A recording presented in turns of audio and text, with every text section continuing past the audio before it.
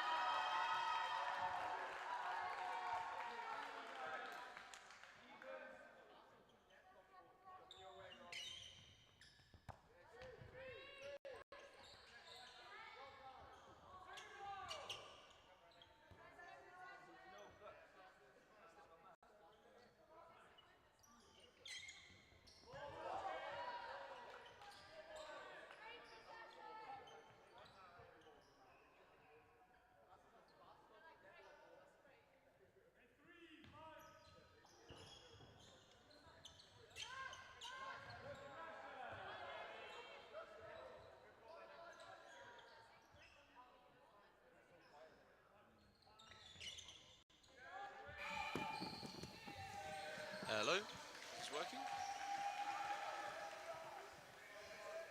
Not yet.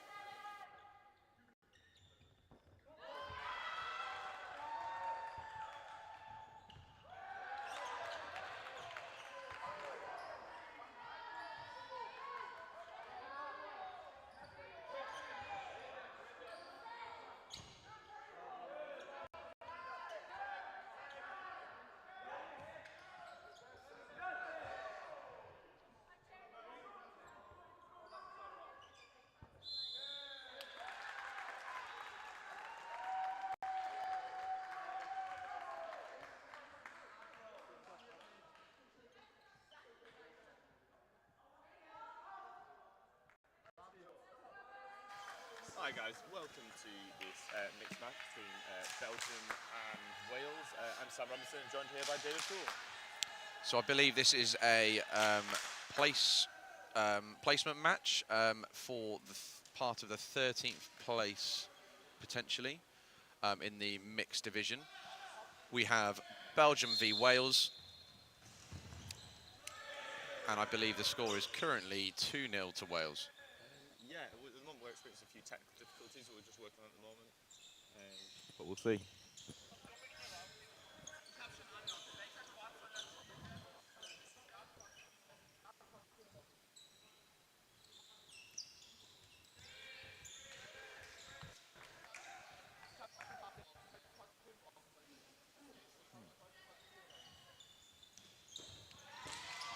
Yeah, so we're just kind of watching along. You guys, we don't currently have a visual on a screen, so I think you guys may have a better view than us. But yeah, we've got Wales coming forward with 3.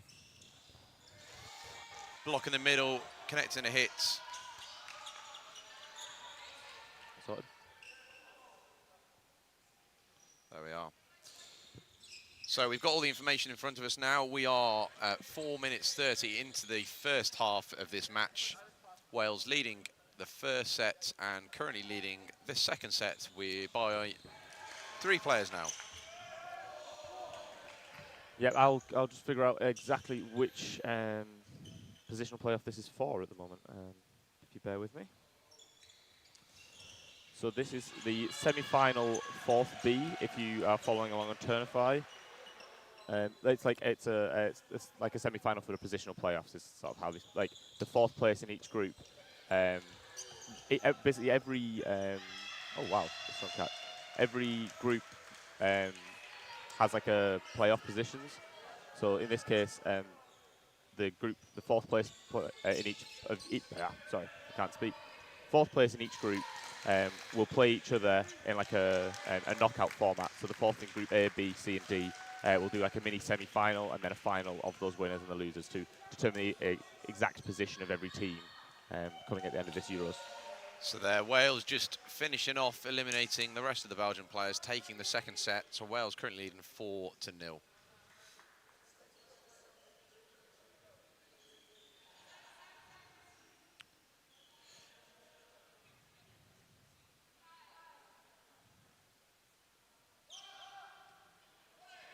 Yep, so the winner of this match will end up playing one of Switzerland and Netherlands. I think they're currently playing downstairs on court 3. Yep. And yeah, this is playing off to the highest position that this team can now achieve is 13th in the mixed event.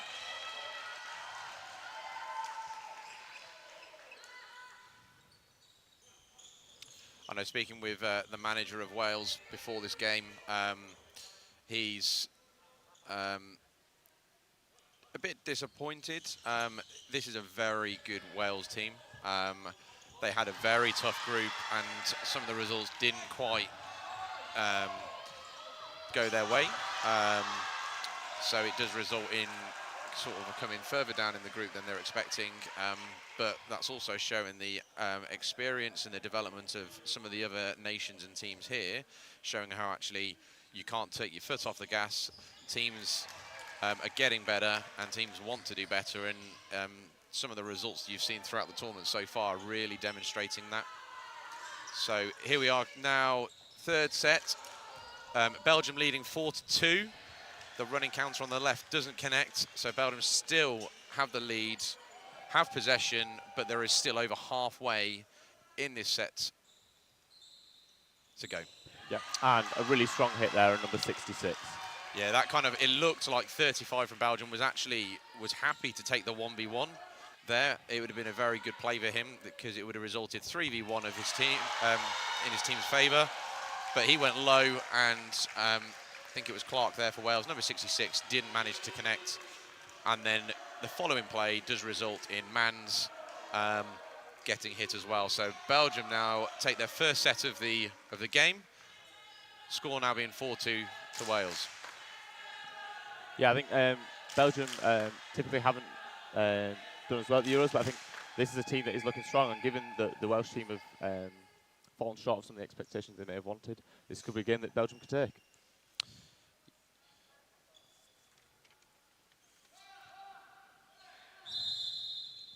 So now start kicking off the fourth set of the game. Mans, so the second Mans there are a brother-sister combo, goes over the middle line there, so giving Belgium the early lead, but did manage to secure the ball.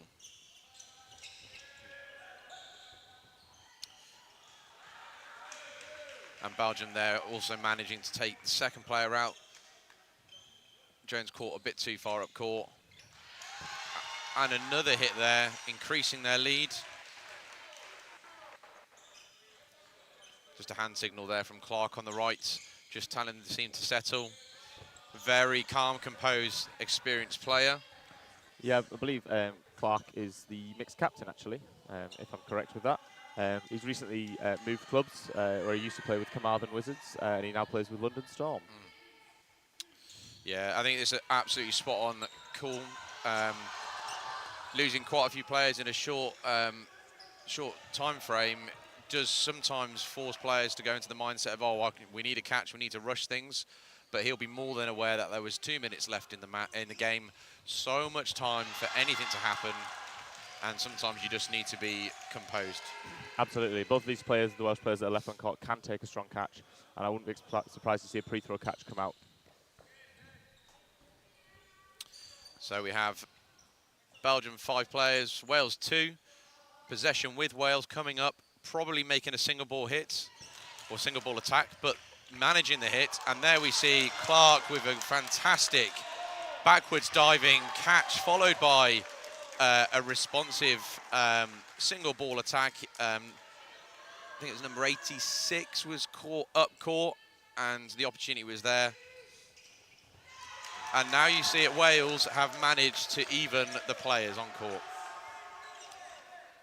And there's still 55 seconds in this set.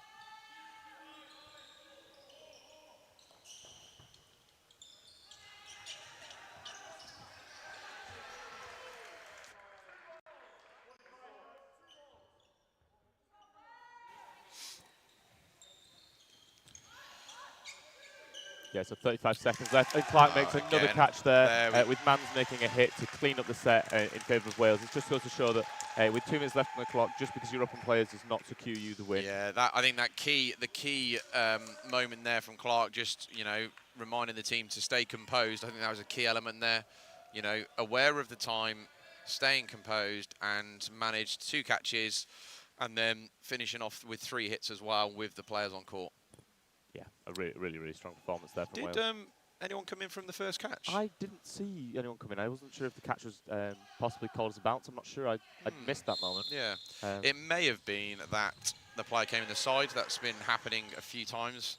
People do get very excited, and especially as the outbox is to the left of the court, you can get very excited and running the side rather than running around the court, around the back. So Wales have made a sub here, or made 2 subs. So we do find Clark off for Carr. Carr, probably the most experienced player on this squad, returning after I want to say 5-year break. So it's potentially his 5-ball debut, we could call it. On the international stage. On the international stage, yep. And then there was another sub. I think it was Ward. Was it Ward? Yeah, off Ward for Lovely, I believe. Yeah. So we find ourselves Wales now with 2-player lead. Yep, so Belgium in the last Euros in mix, I believe they finished 14th, Wales finished 8th. So Belgium will be looking to improve on that result by winning this match and the subsequent match. Wales will be looking to consolidate their situation and hopefully take home the best of what they can do at this point.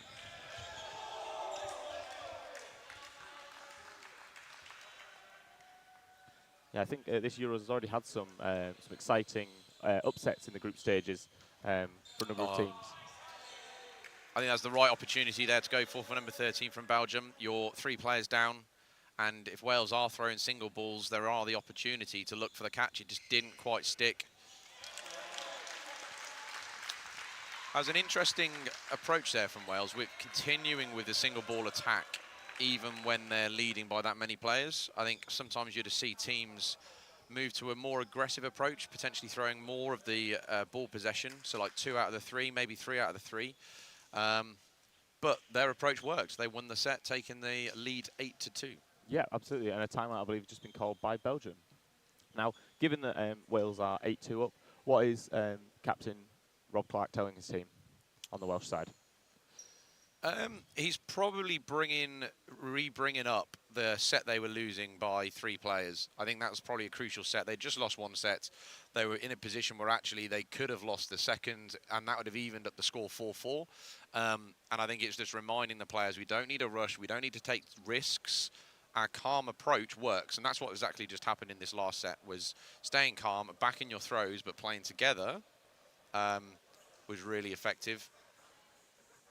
Yeah, that makes sense. Yeah. So would you change anything as Wales, or would you just carry on as you are? I think they've already made 2 subs already, so I think you'd leave it for a couple more sets. I think, unless although they have brought on Henshaw, so that would be for Mans, I believe.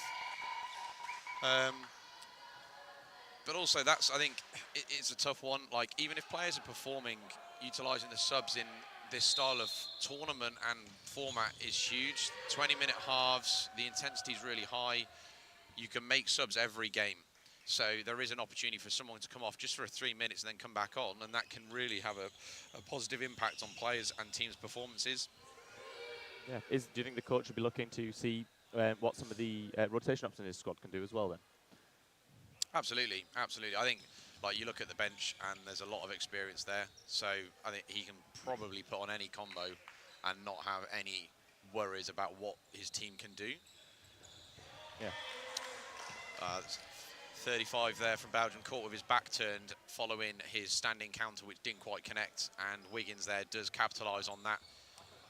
We don't appear to have the clock running in the corner, but rest assured the referees do have the stopwatches as a backup. We experienced a few technical difficulties this morning, so a strong catch by Henshaw. But a response made there by Carr.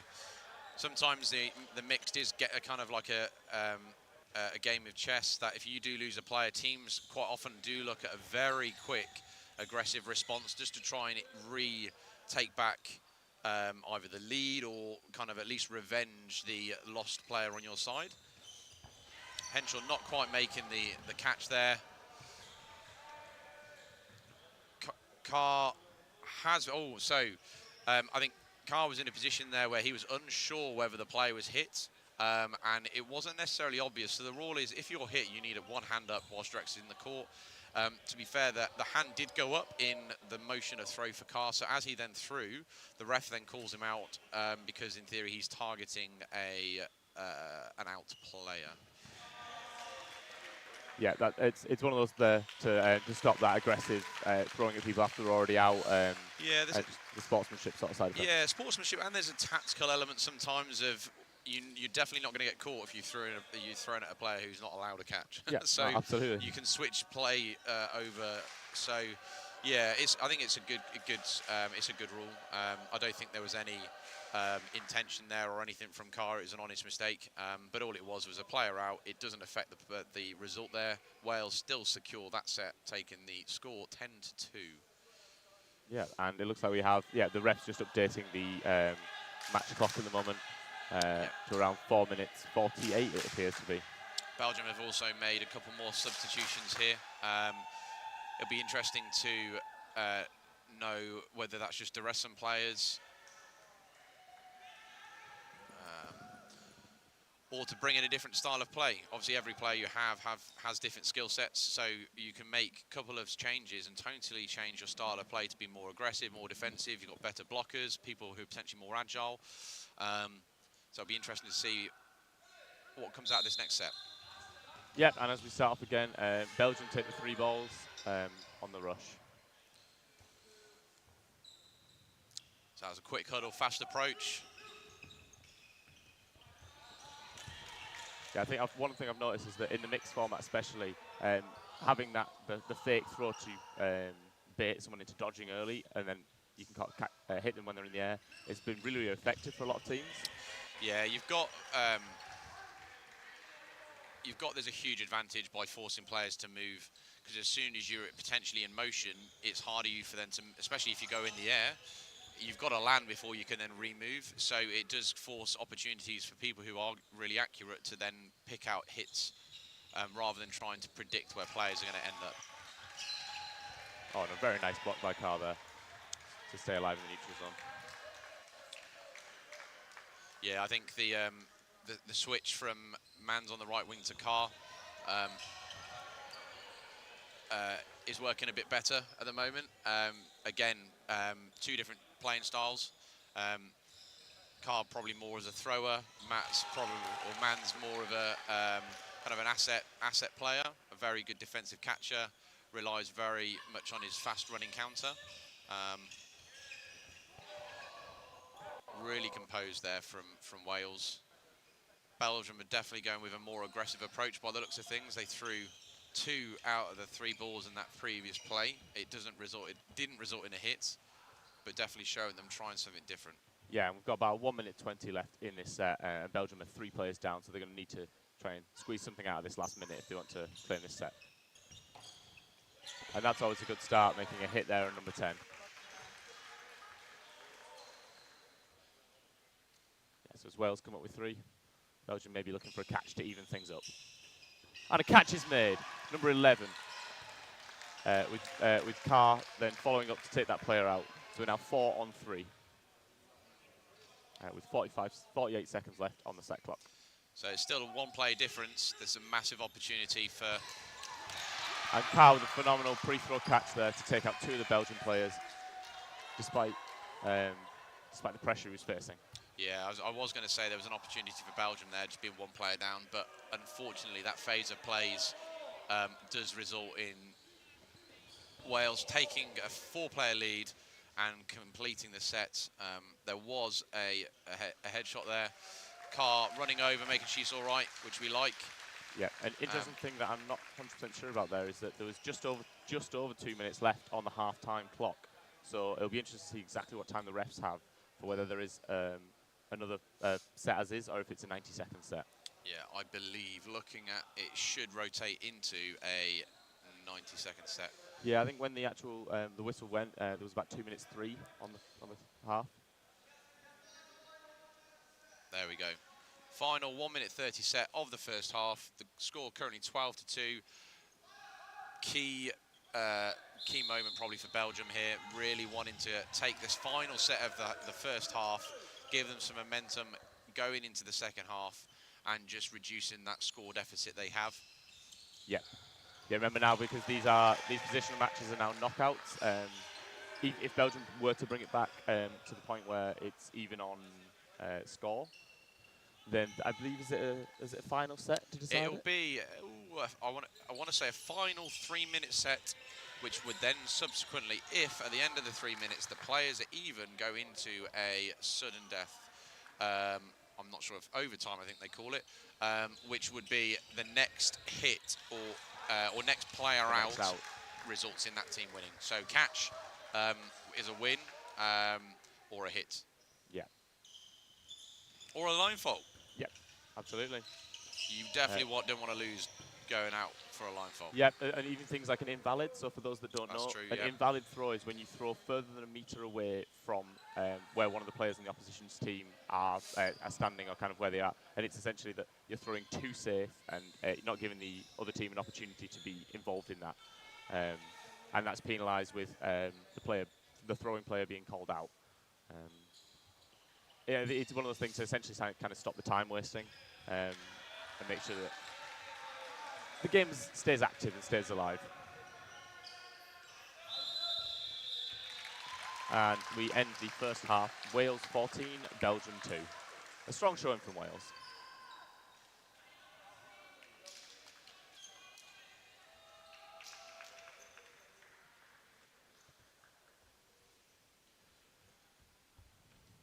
Yep, so as the teams are changing sides, we'll take a short break and we'll be back with you in, I believe, 4 or 5 minutes. So see you soon, guys. Thank you.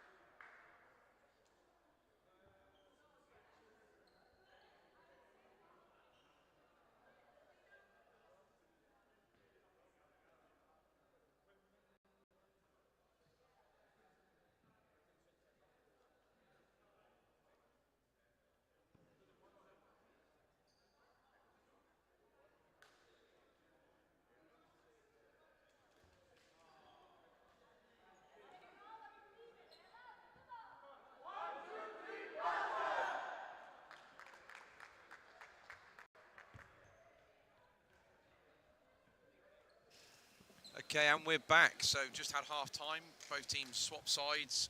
There's a 5-minute recess, opportunity for water, and tactical talks from the coaches to the teams. And we're about to kick back off. Yep, I'm Sam Robinson, joined by David Poole. Yeah, so Belgium, what will you be looking to change? What do they need to start doing differently? So the one thing you always have at half time is irrelevant of the score.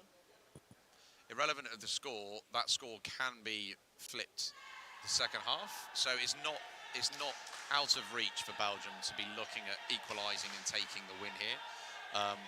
It probably does mean it's going to be very difficult, but there's lots of little things they can do to try and make it easier for them. And I think they've given quite a few catches away. Getting caught with the pre-throw catch has probably been one of the biggest detriments in positions when they've been leading.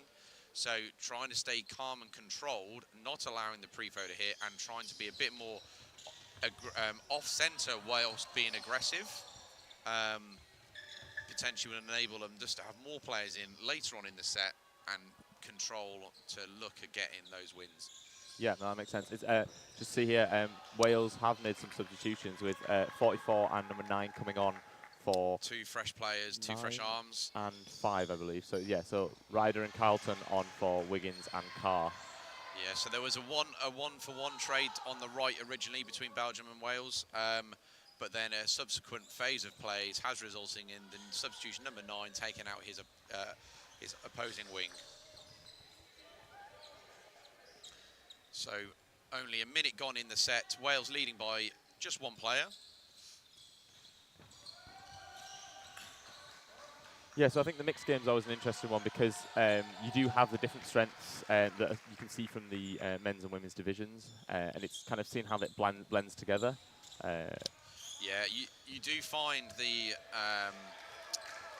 because of the different skill sets offered by having both players from your men's and women's squads, means that the tactics don't just shift during the start of the game, having 3 male and 3 female players on court, but also as the number of each sort of adjust during the game. And what you tend to find is actually in scenarios where you've got, say, potentially one men's player and 2 women's players on court, that you'd use the kind of the timing and the training that potentially the women's team players have to throw together rather than a pairing of your male and female player. And there's things like that, and you'll see that throughout the tournament as there's more mixed matches throughout the 2 days, that teams do utilise those strengths.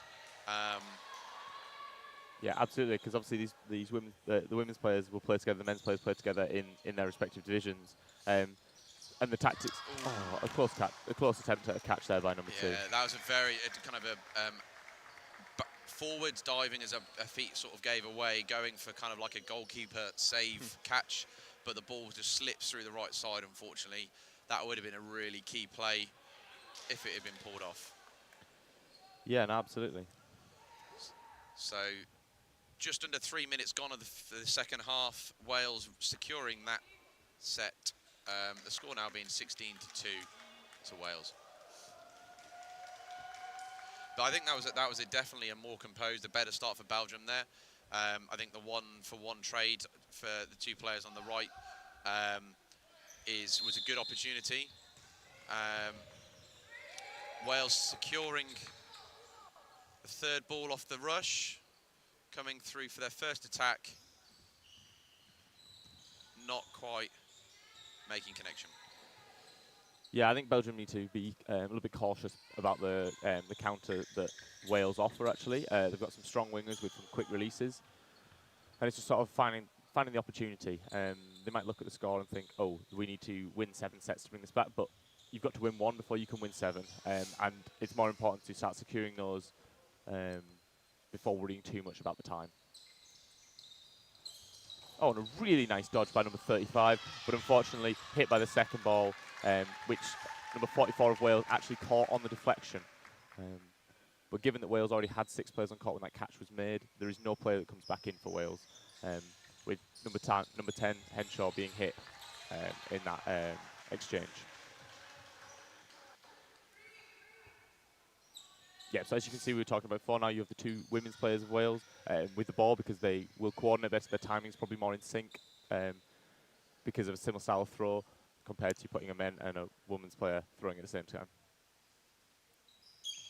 It's also just important to rotate. Like, typically the men will be playing more on the wing in the mixed game, but everyone gets tired, everyone gets fatigued, even within a set, so it's good to rotate that. And there are some very, very strong women's players that play absolutely. wing. I think the success of any dominant mixed team is all about the quality of the women.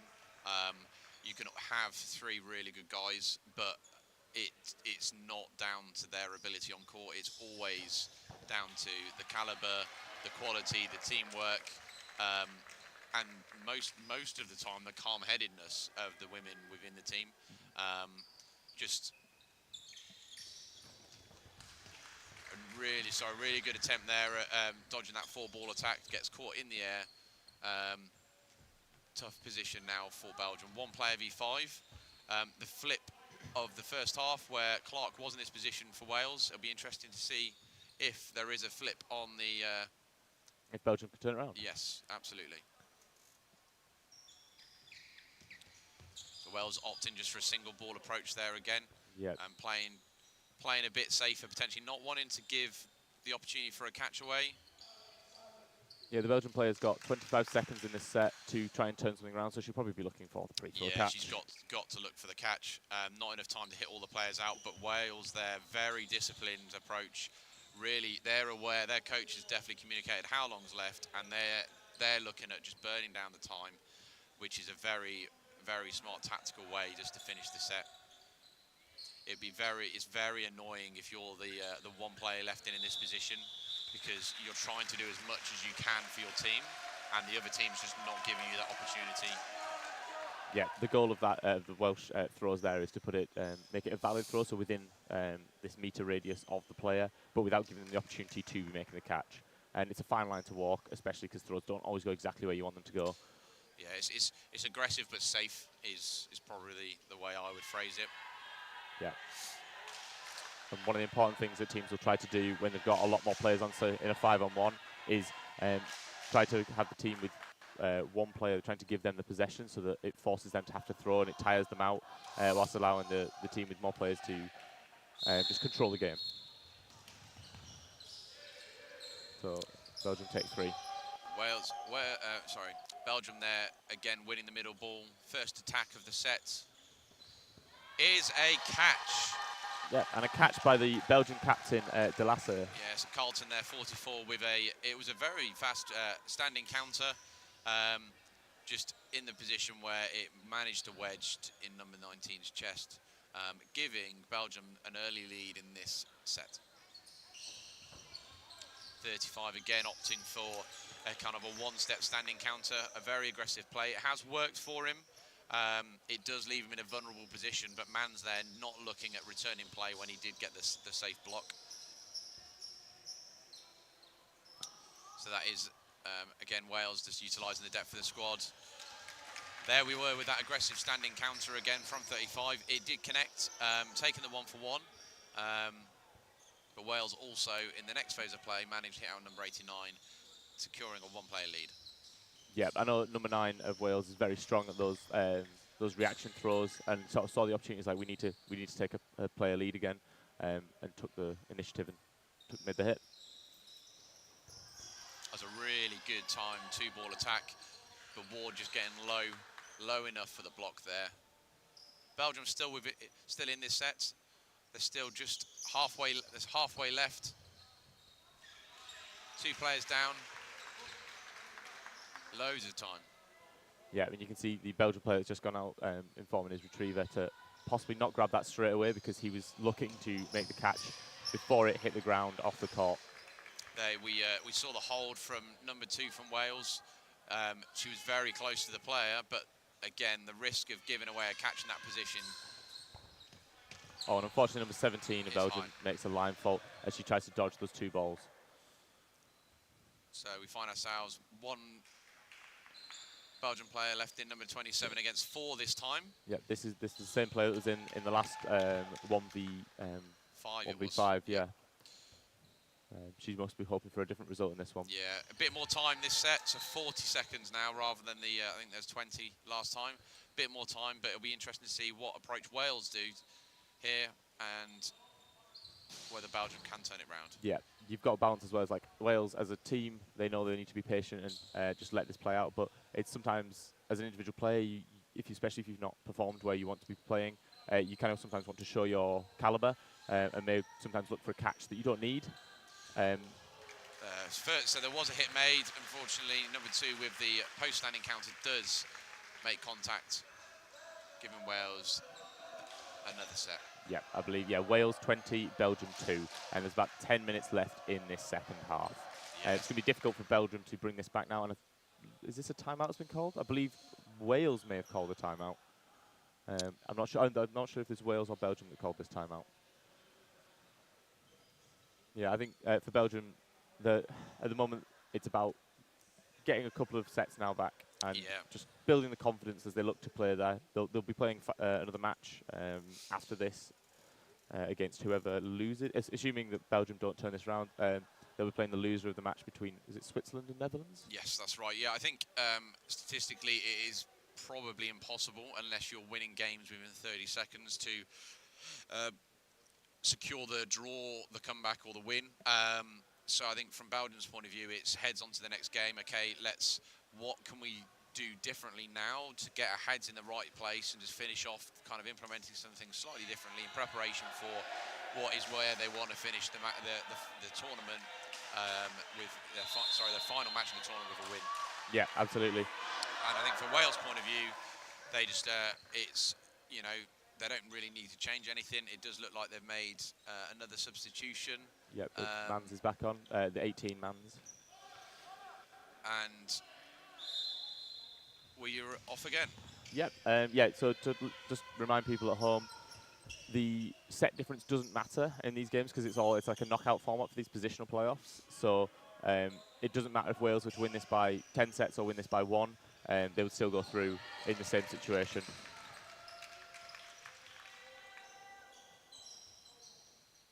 Yeah, I think the important thing now is just getting everybody a little bit warmed up for the day, and getting in sync and just getting into the rhythm of the play, because they will have more matches both in men's, women's, and in mixed. So, getting into the rhythm of the day will be a big one.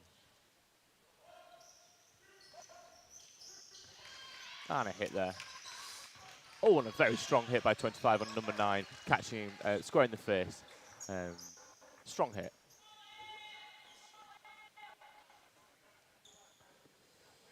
Yeah, so for those that aren't aware, we are streaming on all courts, on most of the courts all day today. There's a number of fixtures going on. I don't know the exact ones, but I believe there is quarterfinals and semi-finals being played for those that made it out of the groups, as well as positionals for a number of the different teams. Yeah, there's basically a lot of really good games throughout the day getting streamed on all courts. Courts 1 and Court 4 do have commentaries on all of them as well. I believe both semi-finals will be on the commentated courts.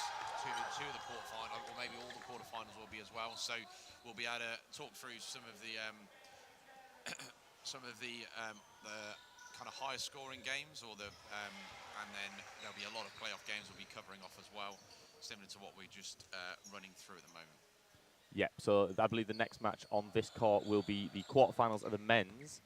And that will be Austria versus Sweden. Now, Sweden have had a very strong tournament, and I think Austria have looked a little bit shakier than they usually do. Yeah, it's interesting because it's sometimes hard to fully understand how well certain teams are performing with the depth of squads people have got and the length of the tournament, the 40-minute matches. Teams do utilise the depth of their squad, which sometimes means teams potentially look a bit weaker. They may have 3 of their starters on court 3, potentially newer players who are either a bit less experienced, potentially newer to the tournament, so have nerves and stuff. So there are elements where the score lines don't necessarily reflect actually how good the team potentially are. Yeah. And sometimes actually the opposition are just better, and some of the good teams do underestimate or take for granted how teams do improve.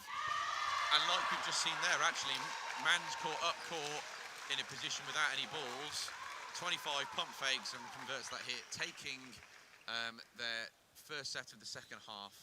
Yeah, and it's a strong confidence boost for Belgium. Hopefully, we'll see more action like that, and maybe Belgium will take a few more sets in this match. Absolutely.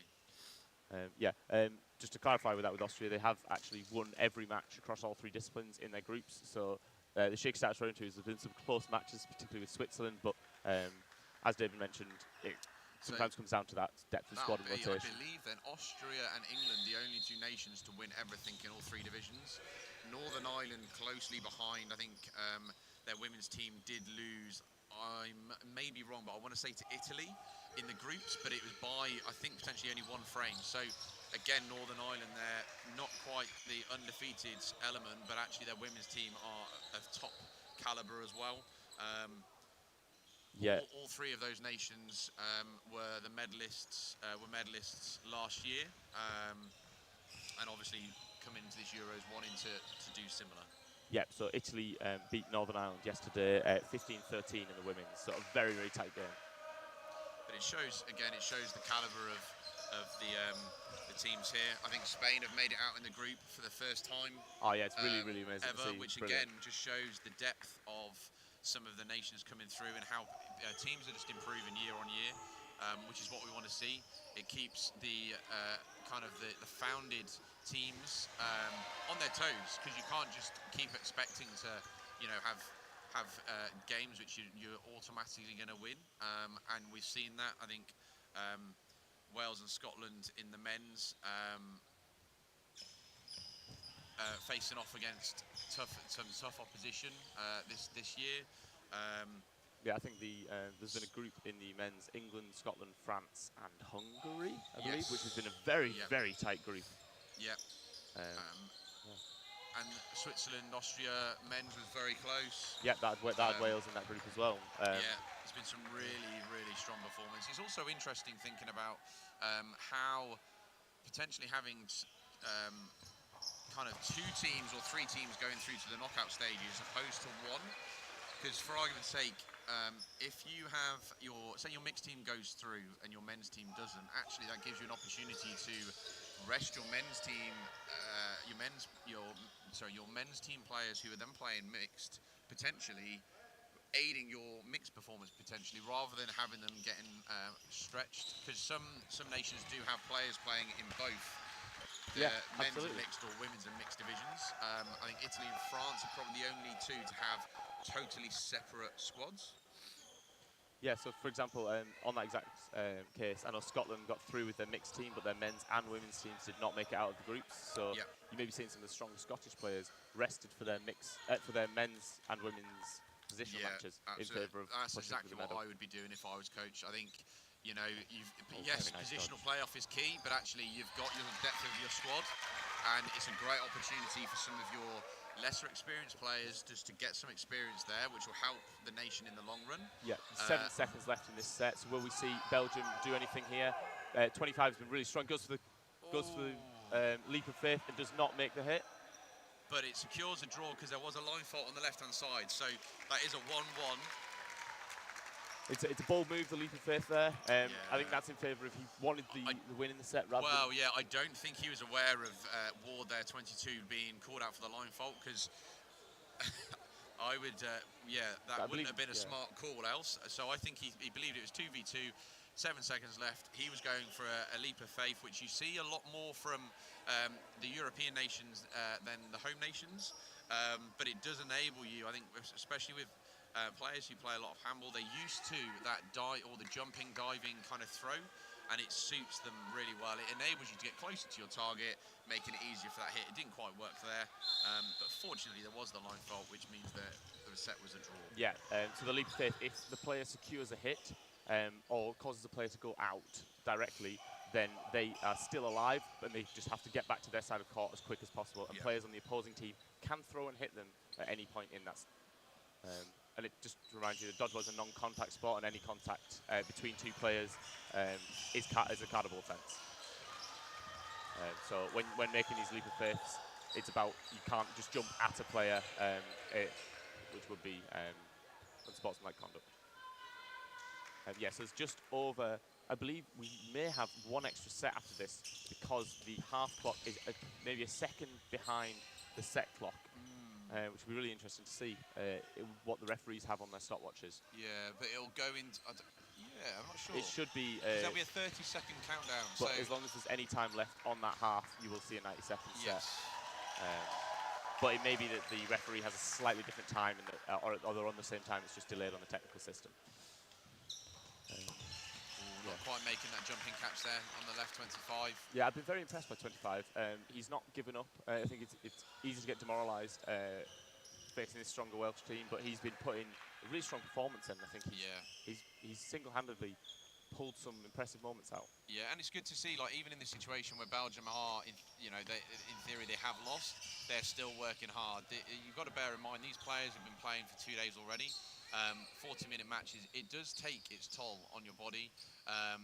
You do get tired, warming up, cooling down, and a lot of work kind of up and down court, jumping, and then throwing element as well. So I'm sure these players are feeling a bit tired, but it's good to see them still put everything on the line on court. We've got just over a minute left in this set.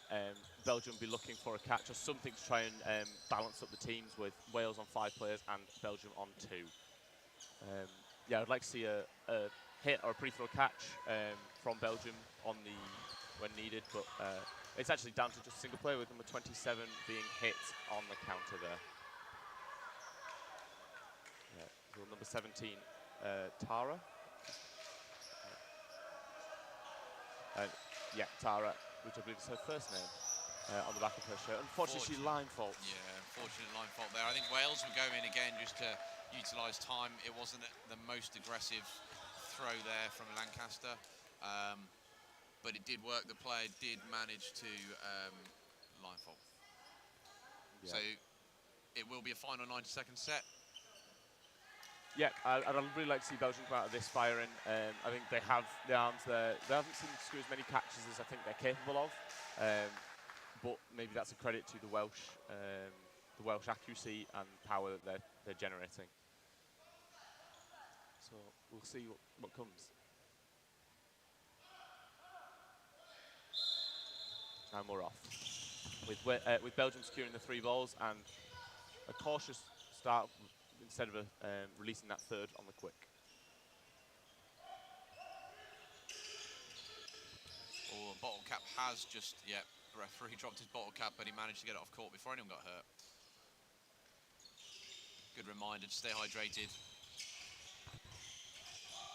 Yeah, so just to clarify, if you think you're hearing a hit on the court mic, it's sometimes just hitting the poles or the corner of the net because of the court mic we have set up.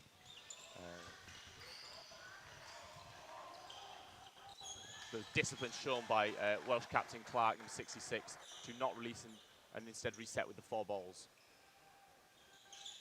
I think it's one of the things he's known for is his he is a very calm intelligent composure player. on court. Yeah, and it does. It's, I think, again, talking about earlier about having players with different playing styles and abilities and skill sets. You want your aggressive players, but you also need calm-headed, intelligent players just to balance that out. And help bring everyone together to deliver as a team. Yeah. So we have 15 seconds left. And I believe, another Belgian player's hit. We'll we may have probably a see the ball has come back down. It basically fell onto the rafters up behind us and behind the camera.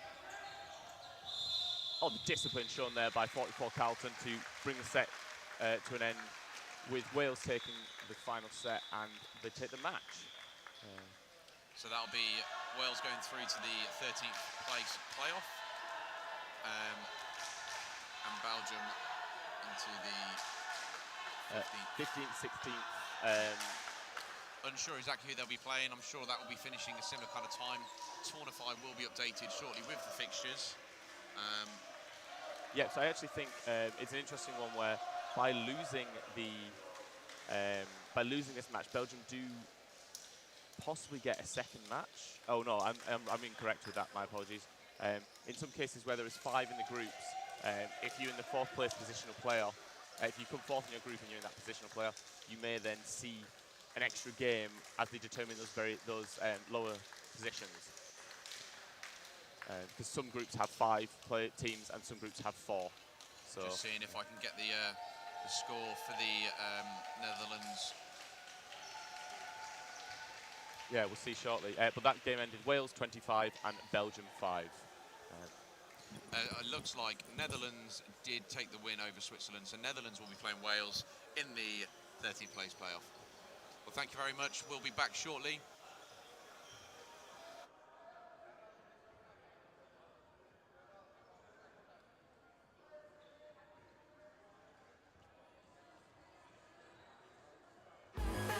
One of the things that we encounter a lot of when we talk about dodgeball is, oh, that's really a thing. They remember from school. The idea that there's a standardized, regulated format with a governing body is a surprise to people. This event for the sport of dodgeball, it is the Super Bowl, Olympic, you name it, gold medal match to see who's the best in the world. It's what we all train for. It's what we all look forward to. It's the best of the best coming together and having a great day, really. We have 300, 400,000 players around the world that play this sport. And that demographic is not necessarily the demographic that's shared with basketball, tennis, golf, soccer. It's very untapped. The minute a company comes in and says, we do dodgeball, they will have an exclusive market.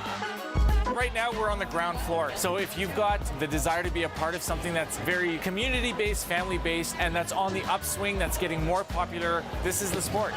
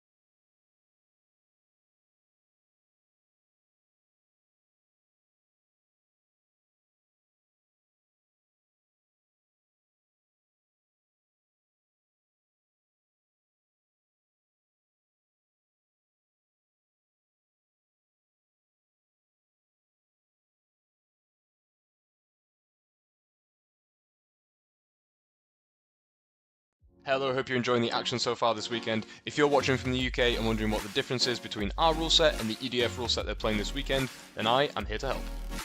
Firstly, we have this huge 4 metre neutral zone in the middle compared to the 2.5 metre neutral zone that we've just moved to in the UK. Euros also has a 7 metre throwing distance compared to the 7.75 metre throwing distance that we have over in the UK. That means those throwers are going to be that much closer to you when they're throwing from that attack line, but also that much closer to you when you go back on the counter-offensive. And also an extension this year to 20-minute halves versus 15-minute halves means squad depth over the weekend is going to be even more important. When a player is out, they must put their ball down where they are or they'll be given a blue card, a penalty set. In British Dodgeball we have final 1-minute sets, but in European rules if there's anything less than 120 seconds left, we go to a final 90-second set to end the half. And finally, the most exciting one, we've seen leaps of faith in British Dodgeball, but at Euros you can get back to your side safely if and only if you've successfully made a hit with your leap. Hope you enjoy the rest of the tournament. Come check out Matt Does Dodge on YouTube for more play-by-play breakdowns of the action. I'll catch you in the next one.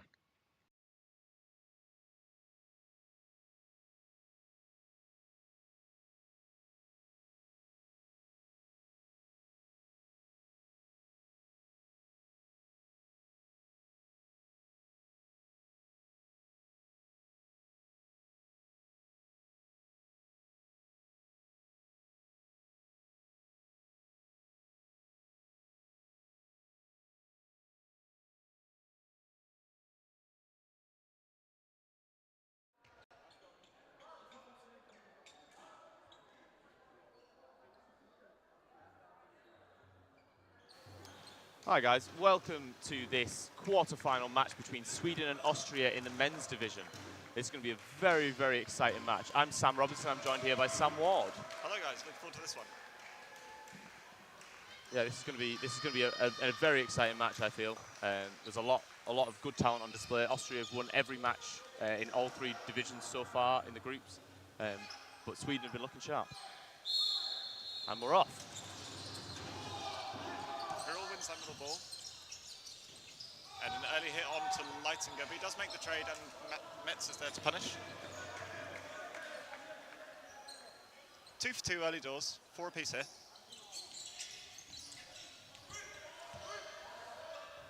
Grill gets out the way of the single. Yeah, I think one of the exciting things about these really dynamic, fast teams is how quickly the sets can go by. Yeah, both teams don't really know how to play slow. Plenty of aggression shown by Grill, making that hit on Johansson. Hackle does likewise. The hit onto Creechbaum was good.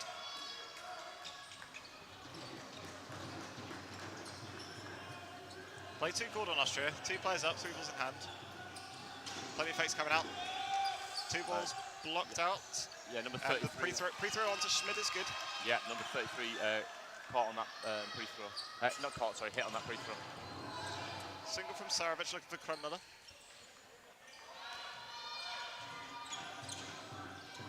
Free throw once again, looking for his opposite man.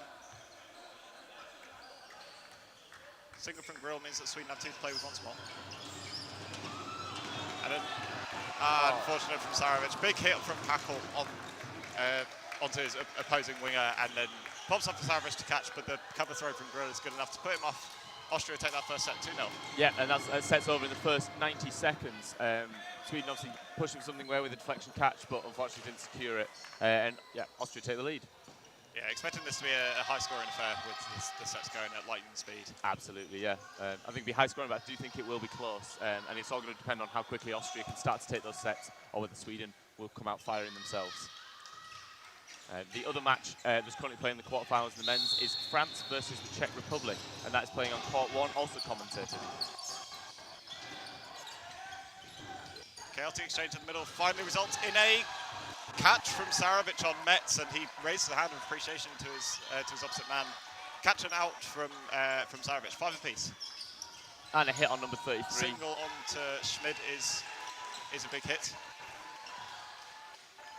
Yeah, Torkelson, number 15 of Sweden, I believe is the captain, and he has a very, very strong arm. Good awareness of the game. Creechbaum looking for Krenmiller and Hackle's there to punish. Yeah, you mentioned one of the captaincy. Sweden actually without their captain for the last couple of Euros in the shape of Ben McAdam. Wishing him all the best. But Sweden slightly understrength in that respect, but doing well enough to make it out of the groups and into this quarterfinal. Plenty of exchanges coming out, but dodging coming out on top this time. Single look for Kremler, but gets out of the way.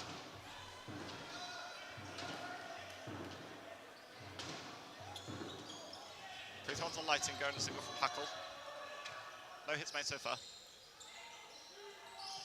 Plenty of face coming out, and then the free throw is hit. Stefan Lighting is hit out by that free throw.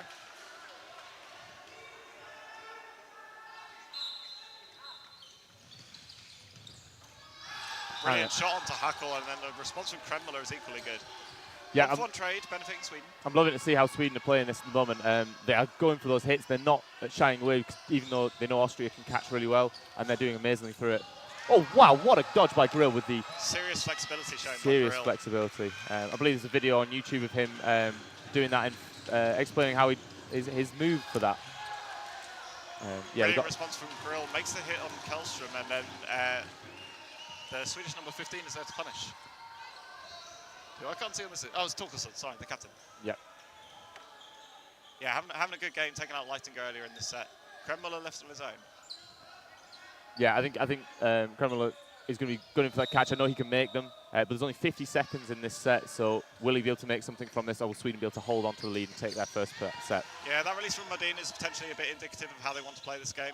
Happy to throw out a single, but very cheeky strong free throw from Kremler makes the hit, and he dodges the leap of faith from Modin.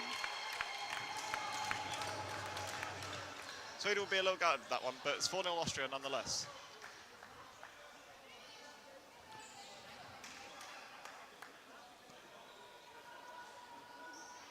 Yeah, I think that leap of faith is bold move. I'm not sure if Modin was trying to take advantage of the Austrians not paying as much attention, but he was very aware. The ball, it's one of the better opportunities he'd ever have to make that hit, and Kremler elects to dodge high, and it's good enough for the dodge. Yeah, I think he's also probably aware that Kremler could take the catch if it's not strong enough or not close enough. So maybe the leap of faith is the best way to make the hit. And Metz is out again. Double counter from Sarovic and Torkelson onto Metz. Been struggling to get into this game so far. Been heavily targeted by Sweden thus far. Oh, and a catch. Crazy singles going out, but an immense catch from Torkelson takes out Hackle. Yeah, a very nice catch. It bubbled up as he sat down, and he secured it. So 30 seconds into this set, and it's Sweden with 6 players and Austria with 4. Bit of a stoppage of time here. I don't know if there's either a trip hazard or the ball's a little deflated or wet or something like that, but yeah. Time pause. Austria have a bit of time to reassess how they want to attack this. Yeah, time pause with 2 minutes 10 on the set clock, I believe. Yeah, even though the timer has not stopped, head ref Sam Mason is letting us know what the that he has the time. Yeah, I wouldn't be surprised to see the refs reset the stream time to realign with what the actual match clock is. Yeah, it's really important because as you can see on the right-hand side of the stream, there is a TV there which has the set clock on it and the score, so it's really useful for the players to know exactly what the time remaining in a given set is. And Sam Mason's been really good at aligning that whenever possible. On the other court, on court 1, the other quarterfinals playing at the moment, France playing Czech Republic, and France, I believe, are up by 1 set. Although, as I say that, I think France and Czech Republic are now even.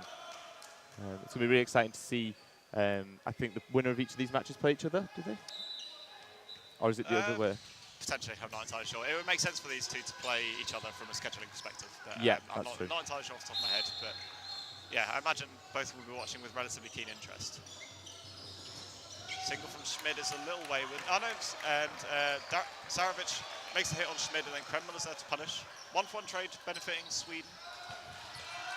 Torkelson gets through Lightinger's block, which is very rare to see.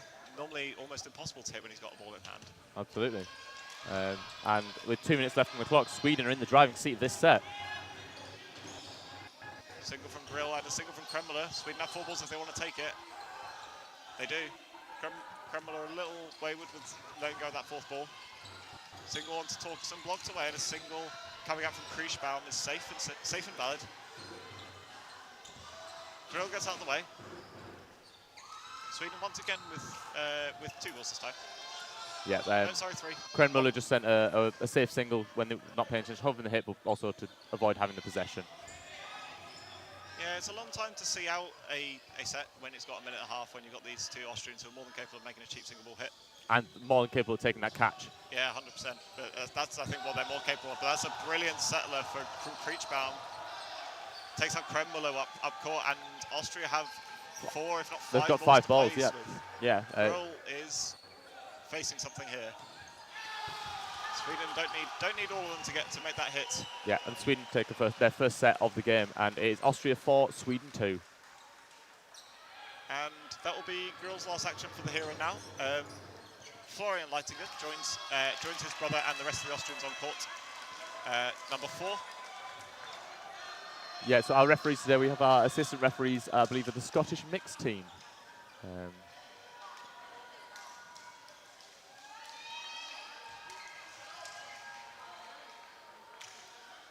Yes, I believe they are lumbering up for a quarter-final themselves against England, I believe, later Yes, today. they do have that, I think, around midday today.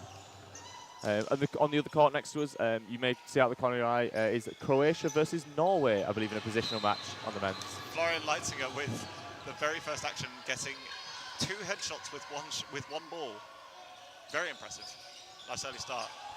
But Saravic responds with a double hit of his own. Oh, the referee's calling Metz out after. Yeah, I think that was a unclear. double hit from Kriechbaum onto Metz, and I think he was a little awry about what actually went on. And Saravic is there to try and make a subsequent hit, but is subsequently punished by Schmid.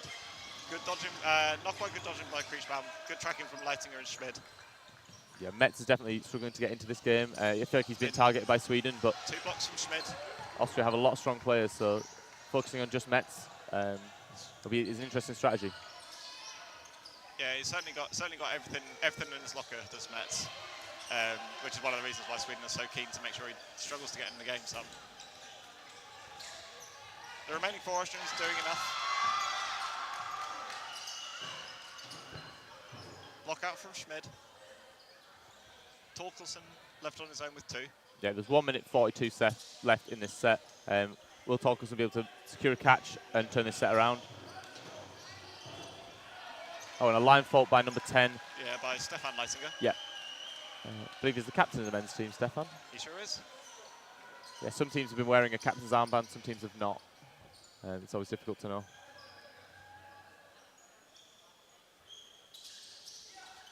Free throw, and Austria reset with 4. Big dodges from Torkelson, gets out the way of 2. Very disciplined by Hackle to not release there. You can see Torkelson was looking for that 3rd ball after the 2 had been thrown, possibly going in for the catch, but Hackle holds his nerve and does not release. Torkelson again, electing to throw obsession. Block out from Leitinger. Good movements from Torkelson. Oh, and a line fault. Over the back line. Unfortunate. That's a very tough one for him, absolutely. He was doing everything right, he was dodging phenomenally, but unfortunately couldn't quite. Did everything right there in terms of disrupting the Austrian throwing, accuracy enough to get out of the way, but the line foiling him on this occasion. Yeah, so it's Austria 6, Sweden 2, as we are halfway through the first half. And we do have an eye on the chat, so we can see any messages as they're coming through. Poyser looks like he's making his bow on this one. Torkelson, in fact, may be taking a quick breather after that one. And we're off. Sweden securing the 3rd ball and going for a quick, making a strong hit on Hackle. on Lehrer. Lehrer, who's also come on this set.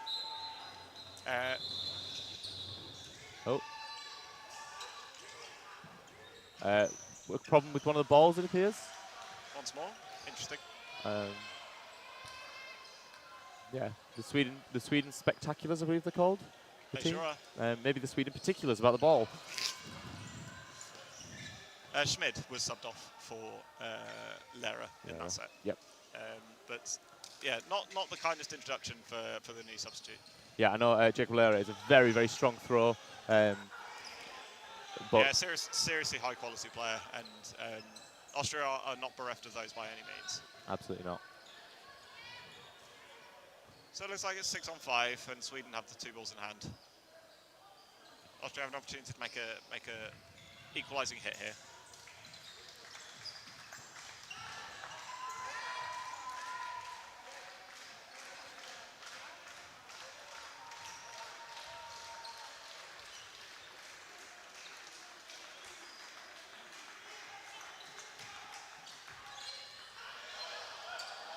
In the other quarterfinal, looks like France is starting to take a bit of a lead against the Czech Republic. They're 6-2 up currently in that game. Yeah, the times are quite similar in the halves of each of these games. So neither team will know who they're playing until both games end. Yeah, I think both teams will be more focused on the game in front of them. Absolutely, rather than the game yeah. That might be playing about later on today. Early hit onto Modin, or Modin, I'm not entirely sure how you pronounce that. But Leitinger makes sure his stay on court is brief nonetheless. Single from Flo Leitinger this time, looking for Sarovic. Well, a nice dodge by Hackle.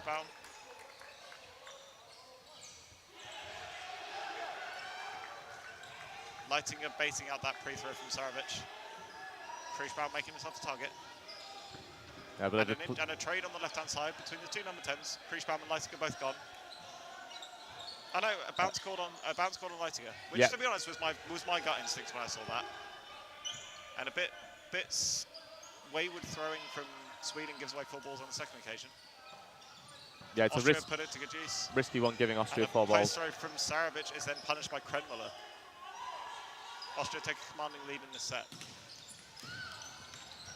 Oh, and a hit on Metz. And a hit on Metz once more. Brilliant shooting from Johansson, but Metz struggling with this one. Brilliant fakes from Sweden. Block out from Krenmuller. No, hit called on Krenmuller. It hit something, don't know if it was ball or foot, but he's gone nonetheless. Rest have gone. Yep. Sweden now down by 2 players after a hit there on number 29, which is Poyser. Yeah, come on and survived well this set, but Johansson left on his own. Single looking for Leitinger. Flo Leitinger, that is. Yeah.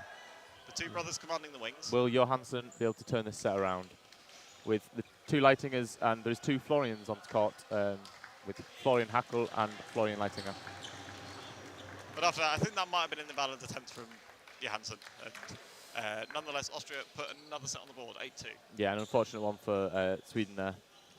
For those that are wondering, an invalid throw is when you throw more than a metre away from a player, and the penalty for that is to be called out.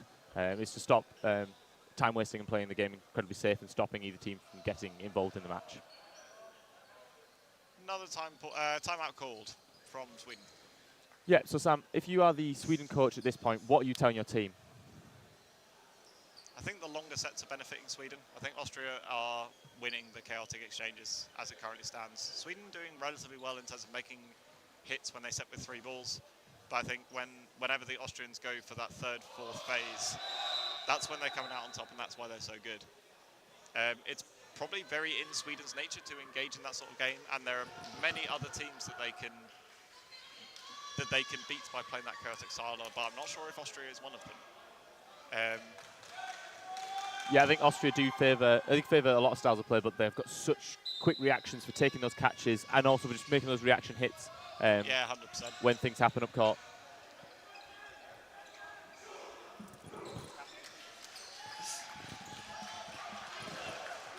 Yeah, but it looks like we may be starting again very shortly. Looks like he's back on for Sweden. Bringing himself on for Poyser, potentially. Yeah, with about just over 7 minutes left in this first half. So we should see at least 3 sets. Although it may be very close, we may actually just see 2, depending on the exact timings the referee has. Sweden don't contest that middle ball, leaves Krenmuller with a free shot onto Johansson. And then Sarovic, in terms of responding, gives away 4 once again. That's probably the other thing that Sweden needs to be careful of. Austria, normally very clinical on with their 4 balls. That's been the exception to the rule. Kriesbaum doing well to get out of the way of 2. Yeah, I know Austria. And it's caught by Modin. Yeah, no. catch and out called. Catch and out called, I think, by the line ref. Oh, was it definitely called as catching out? Potentially. I don't think it was. No, Krenmuller's gone. Yeah, Krenmuller was hit though in the exchange. It was not the catch. Not entirely sure. Sweden not really raising any complaints, and likewise with Austria. Yeah. Metz has gone once more. Sweden doing well to ensure Metz is kept out of this game. Yeah, I think Sweden, if they end up giving Austria 4 balls, Austria will take them down, and it's just being patient. hit making onto those hits. Lera. Sweden once again a little sloppy with possession. I think they might have been on play ball. And block from Johansson. Yep, so we see After Sweden all a that. player up as we near the half-time in this set. And a hit on Good honesty from Flo Leitinger. Leitinger. Good shooting from Johansson. Grill and Leitinger, Stefan Leitinger, left and right together. Good dodging once more from Tellström. Yeah, I believe the Leitinger brothers sometimes go by Sleitinger and Fleitinger as a distinction. I'm pleased that nicknaming tradition is ubiquitous across countries. But nice shooting from Sweden. Makes a hit and a ricochet catch onto Sam Mason calling that there was no catch made. I think he was hit by a ball set made. The ball that Sarovic caught was one that had bounced before. Yeah, hitting. I think So single from Johansson. I think it hit Sarovic, then hit the floor before it bounced up.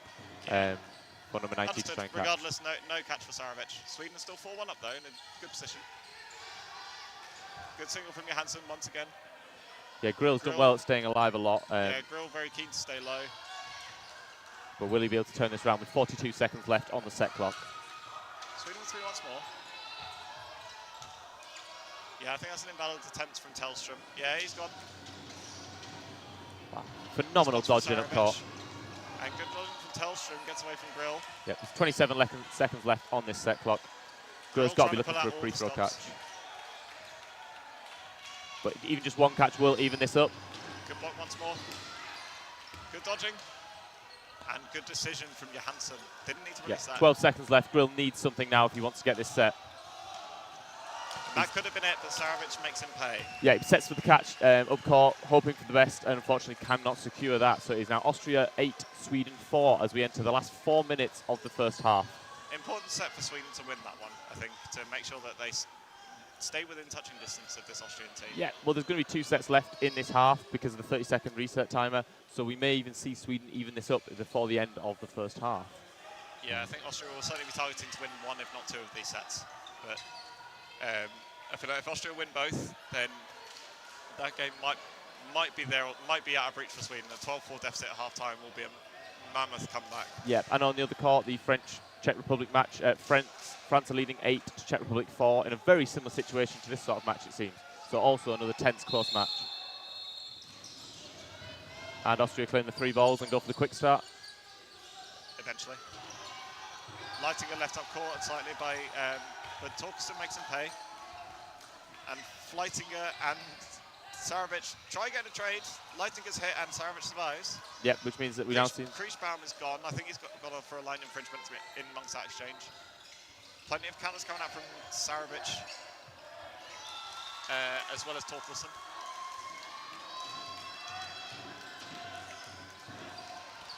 Brilliant movement from Johansson. Yeah, it was close, but I didn't know there was a hit there. And a hit on Lera. Brilliant shooting from Sarovic. Yep, Sweden are definitely taking this set into their stride and are looking comfortably taking the lead. But brilliant from Krenmuller. Baits out that free throw from Sarovic and takes a drop catch right at the front of court. And brings the first of the 2 Leitinger brothers back on court. Yeah, very handy player to catch back in is Stefan Leitinger. Real orchestrator for this Austrian side on that far side. Max Metz hit there to bring Sweden back into the lead of this set with 1 minute 45 on the clock. Sweden's only got a game plan and they're sticking with it. Metz is struggling. I think it definitely can work. I think Austria's game plan also appears to be working, so it's just about that individual ability, I think. And those really small decisions that can have a big impact. And a catch from Torkelson on Leitinger takes him up for the second time this set. Kriesbaum's back. And Austria setting with 4 balls, but 3 players down. Good pressure from Torkelson, but the 2-ball hit on Medan is good.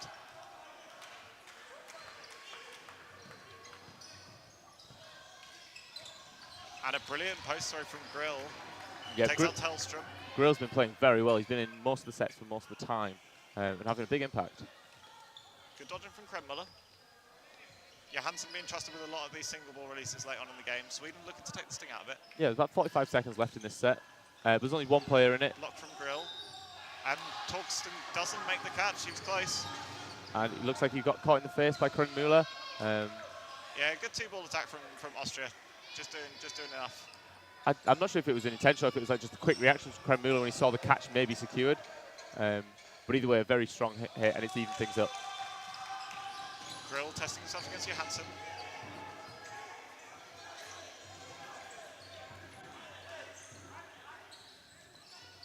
Kriechbaum looks cross-court for Grill.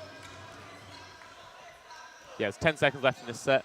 I think Sweden will be happy to take the draw here, but both teams will be wanting that set Yeah, if it's there. Try one final push.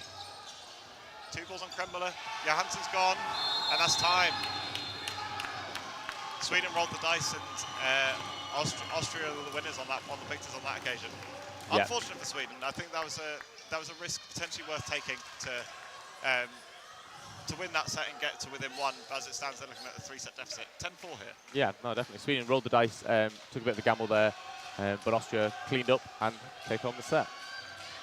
So we should be seeing, I believe, a 90-second final set. Because there was just some time left on the clock, I believe a couple of seconds for the first half. Oh, and a timeout has been called. It's not half-time, but there is a timeout that's been called. Oh, or is it half?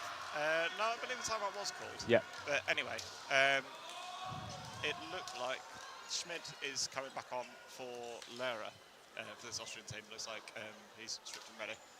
Yep, I think Lehrer's had a tough first half in that he's tried to get into the game. He's made some hits, but he is one of those bigger targets, and I don't think he's as agile as some of the other players in the Austrian team. So yeah, when you've got your options of hitting and your options of trying to throw at Grill or either of the Leitingers who have been particularly elusive so far this game, results in players like Hackl, Metz, and Lehrer coming under a lot of heavy fire. Yeah, I know Metz Kremula as well, but he's been doing well to survive on the wing. Yeah, I know Metz is very good at his dodging, but it may have just been figured out a little bit by some of the Swedes. We'll see if that continues or if it's just an unlucky one. And it's worthwhile trying to target him because he's very capable of making plenty of single ball hits from the middle. Oh, and he can turn a game around on his own. I think any of the players can on either side of the court. Absolutely, and that's why they're in the quarterfinal at the end of the Absolutely, yeah. And it'll be really interesting to see how this second half develops. Will Sweden bring themselves back in it, or will we see Austria continue to gain an advantage? Well, I feel like this set's imperative for Sweden to win. I think a 12-4 deficit will be very difficult to come back from. But a frenetic exchange at the start results in Sweden throw away all 5 balls, but they do make the hit on Stefan Leitinger. Play 3 on Austria, and they've got a ball back with Torkelson, but he is hit out by Metz. That's an interesting one where the Austrians threw 3 balls, 2 balls, 1 in from the wing and 1 onto that winger, making the hit with the single ball but not the double. Big movements once again from Metz, but an early hit for Sweden takes an early advantage. Plenty of single ball releases from Sweden, 1 out of 4. Catching the Austrians potentially a little unawares. Sweden electing to throw a single ball to reset the play ball count and then take possession once more. Yeah, there's 40 seconds left in this final set of the first half, and the Swedes are up by 1 player. Single out from Kremula. They'll be definitely looking for a cautious one to try and hold on to their advantage with 30 seconds left, and Austria will be looking to turn that around.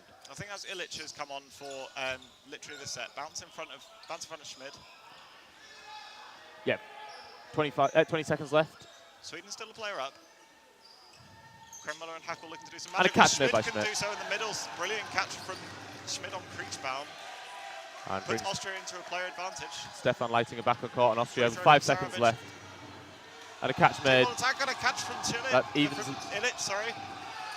And what he's going to call there. I think that has to be no catch in amongst all of that. But trying to work out the players on court. Lymerev's doing a fine job in terms of. It's ended up 5-3 in favour of Sweden after that miracle catch from Illich in that 90-second set. Yeah, absolutely. Stefan Leitinger brought on with the catch made by, was it Kremula?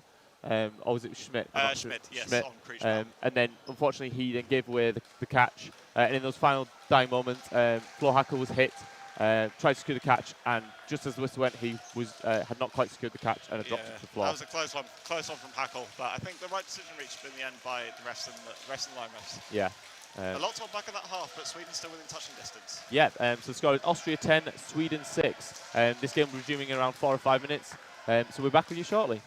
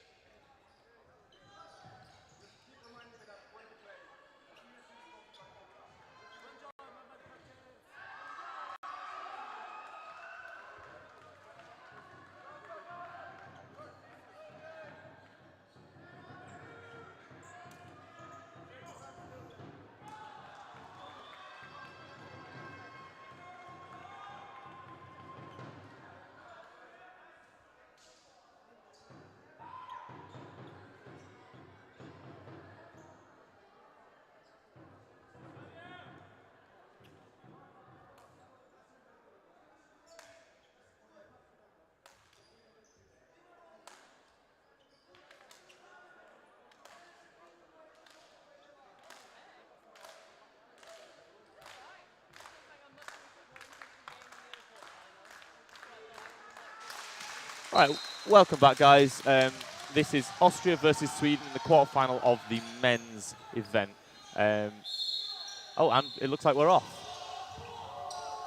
I'm Sam Robinson. I'm joined by Sam Ward. Brilliant early hit from Torkelson. Makes the hit on Krenmüller. Yeah, so just to let you guys know, we're sat just behind the camera view that you've got a little bit lower down. So on this side, we'll be able to see the Swedish team's names a little bit clearer and possibly give better commentary on that as a result. Early hit from Florian Leitinger, and the response from Kriechbaum is a bounce, I believe. Oh, sorry, it was a catch on from Sarovic. Yeah, Leitinger made the hit and then the catch off of the counter. And unfortunately, a double hit onto Kriechbaum and Illich. Not the start that Sweden would have been looking for in this second half. And a subsequent hit from Stefan Leitinger onto Torkelson. Yeah. Johansson left on his own, and he's got 2 minutes 14 left to play. Got all the time in the world, but he's going to need to do something at some point. But can wait for that the perfect moment. Unfortunately, it doesn't come for him. Very business-like set from Austria to kick things off. Yeah, it seems like the coaches had some words and said, let's stop messing around, let's stop giving Sweden a chance to get into this game, and let's shut it down. So that was a quick set. We're still, the referee's just sorting out the times for the top right corner. To remind you guys, we can see what you're saying in the chat, so if you have any questions, please let us know. Sweden probably hoping that was a bit of a blip after, living with Austria for the vast majority of the first half. That set being probably the most decisive one so far. Small pause while the refs sort out the streaming clock. We'll be back underway very soon, I'm sure. Sweden doing their best to G up the crowd, and they don't need much encouragement, let's be honest. Yeah, and so the team that they'll be playing will be whoever wins on court 1 at the moment, and that is currently France 14, Czech Republic 4. Wow, a very, very impressive showing from France so far this Euros. Yeah, I think they've done well. Early single from Florian Leitinger looking for Modin. Yeah, and as the Swedes come up with 3, we'll see what they can do. Single from Kriechbaum looking for Lehrer, I believe that is. Hackle, my apologies. Nice cross court from Florian Leitinger, takes out the Swedish captain.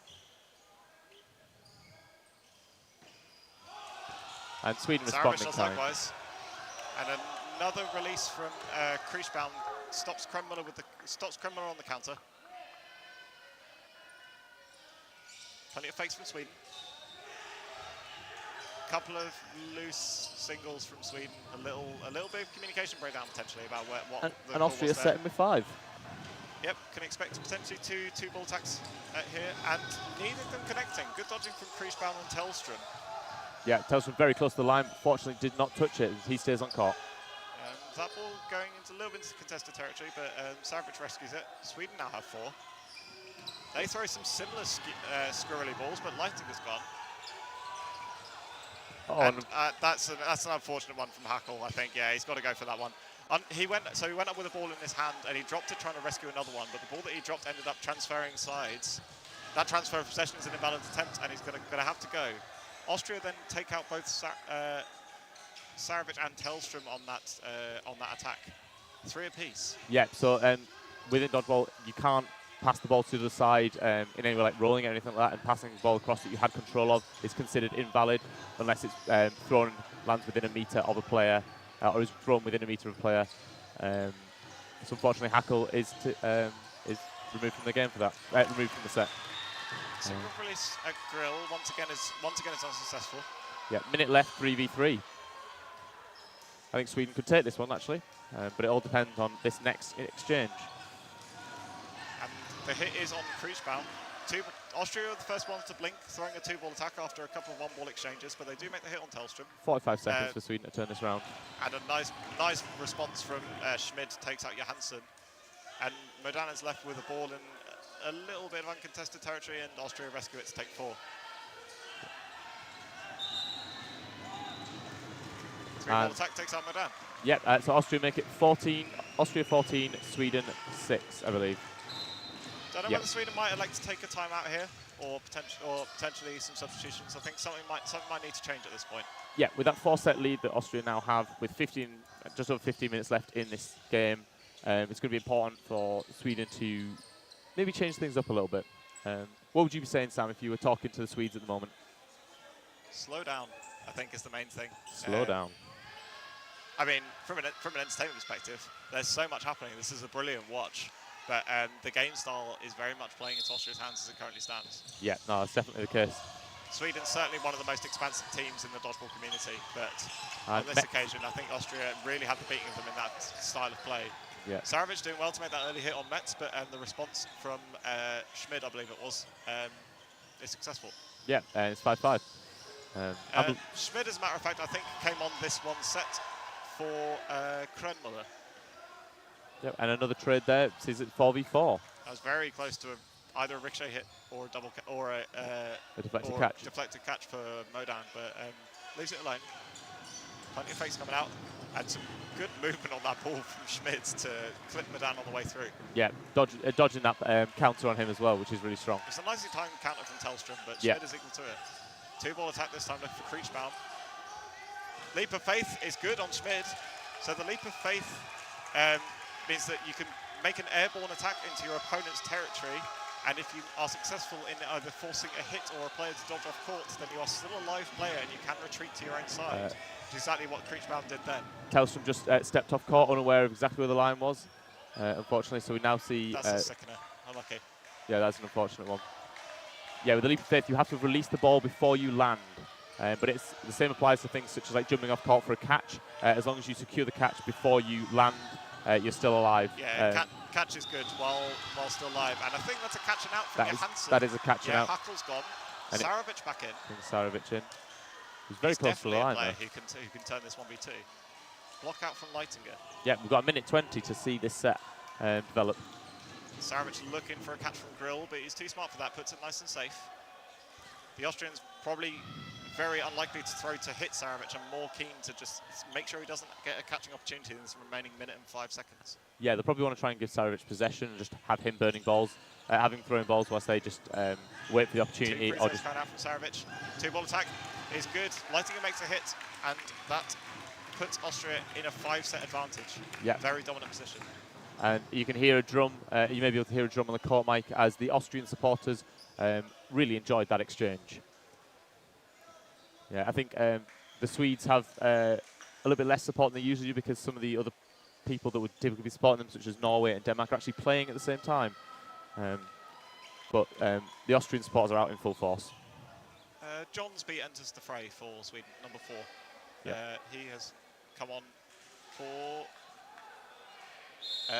Captain Torkelson. Torkelson's still on court. Oh no, sorry, he is.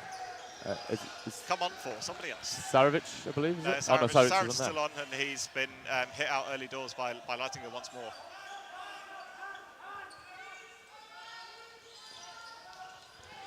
Two attacks onto Torkelson makes the hit. And the Swedes come up with 4. Leitinger trying to put off the target as much as he can. And it looks like that was a bounce. Yeah, bounce is called. 5v4. Yeah, on Ertel Valent, who's also making his bow in this set. And a very strong catch there. Met's nightmare game continues. A nice catch from Johnsby. I think Metz needs to not worry too much. He is a very strong player. I think he's just being unfortunate with a couple of things, but he does have that ability. Yeah, I think he's been doing all right. Show. Yeah, it's one of those games, I think it's fair to say. Yeah. Sarovic is exchanged once again very early on, but he takes out Ertel Valent with him. And a nice effort from Tellstrom, blocked out by Leitinger. 3 balls for Sweden. Yeah, I mean, they're up by a player. With Tellstrom once again looking for Leitinger. Still more than half of the set time remaining. A long time for either side to win this. Block out from Kriechbaum. A very strong, very quick block by Schmidt there to hold on and keep the pressure up. And some carnage in the middle as Johnsby takes out his opposing number 4 for Leitinger. It results in a ricochet catch, bringing in his brother, Stefan Leitinger. Yeah, Hackle dives off court to make that catch.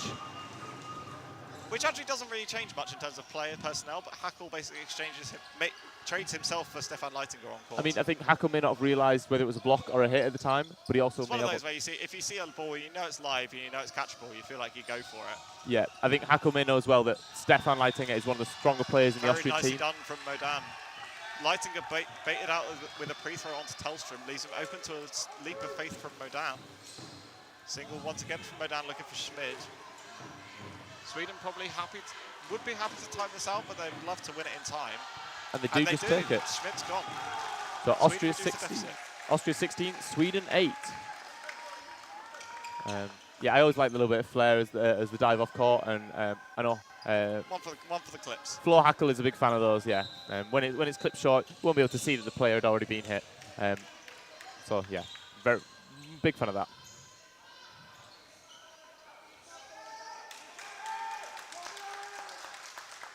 And a quick reprieve with these 30-second resets. Yep, so with the halves moving to 20-minute halves, there is a 30-second reset timer between each set. It's kind of defining the undefined a little bit better, so that game's a little bit more consistent with the timings.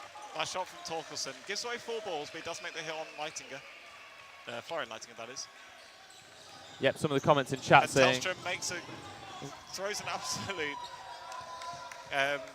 whirlwind at Stefan Leitinger, trying to disrupt the throwing power, but it's no good. Torkelson's gone. Yep, some of the comments from the fans watching is that Sweden had seemed trying to match Austria's tempo and should maybe look to slow down, which is echoing our own sentiments. I mean, I'm enjoying this watch 100%. Oh, Saravic has absolutely. gone early doors. Yeah, we're 5v4 with only 40 seconds gone on this set. And 2 singles, one making the hit on Creechbaum, and he looks like he might have taken a knock there. I think his elbow went down a bit Yeah, I think uncomfortably. he might have gone down on his throwing hand or something along those lines. And a hit onto Hackle pops up, but no one's there for a ricochet catch. Good pressure from Jonsby, but Leitinger baits out that extra ball. Yep. Austria might have 4 to play with once more. Yeah, Austria coming forward with the 4. Pre-throw dodging from Earl Valent. This is going to hit the commentary box. Oh. I've never felt more a part of the game. Wow. What a time to be alive. We've seen it all in this game. Jonsby looking for Lera. And some miraculous dodging from Tellström in the middle. Gets away from 4 Austrian attacks. Oh, and then Lera takes the catch. The response from Jonsby results in a catch from Lera to steady the ship a little bit from Austria and take this thing out of the game. Tellström once again looking for Metz. He's up with a 1v5. Stefan Leitinger tries to bait out a catching opportunity and then lets his brother finish the job. Yep, and Flo Leitinger cleans up nicely there, making it, is it Austria 18, Sweden 8? Yeah, 5-set advantage for Austria, and that basically seals the game at this point. Yeah, with 7.5 minutes left in the game, it looks like Max Golder is making some substitutions, making some adjustments, maybe rotating some of the players. I think I'm more than happy to give a bit of playing time. He really knows the game's done, barring some breaking of the laws of time from Sweden. Yeah, I believe it is theoretically still Sweden possible. Doing likewise. I think they're bringing on, they brought on another player into the middle. So I'm expecting a handful of new names coming on here. Do we know if Sweden made it to the knockouts in the mixed event? I believe they did not. They did not. They came 3rd in their group. Right. Yes. Spain beat them in the mixed, which put Spain into a quarter-final against Croatia in the mixed. Yeah. So one of Spain or Croatia will be playing for a medal, which is incredible for the host and for a pot 3 team. Absolutely. Good shot from Torkelson. Makes a hit on Hackle, and there's a ricochet catch to bring nobody back in. But the line ref on our side is calling a line fault, I believe. Yeah, I think there might be a bit of slowdown. Yeah. I think there's I think number 10 called out for a line fault. Yeah, Creechbaum's gone. I think Sweden will still have 5 balls. I think time was stopped before that exchange, so none of the hits that were made there by Sweden will count. Time paused before all the balls were released, so Sweden will retain those 5 balls. So they have another go for a 5-ball attack. Yeah, and having a look at the score on court 1, which is the other quarter-final, it looks like France are 22 and Czech Republic are on 6. So it's looking like Austria and France will be in the semi-final. Wow, a very, very strong result for France in that one. Yeah, absolutely. Yeah, not fancied to get out of the group as the team that was seeded 3rd in their group with Scotland and England, but that win over win over Scotland, apologies. Doing absolute wonders, and they'll look forward to a semi-final against Austria later today. Yeah, I mean, Axel Auger, the French captain of the men's team, has been playing incredibly well this tournament, and it'll be interesting to see how Austria do deal with him in the semi-final. there's a mention that the second headset is a lot quieter. So you might need to move your mic in a little bit. Someone in the chat, Catherine Thomas, is saying your mic's a little bit far away. Oh, well, I don't think she wants to hear my voice anyway. I think it may also just be that I have a very loud voice. Oh, and a phenomenal leap of faith. Taking out Metz. Brilliant from Sarovic, takes out Metz. That ball went the entire length of the court, I think, before it bounced. Yeah, it came back to the Swedish retrievers. Thunderous hit, and likewise again from Sarovic with the cross-court onto Falkenberg, who's come on literally for the set. Yeah, Sweden may be down, but they are not giving up yet, and they are trying to push. Not in their nature to not play expansively and not play to the end. Absolutely. Sarovic trying for a hat trick of cross courts, but can't find Ertel Valent this time. Yeah. Yeah, I think Sweden will need. Free throw from Torkelson is blocked out by Grill. Lera sends one at the commentary box, and I had to flinch. Yeah, I think Austria's goal now is if they can just hold for as much time as possible, it will make it very difficult for Sweden to come back with the 30-second reset time. Play two for Sweden here. One ball at each of Ertel Valent and Lera. Johnsby blocks out the response from Lera. Yeah, they have to be pushing for everything they can here. They have to be backing themselves to make those hits. Bounce onto Modan. As the time ticks by, it seems less and less likely. But a hit there does keep Sweden going. Good work from Modan. Well, takes out his opposing winger. Will we see a leap of faith, possibly? I think Sarovic would love to have a go, but they've got 3 balls. They might do it a bit more orthodox. And there's a minute left. Free throw hit from Lera.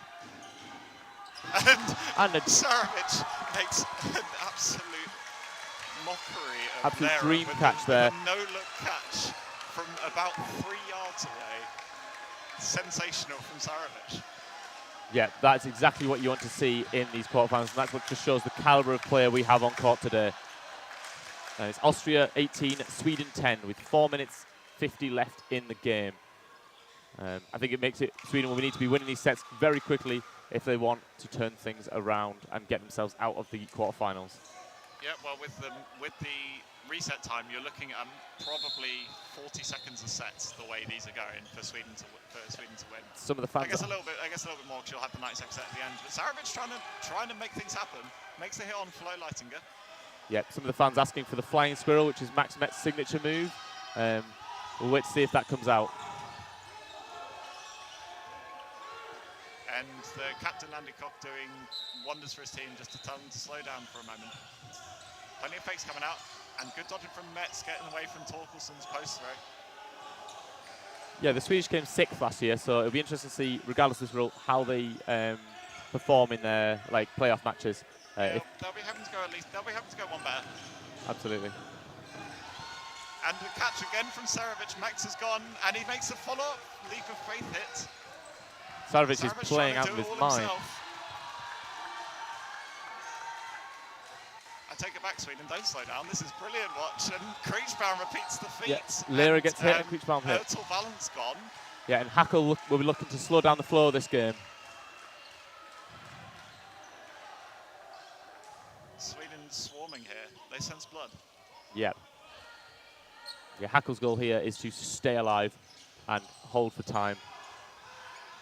And a phenomenal double hit. He's gotten Triple. away with 3 hits. Hackle's turned this from a 1v5 to 1v2.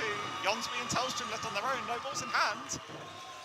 And another hit there. Fishing, Will Flo Hackle turn a 1v5? Could turn this here, and he does. A 1v5 from Hackle in double quick time, and the crowd absolutely love that. Number 27, Florian Hackle, turned around to 1v5 with 5 hits, including 2 or 3 in the neutral zone.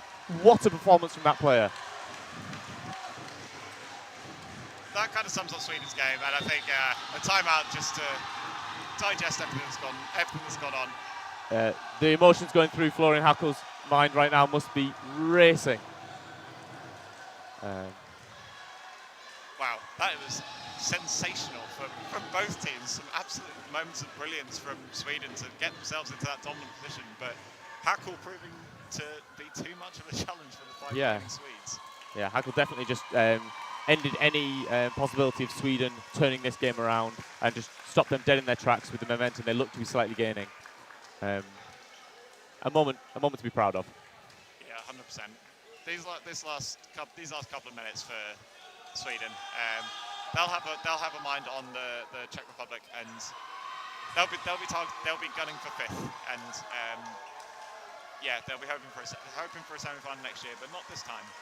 Yeah, I know Florian Hackel is not in the Austrian mixed team, so they might be missing a trick the way these things are going. I think all change for Sweden by the looks of things. Korbalek is on, as is Illich. yeah, it's Austria 20 and Sweden 10 with 2 minutes 41 left on the game. Yes, and R4's the other substitution for Sweden. It looks like Hackel is off court with number 76, Falkenberg coming on. And an early hit onto R4 as well, and there's a ball in uncontested territory, and Korbalek risks his life to try and get it, and can't quite make that catch from Flo Leitinger. Yeah, he showed his hand, and yeah, it wasn't really going to do Sweden any favours with that ball being in uncontested territory. Good movement from Ertel Valens to get out of the way. There's 2 minutes 10 left in the game here. Early release from Falkenberg. Jonsby gets away from it. So if this set ends in the next 2 minutes, there will be one final set, but otherwise this will be the last set. Early efforts from Kremmuller, who's come back on this left wing now.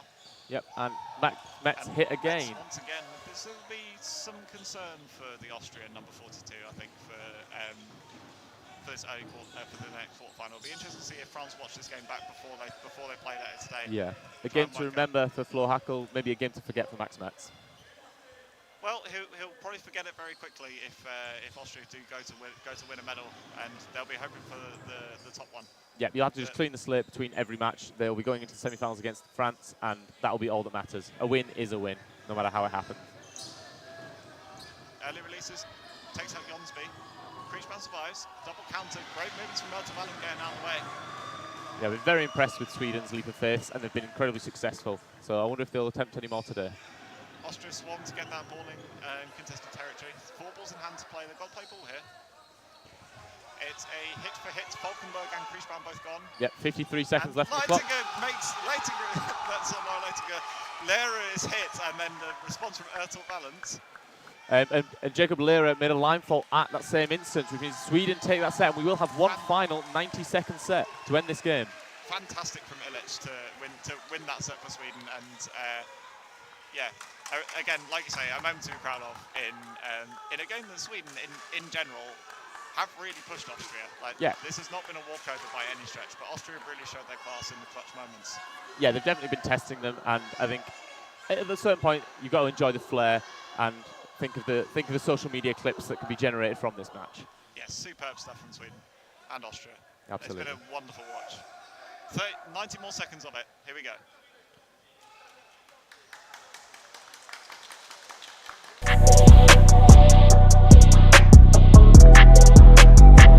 Do number 1, dodge the opposite direction of the thrower's arm. So for me, I'm right-handed. When I throw, I'm gonna swing this way. So it's easier for me to adjust my throw if Peter dodges left. I want to take note of what hand Phil is throwing with. Right now he's throwing with his right hand. So I want to make sure that I'm dodging to my left. Yeah, perfect. Do number 2, stay light on your feet and don't plant your heels. Landing hard, driving your heels into the ground, and not only slows you down, but can over time cause you injury and pain. Being light on your feet allows you to change directions quickly and move more effortlessly. So remember to land on your toes and absorb the impact. Do number 3, dodge unpredictably. If you keep dodging... And then early and with visuals back. Here we go, we're 4 and 4. Early responses onto Ertel Valens and Metz. Not Ertel Valens, Falkenberg. Yeah, and there's just under a minute left in this final set of this match. Yeah, Magnussen's gone as well for Sweden. Flo Hackel's back on court. We'll see if he can do something equally impressive. R4s and Korbalek send 2 counters onto Ertel Valens. Yeah, 40 seconds left. Sweden down by 2 players. And Leap of Faith, I think, is unsuccessful from Kremmuller because Korbalek was already hit. It's an unfortunate one. And Hackel got hit by a cross-court pre-throw. And a nice catch from Lehrer to seal the deal for Austria. Yeah, so it's Austria 22, Sweden 12. Thoroughly entertaining watch.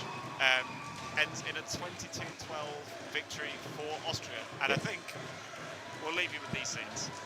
Yeah, Austria will be moving forward to play France in the semi-finals, while Sweden will be playing Netherlands in the positional playoffs for the 5th to 8th section.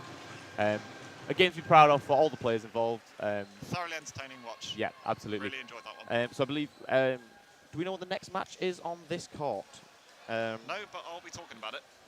I think I'm off for this one, so let me have a check now. It looks like court 4 will be, is it Sweden-Netherlands, it looks like maybe? That sounds about right. In the women's. So that'll be a very interesting match. And on court 1, it looks like we'll have England versus Northern Ireland women's. With the winner of each of these matches in the quarterfinals moving on to the semi-finals against each other. Yeah, I've been Sam Robinson, and we've been Sam Ward. Thank you very much, guys, and see you soon. Take care. See you soon.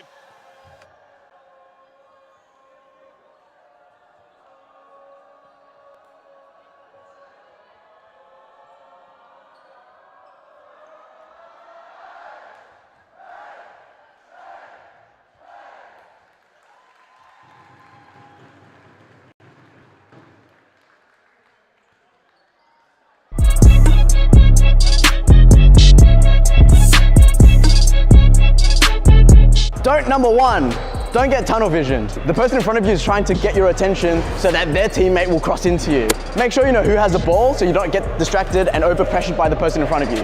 Don't get tunnel visioned. Don't number 2, don't plan yourself in a position that you can't get out of. For example, planning down on your knees like this after you've thrown and you're in the middle of the danger zone, then it's really hard to get back up and move around or dodge.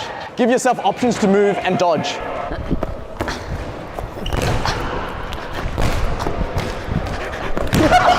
Fatality.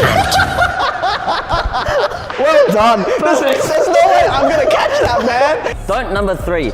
Don't dodge before they release the ball. If you dodge too early, then they'll know where you dodged, and in the future when they throw at you, they will throw exactly where you moved. So don't dodge before they throw, because they'll throw where you dodged. Oh my God. I feel like that made sense, but it was so like... Don't number 4, don't turn your back. If you turn your back, you won't see the ball coming. Oh! And therefore, you can't dodge or catch the ball. Make sure you keep the body and eyes forward, whether it be picking up or passing a ball. Just me. It increases your chances of surviving and catching a lot. Don't number 5. Don't overcompensate when you dodge. You waste a lot of energy by exaggerating a dodge. Use as little energy as possible when you're dodging so you can conserve your energy throughout the game. You're dodging a ball, not a car.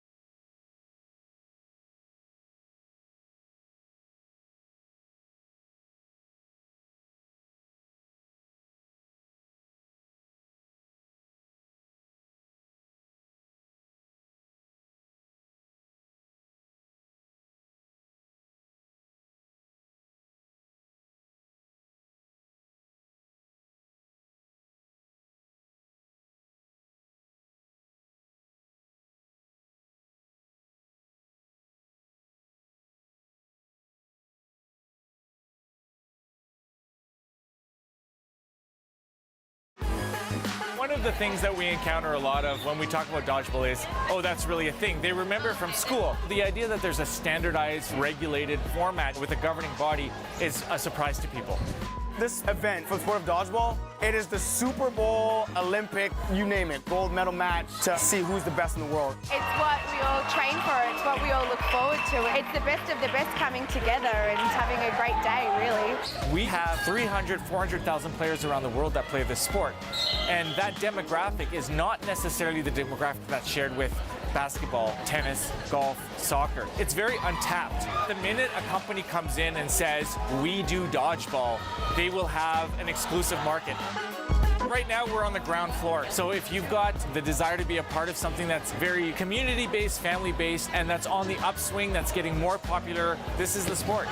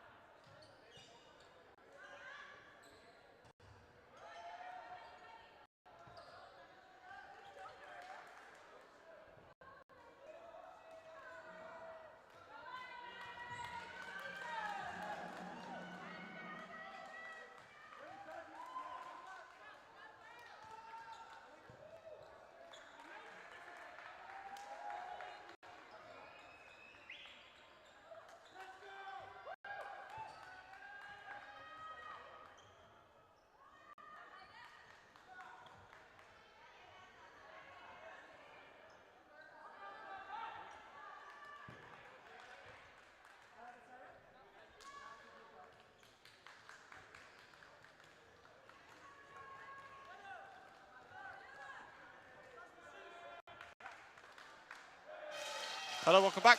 We are live on the stream for Court 4 for Day 3 of this European Championships. We have got the women's quarter-final between the Netherlands and Sweden up in front of us. I'm Sam Ward, and I'm joined here by... Ben McAdam. Lovely to see you. Great to see you too. Yeah, I hope you didn't find that too stressful a watch for your men earlier on. Well, it's getting closer between all teams, and I think we'll see that again in this quarter-final here. Yeah, absolutely. Sweden have done a really good job finishing first in a group for the first time. So excited to see this matchup here. Yeah, absolutely. Particularly for a team that wasn't seeded top in their group to then get what could be a very winnable quarterfinal on paper. Yeah, seeing Sweden women play for a medal would be a hell of an achievement. But they've got the Netherlands in front of them to beat first of all. But I think there's no easy quarterfinals. There's barely any easy group stages, so there's nothing you can take for granted. Oh, and that's a great shot by Sada. Yeah, nice early hit onto Van Gool. Sweden take an early lead. And I think one thing that we've seen both with Sweden and the Netherlands is the development of a league system or more frequent competitive play. And that really pays off when it comes to international tournaments. Yeah, absolutely. Yeah. We see a one-player lead for Sweden. Ooh. Yeah, good cross-court from Potov. In the catching zone, I think the Swede would like to have that one back again. Yeah. Early pre-throw, doesn't make the mark either. But there was a good move by Carden to try and punish that free throw. Still got the 3 balls. And I think that's what Netherlands women are really known for. They're really dangerous on their pre and post throws. Yeah, I think like a lot of continental Europe coming from a primarily handball background, and Potov put her arm to good use there. Netherlands take a player advantage in this early set. Oh, great shot by Linnea. Yeah, one of the Lantings not able to get around that ball for a catch, but 3 apiece. Early pre-throw once again from the Netherlands, but another hit in the middle. The other Lanting's gone. Yes, well done. Sensational finish to the set from Sweden. And a great catch at centre court by Felicia Strolin. Wow, very nicely looking strong. Yeah, that's a very always nice to win the first set, even just from a mentality and settling down perspective. To win it with the style and verve that Sweden did, I think it could have been Netherlands probably would have felt a little happier with when they had the 4-on-3 advantage, but a couple of cheap hits in the middle and a very stylish finish from Sweden. I think a lot of the play from Netherlands is going to be around their pre and post throws. Oh, is there a timeout? I think time's paused. I think there's. Oh, okay. I don't know if there's a. I don't think it was an early timeout taken by either team. I think that would have been very might be technical difficulties. Yeah, well. A bold strategy. 20 minutes is a long time. I don't think you want to burn a timeout this early, regardless of how poor the first set went. Regardless, the teams have an opportunity to take a little bit of fluids on board and have a chat with their coaches. There'll be too much more than needs to be said at this point.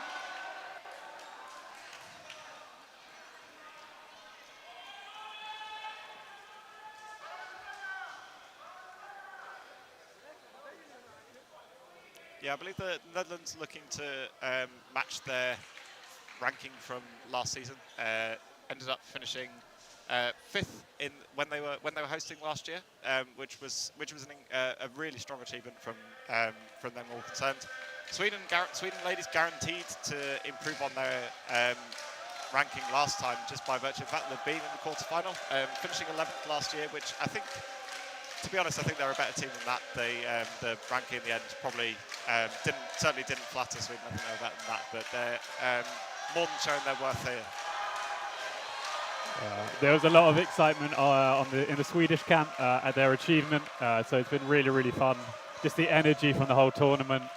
Got lots of parents and family and supporters along, bringing the spectacular spirit. Spectacular by name and by nature, I'm sure. Yeah, some serious for the relative middle of nowhere of Osijek, I think the number of neutral fans here has been absolutely through the roof over this last weekend. It's been absolutely brilliant to see, and today is day 3 of Euros is always especially atmospheric, but no less so today. Yeah. I was also really impressed by the number of fans that the Croatians brought. Yeah, they had a match on the first day, whereas it felt like the whole town was here. Yeah, that was absolutely brilliant. The stand to the left of us, you might be able to see a little bit of it on the stream, but it goes back about 15, 20 rows or something like that, and it was rammed with Croatians who'd either just heard about the tournament and just rocked up, or were friends of players and all that kind of stuff. Didn't go the way of the Croatians in that game, as Denmark ended up on the winning side, but. Nevertheless, certainly an enjoyable moment for Croatia. Great trade by Sada. They got the player lead. They maintain it by going 1-for-1. Yeah, Brackenhoff, a great player to take out as well, the Dutch captain. And good heads-up play again for Sweden, trying to recycle possession. I think that's one of the differences this year with our Swedish team, that we've got a lot more depth. Oh, and a great catch by Linnea. A catch in the middle. 5-on-1 for Sweden. They're looking like a dominating presence. Lanting left on her own. She dodges 4 balls and the back line and gets the hit in the middle. There's still 1.5 minutes left in the set. There's plenty of time to turn this around. Yeah, one catch will make this a very nervy affair for Sweden. I think that's always the measure of getting to the next level as a team. Being able to see out a player lead within the set. Yeah, there's always more than one way to skin a cat in this situation. Sweden have the option, if they want to try and finish the game and just back their 3-ball group throwing to make the hit and end the set there and then. Or what we might see is some slightly more safe and valid single ball releases, just to burn off a bit more time on the clock and limit the number of catching and countering opportunities that Lanting has. Free throws again coming out from Lanting. 3 balls again in the hand of Sweden. Lanting unfazed, goes for another counter. And good discipline again from Sweden to reset with 4 balls in hand. I think they need to throw through that free throw there, or reset now. Okay. They're on play ball, and the balls are all safe and all valid, I would say. And the refs agree. It could also just be a tactic to let 22 tire herself out for Netherlands.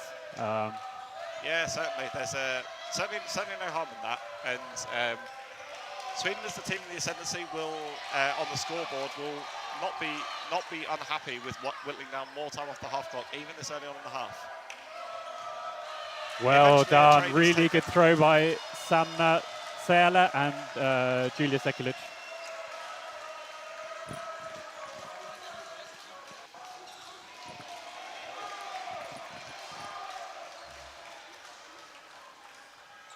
Sweden take a 4-0 lead. They're looking good here.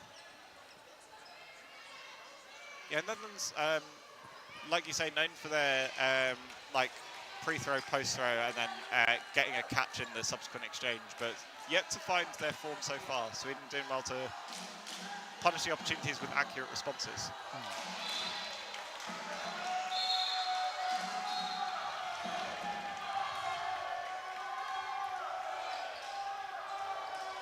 Great throw there. Yeah, early quick start, but Netherlands survived this one.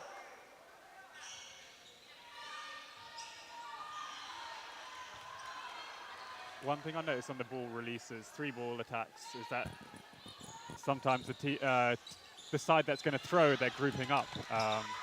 Some teams do it, some teams don't. I'm still trying to see. Yeah, I think it has mixed reviews. I think there's the great shot by Julia breaking the block. I think Brackenhoff debating about whether that bounced or not, but I think that was a very clean hit, brilliant shot on the far foot. Yeah, going back to the middle player's position. Sometimes can be a bit of a giveaway in terms of who's releasing. Not the Sweden leader at this point with the way they're rattling off these single ball hits, but does mean that if you release from a wing, then the middle player is in a position to cover the empty winger in case the winger wants to go for a response. Yeah, so maybe if you've got the bigger arms on the wings, then you can, Yeah, by and large. Yeah, it's very much a.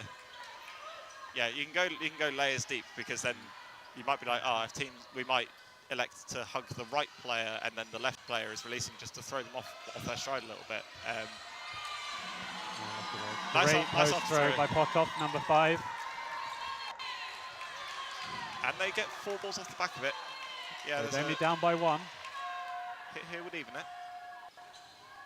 Good dodgy. Oh. And there is a line fault though. Very good use of the 4 balls. Apparently there was a post throw as well. Yeah, double hit coming up trumps from the Netherlands, but a line fault and great the subsequent shot by Potov means that the Sweden's retained their 1-player advantage after a couple of frames, and they've got 4 balls to play with once more. See who they decide to target here. Smart. Yeah, good decision to leave the empty target alone. The ball holder is much less likely to make a catch in this situation. But also leaving the winger opposite the ball holder to also hold her ball to make sure that she is invulnerable to any countering opportunities. Good decision making for Sweden so far. Block up from Lante. Fast. Oh, that was amazing. There we go. That's what Lante was dying for the prior set. Brings back in the captain Brackenhoff.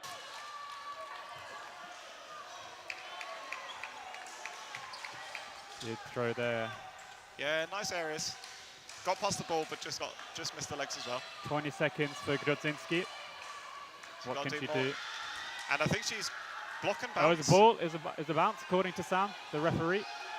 Yeah, I think she hasn't got time to question it, unfortunately. No, yeah, you've got to. As much as we want people to not play through if there's any doubt, but she doesn't really have time to dilly-dally here. No. And that's that. Netherlands take that set, they're on the board, 4-2. And Netherlands crack onto the score sheet, making it a 1-set game again. Just halfway through the first half. Yeah, these 20-minute halves are lengthy, to say the least. But, how have you been feeling it, Sam? I mean, I've enjoyed it from a player's perspective. I think it gives a lot more opportunities for teams to showcase their depth, no less so in the game prior, where pretty much everyone in both the Swedish and Austria rosters were able to have a meaningful number of sets to play. I think that it poses a very difficult selection decisions for a number of teams in terms of how many players to bring to these events. Yeah. particularly in certain players' situations where you might not know the group draw and you might not know how many games you're going to play in men's mixed and women's based on whether you're in a group of 4 or a group of 5, and how much overlap you have between the single-gendered games in your mixed team is a really difficult situation. We've seen quite a lot of teams approach it in very different ways. Unfortunate from Sweden. The block-up is caught gratefully by Potov, but the 2 covering throws do make the hit, but they do give away majority of possession to the Netherlands. Only a player deficit for Sweden. Good dodging by Sano. They're going to use the 4. Okay, they're going to go for the counter there. Yeah, I think either both balls or neither ball needed to be released there by Sweden, unfortunately. Both wingers on slightly different wavelengths. Good throw. 2 balls again for Sweden. Netherlands playing it quite safe. Van Gool takes the wing. A 2-ball attack and Sara goes under. Well drilled there.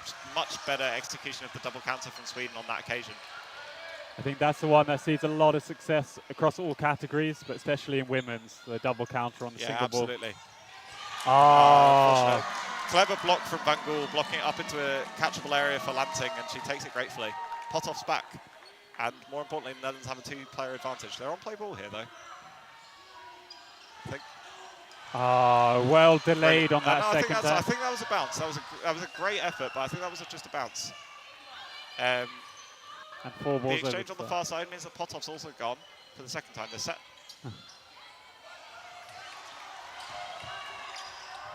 Nice grouping from the Swedes, but good dodging to get out of the way. There's a minute left and the 1-player difference. Let's see how they're going to play this out. Oh, a 2-ball attack. It's very aggressive. And great dodge by number 16. Van Polgeest to, as the Swedes were coming up to try and execute another double running counter, she elects to throw that last ball to try and secure a hit. But there is a pre-throw hit in the middle, but the follow-up from Van Gool is good. I think it was the right idea when you have half a minute left in the set. Try to go 3-throw catch. Yeah, are going to be few and far between at that point in the set. Now we've got Felicia Strolli. They're going to have to throw once more. Free throw comes in. Excellent shot by number 16. Yeah. It needed to be that good as well. The Swedish captain was set and waiting for that one, but the throw just too good. Yeah. Nice and low. Well played, Netherlands. They level it 4 apiece.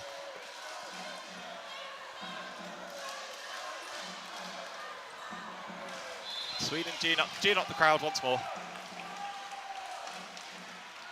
And Sweden have substituted on Kaiser Lundgren, number 95. In the Czech game in the group stages, she was crucial. This is her first international tournament. And she took, I think, 4 catches in the second half. Not a bad debut. Really turned it around. Sensational stuff. Early single looking for Lanting. Oh, and Sweden are swapping the wingers. Yeah, good tactical. I say good tactical decision. But left armers on the left wing generally favoured. It's generally easier to throw across your body. So a left-hander throwing from the left, as you know, Ben. Yeah, that's my favourite. Yeah, as well. Able to whip the ball across court without really showing too much giveaway on your throwing motion. Catch for Sada Vikoltian. Unfortunate. Yeah, good accuracy from the Netherlands. The timing a little bit awry, but it saves them on that occasion because the court ball being a little delayed. 2-ball attack. Oh. And I think that's a hit on Brackenhoff. 4 balls for Sweden. Even. Can they be clinical on the attack now?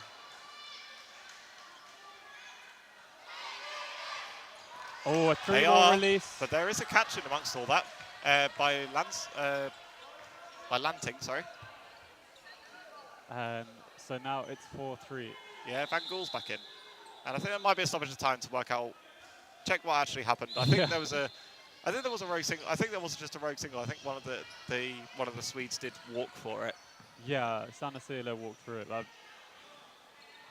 Yeah, there definitely was a hit, and there definitely was a catch. So I think it should be 4-on-3 to the Netherlands, and I think the ball distribution is correct as well.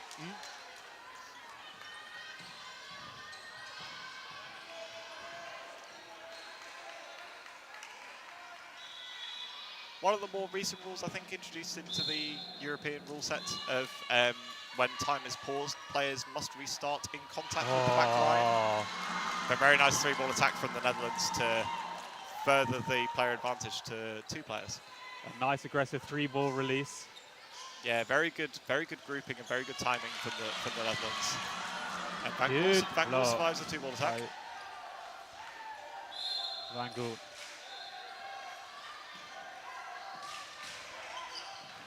And nice catch from Lanting. So much harder to make these single ball hits when there's only 2 of you and you don't have the disguise of your other players faking and distracting. And incredibly, block into the air, and Van Polgeest gratefully accepts the gift of the ricochet catch. Yeah. And Sweden have called a timeout, I think, just to settle. I think that's wise. I think after losing 3 sets on the bounce, and then they could do with a bit of a reset. And I think the difference here has been Holland's catching. Yeah, I think they've really turned it on of late. But it's not always been the free catch straight on the body. They've been good with the rebounds, kept their eyes open. Yeah, 100%. They had a couple of double hits as well, and I think in the set prior as well. They've started to get a little bit more of the rub of the green, certainly.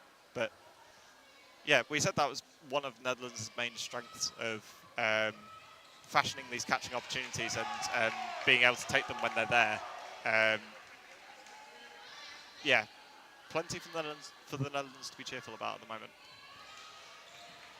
I'm wondering what's going on in each timeout, what each coach is going to say, what adjustments Sweden's going to make, and then what adjustments that Netherlands is anticipating Sweden is going to make. Yeah. How many layers deep do you go? Yeah, exactly. I don't think Sweden's level has dropped off massively of the last couple of sets. I think the Netherlands have started winning their individual battles a little bit more early in the set. And I think the Netherlands' multiple attacking has been crucial when the Netherlands have a couple of players advantage and then willing to invest the possession and making hits. Something that Sweden were very, very adept at doing in the first couple of sets when they had the players advantage. So, but neither team really letting up when they have the player advantage particularly. No. I think the difference is that the Netherlands probably switched more to attacking with 3 or 4 balls rather than releasing on the free throw now. And they've just been a lot more clinical when they're burning the 3 or 4 ball attack. Yeah, exactly. Yeah, I think both teams kind of wary of that, and I think they'll be very keen to kind of keep hold of 2 balls at all times. Try and make it as difficult as possible for the other team to secure the hits to make an early inroads in the set. Become a relatively cagey affair to start this off, but this really good 2-ball release to break. Sweden bite first. Very nicely timed 2-ball attack on the ball holder. Can they dodge the response now? And that's 1 hit, so 1 for 1 on that exchange. Not a bad outcome for Sweden in the grand scheme of things. Oh, great. Very nice single, very nicely placed from just outside the body of Brackenhoff. Good dodge. Yeah, Pothoff doing likewise. That was a searching single in a good area, but Sweden survived this one. Still a player up. Nice. And now I think Sweden have adapted to really attacking from the middle on the 3 balls and protecting with the wings. Never a bad idea, really, releasing from the middle. Nice. Leaving your 2 wingers able to offset the two Dutch wingers, but Van Polgeest is hit out in amongst that exchange. Sweden make another hit. They take a 2-player advantage. Good pre-throw from Pothoff. Sada Vikoltin is so quick up and down the court. Can sometimes take teams by surprise. All 4 balls now. And good blocking by Sanna Sela. Good communication from Sweden to reset with 4. A big hit here will really swing this. Oof. Lots of balls flying there, but no hits. 1 minute to go. Yeah, Sweden still have 2. They're still in a favourable position. Netherlands once again throwing 2. Okay. And a slightly sporadic counter from Sweden, but they do make the hit. There is a response in amongst all of that. So Sweden, 1-for-1 trade. Sweden probably still the preferred side. Definitely Great now. That's hit a by brilliant Sanna. shot. But Lansing makes it difficult for Sweden. I don't about no, bounce. Apologies. Okay. No, hit eventually. I think there was one line ref's calling one thing and the main ref's calling another. Oh, nicely timed from Lansing Sweden. looking to turn it around, but this time not successful. Yeah, the two throws had to be that well timed. I think Lansing would have taken that one, but the two balls arriving just in the nick of time. I think it really helps that both number 91, Sada Vikoltin, and Sanna Sela, 51, play for the same club. Two of the stronger arms in Dodgeball Sweden, so the sync is there in the power. Synergy is really important. I think that's been quite telling for a number of the nations where they're basically just club mates and they play on a Tuesday night, and here they are. But that's always been Northern Ireland's strength. Yeah, exactly. In terms of keeping it, and I think the crowd might need to settle down a little bit just so that the refs can get this game going again, because we don't want to wait any longer. Here we go.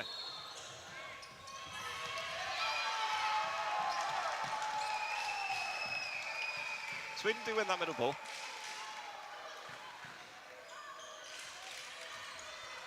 Early looking for Lantic.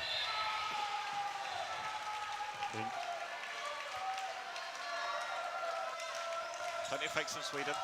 And a good counter by Brakenhoff. Really good post throw.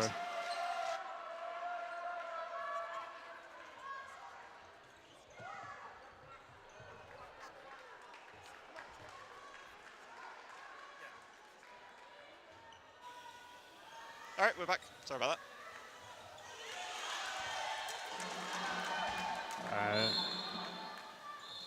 40 seconds left in the set. It was a 90-second set.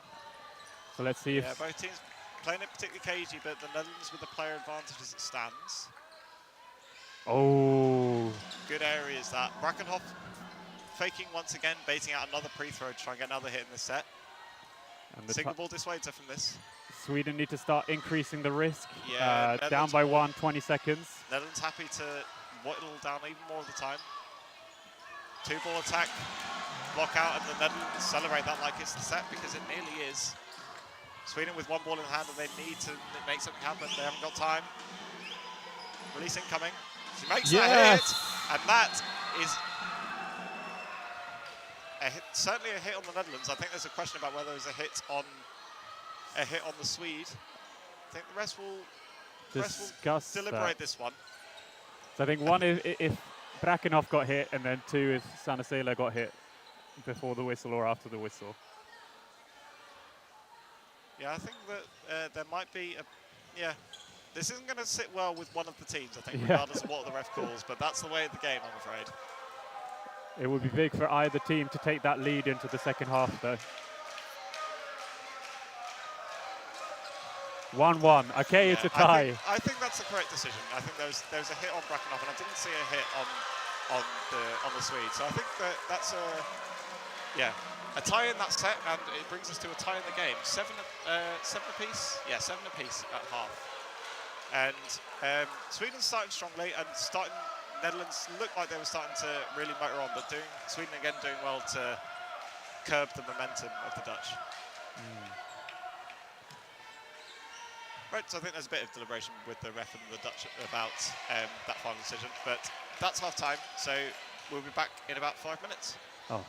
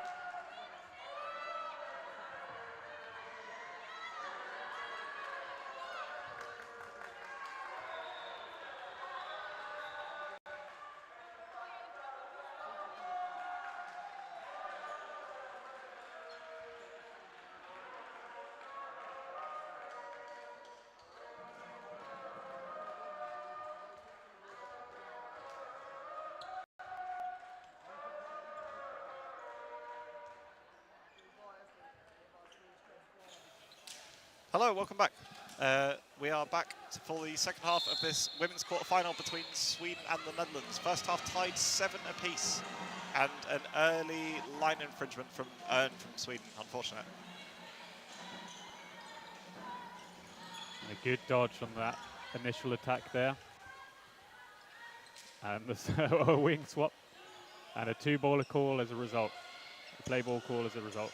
Oh, but very well done beautiful. by Sweden. They were 2 sensational hits on Brackenhoff. And a good dodge by Vik, and they recycled to another 3 balls. Yeah, Netherlands throwing away the third ball to Sweden. I think the Netherlands generally happier to play with 2 than 3, is what we've seen so far. See how Sweden takes it now. Ooh, Free-throw another free throw there, as you said. Again. Looking for those opportunities on the defensive rather than attacking. And Brilliant beautiful. work. And I think that's really the game plan for Sweden now. Break those wingers, prevent them from pre or post throwing, and get through their blocks. Yeah, almost worthwhile just throwing at a ball holder every now and then on the off chance that they've already made up their mind that they're going to put in a pre-throw or already looking for a post throw. Not that time from Van Gaal, looking more for preservation of her own life. Sweden still with the player advantage. Plenty of pressure coming in. Good hit. Nice response from the Netherlands. Makes the hit on Lundgren, sorry. Plenty of fakes from Sweden. And again, a probing attack on one of the ball holders on Netherlands side. And 2-ball attack does make the hit from the Netherlands. Sekulic's block there. Good honesty from Sweden once again, as we've come to expect certainly, but appreciated by the Dutch nonetheless. Some slightly off-kilter singles, but they do make the hit on Lanting, and then the post throw leaves Pothoff vulnerable. And Vikulten capitalizes. 2-ball attack again from the Netherlands. Really and good job can there. have 4 if they want it. They sure do.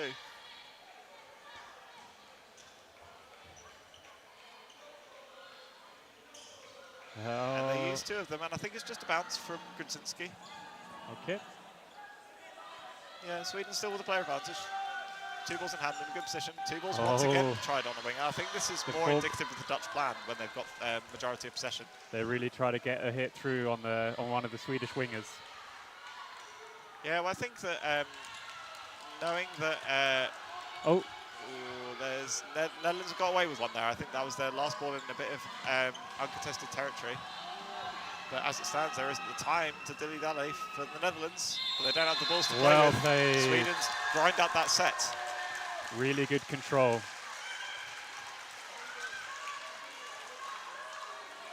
Nice work from Sweden. Plenty of attention focused on the wingers for both teams. And Sweden coming up trumps in terms of making the hits first. And Sweden have also substituted in Emmy Örn in for the second half as well. Yeah, we'll hope that her second frame is a little lengthier than the first after line faulting, after going for the middle wall. She's raring to go, but the 30-second resets are enforced as part of this, part of these new timing measures, which I think is generally a good move for the game. In terms of it stops teams being able to delay the flow of the game by on the resets, by stopping the resets happening, and yeah, likewise, there's always a bit of an altercation whenever a team is down and chasing time. Then they can't rack up the balls and try and go quickly. Nice early single ball hit onto Van Polgeest.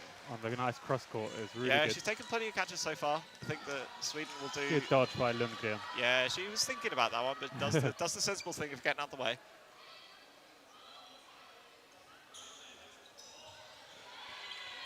Yeah, again, Netherlands trying to play around their 2 balls. Yeah, the 2 Swedish wingers more than capable of living with it. Yeah, very interesting game of cat and mouse between the two pairs of wingers. Plenty of face coming out, and a hit onto Brackenhoff. She can't secure the catch, and the response from the Netherlands is no good. 6 on 4, Sweden take a 2-player advantage although a ball retriever error. So this occurs when a ball retriever interferes against the laws of the game, which affects the team's ball possession. So that could be something like a ball retriever touching a ball that's on court, or touching a live ball, or something along those Wow, lines. and Kaiser Lundgren takes a beautiful catch. 5 balls is still not enough for the Netherlands. A dodge and a catch from Lundgren, brilliant work. But yeah, so as a result, the Netherlands got to choose how many balls they had. They wanted all 5, and it's come back to bite them. And 2 subsequent hits from Sweden with the 4-ball attack. Lanting is left on her own against 6 Swedes. And Sweden have got their tails up here. It's interesting to see if Sweden, with a set lead already, and 15 minutes left, go to try and slow down the game a bit. And I think that it might require a bit of a discussion. I'm not entirely sure what happened there. Lanting is definitely holding a ball that was thrown by a Swede, but I think she was hit by another one. So the question now is whether she had secured the ball that she's holding before or after she was hit by a second ball. Because if she's hit by the second ball before she secures the first, then that's a set to Sweden, because she's hit first before the catch is secured. Otherwise, we might be looking at a catch and out, and then Sweden will be down to 5 players, and then the first person in the outbox will be back in, which I believe is Van Polgeest. Sweden gene up the crowd in the meantime, and I believe it's just it's a hit first. And a 2-set lead with 13.5 minutes left in the match. To be honest, I think that was my gut reaction as well, that it was a hit first. I think that Lanting didn't have the ball secured between a hand and a body part, which I think is the ruling for what constitutes a catch to be secured. And it was kind of wedged between her legs. So as a result, the catch wasn't secured like the immediate point where it hit her body. And the Netherlands take a timeout after being 6-4 up. Now find themselves facing an 11-7 deficit. And I think it's going to be tough to see, or try and guess what Netherlands' adjustment here is going to be. They're already quite an unpredictable team anyway, so I'm not entirely sure what the Swedes are going to expect. Potentially they might resort to their plan B prior. Look like it's going to be a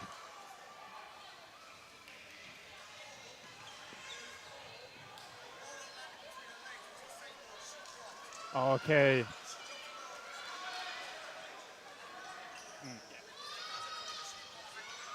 Yeah.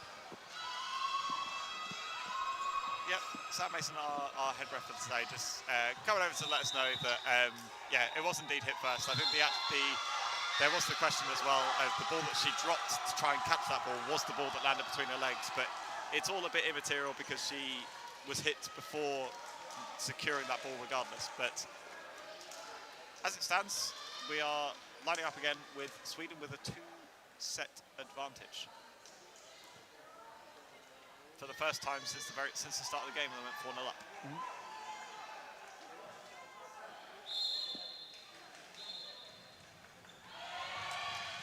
Early middle win from Ern.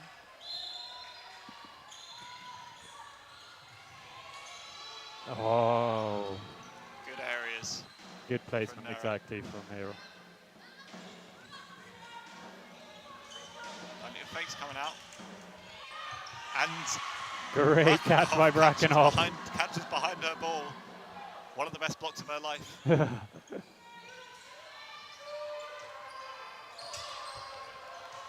Good pressure again from the Swedish wingers, but Letten set with 3. Krasinski had the opportunity to test Brackenhoff out, but Letten a great shot. Brackenhoff is on fire right now.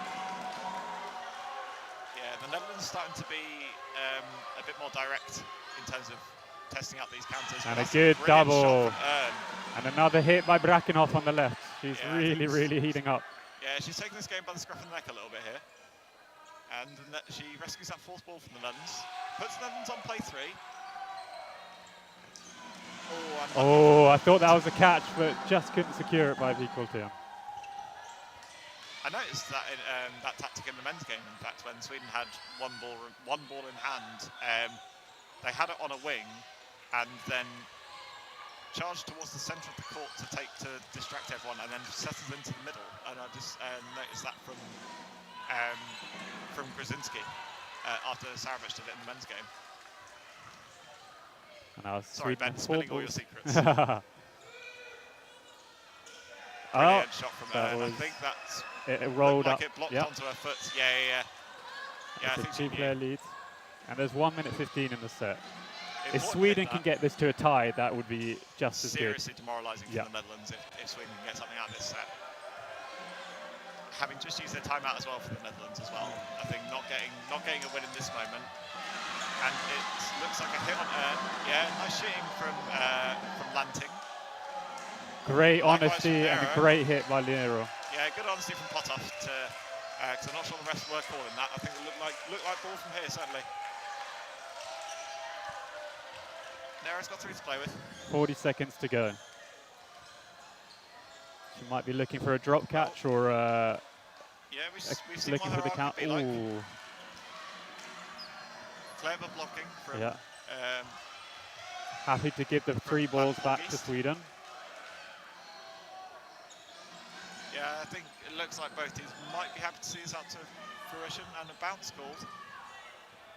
15 seconds. She needs to give 3 balls over and try and get one attack. Yeah, blocking from Van Polgeest is good enough to get rid of those balls. And there might not be time. Netherlands might not need to throw here. Yeah. They don't. Netherlands pull back to within 1, 11-9.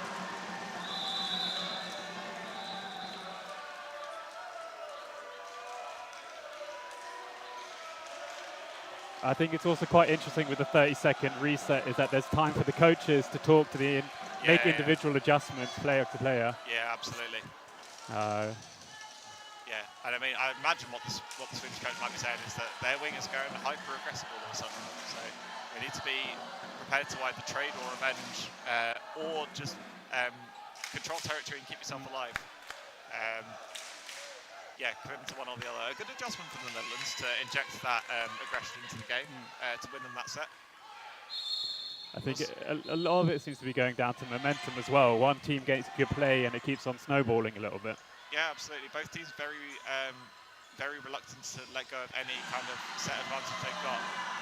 Plenty of fakes coming out from Sweden, but a single from Nero is caught by Lanting. So it looks like Sweden's going for the 3-ball attack rather than a single or a double counter. Well done, a trade 1 for 1. Yeah, Brackenhoff would be relatively happy with that. I think with the trade as the team that's in the ascendancy, but having seen the magic that Brackenhoff can do, I think that Sweden will see that as a valuable out regardless. Still a player up for the Netherlands. Plenty of fakes once again. Great hit by Lundgren. Lundgren. Exactly what you needed. Great 3-ball attack all round. The fake spacing out the movement from the empty player. And the move across court. Make the hit, and then the Nice double counter. Nice thumbs up from Grzinski to her opposite winger. And takes a breather. 3 apiece here. Oh, the sneaky cross court. And I think that did clip something. Yeah, line ref calling it. She had the best view after all. And often she can also hear, the line ref is good. If you hear something. And you know it's nowhere near a ball, there's not much else it can be. Yeah, well that's why we have the line refs. After all, the refs can't see everything.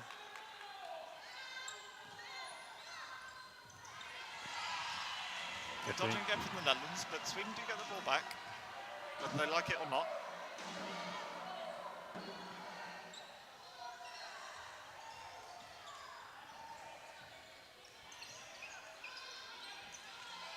Oh, and that's unfortunate. Oh no. Step back a little too far from easily. That's a good 3-ball attack from the Netherlands to take out Grzinski. 11 each. And again, a very good response by Netherlands after going down 2 sets. Yeah, they brought it back level. To bring back that lead. A couple of cheap outs for Sweden in amongst all that, but take nothing away from the Netherlands at this point.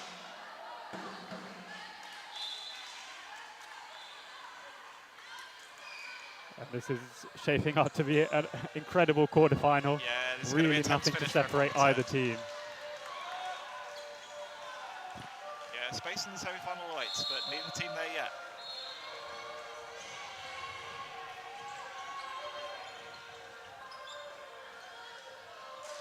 Looks like a substitution for Sweden. Stralen's back And on. again, a beautiful catch. Copy paste from the first set, from the previous set. Very nice catch from Lansing in the start. Plenty of fakes coming out. And Sweden are sticking with a 3-ball attack strategy. Yeah, Netherlands. Great. Brakenhoff taking the 1-for-1 on Sekulic again. Yeah, that seems to be the Netherlands ploy at the moment. Is just happy to trade when they're up. They got 4 balls to play with in addition. And a good free throw and dodge by Vikol Team. 2-ball attack makes the hit on the far side. Sweden gonna have 4 though. You have the opportunity to make a hit here. And they do. Potov's gone. Back down to a 1-player difference. Yeah, will the Netherlands continue throwing 2? They do. Delayed ball is blocked away, so the Swedes will have 3 once more.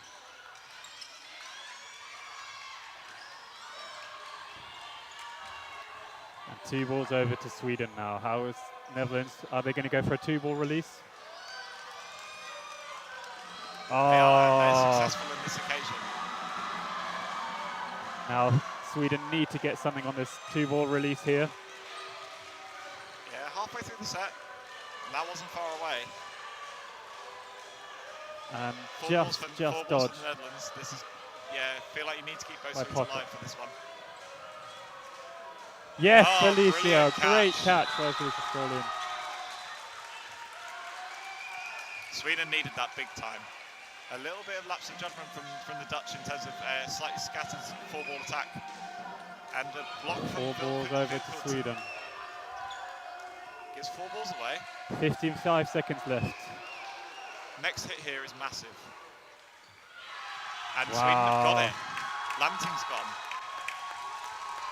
Brilliant shooting from Birkelton.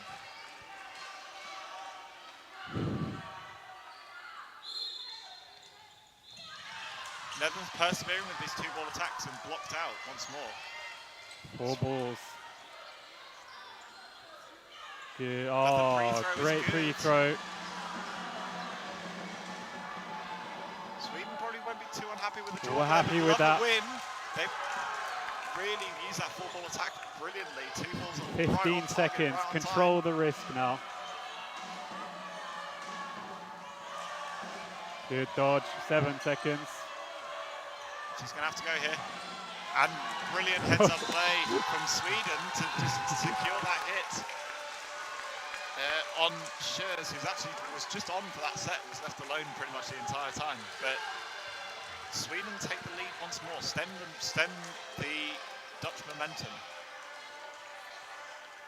I think that was an important set for either side to win, getting a 1-set lead with realistically 2 sets left. Yeah, absolutely. Sweden know that they can probably play. If they draw the next set, then like the Netherlands will need to really pull out the stops to get back in the game. Particularly the nature in which Sweden won that set from a 4-2 deficit to then bring it back was probably one of the first real turnarounds we've seen in a set in amongst this entire game. But can they repeat the feat? And again, Sekulic on Brakenhoff. Yeah, nice free throw there from the Netherlands. I think the Netherlands wising up to plenty of releases from the centre from Sweden early on. You saw it for the first couple of catches from Lanting in the prior sets. Oh. Van Brakenhoff will be kicking herself on that one. I think that was a nicely timed free throw, but a very nice avenge from Sala. So I think Sanna Seal has been given a task to punish those pre or post throws from Netherlands. Absolutely. Try and keep them out of the game as much as you can. Even if it's not successful every time, just to dissuade the winger from having free reign to just not really being able to sit into their arm. And a great toe shot by Sanna. That is, I think that is 2 hits. Yeah, that's gone up into Lanting.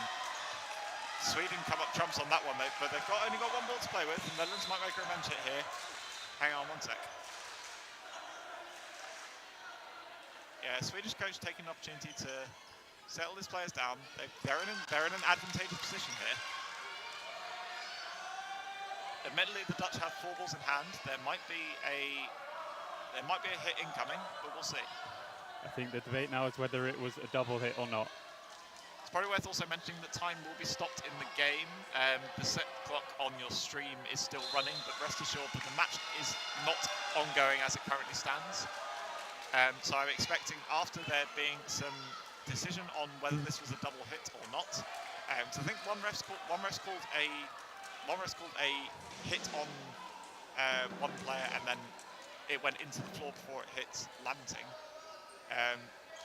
But we'll see what the refs come to. But after that, I imagine we'll take a bit of time to reset the clock to the way that the set's going. So actually, only the one hit is called. So yes, that's what. Yeah, good team communication from the refs to ascertain that was an initially incorrect decision.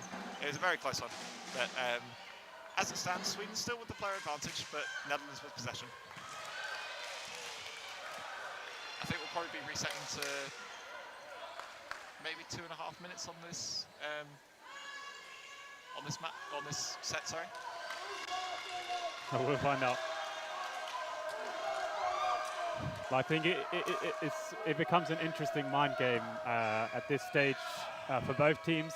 Netherlands know they have to have a set win, so a tie isn't good enough, whereas Sweden have the slight confidence or the knowledge that a draw is all they need. So the risk is on Netherlands to take in this situation. You can probably expect Sweden to play relatively slowly. I'm not expecting too many counter-attacks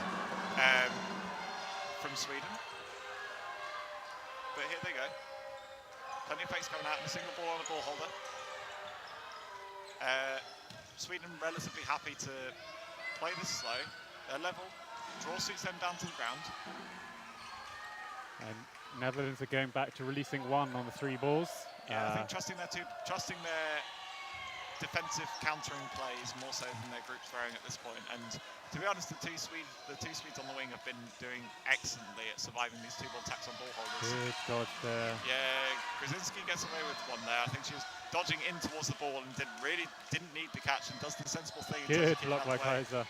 Good block, but they're on play 2 here. Another free throw comes in and then makes the hit, but the 1 for 1 from Sweden is good. That is fine for Sweden. The Netherlands doing well to inject the imbalance in the game, but they got 4 balls to play with. And that final shot on Wilkins. It was a good pre-throw to disrupt the rhythm, and then that third ball just flipped her. The Netherlands did well to acclimatise to that pre-throw, certainly. Plenty of fakes coming out. Krasinski blocks one out. 25 seconds now. Yeah, Sweden going to need to bite soon. Netherlands going to have to throw once more. Whether Sweden needs to make this happen right now. 2 free throws coming out. Netherlands on play 2. Another one's got to go. Go, go, go, go, go. You got to go, you got to go. And hits required. And a catch. That is a sensational catch from Van Poltgeest, I believe that is, for the Netherlands. No, I think that was Schreurs. Marit Schreurs, yeah, a great catch. And now everything to play for in the 90-second set. Yeah, the Netherlands win that set to tie the game, and this will be a deciding 90-second set. Don't go anywhere. Yeah. Oh. Oh no, apologies. No, it wasn't the end. It wasn't the end of the set. It wasn't the end of the set. There was just stopping to clarify the current standings. So, yeah, I believe that that was a premature setup, and I don't know how long's left of this set, but it can't be more than a few seconds.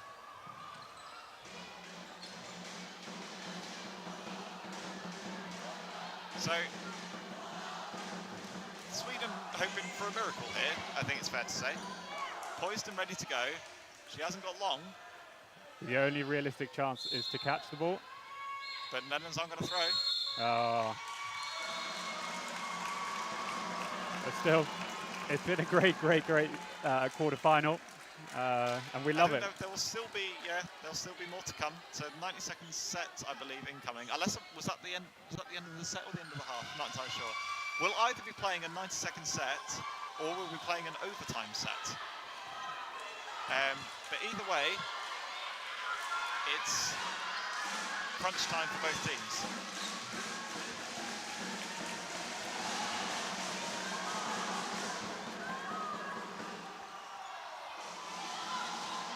Looks like the clock's out for a minute 30 set, so it looks like this 90-second set will be winner takes all. Win this 90-second set, you're in a semi-final. If this 90-second set is tied, then we will play a subsequent overtime set. If that ends up being a draw, then we'll be going to sudden death and it's next hit wins. But we'll see. Plenty of support for both teams in this crowd. They've been treated to some real treats today.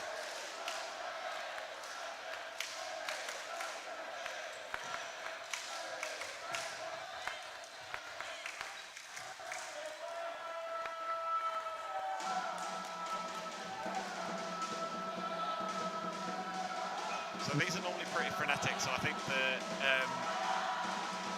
prior deliberation with the refs to ensure that they're comfortably aware of how many people are live and dead on their own side will make the final few frenetic seconds of this much more comfortable for the refs to ascertain what's going on.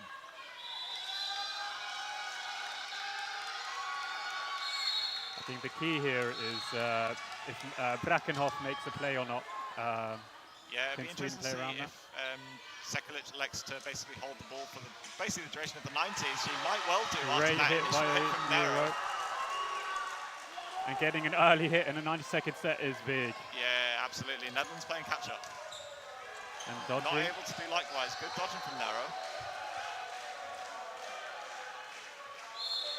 Big fakes coming out again. And another hit from Nero from the centre. Potoff's gone, and Lundgren makes sure she stays on court. She's plenty valuable at this point for a number of reasons. Two-ball attack does take out Lundgren. Counter blocked out by Brackenhoff. 2 balls now for Sweden. And there's still a player up. 40 seconds to go. These sets fly by. And a great hit there, they've got to go. And a catch. A hit onto... There's so much exchanging happening. There's 3 apiece. 25 seconds. Can they settle themselves down again? Nero on fire. 3 throws, 3 hits. Blocked out by Ström. 13 seconds. Netherlands are going to need to make some magic happen here. Sweden have 4. They throw 3 on the ball holder. They're all blocked. She's got to go. She's got to go. No hit. Time before hit. I think is the decision. 3-2. Sweden take it by a player. Oh. I believe there will be a quick discussion from the refs just to ascertain. But Sweden are in the semi-finals. Congratulations to Sweden. Wow. What a great battle between the 2 teams though.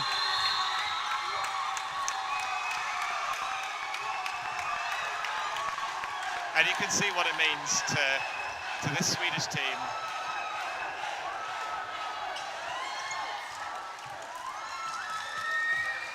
Congratulations to all involved. Commiserations to the Netherlands. They more than played their part in this brilliant quarter-final. But they will play for 5th in the loser of the other semi-final between Northern Ireland and England, which was over on court 1 if you wanted to check in on that one. But Sweden absolutely over the moon. But they've got a semi-final to play later today.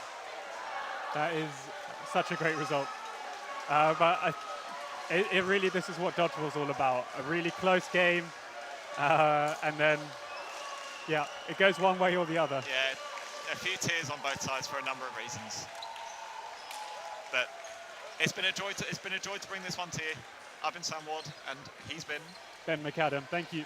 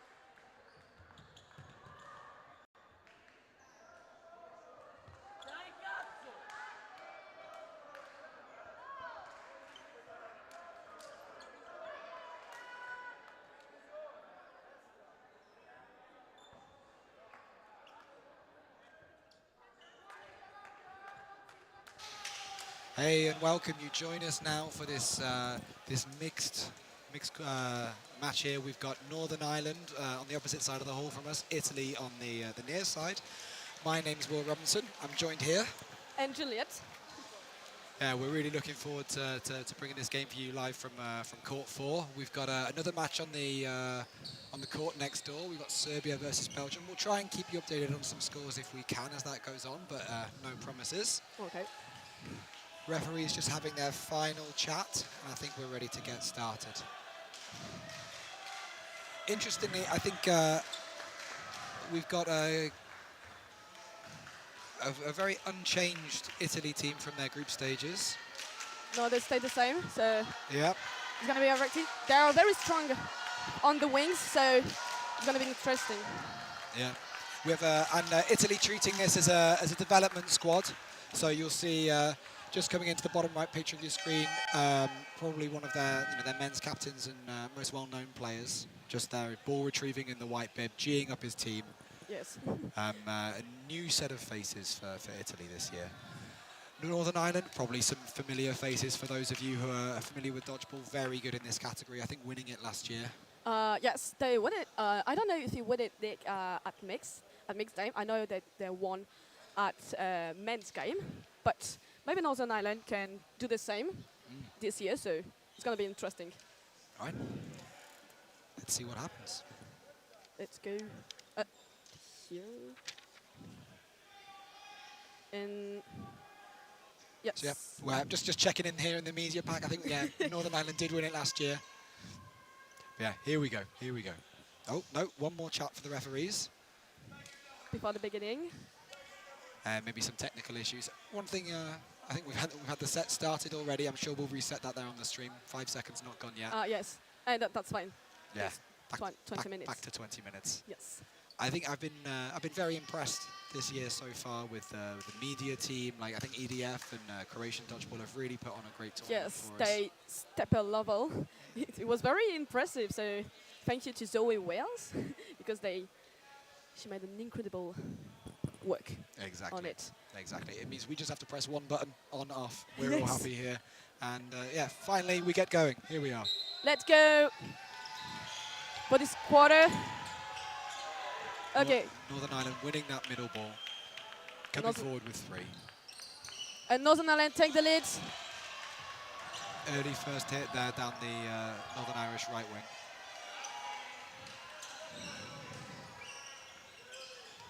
Italy returning. Seems both teams happy in these opening phases to be setting with 3 balls. Not a lot of counters going on. Okay.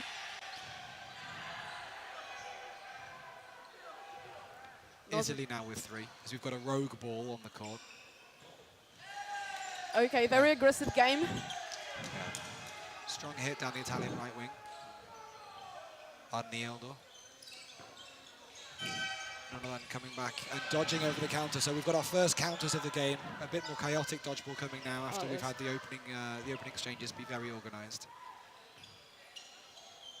Again, very center on the wings. Centric. I don't know what it's for. Not quite sticking the catch there from Northern Ireland. Great powerful throw from the Italian left wing, Giselli. And this is perfect equality for Italia and Northern Ireland. 4v4 players here. We're about halfway through this set. Okay. Free ball for Italia.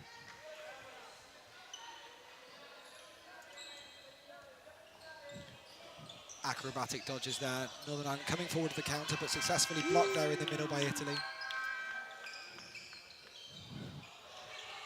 One of the things that the Northern Irish team, I think, are known for is just their acrobaticness on court. Very, very difficult to hit those players when you play against Northern Ireland.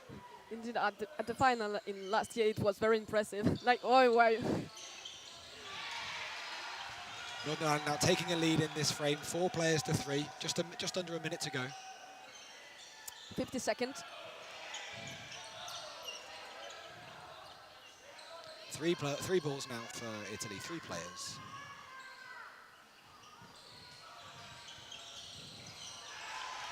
Okay. McAvoy there with a second counter in a row. making the hit on the Italian player's knees there at the centre of the court. And halfway to the end. 30 seconds remaining here. Northern Ireland coming forward with 3. Can Italy turn it round? Pre-throw, making a hit behind, yep. 3 balls there at the same player. I think balls 2 and 3 connecting. 10 seconds to Italy to... Yeah, all to do here. A catch will win it. To come back. But he needs to act quickly. Northern Ireland blocking out the ball and ending that set, managing the time. First set for Northern Ireland. And... Yeah, 2-0. So a cagey affair to start off with, lots of single balls, and then we opened up a little bit more fluid into the second half of that set. Lots of counters, lots of hits on the knees. Yes, hit on the knees, and Northern Ireland necklace. The referee's eagle eyes there, spotting a necklace on yes. The Italian right wing. I'm sure he'll quickly get that removed and we'll play on.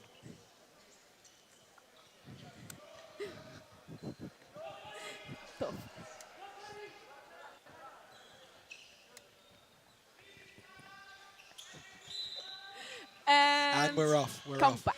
Italy winning that middle ball in this frame. And 3 balls for Northern Ireland. Okay, first touch. And we start this frame off with some more chaotic dodgeball. But Ireland coming out of that well. 6 players to 4 up. 2 very strong hits and counters. Bubble catch, not quite able to secure it. There was a good attempt. Exactly. Italy now with 3 balls coming forward. Good catch from Northern Ireland. Number 24, yes. Okay, block. So powerful low throws here from this Northern Irish team. Okay, 5 against 1. I think the first ball bounced and the second ball hit, so a strong finish to that set. 4 for Northern Ireland and 0 for Italy. It felt like a short set. I didn't quite see how long it took, but it felt like maybe a minute and a half. Very quick set there. Yes, very quick the first set. one took a lot longer. Yeah, because we were at 16 minutes and like we're like 50, so 1 minute ago, I think.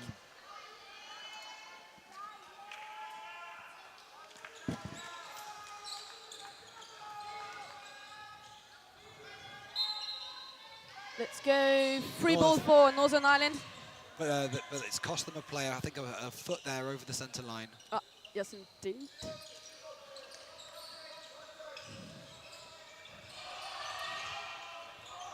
Italy now, I think, changing tactic, not setting for 3. They're really looking to get going with their counters. But unfortunately, in this scenario for them, it's ended up with Northern Ireland with 4 balls, 2 ball attack there. Okay. And a final ball, I think maybe a play ball was called, but a final ball thrown down the middle there by the Northern Okay, 3 ball for Italy.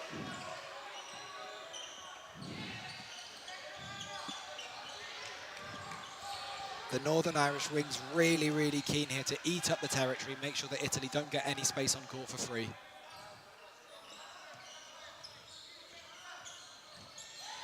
Okay, Northern Ireland choose to, I don't know what to say in English, but centrer sur le milieu, center in middle. Yeah. Blocked it into her own foot. It's always disappointing when that happens. You know, you're very happy you get the block to the ball, but it just bobbles into your own foot. This version of dodgeball, for those any new to European cloth dodgeball, ball's still live off the block, so you can block it into yourself and you'll still be out. 3 balls now for Northern Ireland. 3 against 4. Catch there at the front by McAvoy from Bracky's standing counter. 1 for 1. 2 against 5.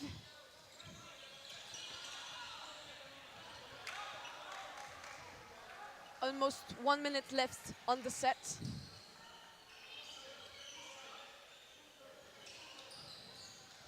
Northern Ireland very quick to come up the court, but deciding not to throw. They'll set now with 3. Onioda looking for a cheeky counter there before, well, the Northern Irish weren't looking, but now 4 balls for Northern Ireland. Very explosive Survives game. a 3-ball attack, blocking 2 balls there on the right. Italy now with many balls. 4 coming. 4 balls and just 40 seconds left. Hit there down the middle though, and they've successfully got back. 3 balls for Italia. Just 2 players in it now. An attack at ball, and jumps over the counter. Will he return it? Very aggressive game. Great cover and protection there from the Northern Irish player. I think 3 balls again for Italia. being called out there for, I think, back line. Lot of noise made for Italia. Yeah. Italy bringing this frame back now. They were, I think, 2-4 or 2-5 down. 2-all now on court. Northern Ireland coming forward. Double ball attack. 5 seconds left to Italia to come back. Northern Ireland to win. All to do now. Not long left in the... Oh, time they're called. Time out. And they're saying not long left while the whistle's already gone. 6 for Northern Ireland, 0 for Italia. As the noise increases in this hall, the Northern Ireland chants raining over to our left. 11 minutes left for the first half.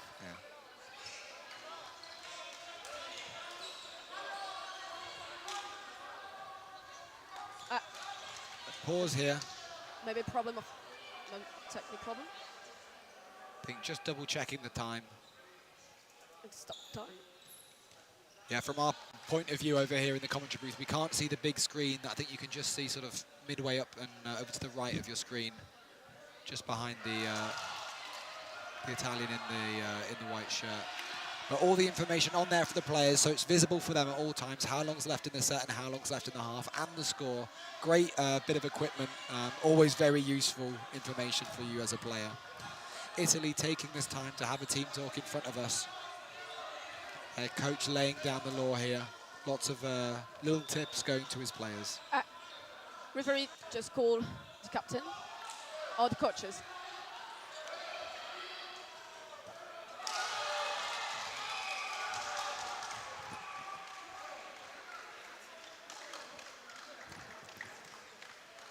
I think they said that the time is going to be in the clock of the referee.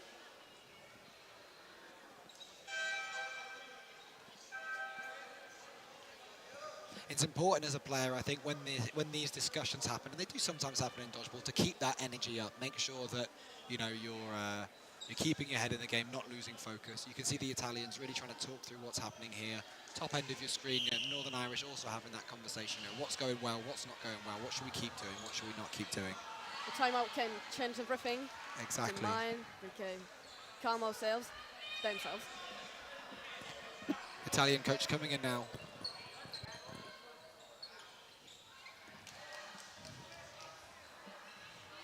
Northern Irish having a same chat on the side. Maybe just a little warning from the referee. I'm not sure what's there, but both coaches being briefed and then briefing their teams. I think it's about the time.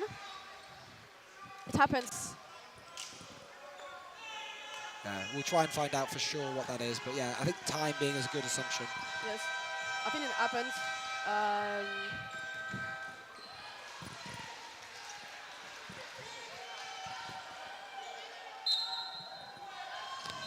Northern Ireland winning that third ball now, uncontested. I think Italy have lost that opening rush a few times now. They're not sending a middle ball runner.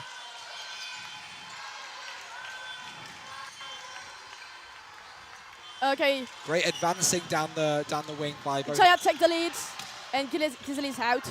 By the Italian wing there, Giseli. You can really see him coming up that wing and putting pressure on the person that he's advancing against. 3 balls for Italia. Good block there from McElroy.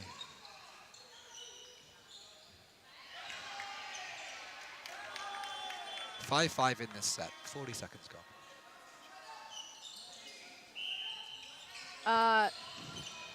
5-4. Good hit there for Northern Ireland, and they've followed it up with the second one. We're at 5-3 now in this frame. 3 balls for Northern Ireland. Okay, 4 balls for Northern Ireland. 3 ball attack. I think the third ball connecting there, just beating under the block. 3 balls here for Italy. What can they do to turn this frame around? Let's see. That's what happened. 4 balls, sorry, for Italy that they had. Now just 2. 2 ball attack there. 2 balls for Italia, 3 for Northern Ireland. 1.5 on the set. Double pre-throw. 1 ball retained by the ball retrievers. Northern Ireland now with 4. Okay, they'll focus on one player. Throwing all 3 balls down this Italian right wing. 4 balls for Italia, who is 1 against 5 person. McElroy now eating up the territory, making sure that there's not a single meter that can be taken for free, pushing back that thrower. Okay, they play security by throwing all together. Yeah, game management here. I think a catch here for Northern Ireland would be devastating. So yes. throwing not at the player, but near the player. Again, for those new to cloth dodgeball, rule here in cloth is that you have to throw within a meter of the player that you're playing against, otherwise it's invalid and you get called out. 50 seconds left. So all balls must be catchable. Italian Maybe here a looking catch. for a catch. Dropping to her knees, all balls missing. Good attempt. 4 balls for Italia.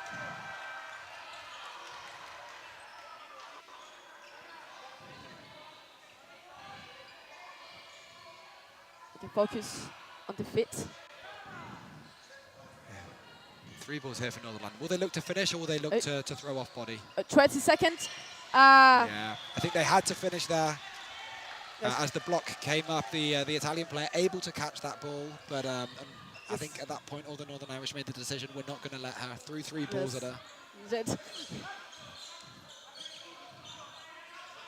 Northern Ireland was very reactive to this. Exactly. As we talked about earlier, with the balls being live off the ball, you can block it into yourself, but it also means that you can catch a ball off a block. So Yes. Italy now competing for this 3rd ball, not quite winning it, but it's not clean for the Northern Irish. They'll have to set with 3 here. No quick start available. 8 minutes left on the first half, and 8 points for Northern Ireland, 0 for dodged here Italia. by Italy.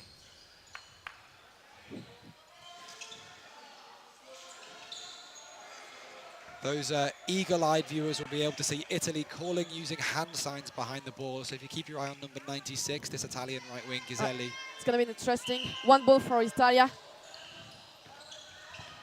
But hit there on the wing from Ghiselli. 3 balls for Italia. Coming forward, 3 players versus 6. McElroy countering down that wing, but not connecting. Keeps the pressure on Italy, though. They have 3 balls they have to throw again. 2 minutes left. Again, oh, 1 for 1. Yeah, McElroy looking for that trade and getting it. I think you always try and take that trade there. At 5-3, 4-2 is a much more manageable thing for your team. That's something. Sorry, 6-3 they were. Now they're 5-2. Okay, 2 against 5, I think. Yes. Yes. 3 balls for Italia to return. Double ball attack. Ooh, okay. Post throw there by Northern Ireland, but not connecting. Arnedo surviving on this Italian right wing. Oniodo, sorry. Northern Ireland stay very calm. Yep. 1 ball now for Italy, but it's high up court. They're not able to get it without putting themselves in danger. 4 balls for, diving on that ball. Fantastic play there. Oniodo not surviving the double ball attack there from Northern Ireland. 1 player left now for Italy. Okay, good block. Northern Ireland aggressively blocking back, making sure that she's got 3 balls and she has to throw. What can Richie do here? Maybe. Again, aggressively blocking back, making sure that the onus is on Italy. They have to throw with 3 balls. Just 45 seconds remaining. Again, aggressively blocking back. Okay. Dropping to his knees. I'm not sure if the microphones are picking it up, but it sounds like, very aggressively dropping to his knees there from the Northern Irish player.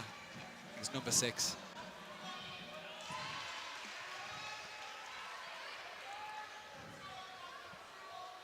$20 seconds on the set. Yeah, Northern Ireland managing this out. Are they going to play? They haven't had to throw in half a minute, and here they come. 1 ball bouncing just before, no catch available. Okay, 3 balls for us. Last ball just rolling over to the Northern Irish side. Now they have to throw with 3, but the Italian giving them 4 balls. 2 seconds, 1, and no finished. time there. So it's 10 for Northern Ireland, 0 for Italy. I think if you were the Italian coach, would you consider taking a timeout here and maybe taking the momentum away from Northern Ireland? I think it's a good idea because they play very fast, and I think it's very important to just calm, and it's very aggressive game. So yes, I think there is an Italian girl, I think, who's injured.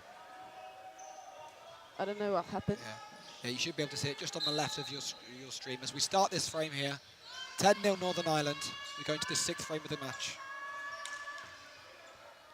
Northern Ireland coming forward, 3 balls. Single ball attack, not connecting by McElroy. Well dodged there on the Italian left wing. Northern Ireland kicked the ball. A high shot there, taking on the Odo. 3 bows.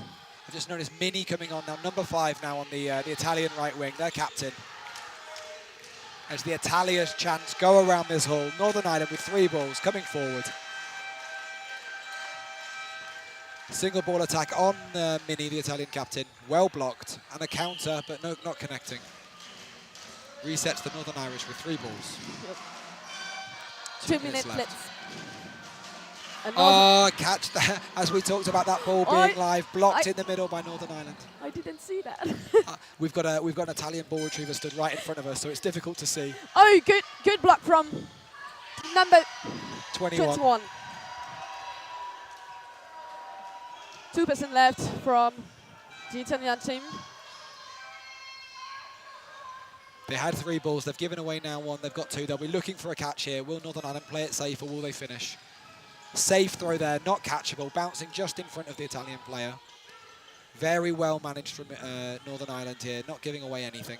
Northern Ireland knows that Italia have good catches, so very safe game.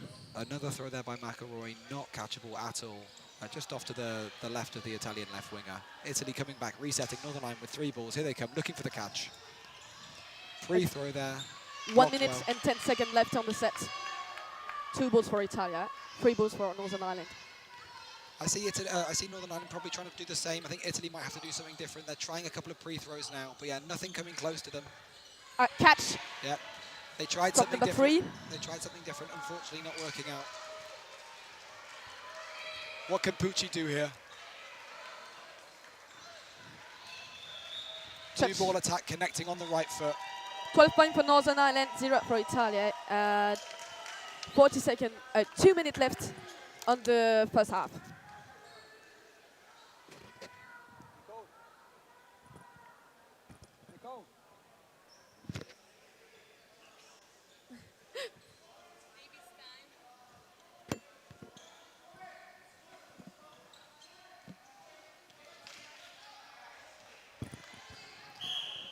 Timeout called. Timeout for Northern Ireland.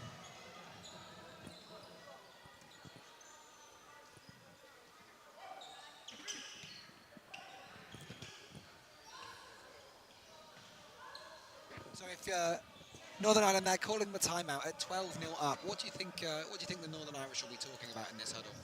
I don't know. Maybe just stay calm in the game. So just go with the flow, and just maybe Italia. It's the time for them to just rest for them. Yeah, I think I agree. As you say, Northern Ireland. What's been going on has been working for them. They've been very active at the court, lots of counters, and they've been making those hits. So yeah, I completely agree with you. I think Northern Ireland knows that Italia can just go through and just maybe go with, I don't know say it, but in French it's said like une remontada. Like momentum? Yes. Momentum. Here we go, timeout over. We're going now into our 7th frame of the match. Northern Ireland 12-0 up. 1 minute and 50 seconds left on the first half. Now this will be a short frame. 3 balls for Northern Ireland. They're winning that centre ball again. Ooh, okay. Great pressure there from Northern Ireland, making sure that as the Italian winger comes forward, they're not able to get that counter.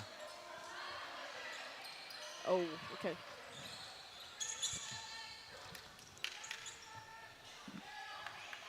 Three balls for Italia.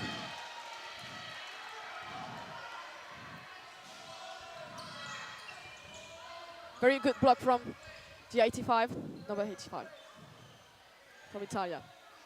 2 balls Italy now, 3 balls Northern Ireland. 6-5. 1 minute left. 2 ball hits together from Northern Ireland. Timeout. So I think what we saw there is both Northern Irish players threw at the same time, the balls colliding. I think number 6 there for Northern Ireland thought he might be out for throwing an invalid attempt and put his hand up. That did stop Mini here, the Italian captain, countering from him. So I think he'll probably get called out because he took away that opportunity from Mini anyway. But we'll see what the referees decide.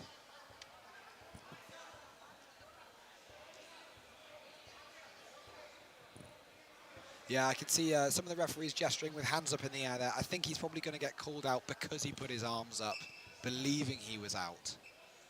Yeah, taking the opportunity away to be counted at the centre of the court. But I have a question. It's not intentional, so I don't know if it can go out. Ah, yes, it go out.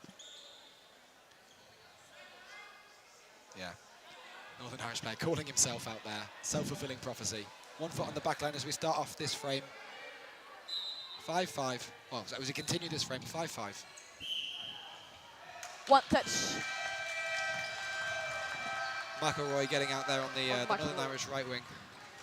5-4 Italy in this frame. Italy maintaining that advantage. I think it's been a while since Italy have been in front of the frame. Let's see if they can manage this frame out and keep that advantage. Northern Ireland keeping that countering game going, but bouncing just in front of Mini there. 3 balls for Northern Ireland. Great dodging there in the Italian centre. Oh. A great fake now. We've got number 85 on for Italy. Great hits from Italia. A big fake to cause the Northern Irish player to dodge and then hit him as he was finished moving. 5-3 Italy. Dodging a 2-ball attack. Italy now should have 4 balls. But there's the time. And Italy wins the last sets on the first half. Half-time, yeah, half-time called. So 12 for Northern Ireland, 2 for Italia. Yeah, I think it's been an interesting first half. It felt like the first frame, maybe we saw quite a lot of, setting with 3 balls, and then it devolved into a bit more like counter play. And I think Northern Ireland just coming out on top of that with making a few more hits and beating a few more blocks. Yes, indeed. So you have the players high fives all around as we swap ends. I think we'll take a break now on commentary, 3 or 4 minutes, and we'll be back to bring you the start of the second half in this match. À tout à l'heure.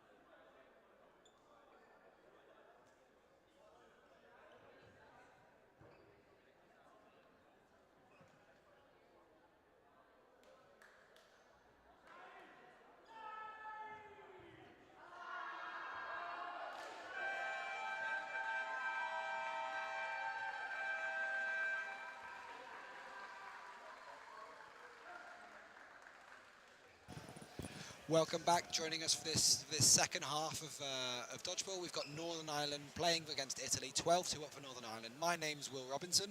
And Juliette Lachaud. It's been a very interesting first half for those of us just joining. It doesn't feel like 12-2 we were talking about in the commentary booth at half-time. No, not at all, because Northern Ireland's just come little struggle with Italian game, so it's going to be interesting for the second half. Yeah, I wouldn't be surprised if some of these frames that have been quite close end up going towards to Italy. I also wouldn't be surprised if Northern Ireland keep managing them out really well. So all to play for in this second half. You know, it's like we always say, you know, if you score 12-2 in one half, you can always score 2-12 in the second. So still going, you know, still all to play for Italy. Everything is possible like here. Italian can come back. Oh yeah, definitely. They could definitely come back from here. Here we go, second half. Northern Ireland not competing for the middle ball this time, letting Italy have it. They'll set with 3 and come forward, no quick start. Hand calling behind the ball. As that throw comes in, lots of fakes there in the middle. Good pressure from the Italian wingers, making sure Northern Ireland can't come up. We've had a substitute for Northern Ireland. McElroy coming off and Hill coming on. 3 balls for Northern Ireland.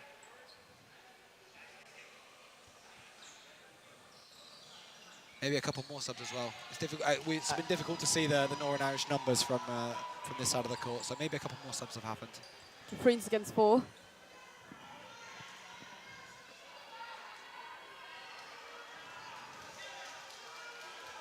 Play ball called. 2-ball attack. Survived there in the middle by Northern Ireland. Lowridge there in the middle, dodging well. Number 33. Oh, sorry, number 29.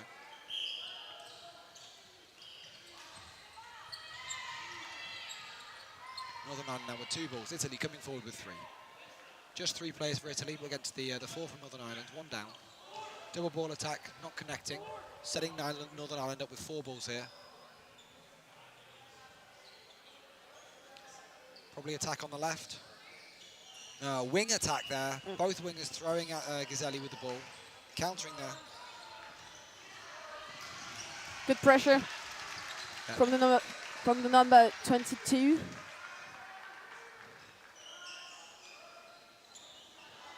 Good block from Italia. Great counter there, post throw from the Italian left wing Ghiselli.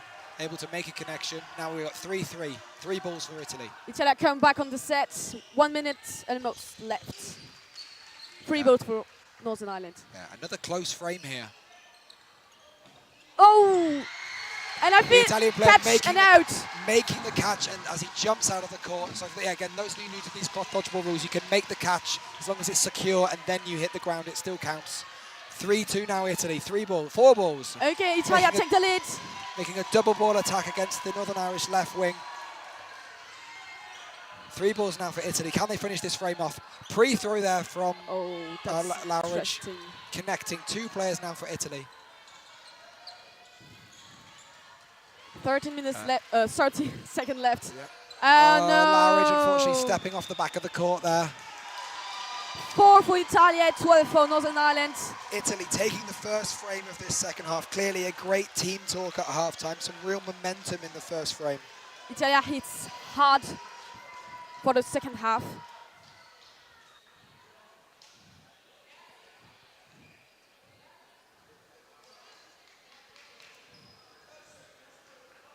So we have a mandatory 30 seconds reset time between each frame. So both teams ready, but we'll make sure that we go on cue.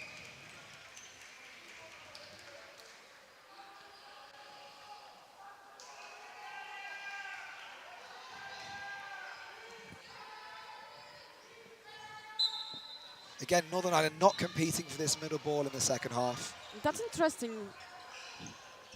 Why they just go with the ball of the middle? I don't know that. Yeah, it's an interesting tactic. They were winning most balls in the first half there. Maybe they're conserving energy. Maybe they're happy with 2 balls, a new tactical approach in the second half. Let's see how it goes. Maybe for catches? I don't know. 3 balls for Northern Ireland. Lots of fakes here as we go. Oh. Hill reaching for that catch there in the middle. Too far off his body, unable to secure it. Italia take the lead on the set. And 6-5 Italy. Comebacks very hard. Well dodged under this ball by Morrison here on the Northern Irish right wing. That's very impressive. 3 balls, Northern Ireland.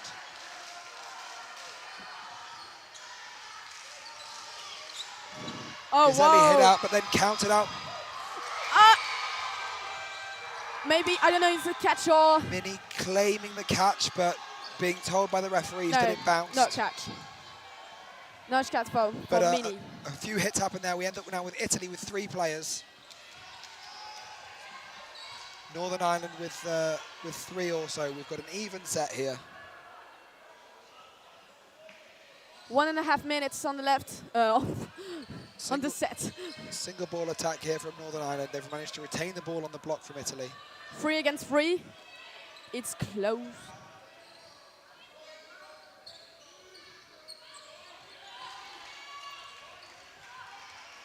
Italy there countering, neither the throw nor the counter connecting.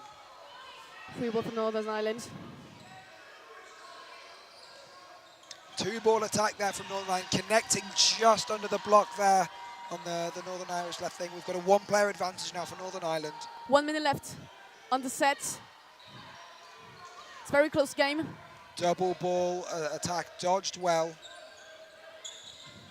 Northern Ireland now with 3, coming forward.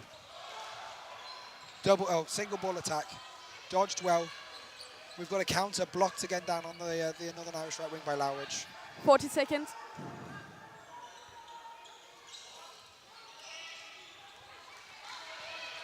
A low throw there blocked. On the ground. By the Italian number 13. Coming forward now. Single ball attack. Northern Ireland, it seems, happy with 2 balls, happy to let that ball roll back and let Italy come forward. Okay, 50 seconds left. 3 balls now, Northern Ireland. The Italian bench signalling for a catch. 10 seconds. Drop catch attempted by the right winger from Italy, but the ball not going nearer. Good dodge. Good block. And that's the set. And time is now up. That'll be time 3-2 to Northern Ireland. It doesn't feel like a 14-4 game, does it? Yes. I'm so impressed. Like.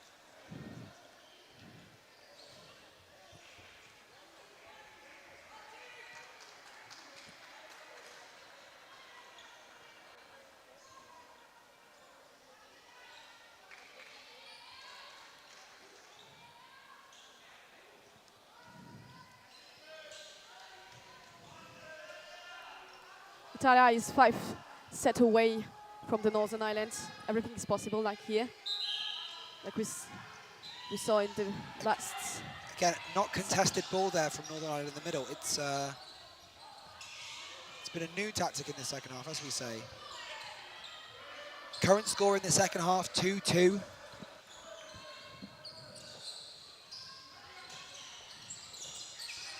Italy really looking to eat up territory. I think they've brought in a new right wing.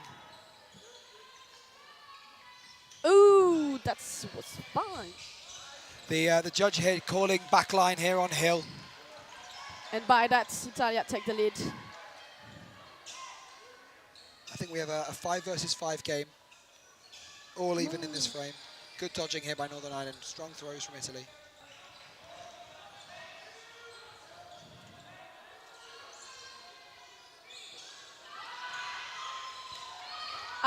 There is a catch attempt, but they failed. I think a ball popped up. I think maybe a contact lens or a hit in the eye there for Lowridge, calling for the substitution for the next frame.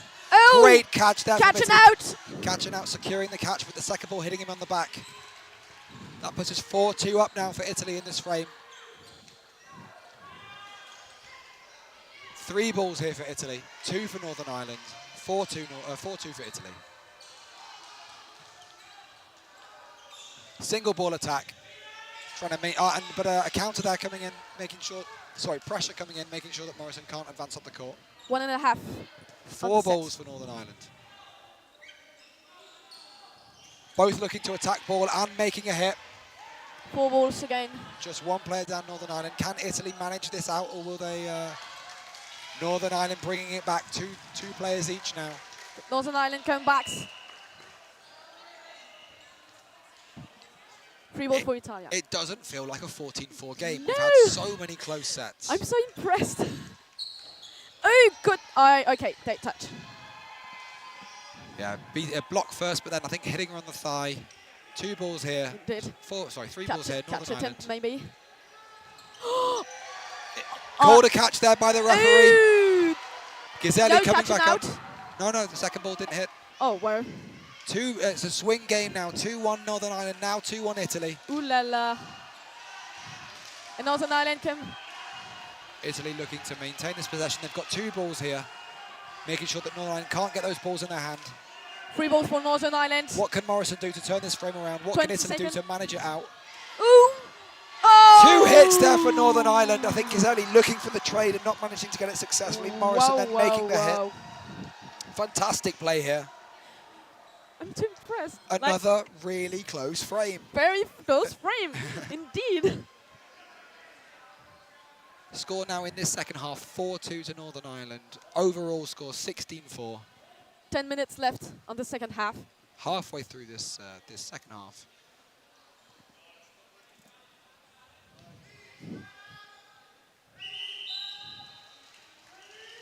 Again, third ball uncontested for Italy. They come forward, quick start, making a double ball attack. Hill getting hit out down the middle. Italy take the lead. One of the balls rolling back. Italy now with 2. Lots of counters here. Italy looking to make standing counters, pre-throws. Italy calling behind the ball, but getting hit. Great pre-throw here on the right wing from Morrison. Ooh, got dodging from number 6, Morrison.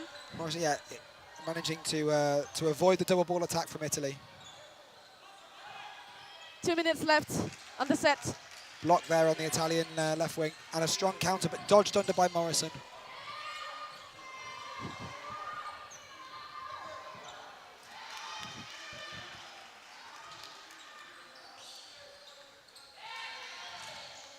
Shot on the foot there, very, very low by Northern Ireland. We've got a 5-4 frame, it looks like.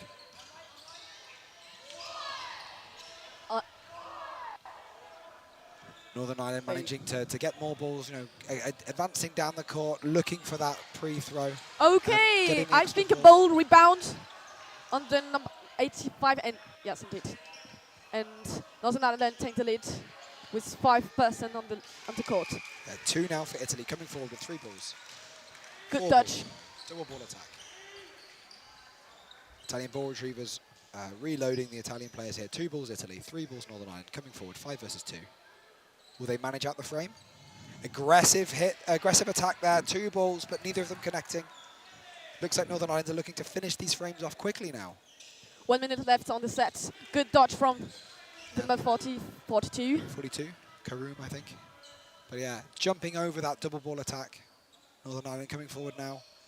Just a single ball attack. Maybe they've entered into management mode, making sure that Italy can't get the catches. It looks like it's hit it very, very low on the body there. A spin throw there from Italy, not connecting. And another one.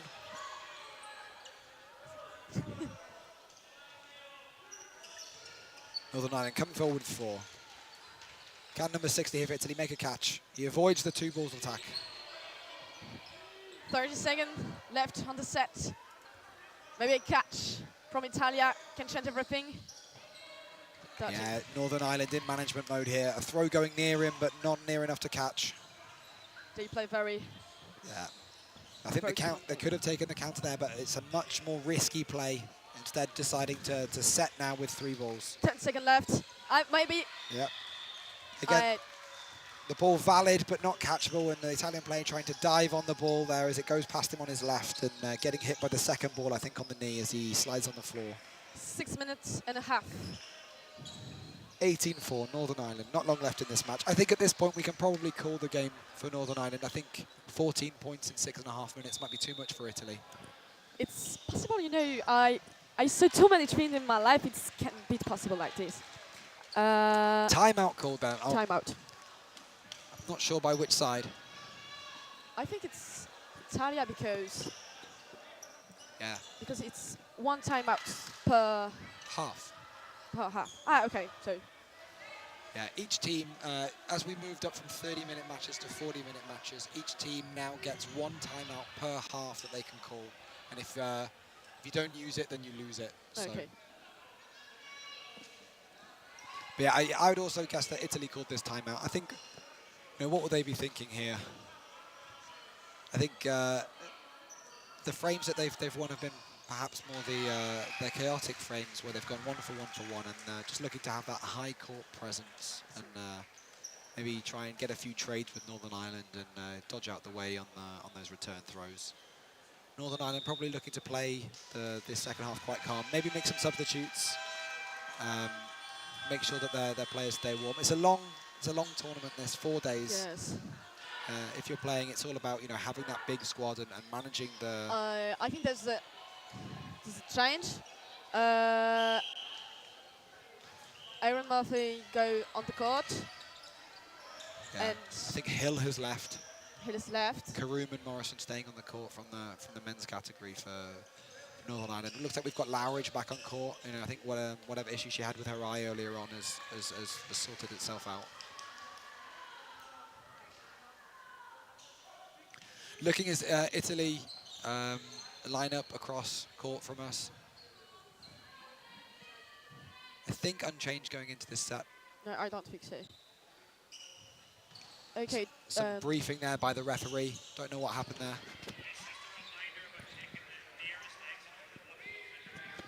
there. The referee's there reminding the players that they need to take the nearest exit when they've been hit, rather than walking in front of their teammates.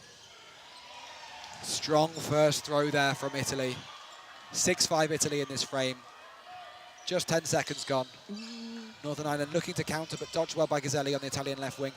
Murphy looking for a ball from the ball retriever and just missed by the Italian right wing there. A sneaky attack. Really smart play there.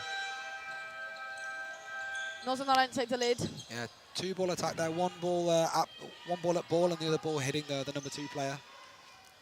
I think wearing 60.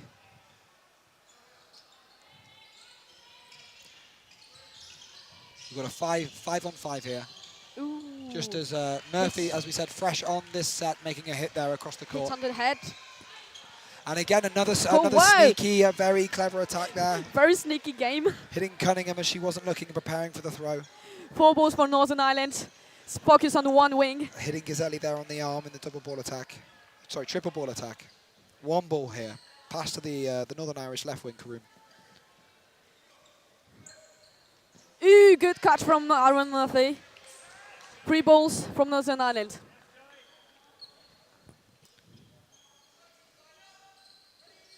A safe throw there by Murphy. Not catchable.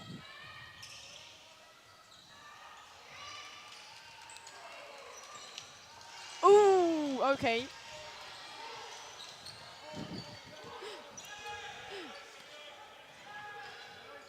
Last player alive for Italy here. We've got a 1 versus 4. 1 minute and 50 seconds. So he managed to engineer a scenario there where he got a single ball thrown at him. Unfortunately, unable to make the catch. Northern Ireland taking that frame. 20 points for Northern Ireland, 4 for Italia.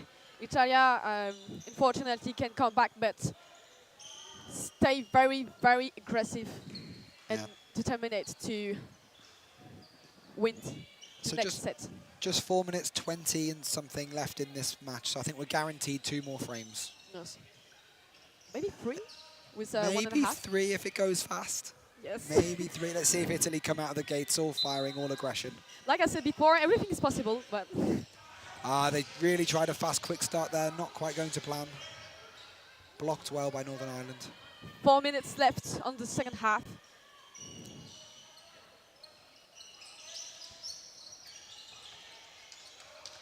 Calling there behind the ball on the Italian left wing. Here comes the throw. Single ball attack. Ooh. Murphy advancing up that right wing, putting on lots of pressure and making the hit on Neri. Ooh la la. Ooh la la indeed. Ooh la la. French noises. Italy coming forward with 3 balls here. Ducking under the very aggressive game, and I think it's a catch. A rebound and a catch from Northern Ireland. 3 players now for Italy, 6 for Northern Ireland as we come into the later stages of this That was frame. close from Italia. Good attempt to touch.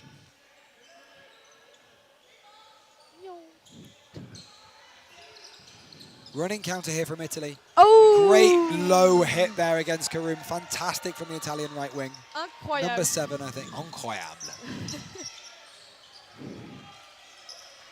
It goes too fast. Italy here, just 2 players down with 3 balls. Can they turn this frame around? Well blocked there by Morrison. Aggressively blocked back. Now Italy have 3 balls. They have to go again. Calling behind the ball. Hand signs. Here comes the throw. 1 minute and 20 seconds on the set. Low throw there from number 59. Fresh onto the Murphy court. good. Alone and... Murphy with a very powerful counter there. 1 minute left on the set. The pre-throw coming out from the Italian player, number 7, and Cunningham punishing there, hitting her as she's not set for the catch. Maybe a catch from Italia. Bouncing, the shot there from Murphy bouncing just before the Italian number 59. 50 seconds on the set. 1 player with 4, a lot to do here. Can he turn it around? Murphy looking for the catch as he drops that ball. Good block. Murphy bending and looking for that catch. Bent over at the front of court, not quite connecting. This catch. 1 versus 4. Oh mon Dieu, Is the comeback on? Can you do it? Come on. Come on, Italia can do it. 20 seconds on the set. 1.5 on the second half. That's another player hit. 1 versus 3. 10 seconds remaining. 10 seconds left. It's very close. Italy managing this out. Lots of blocks. Nothing needed here from Italy. They don't need to throw. 3, 2, 1. No. Really, really well managed out there from Northern Ireland, making sure that Italy didn't have a chance to come back, even though he made 2 hits in that frame. Très beau jeu de la part de l'Italie, quand même. Very, very beautiful game. So I think we're going to enter into a 90-second set here to wrap this match up. 22 points for Northern Ireland, 4 points for Italy. I mean, 3 minutes left. No? 50 seconds? Yeah, final set, 90 seconds being called by the referee. 1.5, final set.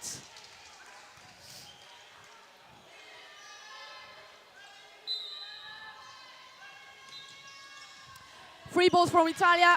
No, Italy. Oh, maybe. No. Northern Ireland resetting here with 3 balls. Still 6 versus 6. 6-5 now for Northern Ireland. Very important, I think, in these short frames to take an early player advantage. Oh, but Northern Ireland also being called out. 5-5. 1 minute left. Murphy there with a strong, powerful low throw, hitting the Bracchi there at the front of court. That's Italian name, I'm guessing Bracci in that case. 50 seconds left on the set. Oh! Diving to complete that catch, diving but not able to complete it. 4 versus 3. Northern Ireland, just 37 seconds remaining.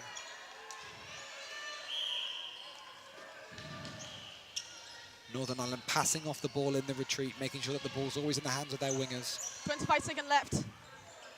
Touch points. Hit there in the middle by Italy. We've got a 3 versus 3, just 20 seconds remaining. Oh my God. Very exciting final 90-second set here. 50 seconds. Great low throw. I think it's always difficult as a player in those scenarios. You don't know if it's hit you or 10 not. seconds. And like... Oh no. Nothing needed from Northern Ireland here, just collecting the balls. 2, 1, and the game goes to Northern Ireland. Okay, yeah, Northern Ireland progressing through to the later stages of this tournament. I was too impressed. Yeah, the scoreline 24-4, but as we said, quite a lot of times during this match, it didn't feel like that. No, I was too impressed by that. Très impressionné par l'équipe italienne quand même et l'équipe nord-irlandaise. Si quelques Italiens parlent français. C'était très beau jeu. And smiles all round. I think one of the good things about this tournament is win or lose. A lot of the players know each other and have known each other for a long time. Lots of friendships across nations here at this tournament. And even though the Italians have lost there, it was a game played in good spirits. Yes, lots of fair play. Yeah, exactly. it was cute to see. Yeah. Right, I think we'll probably wrap the stream up. I think so. Yep, I've been Will Robinson. And Juliette Pachel. Yep, looking forward to speaking to you guys later. Au revoir.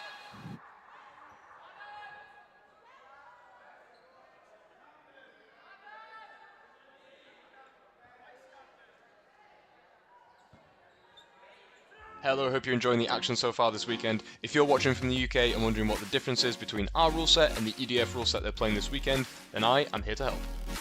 Firstly, we have this huge 4 metre neutral zone in the middle compared to the 2.5 metre neutral zone that we've just moved to in the UK. Euros also has a 7 metre throwing distance compared to the 7.75 metre throwing distance that we have over in the UK. That means those throwers are going to be that much closer to you when they're throwing from that attack line, but also that much closer to you when you go back on the counter-offensive. And also an extension this year to 20-minute halves versus 15-minute halves means squad depth over the weekend is going to be even more important. When a player is out, they must put their ball down where they are or they'll be given a blue card, a penalty set. In British Dodgeball we have final 1-minute sets, but in European rules if there's anything less than 120 seconds left, we go to a final 90-second set to end the half. And finally, the most exciting one, we've seen leaps of faith in British Dodgeball, but at Euros you can get back to your side safely if and only if you've successfully made a hit with your leap. Hope you enjoy the rest of the tournament. Come check out Matt Does Dodge on YouTube for more play-by-play breakdowns of the action. I'll catch you in the next one.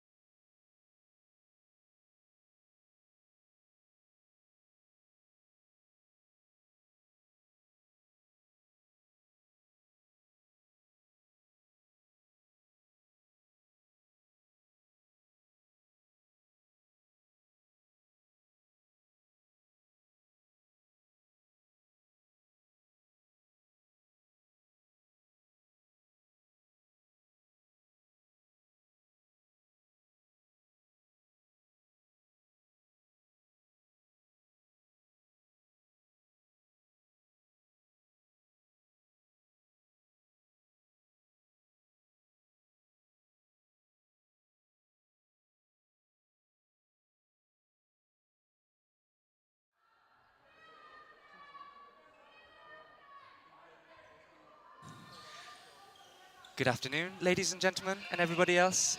My name is Sewon Lee, and my partner is Will Moses, and today we'll be doing the commentary for you. Welcome to the European Dodgeball quarterfinals, Northern Ireland versus Switzerland.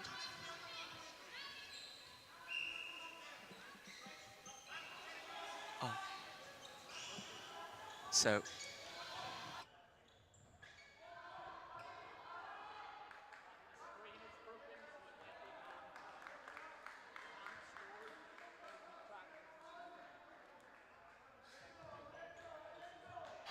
currently the screen is broken on the screen, so we will need to make our notes to keep score.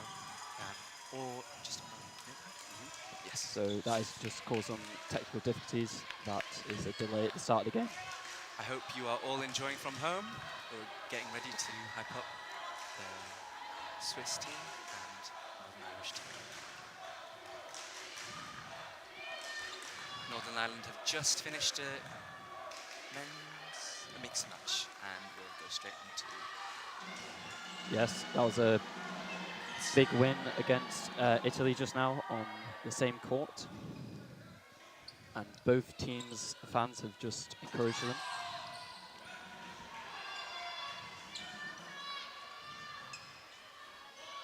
Yes, so we're just still waiting for these technical difficulties to be fixed, but we shall start in due course.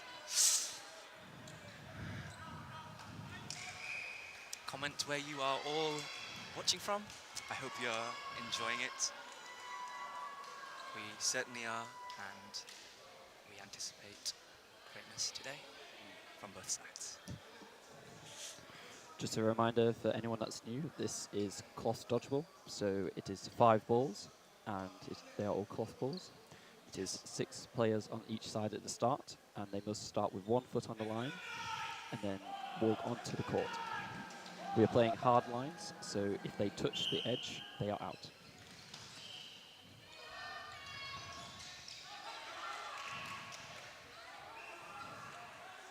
Teams line up. The activation line is always much further up on the European dodgeball courts compared to the British ones. So we should see how this goes now.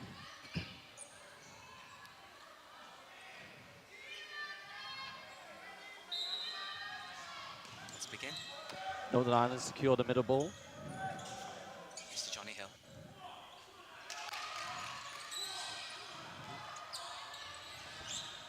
Nice hit. Switzerland secure the first hit. Very good. Hit on Sean Douglas there. Play. Here we take a shot. Very good. Northern Ireland looking for a response there. But good dodges by Switzerland. Here comes Switzerland. Nice dodge from Josh McElroy. And a block by the Swiss winger.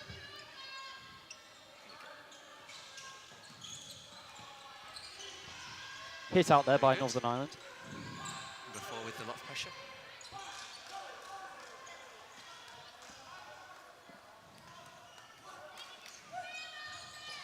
Nice hit from Kelvin's free throw. Very strong free throw there by Kelvin. And a nice dodge from Adam Hill. They're now 2 up. Here we go.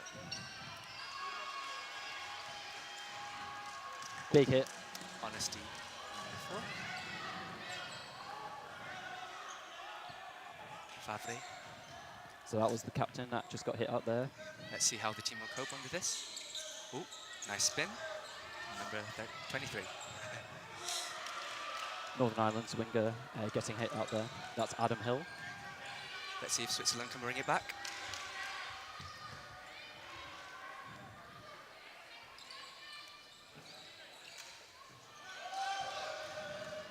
Nice 8-hit. Aaron Murphy with the throw there. Very good.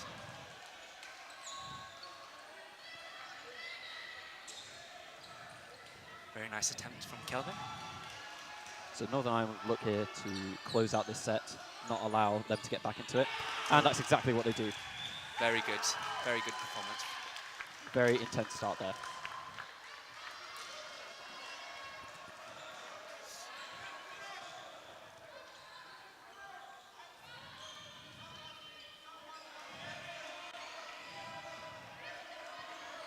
So the Swiss men's team are ranked 8 in Europe at the moment, and the Northern Ireland's men's team are ranked #1.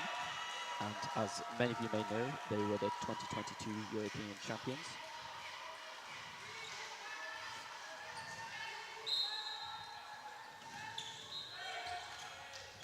Johnny Hill securing the middle ball there. Very good hit. 23.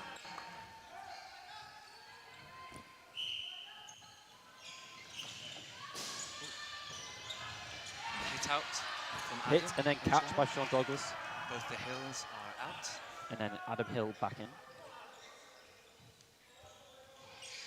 Nice dodge from Murphy. Legs high, leg swing.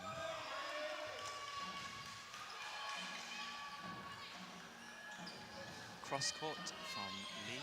Or The Swiss post throw is not connecting just there. let's see if they can make a good hit.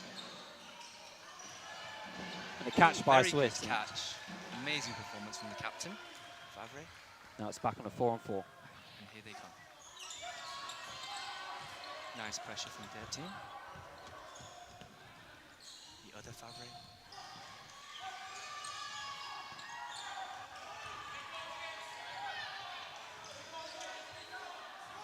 One more time. Ooh. Big free throw by Underhill. Very good. 37. Away. In that play, it was a trade though, so it's now 3-on-3. Right. Very good. Even teams are more imbalanced. With Northern Ireland in the lead.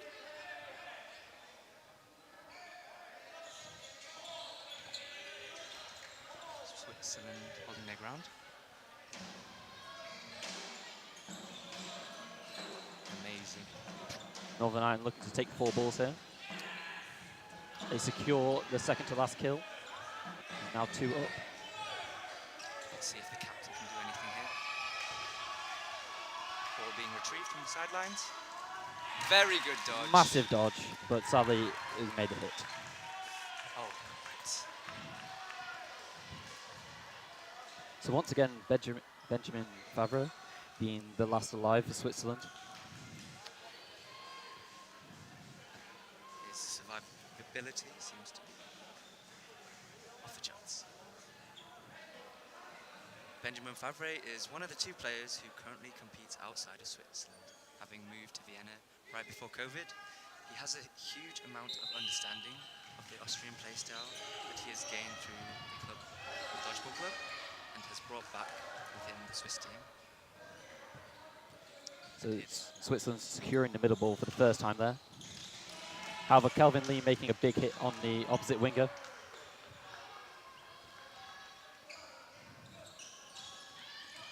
Very good high jump from Hill 7.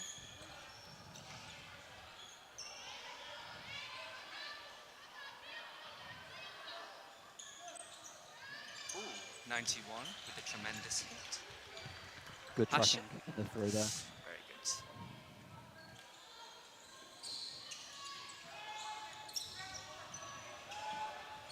Honesty from Sean. Douglas.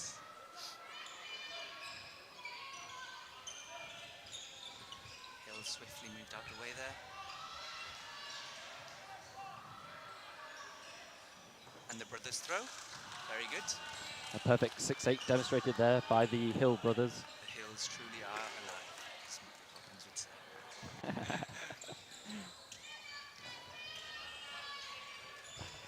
A block by Lee, and Northern Ireland secured the 3rd ball. Ooh, a hit from Kelvin Lee before. And here they go again. And an amazing hit and trade. Northern Ireland will look to take these trades now when they're up in the set. Number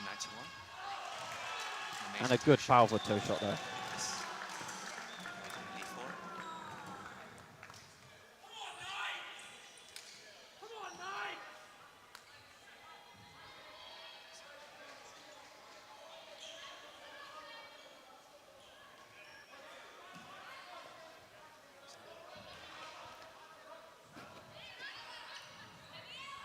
Let's see if they'll change their tactics this game, Switzerland. Northern Ireland are now 3 sets up. They retain the middle ball this time. Currently dominating the court. 4-ball play now. Aggressive throws. Both balls missing though. 8 and 4.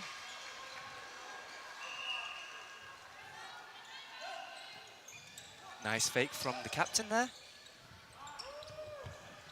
Making Hill flinch. Sean Douglas getting very close to the line on his dodge there. Just staying in though. Amazing hit from Johnny Hill. 13. Another hit from Calvin Lee, number 4. Oh. Seems to be a domino effect happening over there. Switzerland side.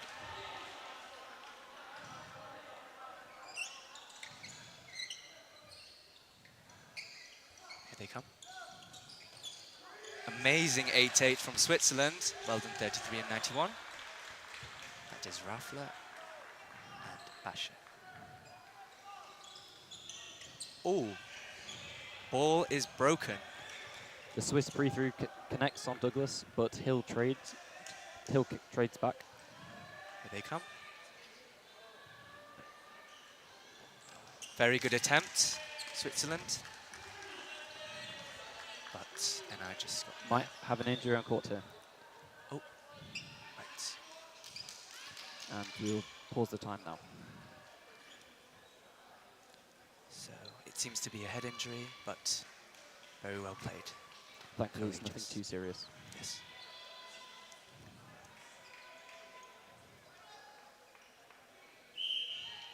Just getting ready to reset shortly.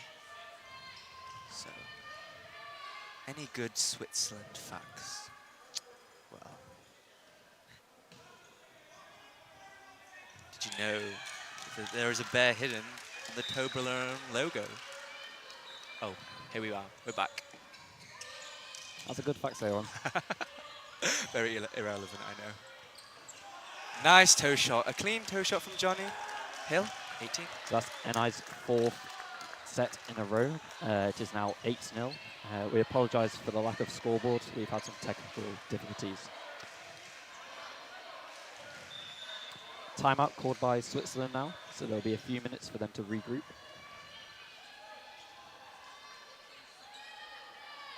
Will they speed up or slow down their play style? We'll see after this. I'm not sure, Sam, but they're going to have to change something if they want to get back into this game. Riskier plays are most certainly the option, but let's see if their endurance will last this.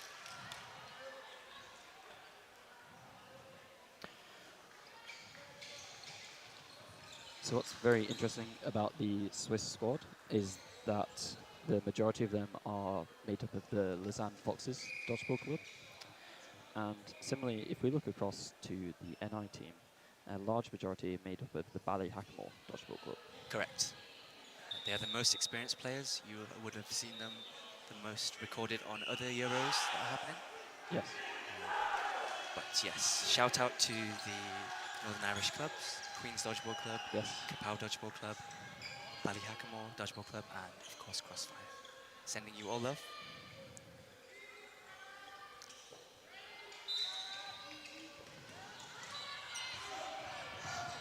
I hope these NI facts do satisfy you. Oh, and there are some double dodges from Hill 7. The retrieve to Douglas. 4-ball attack now from Northern Ireland. Oh, ooh, far right. Delayed throws. But still, accurate hits.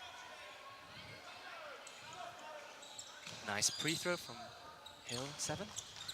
And honesty from 23. Kesiki. Nice hit from Switzerland from 7 and 37. Double 7. It's still 8-0 at the moment. Once again, apologising for the lack of score board. Balls rolling on each side. Resetting. Here they come. Interesting. Nice block.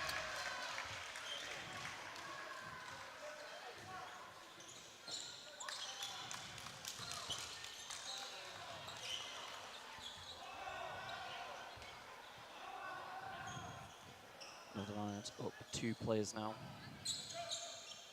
Nice duck from Josh McElroy. Number 10. The counter-attack by Hill is blocked. So looks like the Swiss are pressuring NI there. NI seem to be taking it nice and slow. Nice spin from Murphy. The ball bouncing there before it hits the Swiss player, obviously meaning that it is not a live ball after that. Ball was broken. Many balls have been broken. Let's go. 37 asserting in court. Let's see if he can withstand this.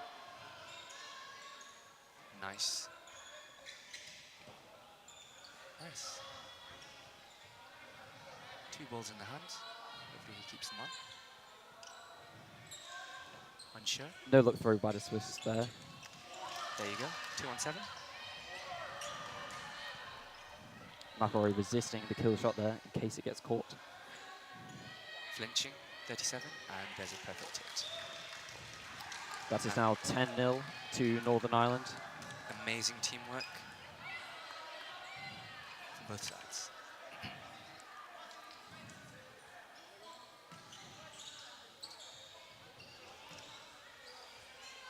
So we have Sean Douglas, number 8, running for middle ball again. Let's see who will win the contest. And we're up again. There we go.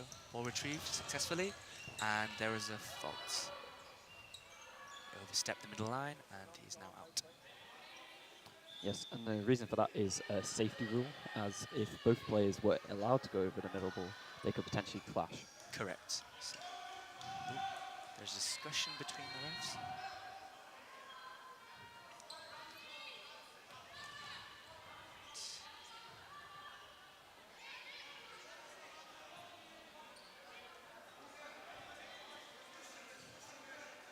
Maybe a debate of false start or not quite sure.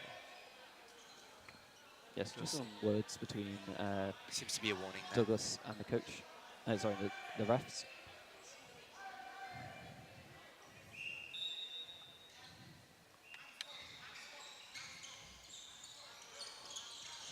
Amazing throw to middle. Long power arm from Hill.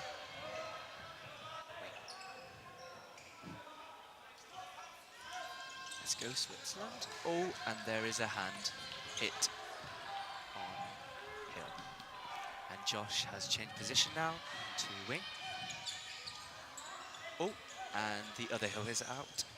Right there. Kelvin is hit out too. I think this is the first time in the half Swiss has been up. Yes, this seems to be a reverse domino. Let's see if Northern Ireland can withstand the pressure.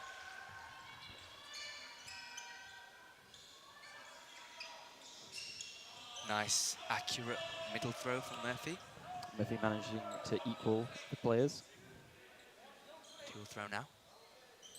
Nice, amazing smooth catch from Murphy there.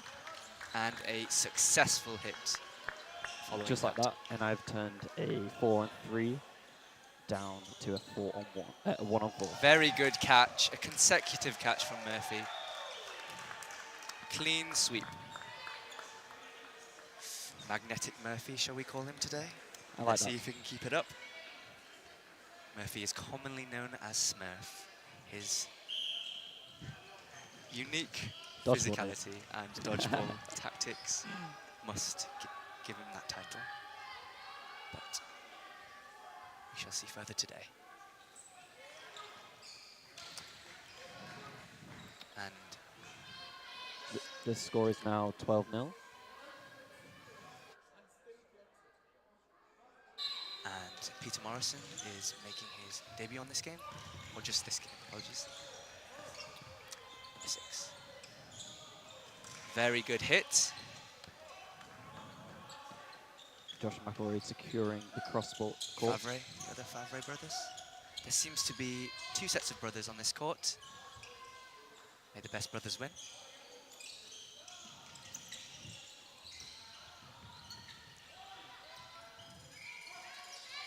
Here they come. Nice duck from Murphy.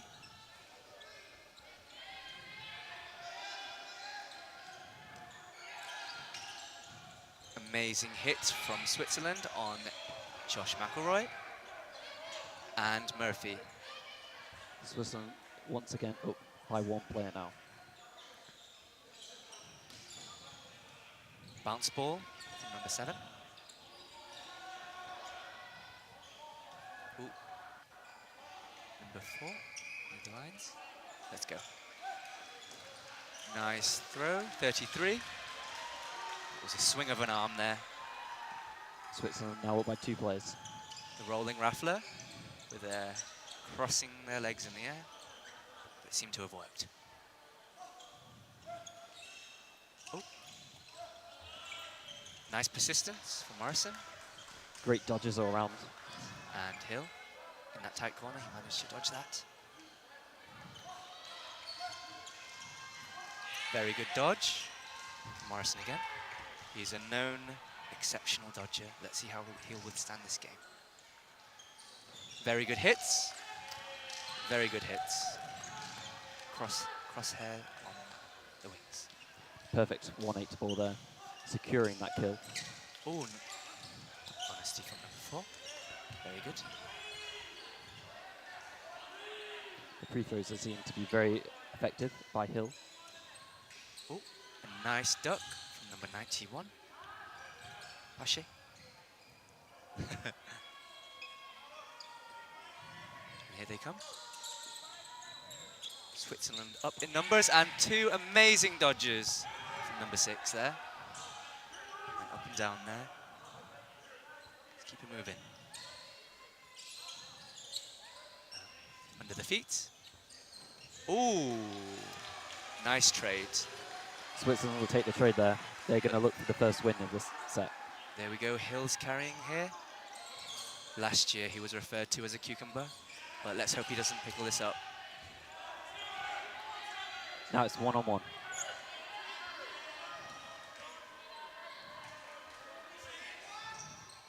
.20 seconds left. Amazing arms. Time.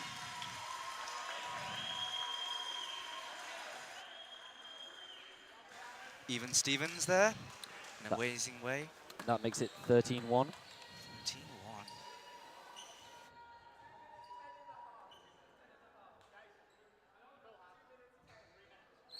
Apologies, 13-1 there.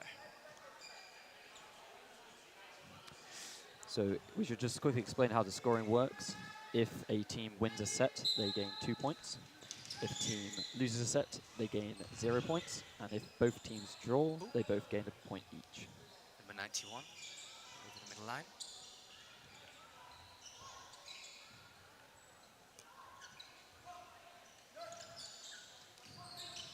Nice dodge from Douglas.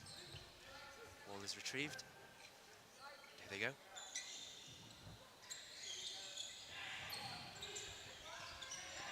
Nice pressure from Bruce, 50. Raffler failing to make the catch just there. It's a very hard chance to take, down by his side. Seems it is Bruce's debut for this match as well. Ooh, a fake from 37 and then a hit, but a successful one. Very good. And that was Debetas. Big dodges by Morrison and Hill.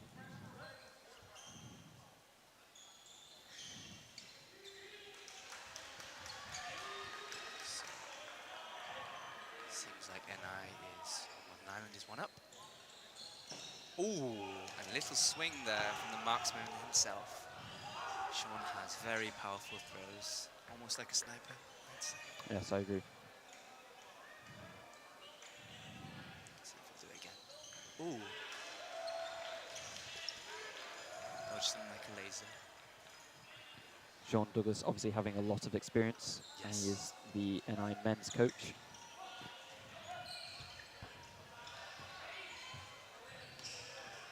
Is this going to be... 5 seconds remaining. They're going to slowly play. And that's the set. Set complete. It is now 15-1. Northern Ireland up by 15 points to the 1 point of Switzerland.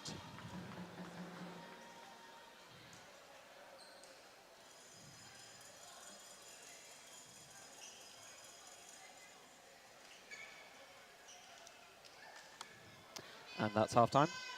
We'll be back in a few minutes.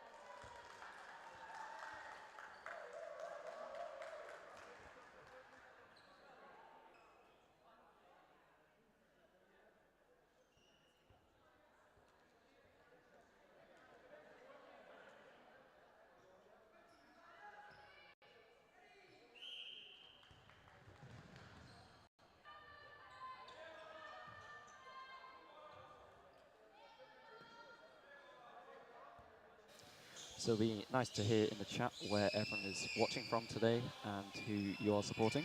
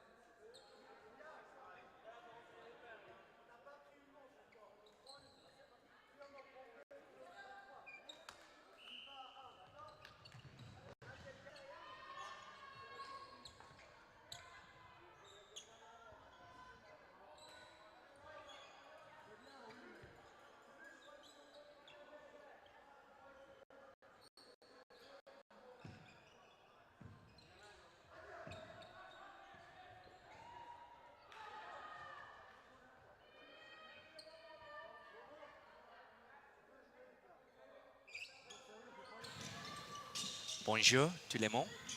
Welcome back to the men's quarter-final in Aussie Czech Croatia. It is Northern Ireland versus Switzerland. And hosted to you by Sewon Lee and Will Moses. The score is currently 15-1. Northern Ireland with majority balls and a nice swing from Cousins there. Brew with the first throw of this half-time. Amazing throw from Raffler. Amazing attempt. Switzerland making the first hit of the half, though. And nice pressure from Kareem, 42. And a successful hit on Morrison.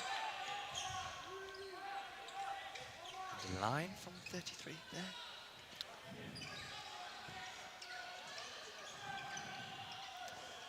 Amazing pre-throw from Bruce. And pressure. Bruce is very good at asserting himself on the court. Bruce dodging one, blocking the other ball there. And here he goes. Conrad flinching there, but he manages to regain control. And a 3-ball throw. Still. One of the balls coming under the net, almost hitting myself there. We are watching from the same side you are viewing, so I hope you're enjoying from this perspective as well. Very good block from Bruce.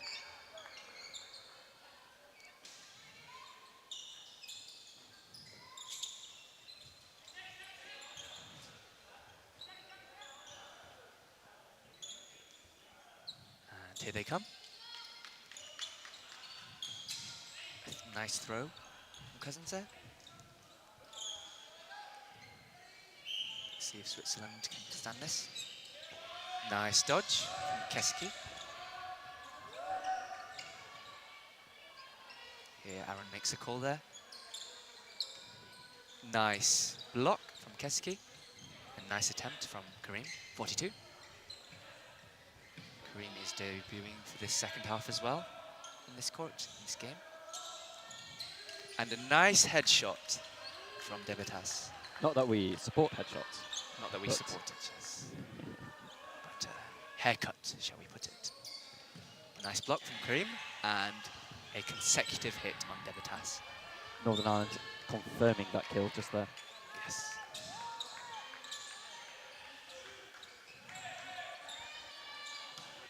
Let's see if Keski can make a difference here. Nice block from Bruce. He's going to tire him out. Majority balls on NI now. Let's see if they're going to make a safe throw or a direct hit. He's going to go for a catch. Now a dodge. Watching his feet, nimble on the legs. Nice block from Kareem. Cross court there. And a nice dodge from Cousins. Amazing. And that's a set. It is now 17-1. 17-1.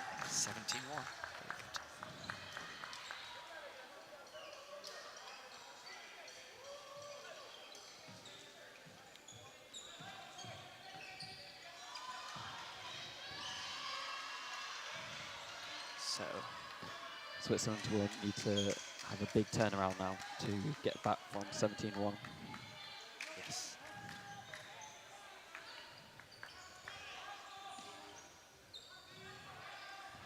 Gareth debuting for this game as well today.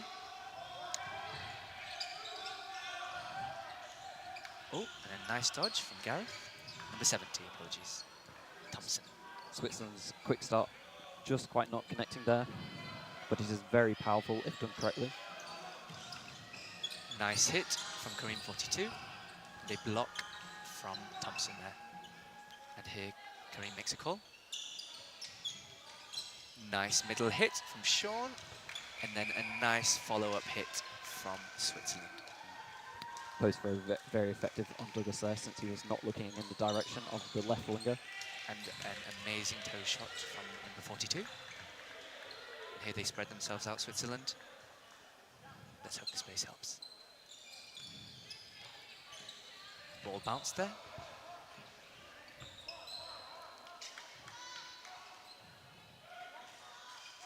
Switzerland coming for them. An amazing hit from Hinari, 9. And that's the power of a two-ball attack on one person. Nice power ball throw. And we see Novard mirror what just happened to them. Yes. Here they come. And a nice dodge from Gareth. Little limbo there. It's Thompson.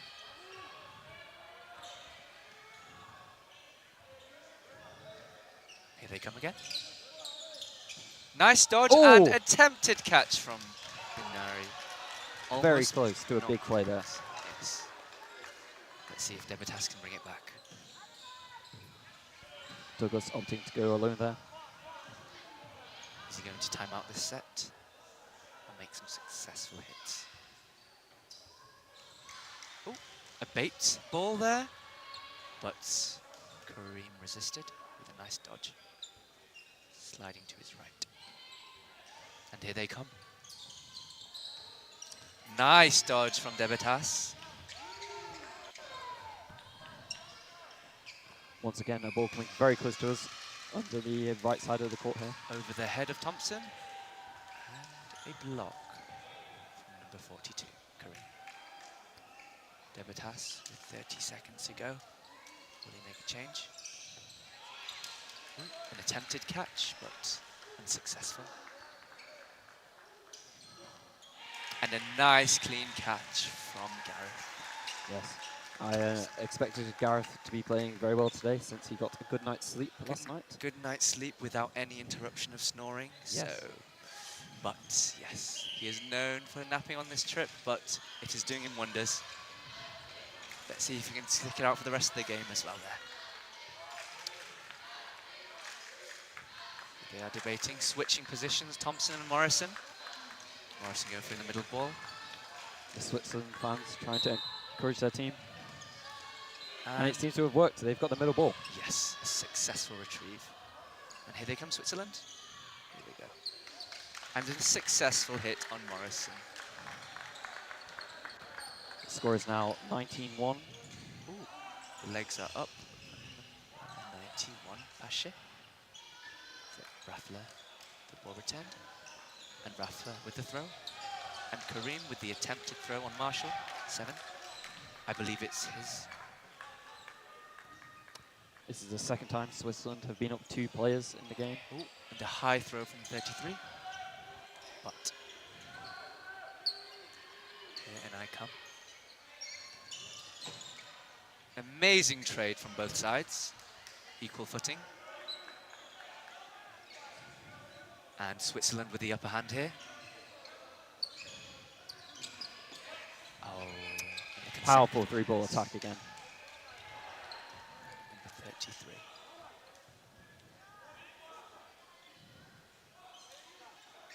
From Switzerland. And a nice dodge from Morrison there. He is a bit like a flying squirrel when he does that. Some say he has wings. I don't know. He doesn't drink Red Bull that much. The isotonic drinks are certainly helping them all. He is a big fan of Belgium in Belfast, though. Shout out to Mexican food. Any Mexicans watching? This is not sponsored, though. Apologies. Here comes Switzerland. Little bit of aggression. Nice attempt on the wing. Targeting Bruce. Are they playing a bit defensively here? Are they going to go for a pre-throw? And Wallace on court now. Oh, and a nice lunge there. Luke Wallace is known for his fencing, applying some French knowledge in another form of the sport.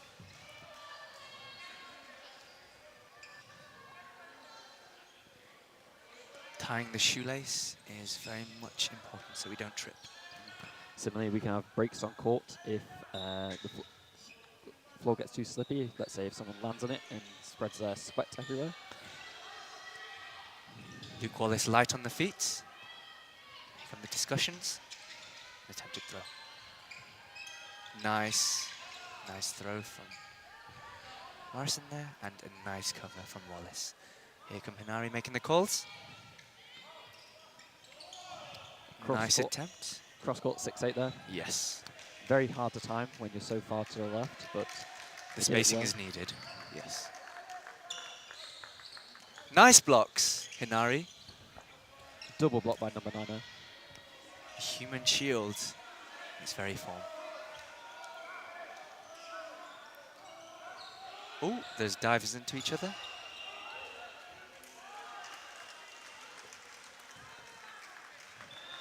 Shout out to Natasha for the Belgium reference. That is now 21-1, and the good news is we have our scoreboard back. 21-1. So we're halfway through the second half. Say one? Yes.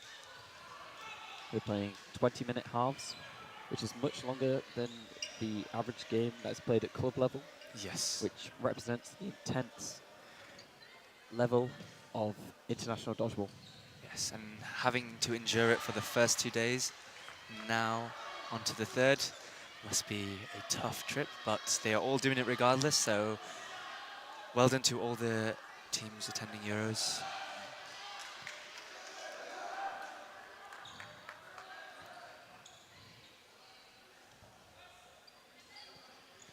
And there on Josh's leading the NI squad. He is the charisma card who can motivate the team. And here they're coming in for a call. There they go. Nice claps from 13. Team spirit is what this sport is all about. And here they go again. Exactly so. Team spirit and momentum can win you dodgeball matches.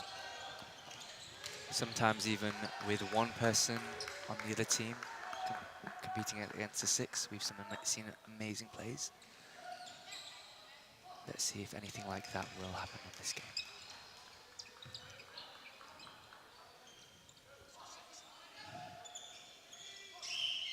Nice dodges from Wallace. High legs there. Kareem making the calls. Here they come. Was that 2 cross courts at the time? We have to remember how these dodges can take a massive toll on the body over the course of a few days. Yes. So they need to stay hydrated and make sure they warm up. I've seen teams, especially the NI team, warm up almost 40 minutes, 45 minutes before, but it seems to be doing the trick. I'm sure all the other teams are doing the same also. Yes, the constant dodging left and right, jumping up and down, and diving to the floor can take a massive toll on your body, like I just said, and injuries are quite common, especially in the ankle. Yes. And also finger injuries from dodgeballs hitting them. So the tapes are needed, but all is well. And there was an amazing 8-8 hit that just went by there. Ooh, and an amazing hit on Bruce from the Swiss team. And a tombstone catch there, that is. Would you like to explain that, Will, what a tombstone catch is? I actually don't know that. Please explain. Oh, so it is when you go to the ground, you're almost sitting down, but you still manage to catch a hit. Oh, an amazing block from Debetas. They went for an 8-8, but it almost hit his head, but it did not due to the ball there. Here they come, Switzerland. Amazing high knees from Morrison there. Kareem making the calls. These are the young players from NI, but they seem to be doing phenomenally. Yes, Debetas 37. And a Attempting hit to catch on Favre. Oh, the brother has been eliminated. Let's see if the other can avenge him. Nice block. Nice block again. 3 balls on Swiss's side. Favre will have a lot of work here to do to crack this And game. a nice mid-air catch from Morrison there. Clean finish. That's the danger of a player of this caliber. Big dodges, but also he can turn dodges into catches just like that. Yes.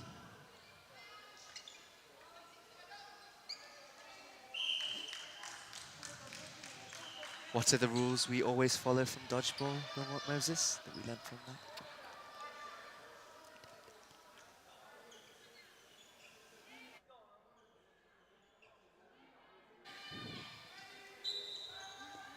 It's dodge, duck, dip, dive, and dodge. Very good.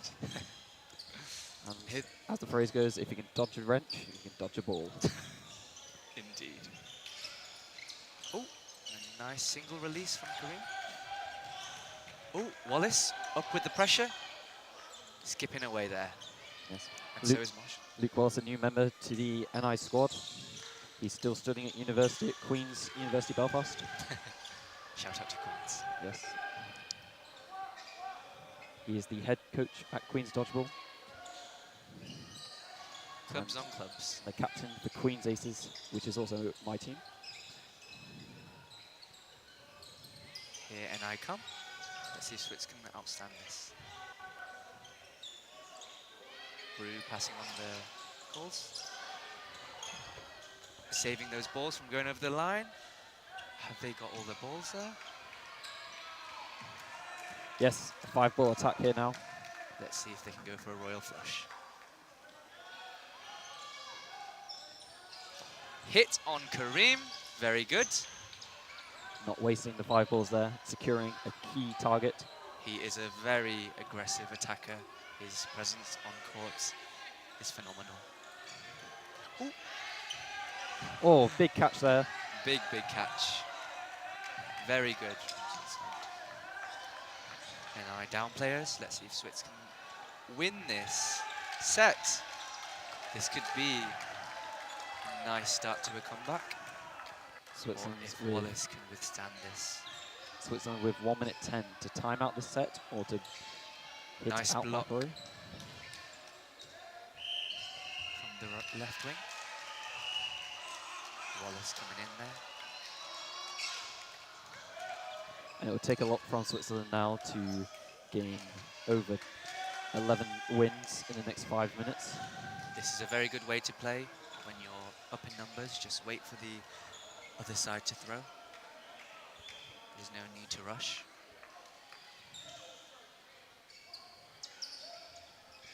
Steady control from Wallace there.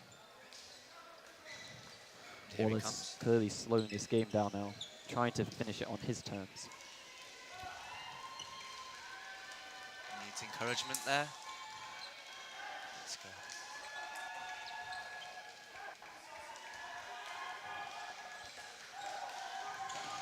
Oh, and there was a suicide there from number 33 there. Jumping over. I don't know, but that was a great set by Switzerland there. Yes. I mean, see how it's lifted them up. Hopefully this will be an interesting last 4 minutes to the second half. Indeed. Amazing chant from the Swiss. Encouraging their team. And on that note, the Swiss Dodgeball Federation was first established in 2016. Prior to that, there was Swiss teams entered, but not officially. So officially, Swiss only first entered the 2016 Euros in Paris. Oh, and a double. A rebound. 5 and 50. Times that by 10. Oh, and a miss. Nice dodge from Cousins there. Switzerland will be feeling the momentum here, coming to the end of the game. Yes. Oh, and a nice dodge there from Blue Cousins. Legs in the air, almost perpendicular. Parallel, apologies, to the ground. Brew Cousins is one of 2 members that of the NI squad that doesn't play in Northern Ireland. Yes. He's a Manchester Bees player. Shout out to Manchester Bees. Oh, and an amazing rebound catch there from Debetas. They're up players again. Let's hope Northern Ireland doesn't lose their momentum for the rest of this. Ooh. Dodgeball! Dodgeball there. So dodgeball is what we shout when 2 balls collide mid-air. Oh, very good from Switzerland. Are Northern Ireland losing their momentum? Are they needing to recuperate?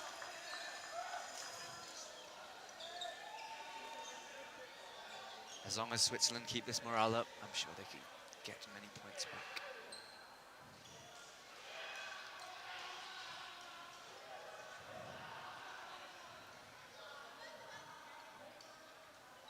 Yes, Switzerland will definitely be feeling the momentum now, but they will be looking at that clock, and I'm not sure they will be able to get back in the game just in time.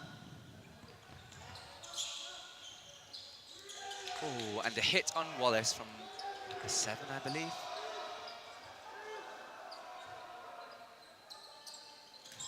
And a hit on their 7.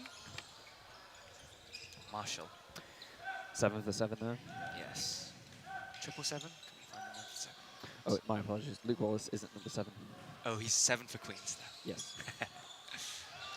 Ooh, and a hit on number 70 and 42. Let's go. Don't lose your momentum, Northern Ireland. You shall be. So Switzerland up by 2 players once again. Amazing play from Debitas. This will be the final set if it does time out. We are in 55 seconds left of the second half.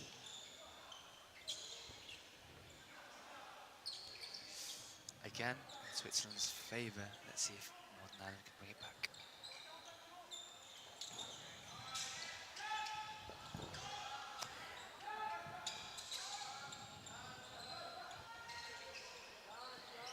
Interestingly, Switzerland and Northern Ireland both have a similar club size to each other. They both have 4 or 5 clubs and a rough number of members spread across the nations, both with approximately 80 to 100 players. Very lovely fact there. Oh, oh, oh. And an X made an unfortunate misattempt from Cousins there, but And that's time. that is time for Switzerland again. Winning points. And that is full time. The score is 25 to Northern Ireland. Sorry, 23 to Northern Ireland and 6 to Switzerland.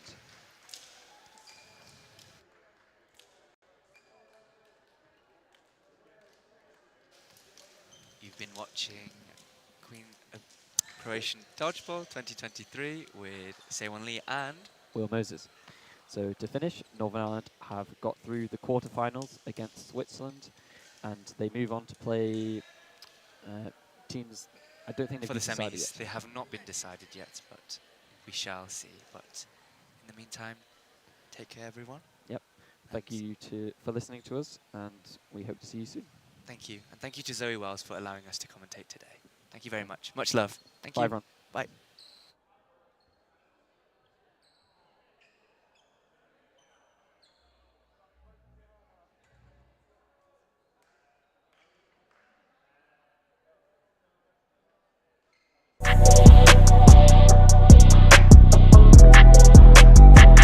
Do number 1, dodge the opposite direction of the thrower's arm. So for me, I'm right-handed.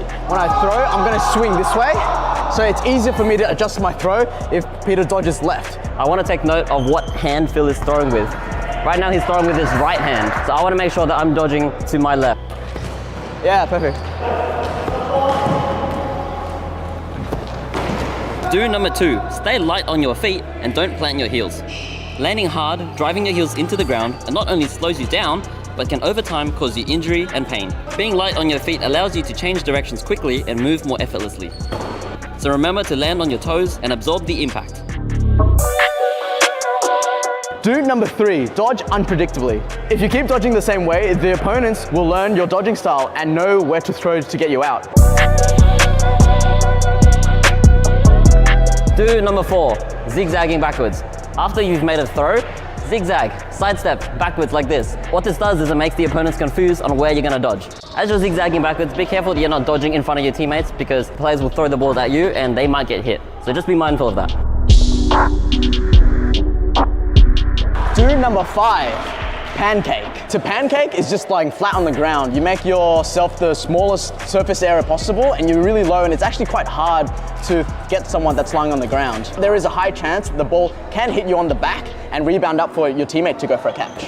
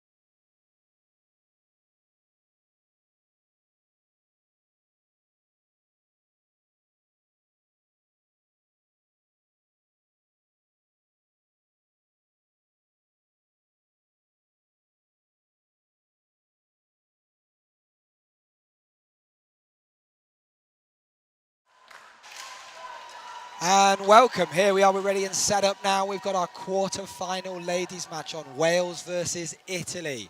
Thank you for joining us here on Court 4 on day 3 of the 2023 Euro Dodgeball Championships here in Croatia. My name's Will Robinson. I might have a fellow commentator coming up soon. They might be a little bit busy. We'll see if someone joins me, but for now, you're stuck with just me, I'm afraid. Let's see how this match plays out. Two relatively different play styles, I think, here. Wales will be, I think in comparison at least, looking more to powerful throws. While they're all great catchers, but I think it might set Wales apart here, powerful throws. Italy, on the other hand, all absolutely phenomenal catchers. They really are looking to take all of those single ball catches every time they come. And also showing us a lot of great control in the games coming up now. I've just been rushed in and joined by my fellow Robinson, Sam. Nice to meet you. Yeah, how are we doing, guys? Yeah, a bit of scheduling confusion, but I'm excited for this game. Yeah, me too. I was just saying, I think maybe to set these teams apart, Wales probably looking at the stronger throwers and Italy like the stronger catchers. Yeah, I would agree, definitely. Yeah, I think it's a big match.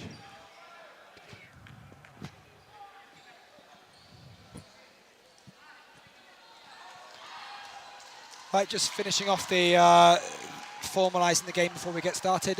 Both our referees, you can see them in the black polo shops, just gathering around that TV that you can see towards the right-hand side of your screen, just making sure that we're technically all good to go. I think, Sam, as we talked about a couple of days ago, the organisation and the technical stuff that's been done around this tournament really, I've been very impressed. Yeah, no, I think it's been impressive. The organisation, the setup, like even stuff like the streaming's been really sharp. And I think it's been a successful tournament all around. And credit to the Croatians for putting on such a show. Fantastic. So we're on Court 4 here in Hall 2. Next to us on Court 5, we've got a match, Belgium versus Spain ladies. We'll try and keep you updated on some of those scores, but no promises. We'll see what happens on this match here.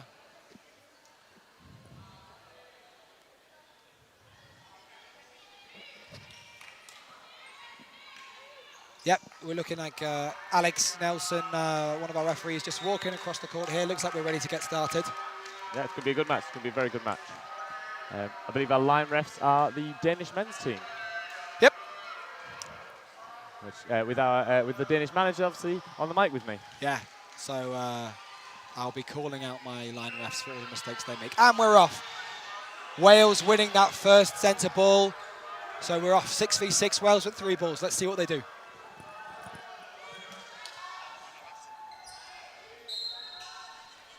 I think the Italian player not quite sure if she's out. She looks towards the referee. Referee calling bounce and we're off. I'm now swapping Sam for Sam, so we say goodbye to Sam Robinson on the stream. Welcome, Sam Ward. Hello, welcome back. So yeah, we're in this women's quarterfinal, still 6v6, just 30 seconds gone. Good dodging from Mans.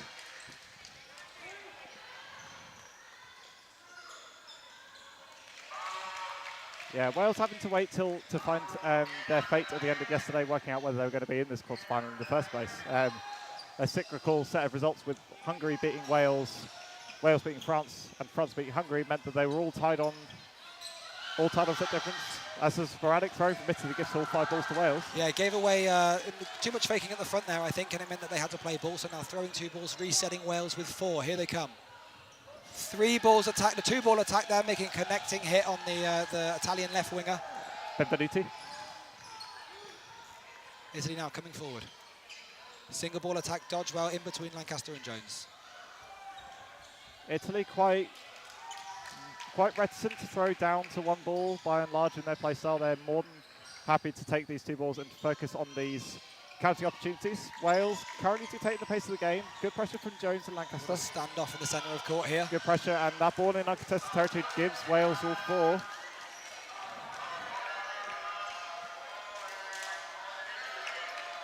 Two balls incoming. Double ball attack there from the Welsh. Ducked under by the attack. Nice dodging from Campo, the captain, to get under those 2 balls from Storch and Gudgeon. Mans takes the wing. Lumley gets low, gets out of the way of it. Nice pressure from Italy, commanding a lot of territory here. Free throw onto Mans. Wales are like set with 4 once again. They're on play ball here. And a wayward shot from Lancaster results in the catch in the middle. The high press there from Italy working out really well, really making Wales struggle to come forward and take that territory. Accomplished exactly what they wanted to do. They put Wales on play ball and made them panic. Even with 4 balls, they weren't quite able to make that hit count. Lumley doing well to get out of the way of that counter from Campo. Italy coming forward now with 3. Double ball 2 attack. balls Dodge. onto Jones. And an amazing point-blank catch from Zanon onto Mans. Italy being a little sloppy with ball possession, but getting away with it on that occasion. And a 3-ball attack, and it looks like Zanon's taken a bit of a knock to the face. I think it's 3 Italian players walking off after that attack. Wow. We see ourselves 4 versus 3 in favour of Wales. Wales with just a 1 ball. And that's time. Wales salvaged that set out of nowhere. That multiple possession that Italy kept giving them ended up coming to bite them in that one. Wales take a 2-0 lead.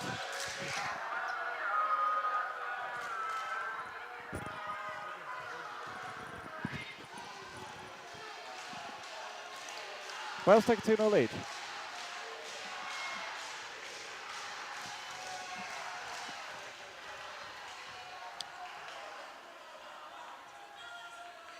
Plenty of noise from both sets of fans here. Both Italy and Wales in fine voice in the stands to our left. So contested middle ball, Wales winning it, but not clean. They won't be able to quick start here. Coming forward now with a 3-ball attack. High press coming up from Italy here. There's not enough territory here on that'll be easy for Wales. Single from Storch, looking at Benvenuti. Great advance here up the Italian left wing from number 35, really pushing Jones back from Wales. A sneaky attack there from the Italians. Gives away ball possession, though, no hits coming. Yeah, Benvenuti not one to back down against Jones. It's going to be an interesting duel on this near side. I think Single looking for Zanon. We're seeing some cagey first exchanges at the start of this match. 30 seconds now, no hits, but lots of faking, lots of pressure. Good dodging from Gudgeon. Gets out of the way ball from Zanon. Italy very high on this press, forcing the Welsh wingers back. Single release and another bit. Wales being a bit lacklustre with possession on that occasion. Italian coach Lovely, there shouting and Mans going a bit wayward. 5 balls here for Italy. What can they make of it? They throw 2 at Jones. He gets out of the way of them. A 3rd one incoming. And that's 3 balls for Wales, and they haven't lost a player off the back and give away 5.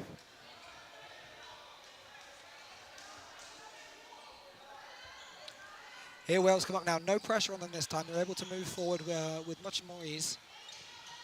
Storch gets out of the way of that counter, and an exchange in the middle sees Zanon exit the court. Wales still with 6 after that. We've got a 6v5 game, our first hit after halfway through this set. Yeah, it speaks volumes of the kind of dodgeball that both teams are playing. Both teams very, very cognizant of the catching and dodging ability of the team. Italy invests 2 balls to take out Gudgeon. Lancaster sends one back at Benvenuti. Blocks back to Wales though, and they retain ball possession. 2 balls here. Cross court look for Storch. I think Wales looking maybe for a punish there, but pressed back by the Italians. They'll set now with 3. Yeah, Italy releasing from the middle, allowing the 2 wingers able to offset any countering opportunities that Wales have. Pre-throw onto Mans is blocked, and then Storch is there to punish. Clever heads-up play sees the end of Bertuzzi. Yeah, about 45 seconds now. 6v4 Wales. Lancaster gets low from that cross court from Campo, the captain.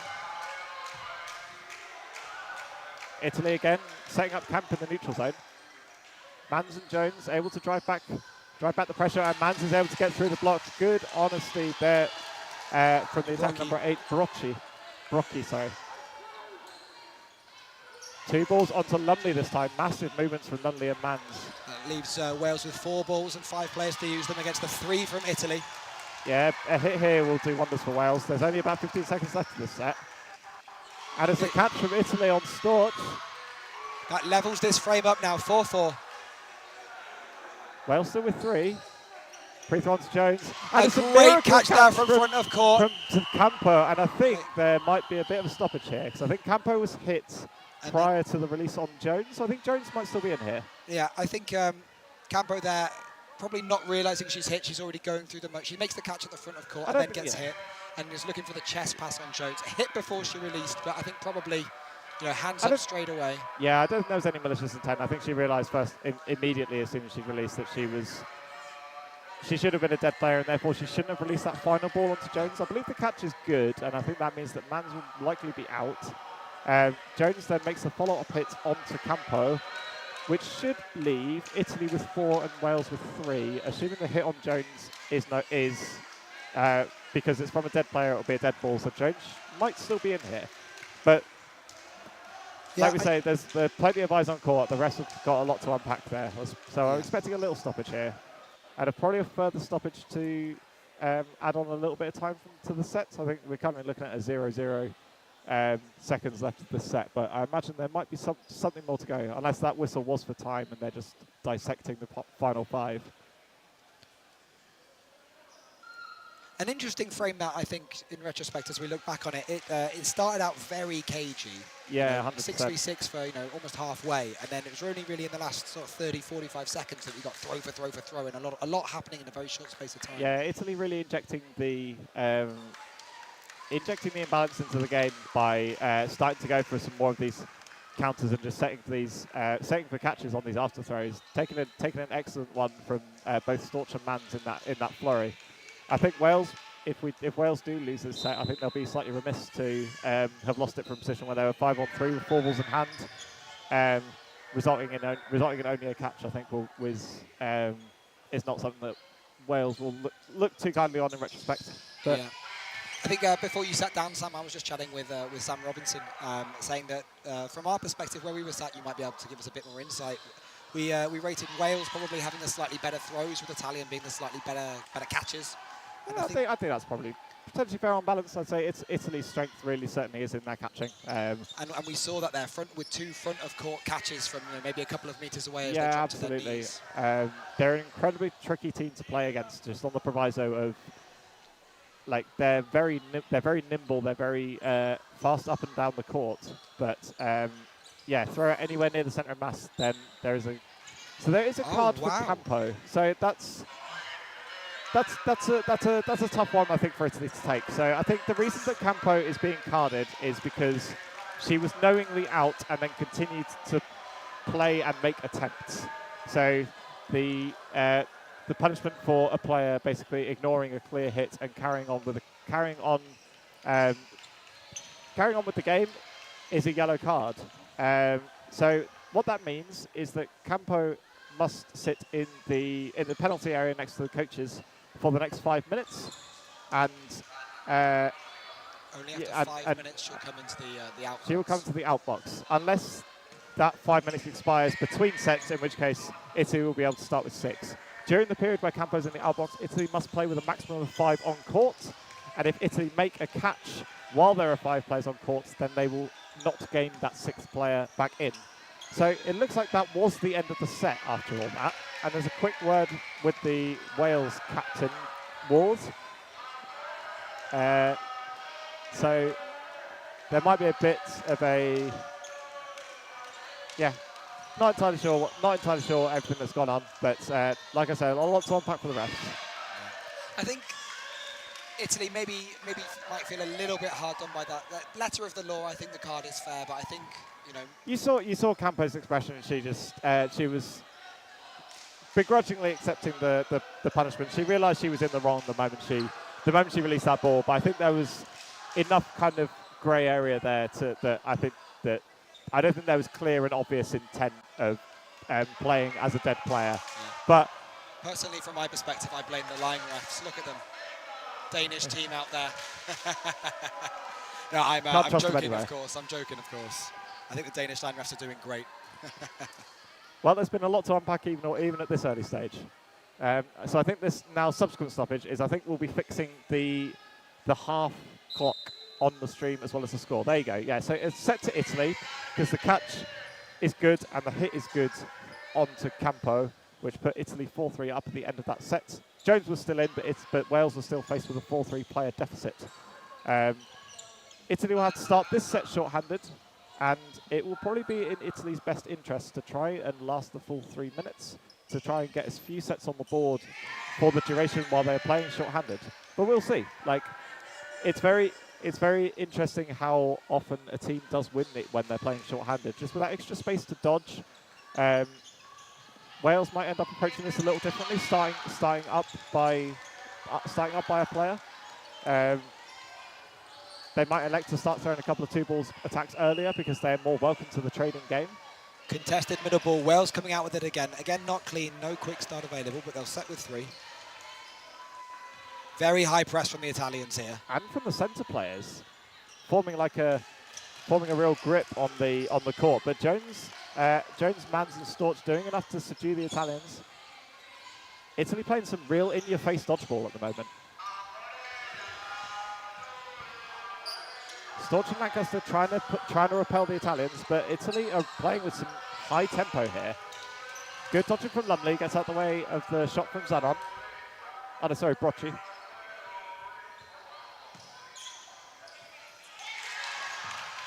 We're seeing a real contest, I think, on both wings. You know, But great shooting from Lancaster. Tracks the dodge from Brocci, and it just grazes her knee pad on the way through. Good honesty from the Italian to get out of the way and call her out. Mans gets out of the way of that single from Zanon. Double pre-throw from Italy gives 5 balls to Wales. They're on play ball here. They're going to have to go. And a catch there from number 18, Georgie. Hit it from Lumley in the middle after Georgie makes a follow-up hit on Lancaster. Some crazy trading resulting in a 2-for-1, I believe, in favour of Italy. So we were at 4-3. Italy are a player down as it currently stands nonetheless.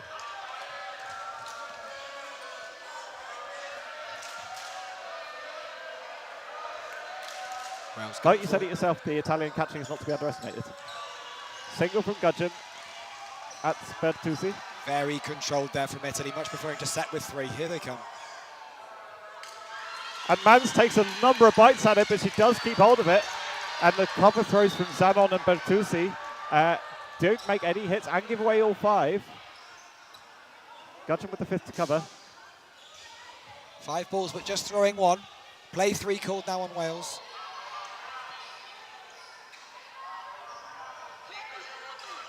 And they send a lot on Zanon, but I think she gets away with it. 4 balls now for Italy. Storch entrusted with the last ball for Wales. 2 balls, take out Gudgeon. 1 player game here. Wales still the advantage. 40 seconds. Block from Storch, and Zanon. Jones gets away with murder there, throwing 1 straight into the chest of Zanon, but it slips through. 4 balls here for Wales. Will they look to aggressively finish this off, or will they manage it out? Yeah. That tells you, yeah, good honesty again from Bertuzzi. Yeah, slightly scattered timing on the Welsh group throws. I think that was the undoing of them in the middle of the set. They were well in control, and then the catch in the middle from Zanon required some heroics from Mans to get Wales back in the driving seat. Yeah. I think when you get to the end of a game there with 3-1 up, you've always got 2 choices. Do we throw lots of balls and try and secure that hit, or do we go for sort of a very close but off-target throw, see if we can make them fish for the catch? And Wales, they're electing to go for a multi-ball attack and getting that clip on the arm. Which I think is the right decision. I think there's it means that Italy have to have more of this set with 5 players. I believe that I'm not entirely sure how long is left on the 5-minute clock. I think it's 13 minutes when we reset after the yellow card. Very nice. So I think that means that, yeah, so there's going to be about a minute and a half left of that card. So any catch given away in the early stages of this set will not be of detriment. And there it is. Just as well, because that was a very nice take from the Italian number 20, Del Pane. And the follow-up hit onto Storch makes it a 4-on-4. Number 20 there from Italy being called out on the lines. Okay, so I believe there's a bit of a... So I think, yeah, Italy are saying no catch on their own player. So I believe that means that Mans should be back in. I think the hit on Storch is still good. Mans returns to the fray.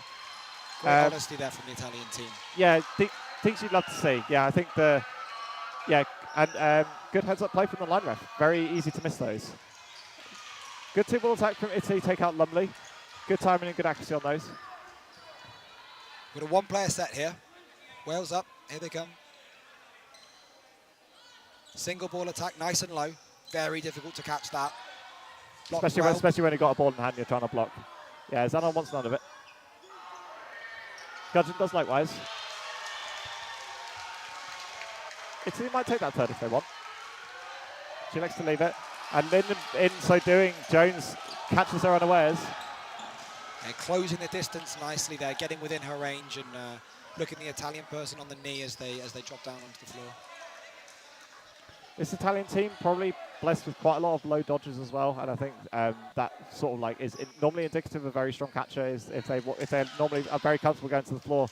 Wales throwing 2 very accurate throws there to not give those catching opportunities, and actually secure a hit there on Benvenuti, I believe. So the yellow card over now, and the Italian yellow carded player steps now into the outbox. Yeah, so Wales have the opportunity about playing this how they like. Now knowing that Italy will start the next set with 6 players regardless, they have the opportunity to play it safe or play it aggressively. And that catch again from Zanon. Is that from Zanon again? I believe so. Yeah, play 2 called there, and 2 single throws at the same player. You know. Yeah, I think Wales need to dial in their group throwing a little bit in terms of timing. And great honesty once again from Zanon. Clip from Lancaster on the shirt as she goes through. Yeah, I think Wales potentially getting in their own heads a little bit with the... and good shot from Gudgeon once again. But again, the timing a little bit skew from Wales. Yeah, Clark, the coach, might be saying something similar to his team. Nonetheless, Wales with a 6-2 advantage. Italy back up to 6 players. I think 6-2 probably fair on balance, but I think the Italian team will be very happy with the performance so far. It's not been the 3 sets that they lost easy sets. They've been very, very tight and definitely still all to play for in this half. And a timeout taken. Yeah, I would 100% agree with that. Italy have really shown what they're capable of in a lot of these sets, and there have been a couple of times where Wales have got away with a bit of disjointed group throwing, or Italy dropping a catch that was right in the slot, etc. A couple of catches that stick, and maybe a throw that hits, and we could be looking at 6-2 the other way around. Yeah, absolutely. But I think that those are the kind of risks you got to take against such a catch-heavy team. That realistically, you can't just ignore all the catching threats, because there are too many of them for Italy. Wales back in their arms, and it's paying dividends for them so far. The aggression up court from Italy was relatively well navigated by Wales as well. I think a lot of teams would be easily off-put by such high pressure. Yeah, by the high pressure, that Italy being happy to play close quarters dodgeball. But Wales able to drive them back and play at their own tempo to some degree. Italy also been relatively comfortable throwing down to 1 ball, which I think was potentially not what Wales were kind of expecting or prepared for. But I think Italy kind of back their individual catching and dodging ability, that they can probably get out of the way of a lot of these multi-ball attacks from Wales. And to be fair, the multi-ball conversion from Wales has been probably one of their weaker points, and that's been where Italy have been making these catches. Yeah. I think if I was the Welsh coach in that huddle, I really would have been talking about getting those group throws on the timing, because it's been when those disjointed throws have happened that the catches have really been sticking. Yeah, 100%, and it's really hard. Italy have been making it really hard for that group throw to stick. They've been applying a tons of pressure. There's been big movements. They've been pre-throw heavy. Players are always second guessing to try and.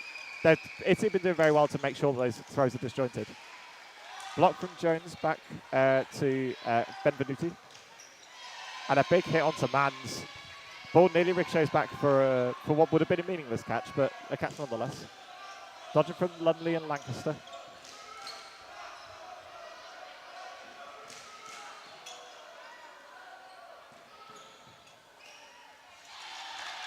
Jones puts her arm through that one, and it's good. Too hot to handle for Giorgi. Lottie goes low. Gudgeon ducking nicely under that one. Yep, slipping back into my habit of calling my players by their first names.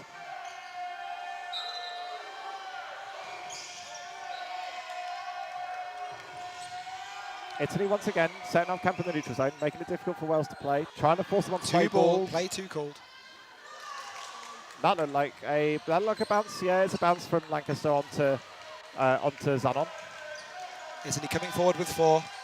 Double ball attack on Lancaster, catches the first one. Very nice from Wales. Yeah, Del Pane's gone as well. Great pressure there from Jones, allowing Lancaster to get up court with her and collect that fourth ball. Yeah, I was struggling to work out from the angle, but I think that was a catch from Lancaster. Yeah, she caught the one down the line. Yeah. And gives away four balls to Wales, which they then use to great effect. Lancaster jumping nicely over that counter. Yeah, Campo and Zanon left on their own. Zanon sends one. Wales have 3 here, and they've got a minute left. They might elect to play this safe. We'll see.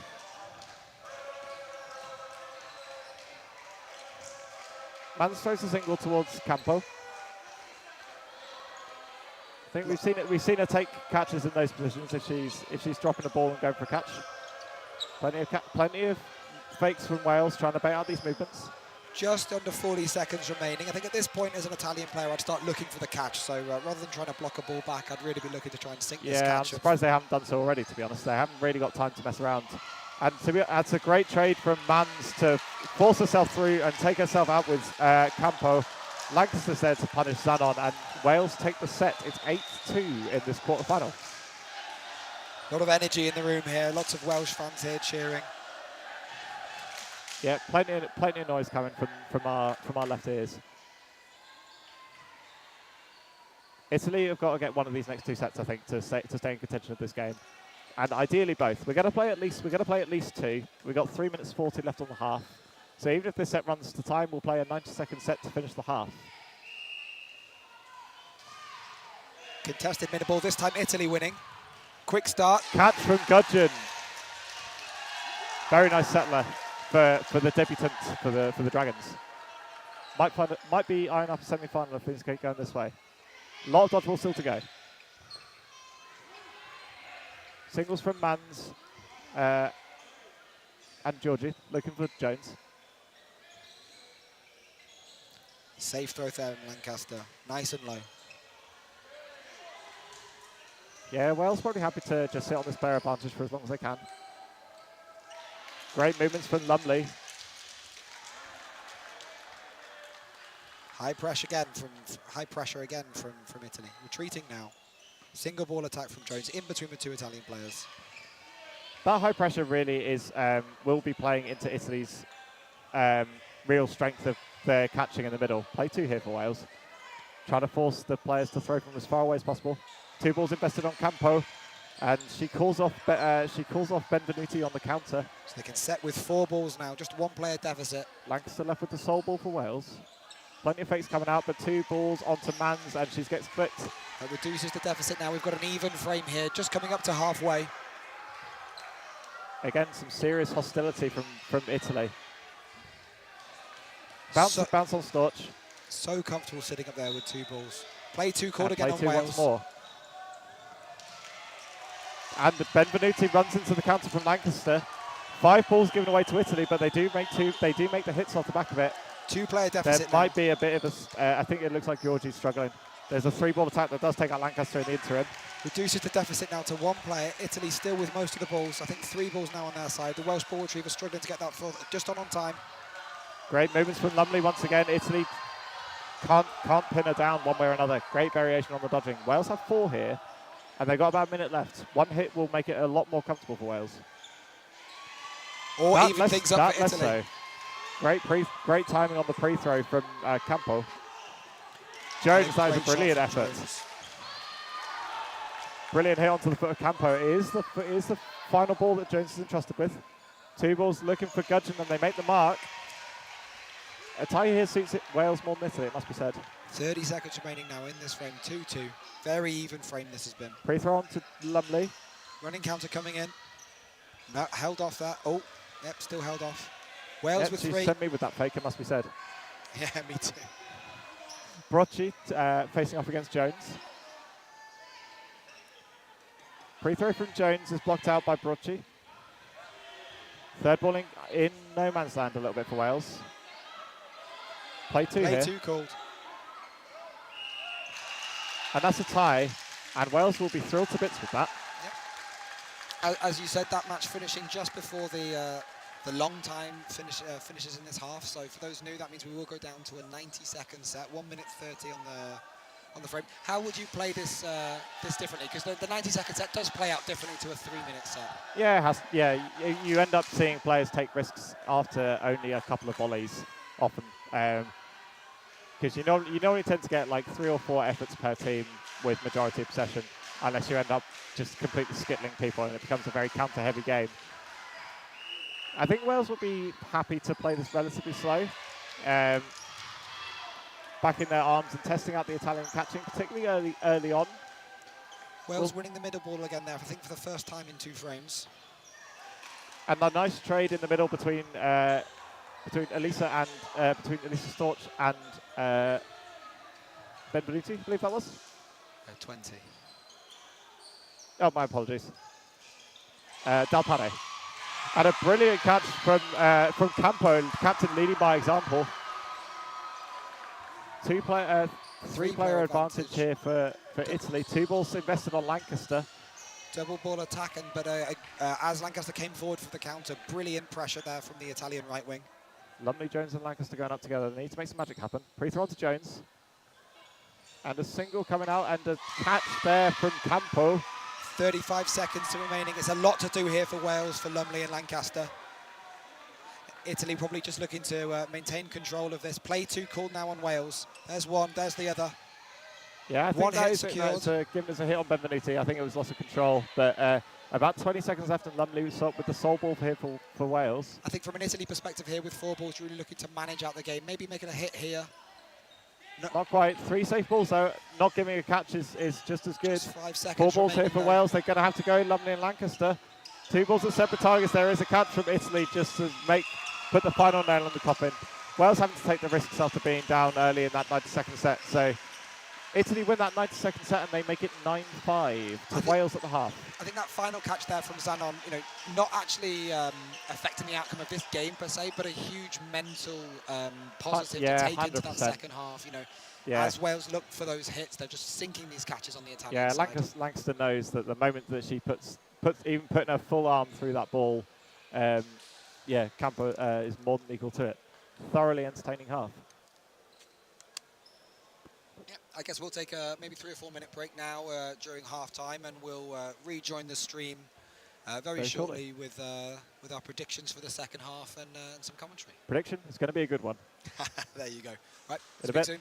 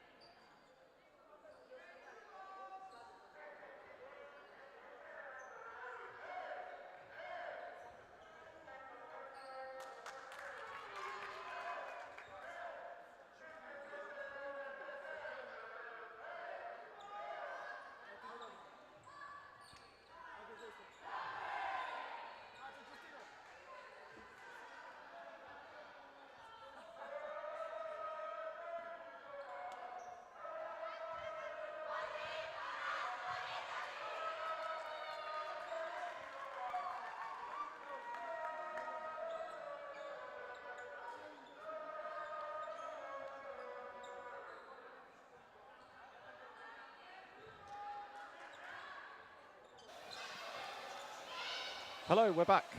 I think there's probably about 30 more seconds or so on the half-time clock before we kick off the second half. Wales with a 2-set advantage is currently 9-5. Looks like there is a change on the Welsh roster. It looks like another Jones has come on, Charlotte Jones this time, joining her namesake Amy Jones, the Welsh number 15. Looks like Jones has come on. So this is not going to get confusing one bit.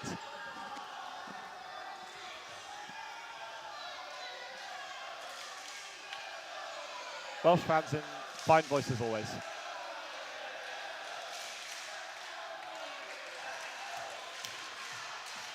And the Italians respond with gusto. Thoroughly brilliant atmosphere, and you expect nothing less for a European quarterfinal. Exactly. It's been so far 2.5 days in great spirits, I think, on court here in Croatia. Absolutely fantastic energy for all the matches. And we're off. Contested middle ball. Wales coming away with it. I think they probably won most of the middle balls, but lost a couple in that first half. Yeah, indeed. Lumley got the better of her opposing middle runner. Man sends one at Zanon, just a bounce, gestured by everyone, including both the players. Wales coming forward with a lot of fakes now to push that high press back. Oh, unlucky from Mans. Kicking herself after that one. Zanon raises a hand of apology, trying to get that covering release. Wales have 4. They haven't been brilliant with them so far. And a clever block up from Benvenuti, looking for a teammate to come in for a catch, but no joy. Italy still with the player advantage.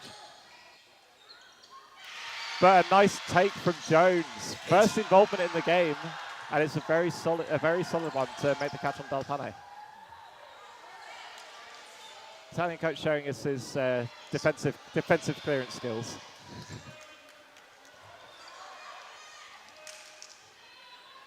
Georgian Benvenuti applying pressure as always. Pre-throw looking for Jones.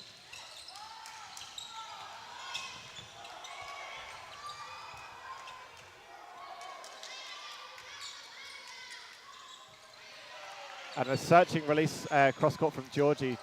Clips the back of Jones on the way through. And that's a couple of cross-court shots in a row there from Italy. The first one getting caught, but the second one getting rewarded with that hit. Yeah, it shows that they're more trusting of their single ball game now, trying to throw them in more dangerous areas, but give a bit more credit to their fakes to make sure that they disguise where it's going for. A slightly more orthodox release from Zanon at Storch, but no hit made. Lancaster keen to play with 2. Benvenuti sees himself up court. The covers there from Brocci and Georgie. Oh no, sorry, Zanon.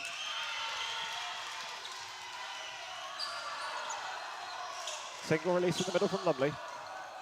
And a nice response there from Campo. Clips the feet of Mans.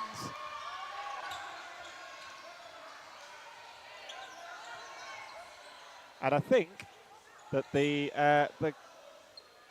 there is a ball retriever error from the Italian ball retrievers. Will result in a turnover to Wales. Warning called, I think, there from head referee. Oh, okay. I appreciate that. So I don't know if time was stopped there. It looks like it was. Just under a minute left in this set. We're at 5-4 up here to Italy. They're coming forward with 3 balls. Still trusting their single ball game in this frame. Yeah, well, they're the team with the player advantage at this point.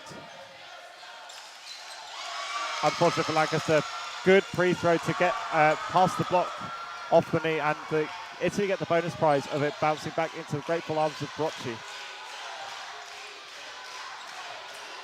High press now from Italy as the Italia 2-ball attack looking for Benvenuti. Storch takes the catch on the counter from Campo. And I think it hits both sides. Yeah, hits both sides, called by refs, line refs and everyone. Italy with the advantage now, less than 10 seconds remaining. 2 balls onto Jones. That's a good hit. And a very good follow-up onto Benvenuti, but it's too little too late, and Italy take the set. 9-7 Wales. Italy with so much momentum now. I think that's a draw and 2 wins in the last 3 frames. Yeah, really from turning this match around. From 8-2 to 9-7, Italy well back in this. not only Italy back in this, but the fans back in this. I think it's so important when you've got that momentum that you've got a big group of fans in the hall to feed you that energy. Yeah, 100%. Trying to play in a real cacophony of noise here. With a little bit of calm before the storm as we start this set off.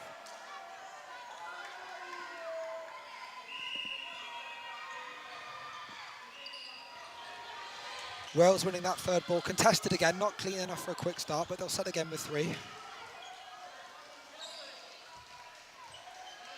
Plenty of fakes coming out once again from Wales. Sensible releases from Wales, denying Campo and Benvenuti the counter opportunities. And good shot from Lancaster, catches out Zampo on her release. Zanon dodging there down low to her right, but not far enough to avoid the hit there from Lancaster. Another searching flighted ball from Campo, looking for the central players. This press making it so much harder for Wales to organise. And it results Brilliant in a work catch from there down Dalpane, below. playing with sheer confidence. Couple of free throws coming in from Wales. Italy have 5. Rare to see the double free throw. Play ball coming in. And I think Lancaster's got away with that. Yep. 3 balls looking for Lancaster, but none of them find her. Wales survive. And they're only a player down. Free throw onto Jones from Benvenuti is a hit. Jones recycles possession. Such aggression on the wings here from Italy in this match. Storch responds in kind, and Lancaster tries to do similar, but that means Wales only have 1. Italy with 3 balls. Wales might have 4 here. They do indeed. And 4 players to use them.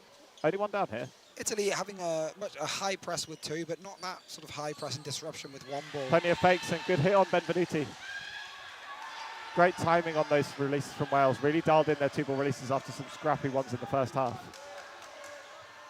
And they needed to. Play 2 coming. 3 singles released, but 1 results in a hit on Campo from Nunley. Wales take a player lead, but both teams being very sloppy with possession at this point. Italy with 5 balls for the second time in about a minute. And for the second time in a minute, they don't make a hit. Storch playing hole in the wall to get out of the way of those.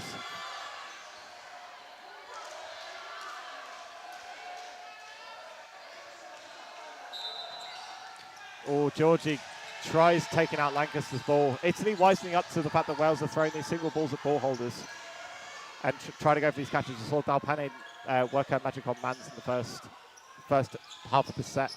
Quite a turnaround there in the last 45 seconds. And Jones another catch for does Wales. likewise. A brilliant take from Charlotte Jones. 4 balls incoming for Wales. They throw a lot of them high. Zanon survives. Big pressure up from Lancaster, but she's got no cover at the moment. Forces Zanon to take the ball at her, and that's the set. Wales get back on the winning track. It's 13-7. 11, I think. Oh, sorry, 11-7. Sorry, score update. I thought it was more. I thought it wasn't quite as comfortable as that. Wishful thinking. Freudian slip. Bit of discussion from the refs in between these 2 sets as the hall fills up with noise again. Yeah, potentially a quick question around the turnover that wasn't a turnover. Italy calling a timeout. Quite a late timeout, to be honest. Yeah, ordinarily you tend to see it called almost immediately after the tail end of a set, but giving themselves all the available time to take a quick breather. Looks like Wales are preparing a sub. It looks like Dixon's about to come on, potentially for Mans on that left wing. So if you're the Italian coach now, Sam, what would you be saying to the squad? Good question. I think that Wales have got a relatively well-defined strategy for when Wales are up, which is basically to target the ball holders. And I think that realistically, if your ball holders are feeling confident, it's probably going to be a single. It's probably going to be from the opposite winger. So take a leaf out of Dalpane's book and catch it. Might be a good way forward for Italy back in the game. Georgie unable to do likewise in that set, and it cost Italy 0 on that occasion. It might just be an instruction to leave Charlotte Jones alone as well in the middle. Been on fire, taking a couple of early catches. Come in fresh and just catch after catch after catch. Yeah, which is rare for a substitute to come in cold and hit the ground running with such verve. But on this occasion, Jones, an inspired substitution from Wales. Dixon is indeed coming on for Mans. Yeah, will try and command territory in the same way that Italy tend to. Whether Campo will get similar joy against her compared to Mans will remain to be seen. Plenty of fakes coming out from Dixon. I think it's always interesting when we've been having this, this battle down the wing for, just over a half. Yeah. A new winner coming on against you, a different style of fake. You've got to learn what's a fake and what's a throw all over again. Like really, I think a good tactical switch there from the Welsh coach. Campo learning pretty quick though. Takes out her opposite number.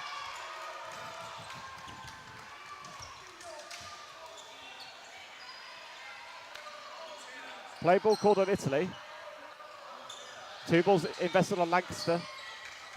Jones up there with very little cover, and Campo unwilling to back down. Wales reset with 3.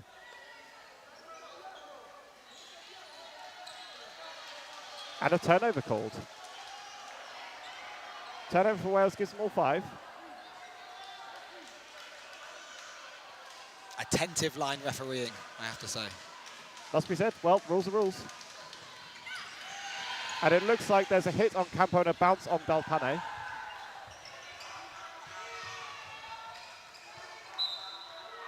It was play 4 though, so Italy got 4 balls to play with. They have the opportunity to reduce the deficit. They do so. They take the hit on Storch. Yeah, I think track the wrong ball in retrospect. Jones does well to get out of the way.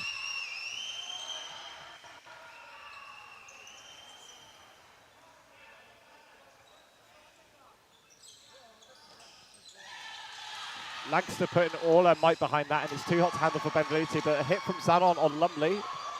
Brocky very quick up the court there to put pressure on that ball and try and stop Wales from getting it in hand. Yeah, Wales might find themselves on play ball here. They've sent 2 balls at Brocci. Double counter takes out Lancaster. Great timing. It's such a difficult skill, that double running counter, especially when one of you's coming from so much further away on the court. Great timing there from the Italians. Yeah, Zanon did very well, especially after having to navigate being thrown out by those 2 balls. And great dodging from Brocci, and she does well to stay in court. I think it might have been Brocci on that running counter. I might be wrong. We will see. Wales now with 3, coming forward with 2 balls. 2 throws, 2 single throws, and double counter, well executed on to Amy Jones, leaving Charlotte Jones on her own. Great timing there from Zanon and Georgie. Jones has 3 here.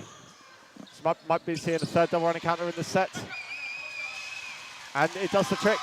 Italy win that one, 11-9.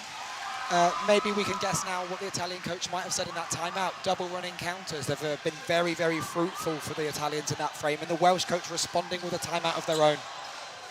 Yeah, I think warranted. Still got 10 minutes left in this game. There's an awful lot of dodgeball still to be played, and you're still a set in the lead.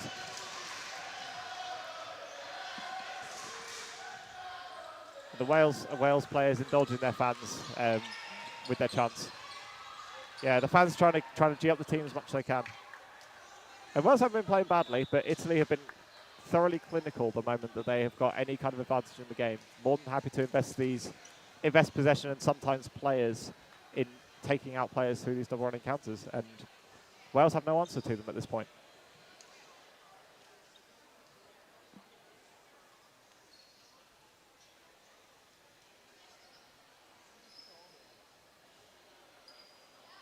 So I'm going to put you on the spot again, Sam. If you're the Welsh coach in this timeout, what's your sort of your top thing to work on, having seen that last frame? That's a good question. I think I would say that they need to mix up the pace at which they attack. I think that Italy have become very comfortable with the kind of rhythm that Wales are going up with 3 balls and the way they're attacking. I think Italy have struggled some whenever Wales have had... I can barely hear myself speak over the noise of this crowd. Wales have... Wales have really struggled to... or Italy have really struggled whenever Wales have varied up the pace by putting in some fakes and stuff before putting in these single or double ball attacks. It's probably when they've had the most joy in conversion on these releases. But remains to be seen. Italy playing with fire in their belly at the moment. Early release from Lancaster to Benvenuti, and Dixon throws away the fourth on the counter. The aggression from Italy basing out the fourth ball from Wales. And 2 balls used on Lancaster.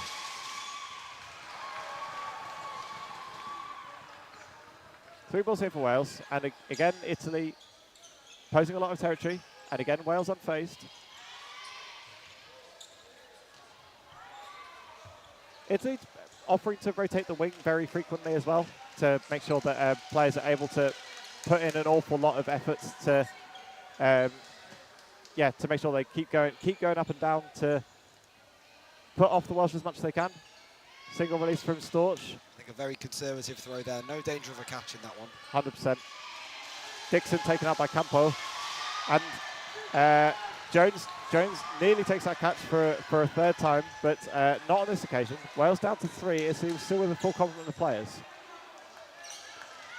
2 balls, and I think there was a block and balls collided. And block onto Dalpane, I think. It's only a hit on Dalpane. Campo's still good. Block up. And it's a hit on Brocci, I think. Time pause. This one. So I think as Storch took that catch, a ball popped up and was competed for by 2 colleagues on the Italian team for that catch. The block from Jones was, the pre-throw from Jones was blocked up, and 2 Italian players who had balls in hand both dropped their balls to go for the catch. And I think it's going to be a very... Wow, I hope the refs are watching that closely because it's going to be very difficult to work out who ended up with what ball. I think the catch from Storch on Campo is going to be good regardless. So, but there is a catch on the... Yeah, it's just a catch from... 2 catches. Yes, catch from Storch is good, and the catch on Jones is also good. Italy with 5, Wales with 2. Italy with 3 balls in hand and 1 ball high up court on their side. They'll look to collect that first. Setting now with 4. 3 balls on Lumley, all 3 balls hitting, unable to make the catch there. Full-blooded attack from Italy there, just committing to making the hit. Lancaster left on her own. Dalpane leaves that one well alone. Wise decision. Likewise.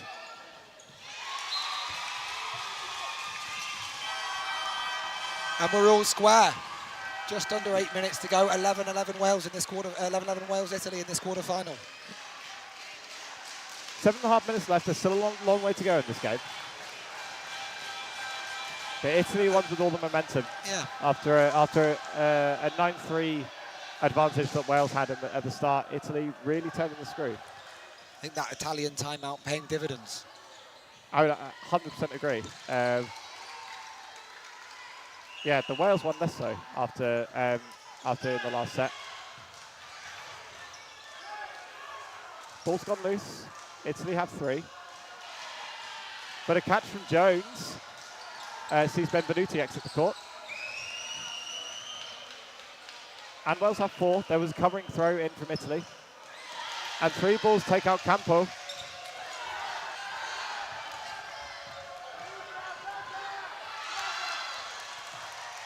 Ball retrievers putting in a hell of a shift for Italy here. It really is a squad of 9 players active at any one time in this sport. Absolutely. But a brilliant cross-court from Zanon takes out Storch. Italy reduce the deficit to 21 player, and Dalpane repeats the feat. Single ball from Dixon straight down the gullet of Dalpane, and she gratefully holds on to it after dropping her ball. Italy now with a 1-player advantage in this frame.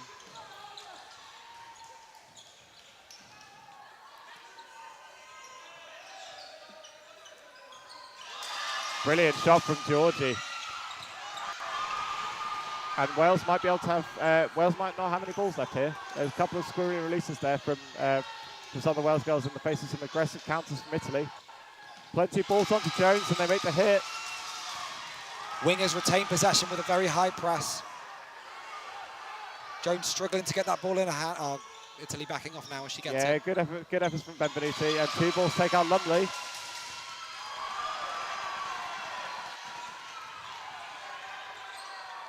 Jones might want to take some of the sting out of the game here, but Italy might not let her.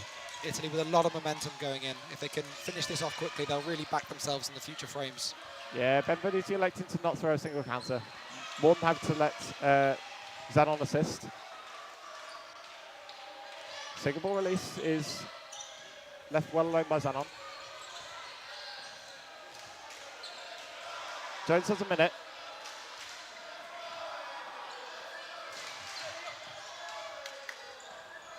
Good three ball attack from Italy, secures the deal. Italy take the lead for the first time. It's 13-11. Just 5 minutes to go. What a hell of a time to take the lead. Yeah, a bit of real seismic shift in the second half in favour of the Italians. Wales using this 30-second reset time to have an impromptu team talk. And that's one of the advantages. I think before, last year we had a maximum of 20 seconds for reset. This year, 30 seconds mandatory. It really gives coaches just a few seconds in between sets to really try and frame their team's intentions for the coming frame. Lumley wins that middle ball. There's very little cover from the other two, so Lancaster elects to reset. Wales slowing the pace down, but a brilliant catch from Zanon on Mans, who's just come on for Dixon. Wasn't a bad release there from Mans, but a brilliant take from Zanon. Really low down. Single ball from Storch, looking for Campo.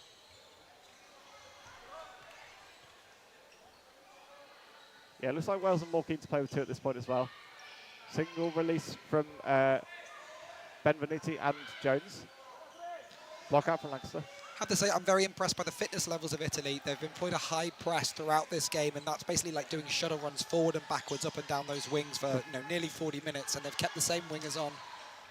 Rotating nicely, as you've said, but like very fit but still, players. I don't think Italy have made a sub this entire game. I think this has been their sixth that started, and they haven't made a sub throughout. So a high press game for 40 minutes would really take its toll. So yeah, 100%, and it's a risky strategy if Italy want to go deeper into this competition. There, if they do win this, then they've got a semi-final and a medal match to play, and a couple of loose releases from Wales give away a bunch of balls to Italy. They're going to have 4, but they go ahead with 3. Jones gives them the 5th. They use 3 on Jones, and it's a catch and out from Jones. Benvenuti's gone. Campo applying tons of pressure once again. High up there with pressure from Campo, retreating now as she realises that she doesn't have another winger with her. Wales coming forward with 3. Face off at the front of court, resulting in a double ball attack from Wales. Italy now with 4, no hits there. Yeah, again, the slightly mistimed release creeping back into the Welsh 2-ball attacks. Campo doing well to dodge those 2. And a little bit of lapse of concentration from Lancaster results in a hit from Dalpane. Yeah, 3 singles there really from Italy rather than a coordinated attack, but it's the 3rd one that creeps under the block. And a great take from Dalpane. Sets herself low and tracks the ball from Lumley. Takes a brilliant catch around her shoulders. Leaves Jones, Mans and Storch with a lot to do. And it's a catch from both Jones and Campo. I think Mans caught Campo at the same time. I think Campo's got it. Campo's going to... Yeah, I think both catches count. They look relatively simultaneously. So Jones is back in. 2 balls take out Zanon. Benvenuti and Jones having a standoff on the left wing. Just a 1-player advantage for Italy now. 10 seconds remaining. Can they manage out the time here, or will Wales force something? They do. That will help things for Italy, for Wales rather. 3 balls. And it looks like Mountains have got out of the way of those. And a tie there keeps Wales in the game. There was a minute and a half. There will be a 90-second set. If Italy had won that game, they were in the semi-final. As it stands, Wales have a 90-second set. As it stands, Wales have a 90-second set, which if they win, they take it to overtime. Italy just needing a win or a draw to put themselves into the semi-final here. An incredible turnaround considering where they were deep in the first half of this match. Yeah, absolutely. Wales having to pull out all the stops to scrape a draw in that game, and the fans know that they need every sinew at this point. Wouldn't be the first overtime that we've seen today if this does go to overtime. We've seen some very tense matches over in the main hall. Yeah, well, we've seen... lots and lots of noise now coming from the stands. We've got Italy and Wales competing. Who can be the loudest? I think they both win. And the rest calling for a little bit of calm, which the crowd duly obliges. Can't wait for the roof to come off this place after this 90 seconds. Here we go. Wales need to win this to stay in the game. Italy winning the middle ball for maybe only the third or fourth time in this match. Early release onto Mans is blocked. She keeps it. Del Pane applying tons of pressure once more. Block out from Benvenuti. The intelligence in Wales' heads around not wanting to throw out empty targets at this point. Benvenuti and Jones there dueling with fakes. Oh, and Lancaster coulda, woulda, shoulda. It's up from Mans and it's another hit. Wales take a 2-player deficit. Italy can slow this down. Wales are going to need to pull out something special. Block from Jones and a hit from Zanon, sorry. Follow-up hit from Storch onto Del Pane. Italy 5-3 up now as he just passed the halfway stage in this 90-second set. Yeah, it's a one-catch game, but will Italy give them the chance to do so? Two balls looking for Campo, and she gets out the way of them. Wales going to have two. It's a one-catch game. 25 seconds. Italy throwing very safe. Yeah, Lumley and Storch both go. There's a hit onto Benvenuti. Double running counter there. Lumley losing her glasses as she dodges. One player in this, less than 10 seconds. This is going to need 2 hits here. They make 1 hit on Campo, but it's not going to be enough. Wales are going to need another one. Wales are going to need another one. And they don't have the balls to do it. Italy take the draw in that set and the win in the game. So we will see in the semi-finals. Italy progressing through to the semi-finals. I think a little bit of discussion on court for what's going on between the Welsh team and their coaches. Italy already free-flowing celebrations. We've just had the win confirmed from the overall match win confirmed by the referees. 15-13 Italy. A thoroughly brilliant game to watch. Wales coming out of the blocks really hot, and the Italians really appreciate the game that Wales are giving them. Wales will reflect on this, and it will sting. Story of the match there, I think, Wales starting off much more in control, Italy dialing in their catches midway through the first half and really just starting to sink them. That high press forcing a lot of uncoordinated throws from the Welsh team in general and just resulting in the win there for Italy. Absolutely, but no shame in losing to this Italian side who got to the semi-final last year. Wales can hold their head high. It's a very good performance. Yep, I think we'll cut the commentary there. I'll be back in a few minutes commentating our next match. Sam, I think you'll be... I think I'm also sticking around. Amazing. We'll be back in a few minutes then. In a bit.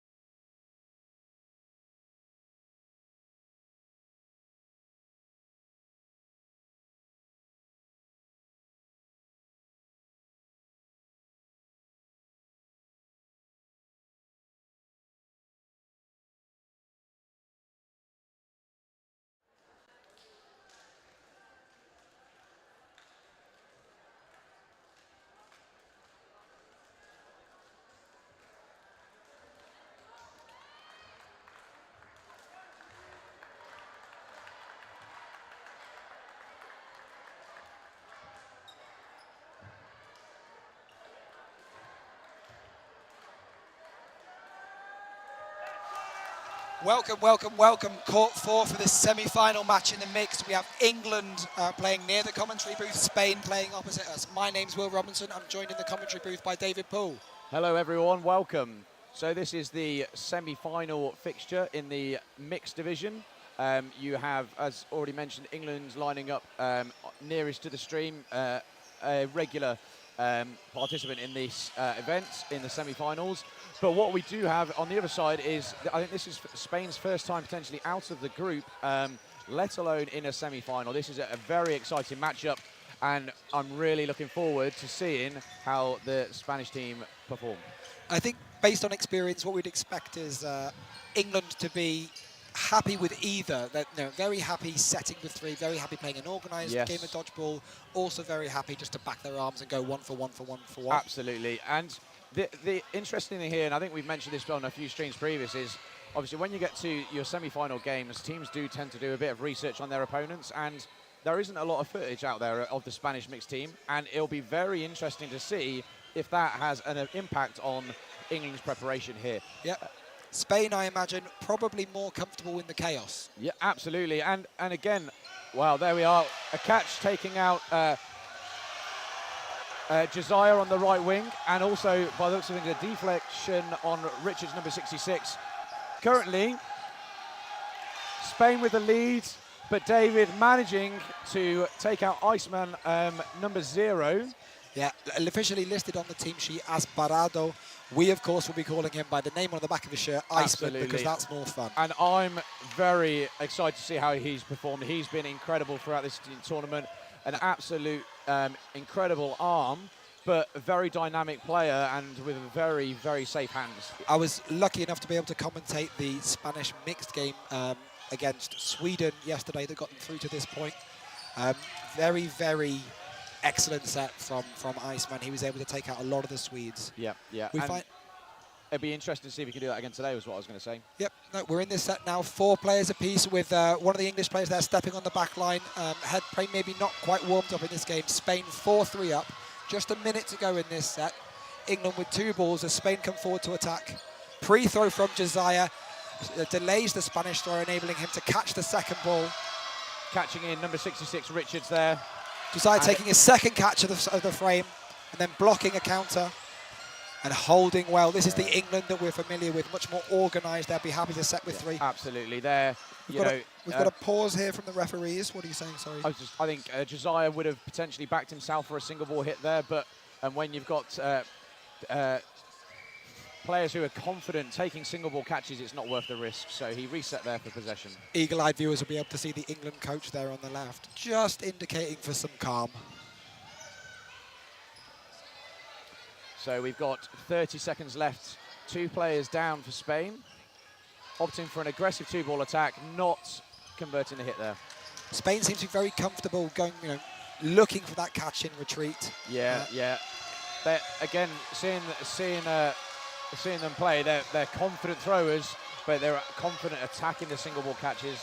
They do opt for a very aggressive play style, which has obviously got them to where they currently are now. Not long left in this frame. Anything Spain can do to win this match? Yes. Oh, was that a line fault potentially called there? Or is it time? Time left. Time now. But what we saw there, number 11, really, even though there was only 10 seconds left and she was 2 players down, really calling for the ball to pass the ball in, wanting to try and get that hit and try and win the points. Very confident play there from Val on the Spanish team. So what a first frame for this semi-final. High energy, lots of catches there from England. Yeah, lots of catches. I think England found themselves potentially caught a few times. I know Richards got out up court with a toe snapper from one of the Spanish players. Ooh, that is a false start called against number 23. For Spain, giving the possession, all 5 balls to England. England starting this game, coming forward, 5-ball attack. Referee indicating their time wasn't paused. Ooh, not quite making the rebound catch there. Josiah with a slightly delayed throw, able to catch the Spanish player, number 23, Pascual, up in the air as he was coming down. Ooh. Iceman, he's been very successful so far to the semi-finals with those aggressive post throws. Caught there by David on the England team. Yeah, I think they're, you know, in these games, obviously you are playing 6-on-6, but quite often you're playing your man opposite or your player opposite. Iceman getting caught both sets in a row by David.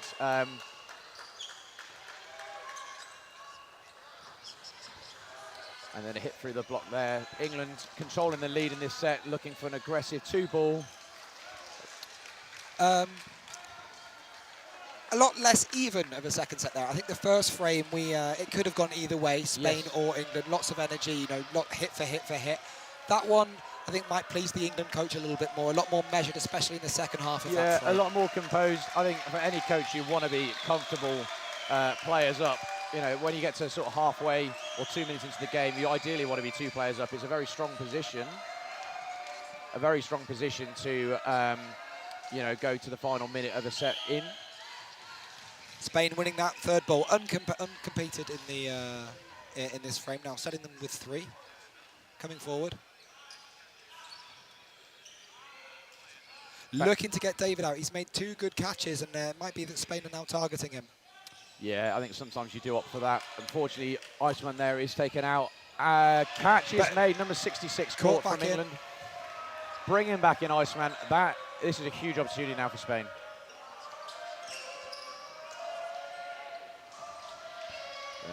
Number 0 looking for the cross court there. Didn't quite make contact.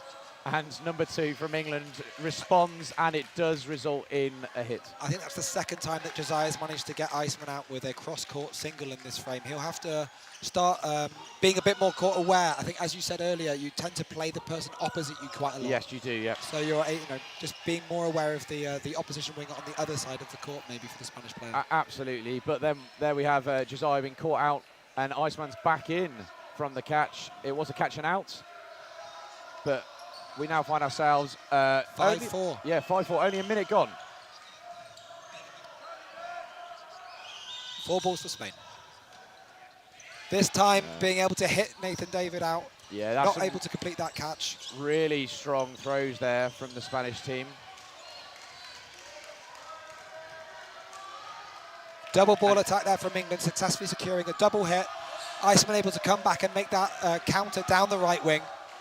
We've got a 1-player frame this. We have got 6 balls on court at the moment. The referee will pause time to work out why have we got 6 balls and who is going to end up with the 3 and the 2. Yep, those on stream will be able to rewind. You'll be able to tell us which ball it is. Hopefully the referees get it right. Yeah, I think if I was to play the team with two players left, so in this example it would be England, I would probably prefer to have 2. Yeah, I'd agree with you there. Enables you to absorb potentially a single ball or 2 ball attack from Spain and then open up potentially your double running counter. Bonsignori and Sharp, both known in the UK to be great catchers, especially dropping the ball that they're holding and sinking that catch as the throw comes in. So I think England will be not too worried being 3-2 players down here, especially with a minute 20 still to go. Anything can happen in this. Absolutely. And very close frame. On the flip side, these 2 players are very agile as well. They'll be very confident putting pressure on, backing their ability to get small, dodge and get away from any 2-ball attacks, opening up that double running as well. So it'll be interesting to see what style of response that England go with, although they do have 3 balls, so they'll be on the attack. From a Spanish perspective here, there's two mentalities. You can either look to finish the frame off quickly with lots of attacks and counters, or you can, what we've seen a lot so far, just trying to manage out the time. Throws near the player, but not at them in that valid range. I think the Spanish team will be aggressive. I really think they're going to back their ability to throw. A nice off-centre throw there does even up the numbers. 2 of the Spanish men's team players with 2 of the England women. As you predicted that, David, Spain very happy to come back and counter, not looking to time this match out. Yeah, a tiny bit of control there, but England again demonstrating their agility. Ooh. We've now got a 2v1 here in favour of Spain. Will they be able to pull a frame back in this match? Single ball attack. And then as the England winger runs forward, Bonsignori to take a counter. The Spanish left wing able to hit her in the foot as she jumps up, trying to vault over the ball. Spain take their first points of the match. Interesting first 3 frames. Absolutely. Very even first frame.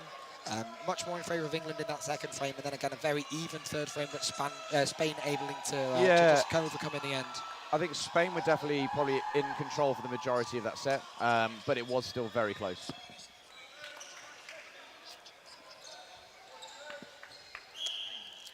So 8 minutes gone, score 4-2 in England's favour. I think this game is still absolutely wide open.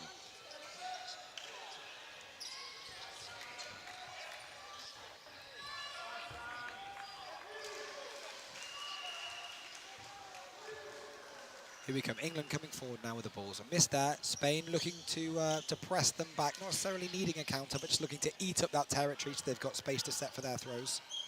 Single ball attack there from Spain, much more measured in this 4th frame of the match. Yeah, again though, number 23, it is interesting if the coach has brought this in about looking at the cross court, trying to hit the winger out there, because his last 2 attacks have both been that side, and it did happen in the early parts of the previous frame as well. Ooh, Josiah not quite making that catch. That evens up this frame, I think 5 players apiece. Those who are new to the England team might notice there's 2 Josiahs on court. We've got one over on the right wing and one close to the left.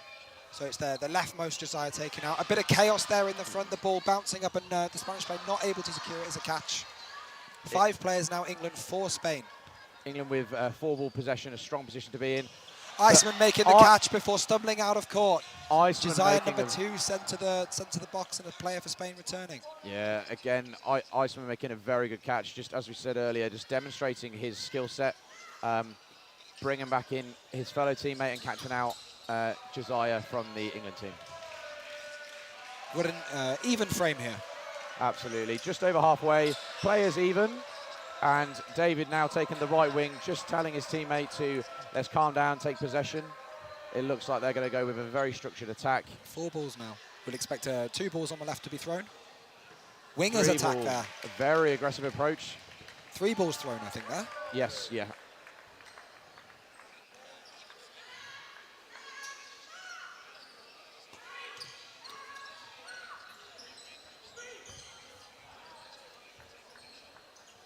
England now coming forward with 3 balls. Spain with 2. 1 player advantage for England.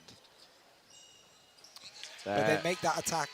David securing a hit down the right wing, giving through the block. England a 2-player advantage. We're in a 1-catch game. Ooh. David able to make his way up court. Very aggressive hit against the Spanish player's body.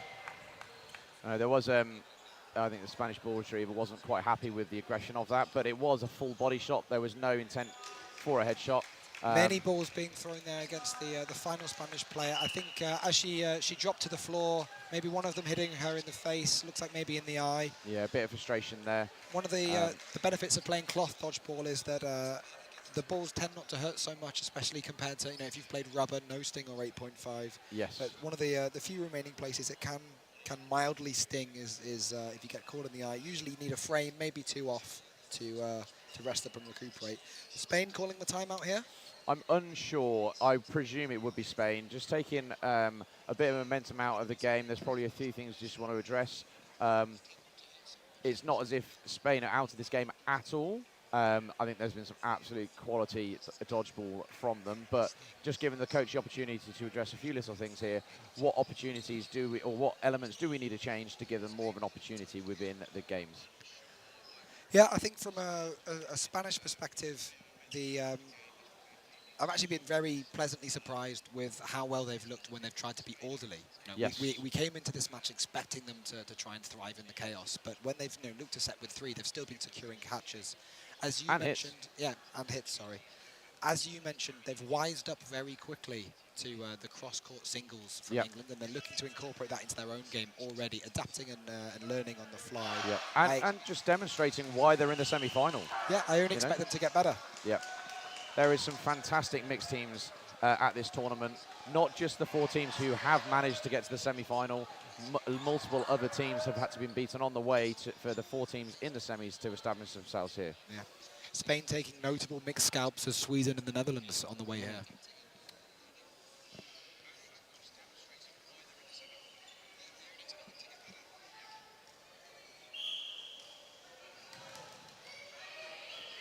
Quick start there from England, able to secure the middle ball and get it back fast enough. One hit secured. England starting this game with a player advantage after those first 5 seconds. Good movement there. In the middle, managed to get out of the way of the attack. England only reset with 2 though. There, a cross court from the middle. Josiah aware.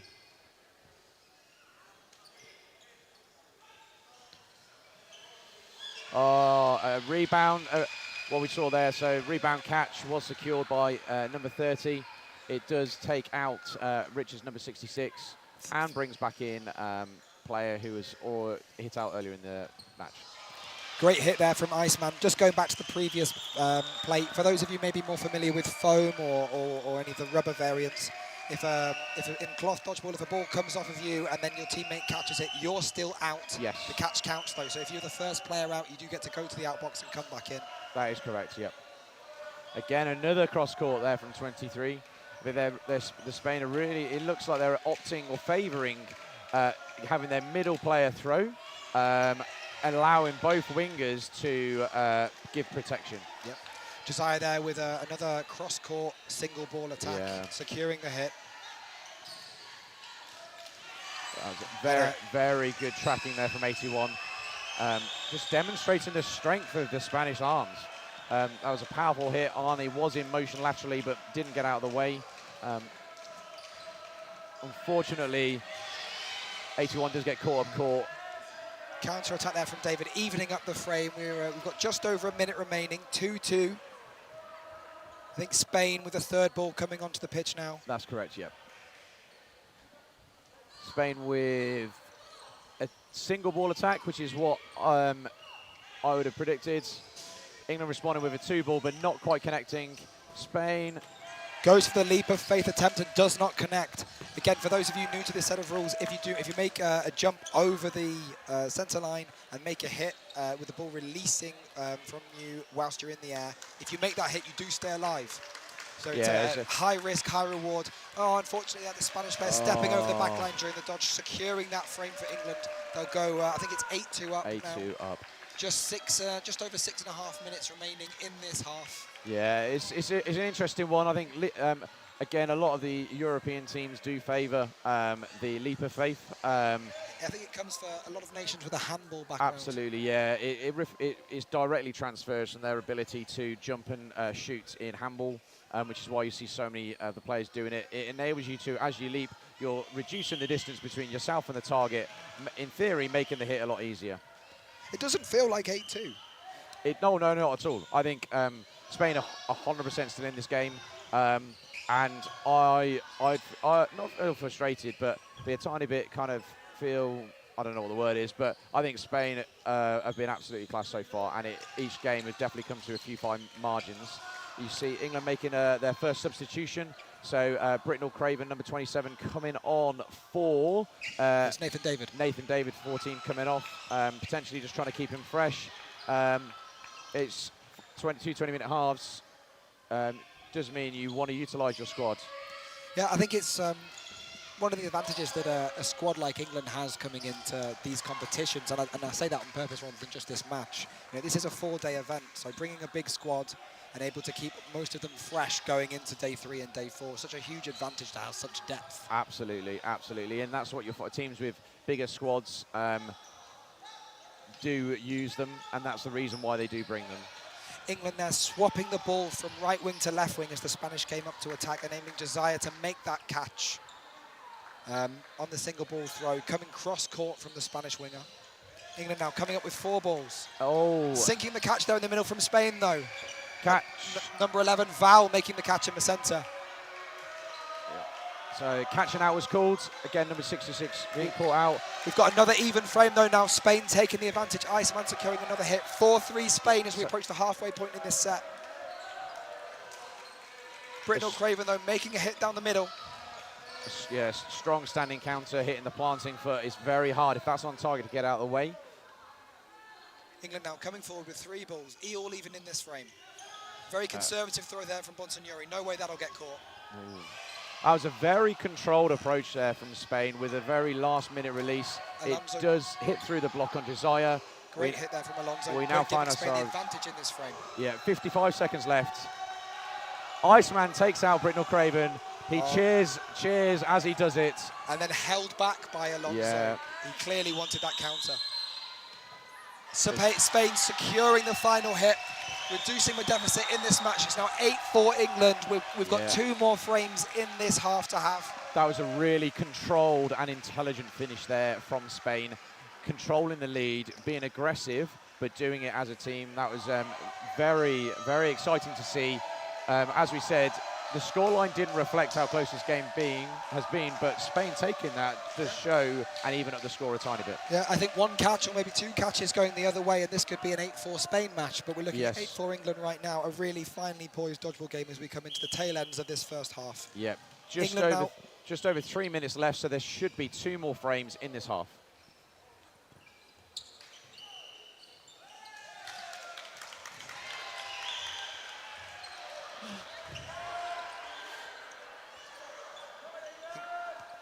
Sorry, we had some spectators walking in front, so I'm not sure exactly what happened, but it looks like Britnell Craven is out, but... Referee's not entirely sure what happened either, so they're going to come in and have a discussion, make sure that they're all very clear. You can see the time pause with just 3 seconds gone, just 23 seconds gone in this frame.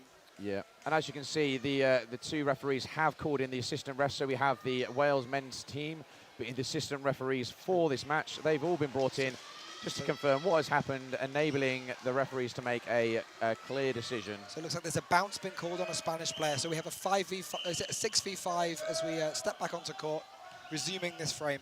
Yeah, only 30 seconds gone. Good hit there on Bernal. Yeah, Josiah again opting for that cross court. It looks like it's ricocheted onto Iceman. Josiah, they're securing another attack. Alonso and Richards taking each other out on this Spanish left wing.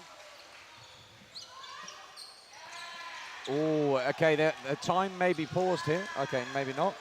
I think one referee was indicating a potential hit on Josiah. Yeah, time pause to discuss. I think this is a key moment. If the hit wasn't, if Josiah wasn't hit, obviously there is a catch. Which does favour England. If the hit was a hit, obviously the catch doesn't count, which will favour Spain. So I think this is a very good time to actually just clear this up, confirm what happened. And as the referees come in, it's a good opportunity for the coaches to get their team around them and have a discuss on what they're going to do both the rest of this frame and for the rest of this They've indicated bounce, catch counts. Finley, Britnell Craven is back in for England, leaving 1 Spanish player left in. Val there on the other side of the court with 3 balls. She'll have to come forward and make this attack.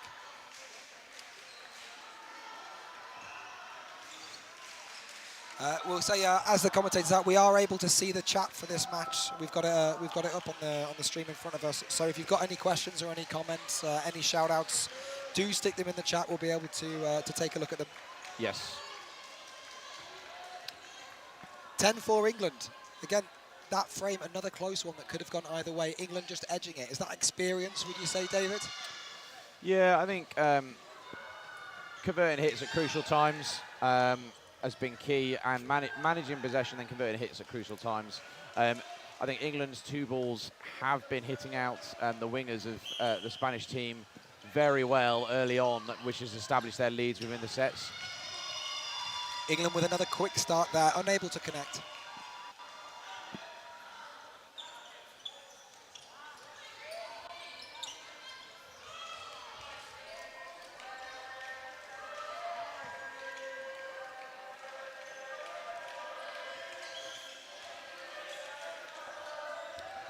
A lot going on in these exchanges here. Bit of a 1-for-1, which does favour the Spanish side usually. However, they do find themselves a player down in this set. Josiah blocking nicely there. England with 3 balls in hand. Nearly a minute gone in this set now. Only a minute left, though, in the half, so it will be a short set. Spain now just 1 player down, coming forward with 3 balls. Evening up, but Josiah on the left managing to make a catch. So now England will come back up to their full complement of 6. Spain reduced to 4. England with 3 balls. Spain looking to make a punish after that throw, but not being able to connect in the middle there.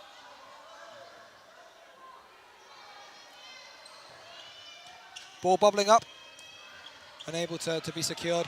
Although Spanish number 81, that's Echevarria making the connection there on Richards down the Spanish left wing. England coming forward, all the balls. Lots of movement there from the Spanish, able to survive that attack. All 4 balls thrown, 4 balls dodged. One of the balls rolling back towards England now, Spain with 3. Making that hit. I think the hit there secured on the Spanish player just before the whistle blew, but the referees will be deciding what happened.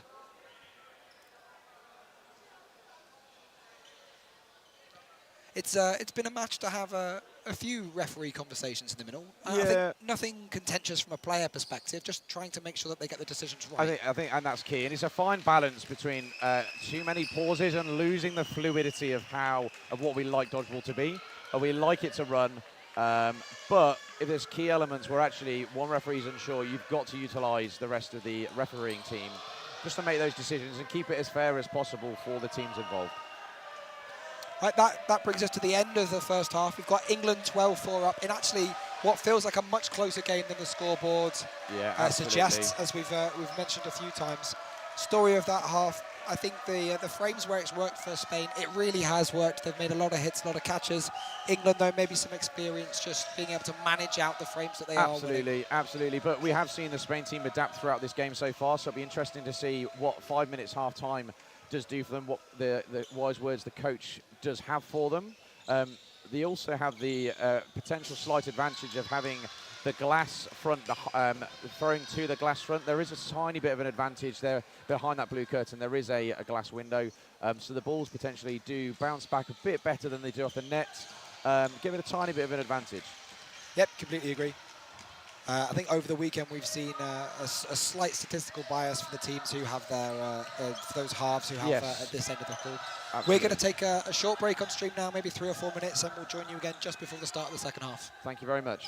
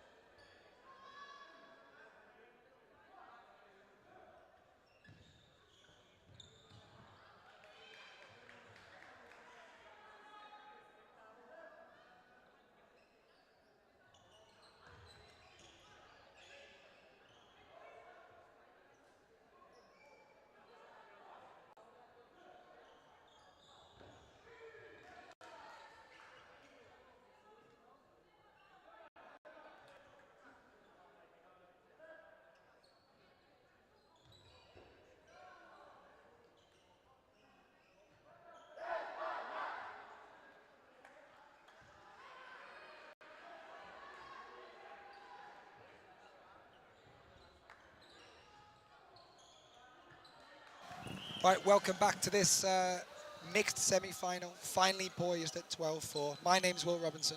David Paul here.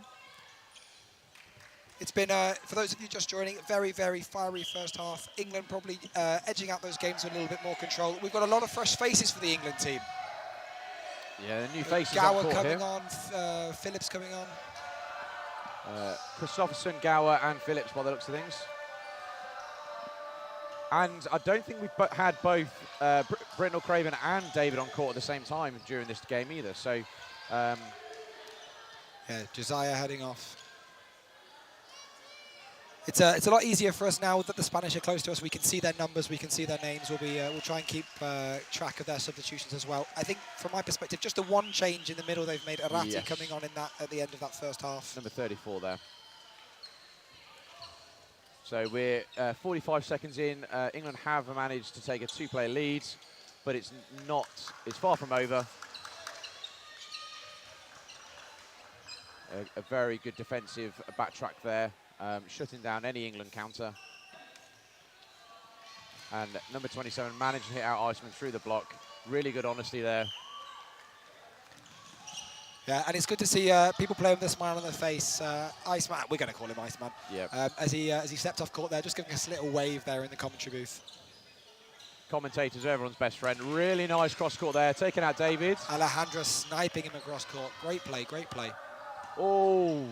Athletic dodging in the middle there from Britnell Craven. He puts the thumb up. There was a big noise. It sounded like his head. He put his thumb up as he got up. He must be okay. 5-2 to England now. England with 4-ball possession, converting a hit on the Spanish wing there. Throwing three of them, getting a trade. Christopherson heading out as well. Alonso managing to get that 1-for-1. Always benefiting England there in that case. 5-2, yes. You'd much prefer 4-1. You don't mind a 1-for-1 if you're up. Good lateral movement there. England in a strong position, but still over a minute left. What can Alejandro do here? She'll be looking for a pre-throw and a catch there to even this frame up. Let's see if she can do it now. I think here England would be opting potentially for a 2-ball from there, or a single. Oh, there's a line fault. It has been called. That is very unfortunate. Yeah. England there, I think, a more conservative approach. Sometimes with 3 balls you want to get that finish, but they were throwing a very safe ball down the sides. For those of you tuning in new to cloth dodgeball, compared to especially different versions, we have a valid rule. So what that means is you must throw a ball within a meter of the player that you're throwing at. If you don't, it's called invalid and you are out. But a safe throw there from England, and then the line fault there from Spain. Setting now, England with a 10-point advantage, 5 sets as we go into this next frame. Uncontested middle ball, England quick start available, taking it, trying to get out the key man of Iceman here for Spain, number 0. Full name Barato, but we're going to choose to call him Iceman because it's on the back of his jersey. And it sounds badass. Really good play there. I think there was a rebound catch from 81 off David. What Iceman, just in case, had done a really nice cross court off the outside of his leg. Well, that does mean, though, England with 4 balls, making a double ball attack against Alonso, the Spanish left winger, securing that hit. Spain reduced down now to 5, evening the match up with England.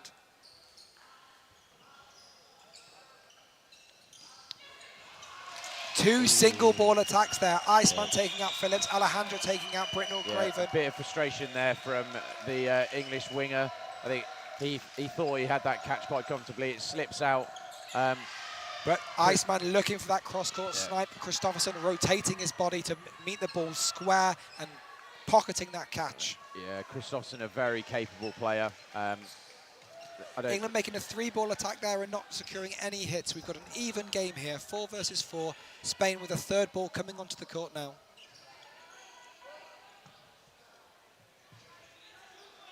Two balls called, play 2. Spain making that 2-ball attack. England calling for the double running counter. I think the Bartolo looking for that trade but not securing it.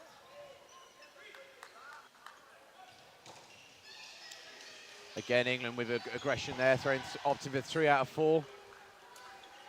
Spain now with 4 balls but only 2 players to use them. It's interesting seeing slightly different playing styles depending on which caller is on the team. Probably more noticeable at the moment from the England side. I think David going with a bit more of an aggressive playing style, where the previous set we did see Britain or Craven be a bit more defensive, potentially tactical. Nothing wrong with either styles. And I think for those of you, as we close out that set with England winning it, for those of you who know the British players, probably reflective of the clubs that they play in. Oh, absolutely. Absolutely correct. So that end of that set does change the scores to 16 in England's favour to 4 to Spain. Again, scoreline does not reflect, I think, how close some of these games are and how incredible some of the plays within the games have been. Yep, we're very much enjoying the live chat though, either way. We can see the chat on the stream. Unfortunately, I can't understand it as it's entirely in Spanish. Yeah, my Spanish is not fluent. Far from, unfortunately. Contested middle ball though, Britain or Craven securing it. England opportunity to quick start, but choosing now to reset with three balls. They have made they have made a substitution. Alex Harrison in the middle, so both catches count there. Alex was caught off a rebound, but he was not out, and his catch did count. I think a pause in time coming on. A lot happened there in a very short space of time. As we've said earlier, referees doing the right thing, pausing the time, making sure that they fully understand exactly what's gone on. If you get it wrong, it could be a huge impact to the wrong team, which is obviously what we don't want. Like we said earlier, we don't want to pause play, but sometimes it is beneficial. So what I believe I saw was Harrison did make a hit. The ball was then up in the air. Harrison managed to secure a catch, I believe, from Iceman before he was then subsequently caught out, which means Alex would be out, but the player that Alex caught would be able to come back in because Alex was then caught out after, which is very complicated. Yeah, these rules sort of follow, I think the simplest way to think about it is everything happens in order. Absolutely. So we're going to start with 1 foot on the back line, Spain with 5 players, England with 5 players. And it does look like both catches counted in the order that we thought, which did bring Iceman back in. Very strong throw there from the Spanish team. A celebration after making that play. Unfortunately, Iceman was caught without a ball, and Britain or Craven did capitalise on that opportunity. Still, it leaves us with another even set. We've got 4-4. You know, a lot of these sets have been very, very even during the sort of mid portion of these frames. When you say mid, there's still 2 minutes left. A lot of action going on in the first minute here. Yeah, very aggressive play styles. Britain or Craven managing to get a post throw, but Alonso getting a hit on Gower on the opposite wing. And still even on this frame, 3 apiece now. Very even. 1:50 left. Everything to play for on both sides. I think the win is still within Spain's reach. It probably will mean they do have to win all of the frames coming up. Yeah. But we'll see. Yeah, I think they'll focus on this one first, secure the win if they can, and then maybe they might need to look to accelerate through the second half. Absolutely, absolutely.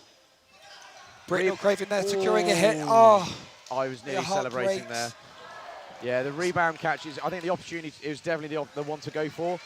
It would have caught out Britain or Craven, but she doesn't quite secure it, and unfortunately it exits the court. Really, really unfortunate for the Boers. That could have been an opportunity to turn around the frame.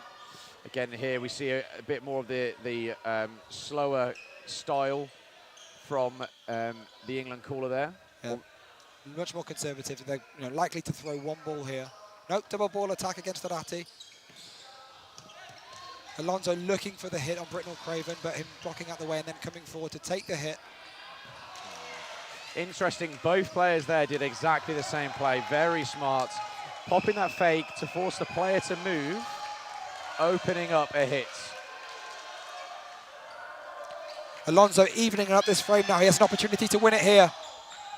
Oh, very just missing there. Phillips, who takes the attack. Alonso now, this is a frenetic period of dodgeball. Oh, Alonso just taking the pace off the game. Yeah, didn't opt for that. I was expecting the potential leap of faith, but the risk again, if you don't make the hit, you do lose the frame. Come on. Alonso looking for the running counter here. Leap of faith coming, and he secures it.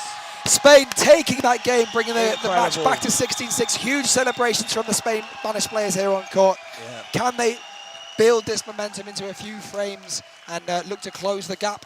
I think, yeah, that's got to be the goal, is closing the gap 1 frame at a time. We love that celebration. Every single one of the team running on court there. And what's really nice there, Alonso, even though he did the leap of faith against Phillips, just going over, shaking a hand, little hug, nothing malicious, just it was the right call to make in the moment. Absolutely, absolutely. High risk, high reward. It secures their third set of the match. Substitution well for England. We've got Dumbe coming on the left wing.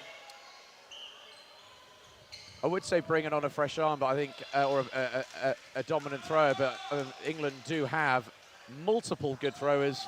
Great honesty there. Great honesty there from Iceman. Dumbe getting into the game well. I think that's one thing you like as a substitute. If you've got a single ball game plan and you've got one of the balls, you really want to be called to make that hit. Absolutely. Coming on and performing. Oh, that was a very, very nice toe shot there from Dumbe number 3, and I think he's caught back on potentially by the looks of things. Yes, Dumbe managing to make that hit, and then as he dove on the floor to avoid the next ball, the ball bouncing off of him and then being recovered by his teammate, catching him back in. As we discussed last set, things in dodgeball happen in order.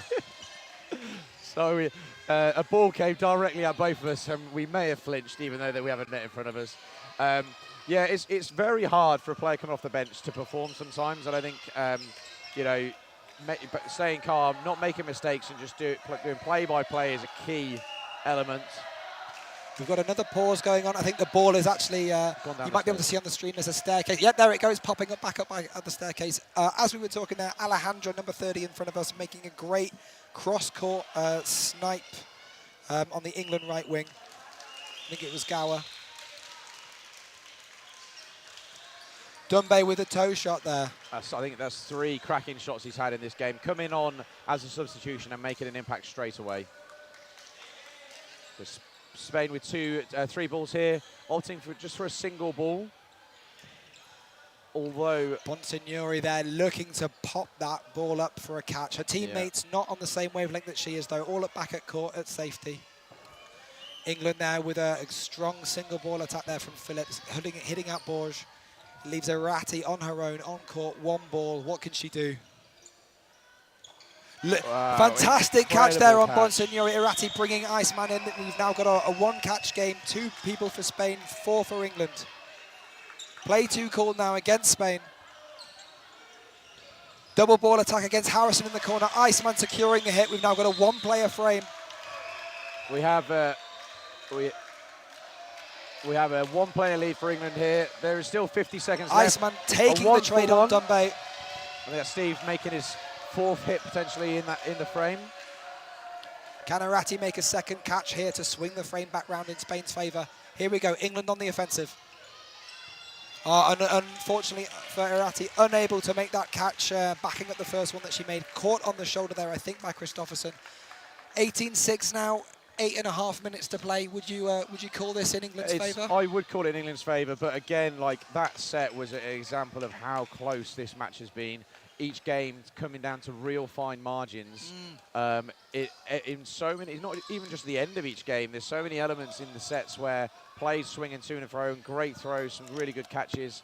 I think the quality of dodgeball on both halves has been absolutely cracking. Yeah, I think we've had a few frames now that have gone 6-6, 5-5, 4-4, 3-3, yes, and absolutely. then need to be managed out. Yeah. England coming forward with 3 balls.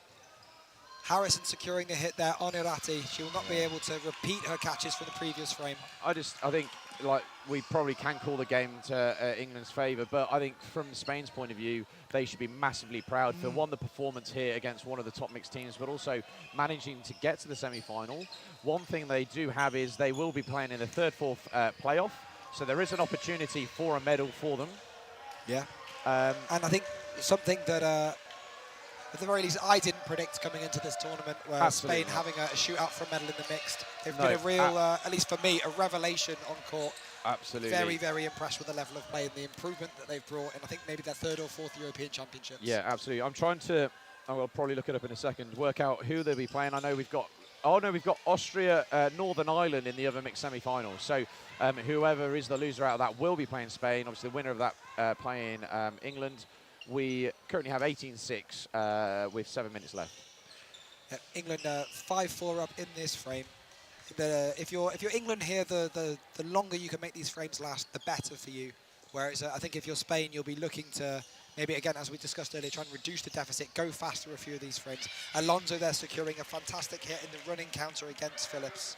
Yeah, like I think there's an element as well of just if you slow these games down, it reduces the amount of time or throws you have. Again, when you're looking at, you know, just managing the energy levels and the kind of fatigue of your players. Yeah.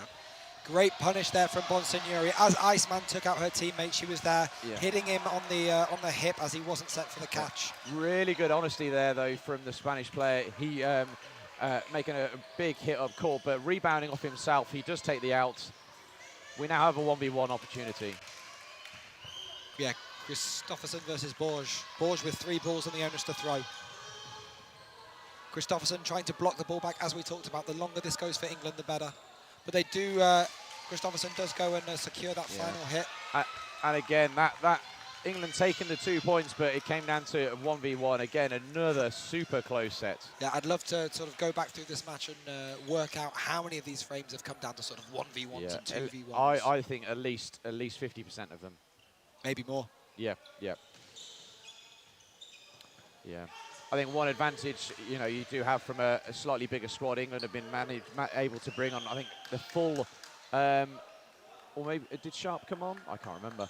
Yeah, Sharp's fine. Yeah, so pretty much all of their squad have been on and have performed, and that's one benefit of having such a large squad. It does enable your players to stay rested and keep rested, and keep putting the pressure on the opponents. Great centre ball shot there from Harrison down the middle, taking out Uwe. Iceman going for Dumbe there on the left wing, but a great block from Dumbe.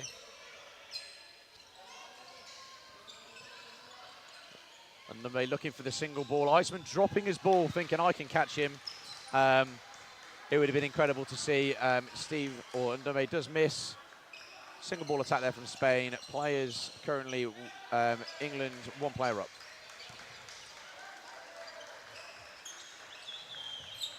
One thing that's good to see, England showing a lot of respect to the Spanish as they approached on that most recent attack. You can see them really tentatively coming forward. The pre-throws from Spain clearly getting into the English players' heads. They've really got to look out for them. Spain now 3 players. England coming across.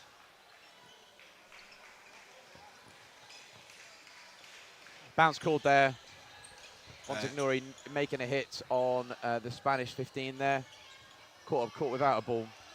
England now with a 4-player lead, slowing it down. We'll be looking at finishing off the set.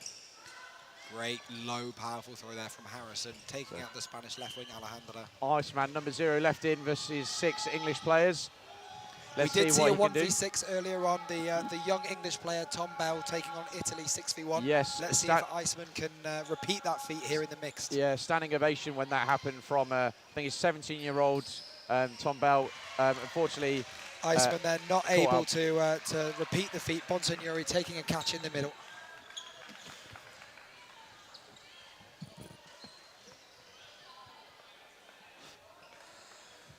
I think my fellow commentator Dave Poole having fun.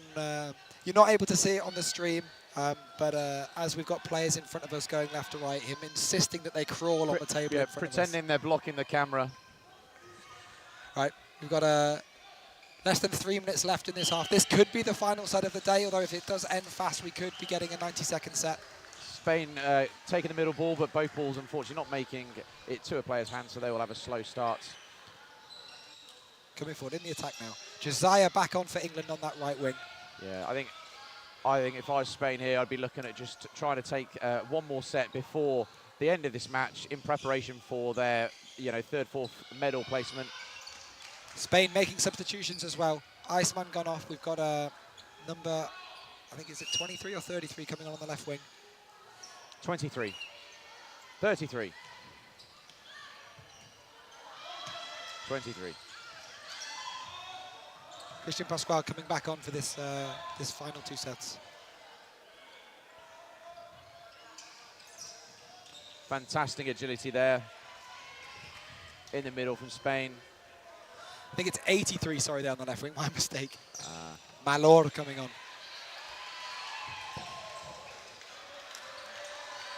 Spain with 4 players on right now, England with 6. England coming up with a high press and then Dumbe with a single. Lots of fakes here, lots of fakes trying to eat up the territory. Spain trying to push those wingers back. Double block there. And then I think a double counter. Yeah. Spain lucky to get a ball back here. There was a risk there of giving away all fives. Josiah was looking for an aggressive counter there, but Iwe managing to dodge under the balls, though just getting clipped. Great honesty from him. Spain with 2 balls, England with 3. 1 minute 5 seconds left in the half. If England do finish it off, or if Spain come back within a minute, we will go into a 90-second set.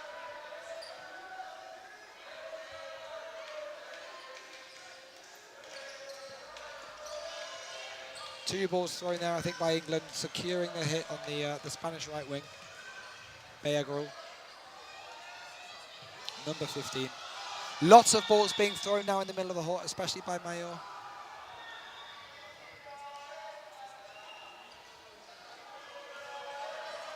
England now really looking to slow this down. They're coming forward with 3. Single ball attacks, safe, uncatchable, off body. Yeah, there's only 20 seconds left. If they do finish the set, there would be a further 90-second set, which I think with the game already called, you don't necessarily need to try and look for the opportunity for additional game. As we talked about earlier, this is a 4-day event, and at this point, England probably looking to secure the ring without having to spend extra energy on another frame. There's time. England winning the final set and taking this match 24 points to 6. I think on paper, probably not a surprise result, especially considering the history between these two sides and where they stood from last tournament. However, from a commentator's booth, it's been a fantastic match to commentate. Very, very even. Lots of frames that came down to a hit or a catch either way. Absolutely. I think England would definitely be happy with that result following their close quarter-final.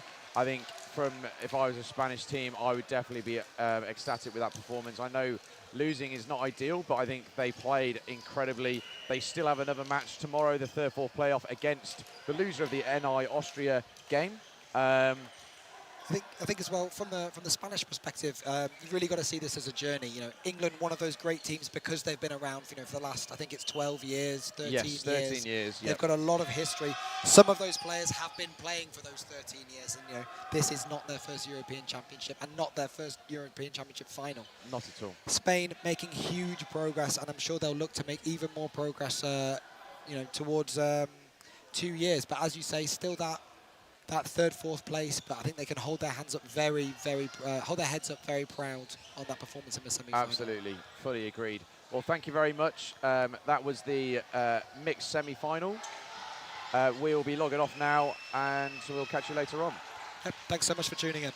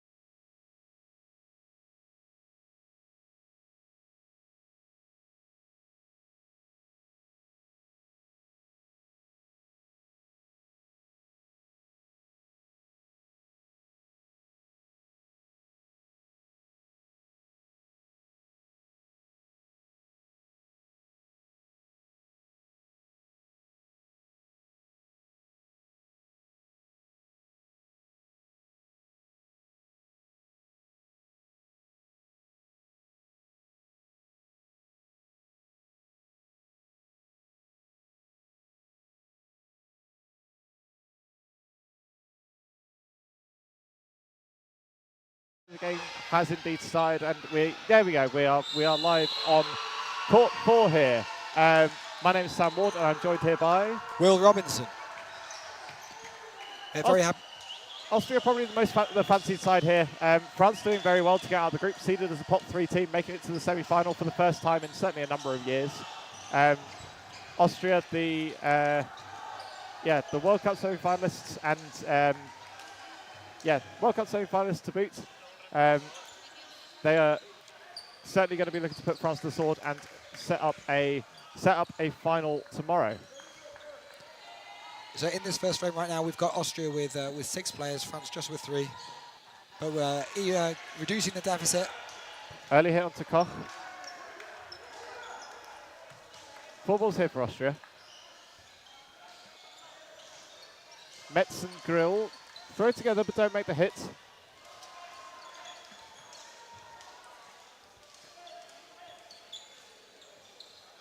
Single from the French centre, looking for Grill, but gets away from it. Single from Metz likewise.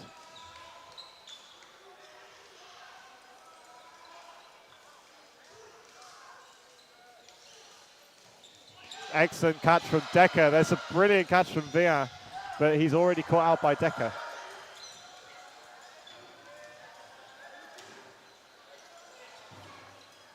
Plenty of pace coming out.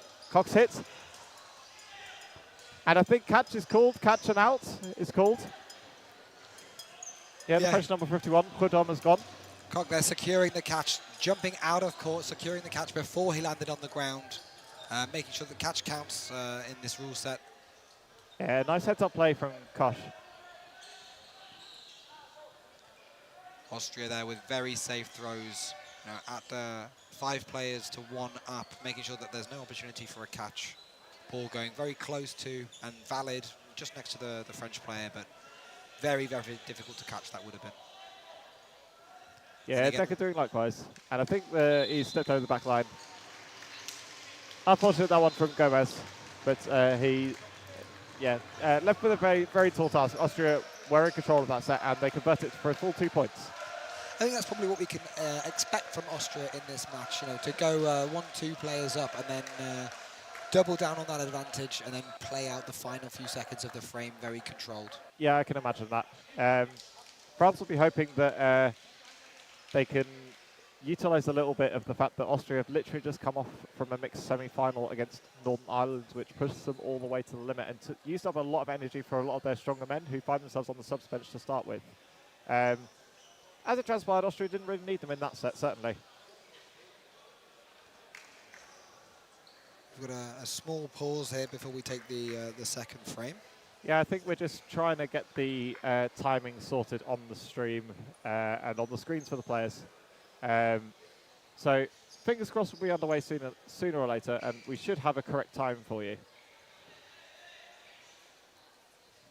There might be a small reprieve here as we experience these technical difficulties, so bear with us. Good opportunity though for any coaches to gather their players during these technical difficulties. Sometimes, as you say, coming back to back in games, there's a good opportunity for Austria to maybe get those final few messages on court if they feel like they need it. Similarly, France, I think, gathering up now to have a bit of a discussion before this first. No, just spreading out actually. I thought their coach just wandering onto court, maybe a few choice messages in between these frames. Yeah, absolutely, and also just reacclimatizing to the different court. We're playing an entirely different hall to where that Austria the Austria mixed semi-final was just a few moments ago. France having no such problems with. There we go. The clock is now working nicely on the stream, so we should be up and running very shortly.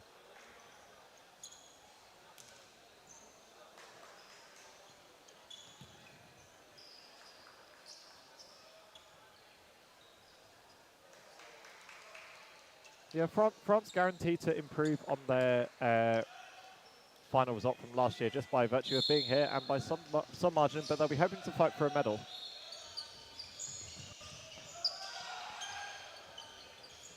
Big, heavy, quick start on Koch takes out his opposing number 7 in the form of Gomez.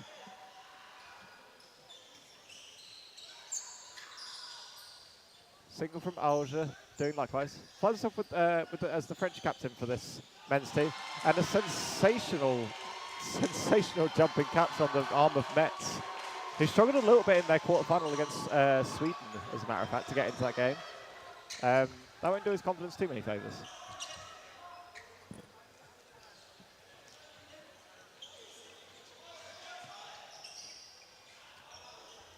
Koch does want to get out of the way of Prudhomme.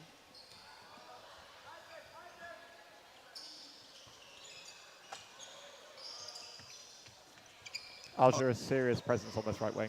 Austria mixing up their strategy. I think they were quite equally comfortable in this frame when they're on the defensive, of coming back with a punish or looking to set with 3. Lots going on in the middle of the court right now. Hit for hit for hit for hit. I think France coming off the better for it. They're now 4-3 better to the good in terms of players. Yeah, I think a 2-for-2 trade in all that exchange. But France up a player after the initial catch from Renault, I believe it was.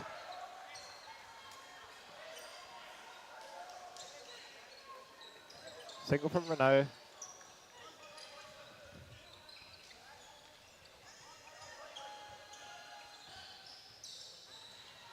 Grill caught pushing a little bit, and Renault makes the hit on Grill, but Kremler is there to punish. Results in a trade. France still the beneficiaries with being a player up. Single low at Decker.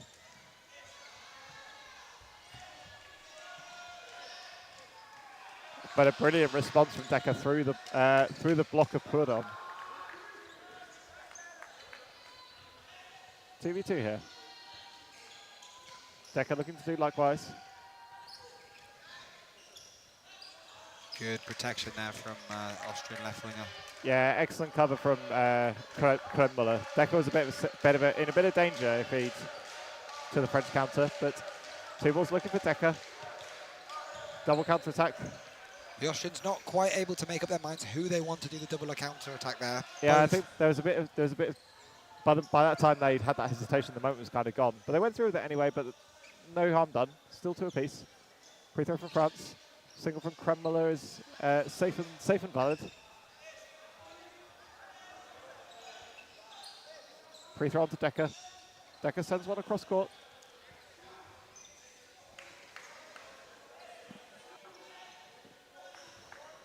Free throw once again onto Kremler. Plenty of pressure, and he's caught up court, and Kremler makes a vital hit in the final seconds. Yeah, so very cagey 35, 40 seconds at the end of that frame. You know, lots of single balls. Nothing that was catchable there from the Austrians towards the French, and the French coming back. Finally, with the clock pressure, Austria upping the risk and able to get that reward with the final hit. Yeah, it is been kicking himself for leaving himself a little bit vulnerable up court.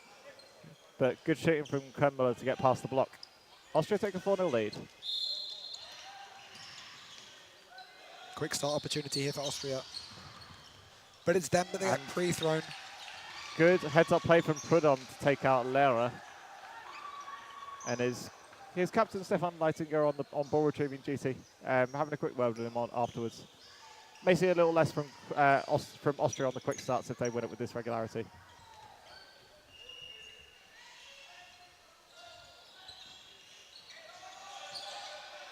Free throw from Alger doesn't get any purchase.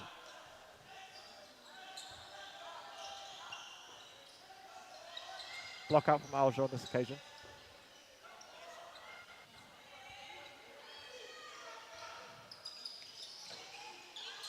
And a nice catch from Decker, but I think he's... I'm not sure what's happened there. I'm not sure whether... Time paused. Yeah, I don't know whether Metz felt something on his head and it was actually just Decker's arm rather than the ball.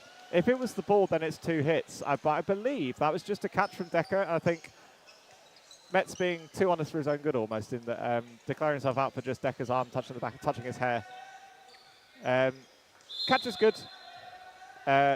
Austria still on 6, Alger's gone. And Lehrer, after being caught back in, puts his arm to immediate use.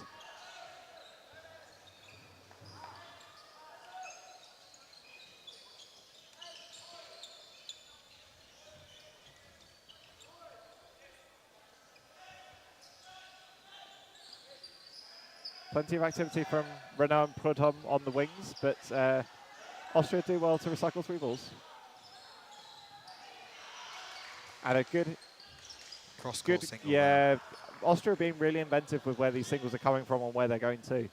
France struggling to deal with them so far, barring that initial catch from Renault in the first set. I think Austria maintaining control of these first 3 frames very well. You know, it's at least in this one, there's very, very little that France have been able to do in this sort of opening 2 minutes. It's just it felt like Austria just trying to grind them down, but a hit there.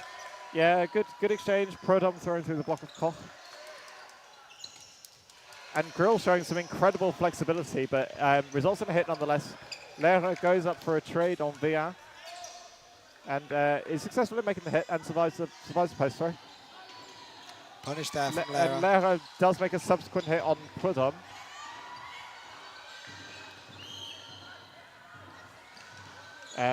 But Kremmel's gone. Renault finds himself in a one-catch game, 1v3, and I think he's got 3 balls to play with. Just under a minute. Spin throw coming out there. Nod of appreciation from Leitinger as he dodges Lehrer's block attack.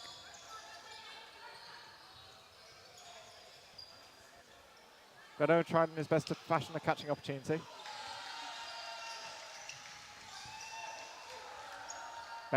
Metz putting plenty of revs on that ball as it sails past Renault.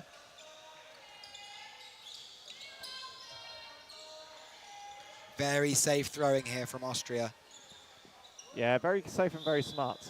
But I think that ball that Renault just picked up is one that Renault has actually just dropped. So that might be out for an invalid attempt, potentially. I think that's what Austria might be questioning. Otherwise, Renault will be left on his own with about 15 seconds left.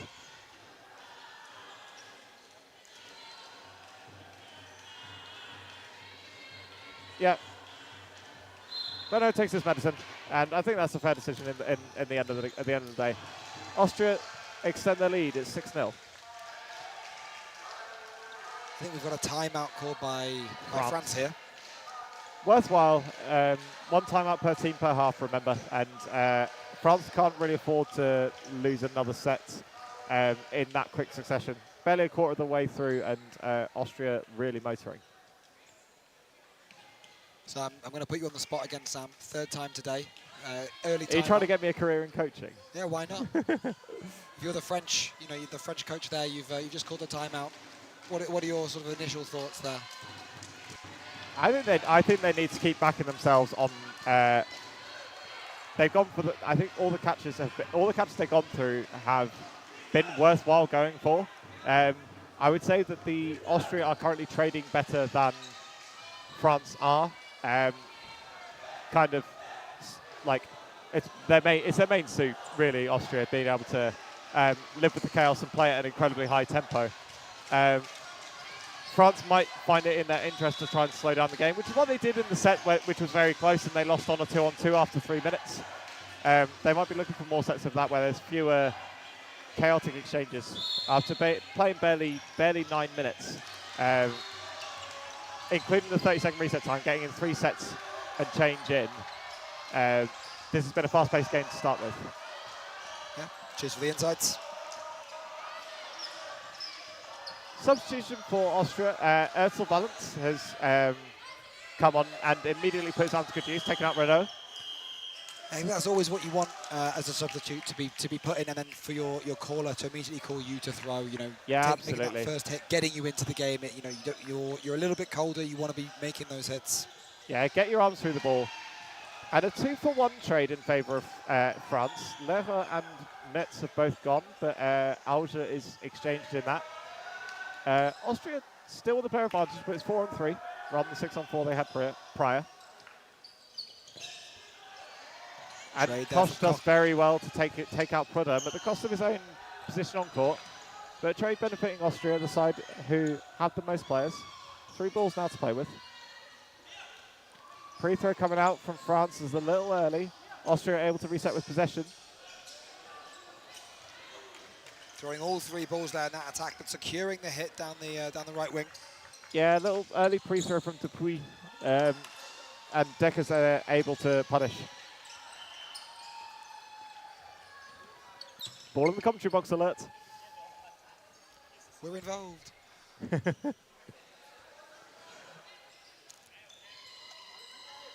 France dying for a catch here. More very safe throwing there from Austria. No chance of that getting a catch. We are in a one-catch game. Can France turn this around? Aggressive blocking there from Decker, making sure that possession stays with France. Austria don't want to be sending a catch down towards him. Yeah, it's 1 minute and 10 left. It's a long way to tire out the game, and Hackle sees similar. He takes the opportunistic hit on Vian while he's up court. Yeah, I think very smart waiting for that opportunity. You want to be engineering those attempts where you can catch the opposition single player at the front of court, retreating rather than set at the back of court, looking for that catch. Yeah, absolutely. Even though, like you said, there was very little chance of that ball ever being caught. So there was very little risk in throwing that release. Another substitution. Falkenberg is on for Austria.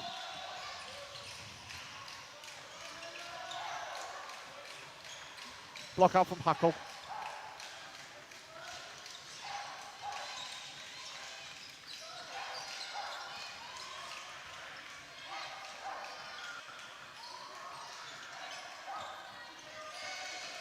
And a very nice shot onto Metz and a subsequent reply onto Renault. Nice outside of the body shot from Alger. Free throw comes on Lehrer. Austria resetting with 4 now. Play ball being called. Such great discipline for this Austrian side. And a catch and out from Alger. But a subsequent, there's an awful lot going on. There's a subsequent ricochet catch that brings back in Metz, I believe. Play 2 called on Austria. This game stops for no man. 2 balls very nicely timed and very well tracked onto Renault. France now even in this frame. 3 balls coming forward to attack. Great movements from Myrtle Balance. Great dodging down the middle. France rearranging their wingers, sharing that workload. And a very nice pre-throw from Metz. And a subsequent pre-throw from Prudhomme is blocked away by Lehrer. Cross-court from Metz, looking for Prudhomme. Double running counter here. Nope, just a A single little delay. Ertel Ballant does well to get out of the way.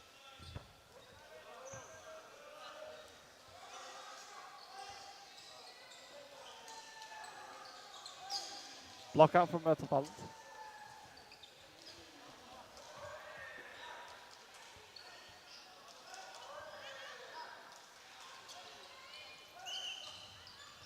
The Austrian ball holders covering so well, making it incredibly difficult for France to take any opportunities on any empty targets.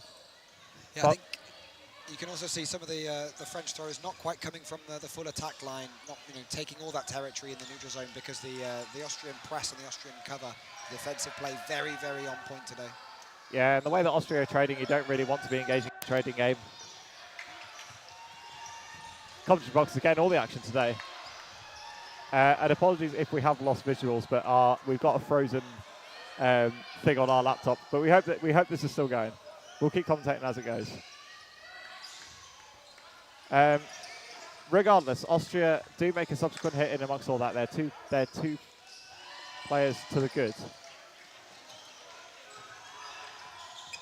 So whilst the laptop's frozen in the commentary booth, we've been told that the stream is still running. Austria 4 players to 1 up. I think all 5 balls looking to finish off this frame.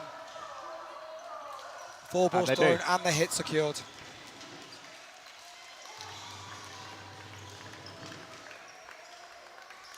Austria secure another set point, or another pair of set points.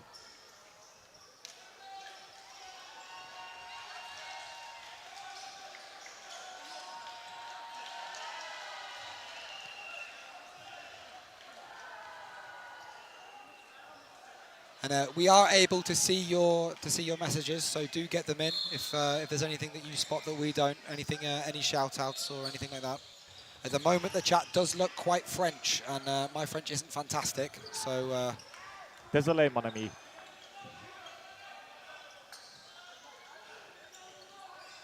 Two-ball attack from Austria results in a miss.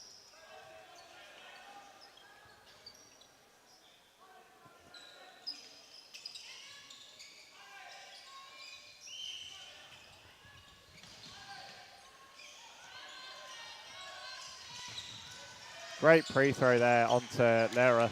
Fully committing to that cross-court throw, but France doing well to punish him.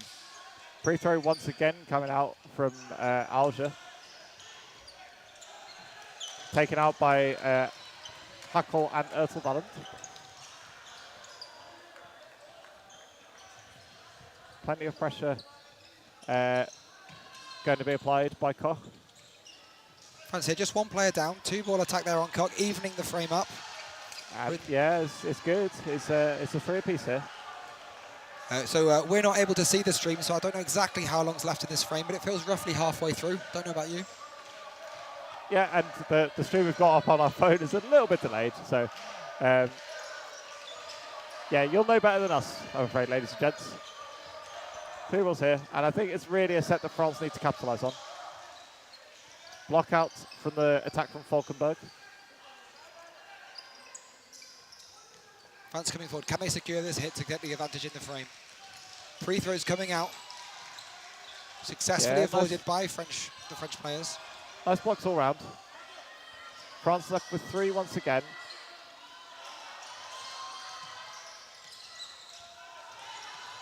Block out from Hackel. I think what's nice in this frame, France really coming forward with a big fake and then looking to throw. It feels like they're noticing the Austrians. Very good shot from Falkenberg, gets through the block, and that changes the complexion of this set. Austrians known for their big athletic dodging, so looking to put that fake in to make the big move and then hit them as they land.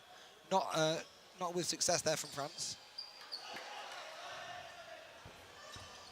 Yeah, it looks like France have kind of got to go here. They've got 2 balls in hand.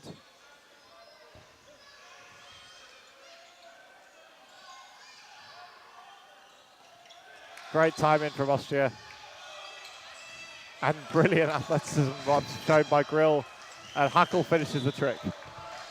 And a very nice sporting gesture from his opposite number, Dupuis.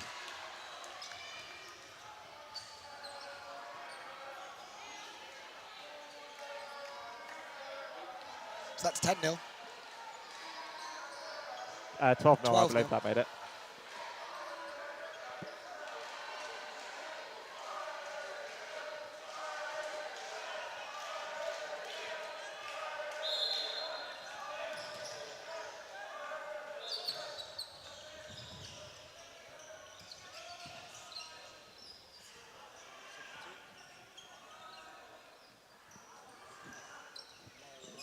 Yeah. Yes, substitution for Austria. Kremmuller is back on the right wing for Lehrer.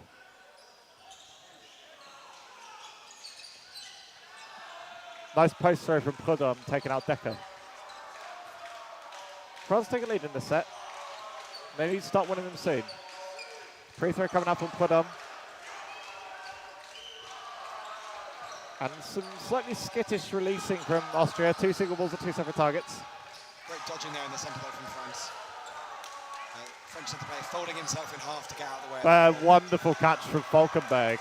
Plenty of venom behind that from Alger.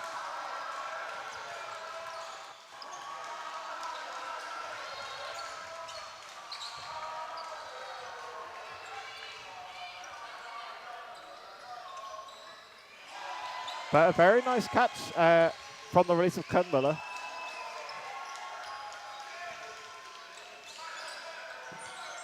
And Prudhomme punishes Decker after he goes for the free throw. And he'd like that one back.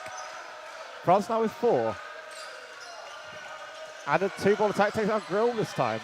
France all of a sudden starting to dominate the set. And you can feel the energy rise in the room as the French crowd really feel like they're getting into this set. And Hackel's gone as well. France monopolising possession at the moment and is hitting out Austrians with relative ease. Austria have 2 to play with now. Damage has been done a little bit. It's a 6-on-2. And I think bounces on Falkenberg, so I think he survived. Yeah. Catch opportunity there, secured. An awful lot on back there. Both players doing very well to win those exchanges, and once their 2 opposite wingers were empty, there was fully punished by the French France win that set in dominant fashion. Yeah, leap of faith there for Proudham at the end. I think it didn't matter as the catch had been secured, but I'm sure it felt good nonetheless. Oh yeah, pad those stats.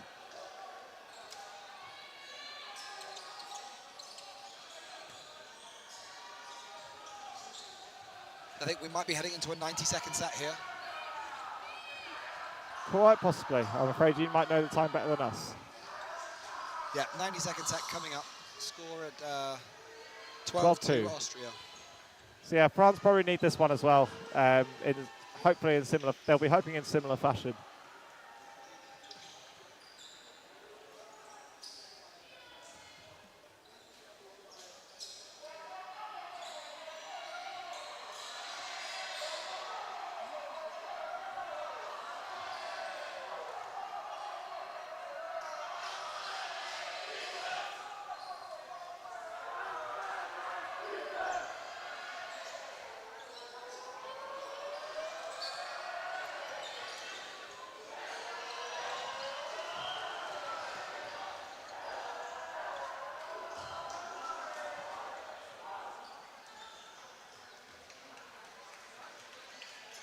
Plenty of discussion going on in the live chat of this match. I'm sure it's great for the people who are involved in that discussion.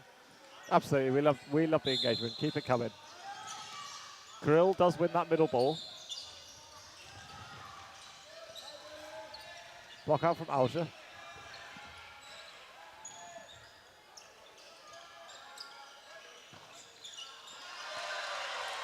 And Decker, for the second time, can't quite get his hands around that catch. But Kernmuller does double damage, takes out 2 players with that one throw.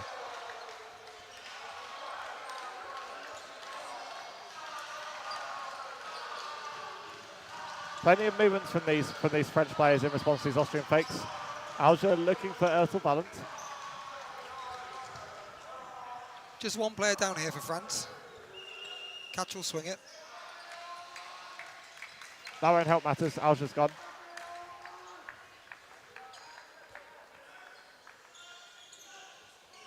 Austria looking dominant in this frame when given possession.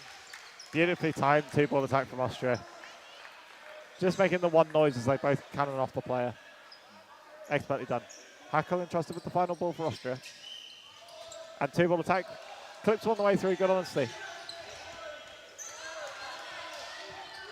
And Austria are going to recycle 4 balls here. Pregame has to go. Both players dying for a catch, but Austria aren't going to give it to them, despite their best efforts. Austria sets.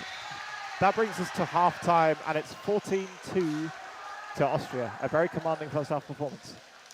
Yeah, but all to play for. It is an advantage in this whole court for to play your first half where Austria have played. There's the blue curtain at the back that you can see on your screen, just covering a pane of glass, balls bouncing back occasionally there. Whereas, as you can see on the bottom of your screen, behind the Austrians, that net. So an advantage to play at this end. Let's see if France can get a bit more possession in the second half with that advantage and maybe take a few sets back.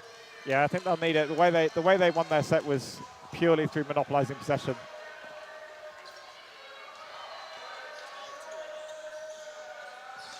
And a word from the other semi-final, which I think both of these teams will be looking at with interest. England against Northern Ireland is currently 12-2 to Northern Ireland. And you can watch that on court 1. Or you could choose to stay here with us on court 4. Yeah, watch as our viewership just plummets all of a sudden. We're going to take a short break now, I think 3 or 4 minutes, and we're back with the second half of this match. Catch you later.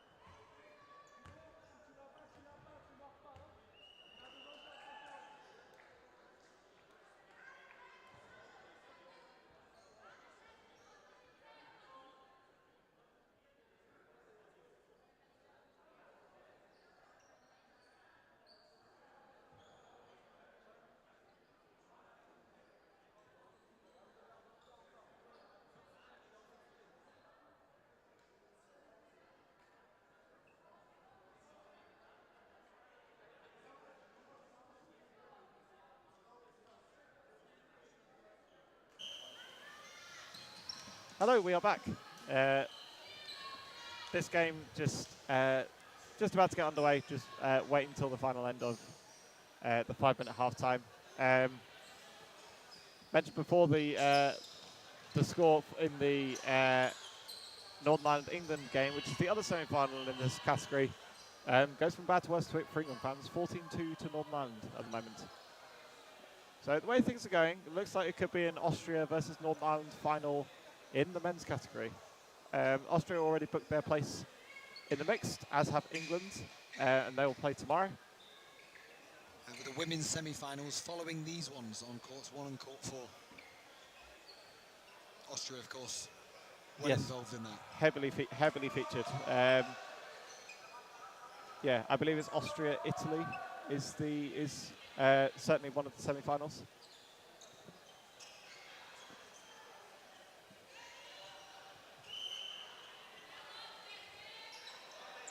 Just starting to get settled now. Our referees coming back onto court, getting ready to resume this game.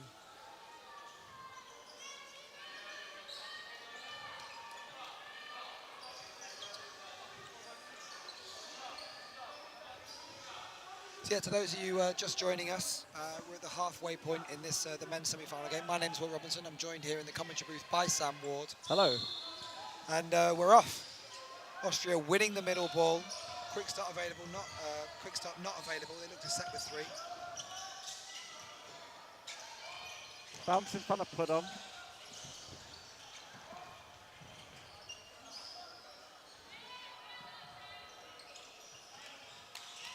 Single from Alger, looking for Lara.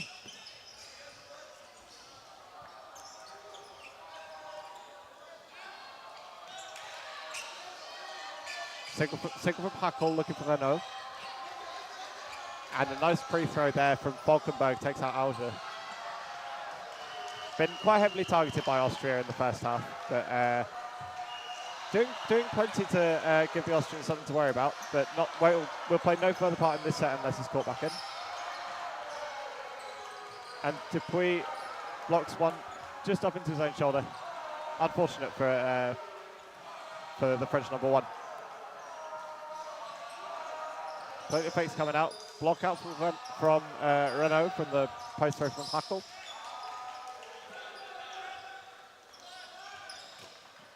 And a very nice cross-court shot from Krembler. Hand of appreciation from Renault.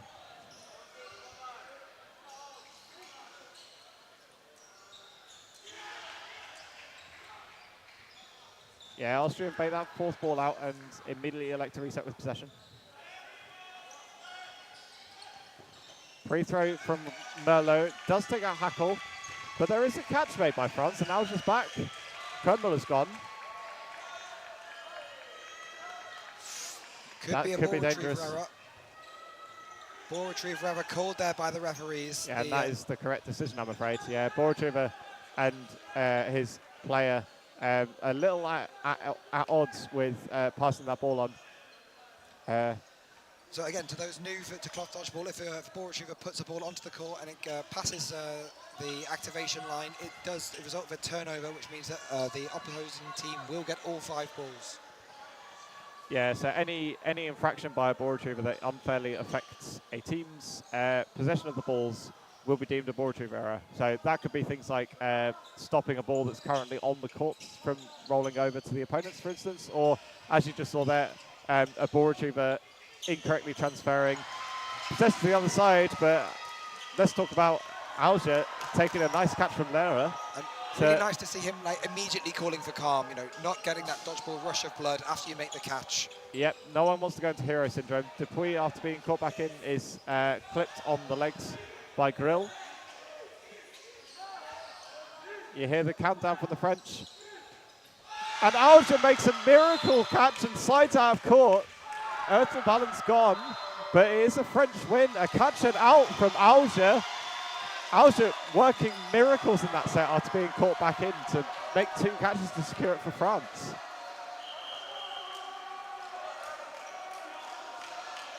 Beautifully done by the French winger. Let's see if France can carry some of that momentum into the next frame. 14-2, 14-4 now. Not insurmountable. Fast dodgeball will result in a lot of frames if they really go for it. Yeah, well, they need certainly more moments of that, moments of magic. And that was a close one from Grill, but of going over the middle line, but he survives this time. And Alger, understandably, after the last set, coming under heavy fire early doors. And he does make a follow-up hit on Ertel Balance. But in covering, 4 balls get thrown away. 2 of them send a put on. Does want to survive. Austria electing to target the empty wings whenever they've got 4 balls, and Alger wising up to that, gives put on the final ball to defend himself with.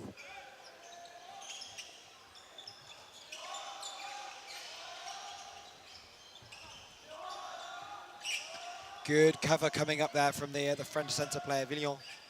Yeah, Alger needed that. Hackle was gunning for him, but elected not to take the shot on this occasion.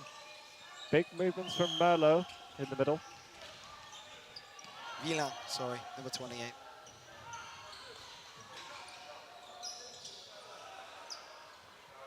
Yeah, just a bounce on Villain from Kremmuller. Popped up, and it is a catch, but it's immediately usurped by Villain. France really turning on the style. Yeah, they've got a lot of momentum here this last 5 minutes. And it's a nice shot from Alger onto Ertel Balance, and good discipline, to be fair, from both Villain and Sizou for leaving that ball well alone. There was the opportunity for a ricochet catch, but it would have been of no benefit to France. France really turning on the style. Stopping, taking a small pause in this frame to retie a couple of shoelaces, and we'll get going again very shortly. Here we go.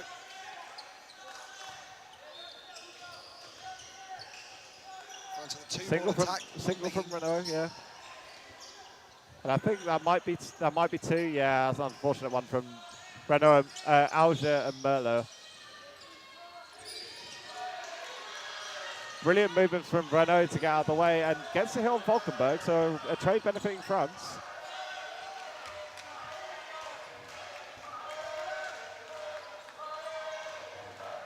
Grill goes low, and Scissor very wisely delays his ball and tracks his dodge all the way down. Great shooting from the French number 22. Hackle left on his own. We've seen what you can do against turning a 1v5 against Sweden. Great shooting, great accuracy from Villain. France bringing lots of momentum with them into this second half. Must have a great team talk at half-time. A bit of a change of strategy, I think. They've just backed themselves for catches and made a few more hits at the front of court. Yeah, absolutely. So, yeah, I think that's what's winning them these trading games, is making these catches after the exchanges. Whereas Austria previously was securing a hit, then resulted in a catch for the French. Decker back on for the Austrian team, and a bit of a miscommunication on the left runoff result in one of the uncontested balls being taken back by Austria, which they then immediately put to good use on Renault, and a pre-throw takes out Alger. Austria reminding France who's boss. Yeah, making a lot of early hits in this frame.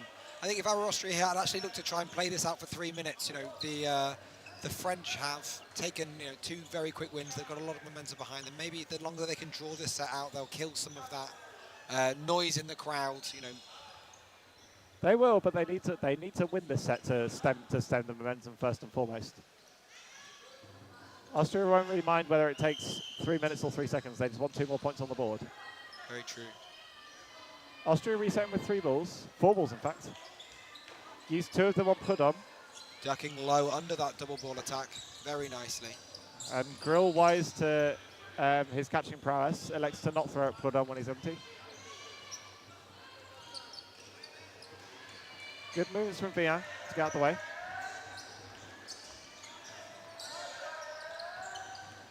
Blocked and put on.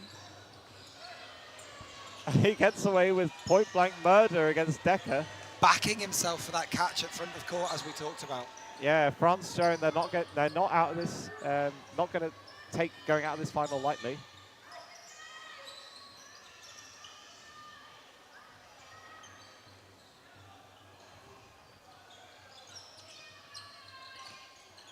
Safe single from Decker.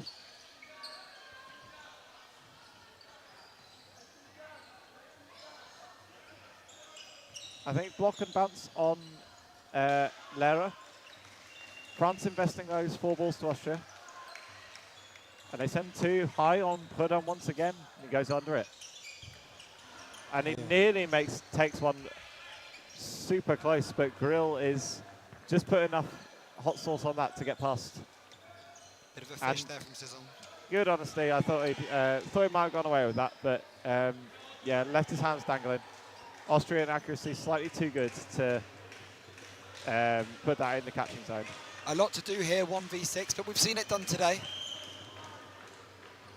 Yep, and I'm not sure how much time he's got left, but it didn't take very long last time. Vian charges at the Austrians, and he makes a great hit on Decker. There, sends one safe. Block out from Metz. And Metz and Ertel reset with 3. And Vian... The behind-the-back spin throw. Not paying dividends. Turning on the style points for all you lovely viewers. Austria stemming that momentum there from France. Yeah, very, very business-like performance. Gomez back on for France, as is Enes. That puts us at 16-6 for another 5-frame, back to 5-frame advantage for Austria. Yeah, you feel like France can't afford to lose anymore, certainly, and even this might be too much of a mountain to climb at this rate. But they're still fighting. They've still got to go. And Alge carries on where he left off. Brilliant work from the tall number 15. A great second half for him so far. Passing that ball off, as you say, not going in on full hero mode. Gomez does pay the price for France investing in those 4 balls, though. Good hit from Metz. He's starting to look like the confidence player that you know he is, and that's a brilliant catch from Enes. And he does stay clear of the back line. He's called by all the line refs saying that he was well clear of that back line. Well played by the Frenchman. So athletic there to make that catch and then still manage to maintain the balance and stay in court. Yeah, that was superb athleticism. Cizon unable to do likewise. France really seem to be backing themselves for catches in this second half, and it's coming off quite well for them.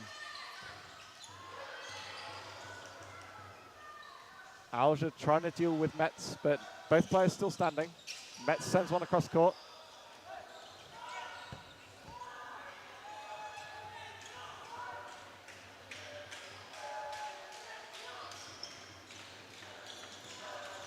Block out from Prudhomme from the response from Lehrer.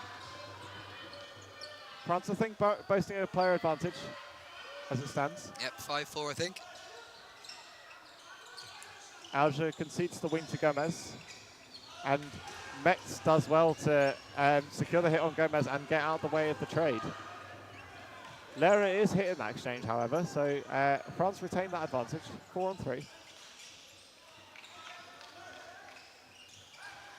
I think there might be a bit of a slip hazard for Alge where he initially went down, but he's carrying on.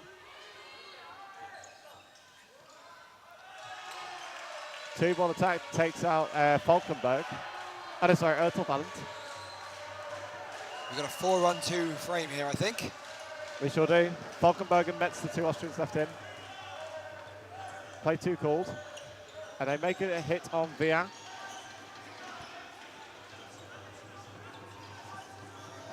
Falkenberg and Metz with 2 balls in hand. And they're only a player down here. Plenty capable of securing a hit or a catch. Lockout from Metz, from Alge on the pre-throw from Metz, that is.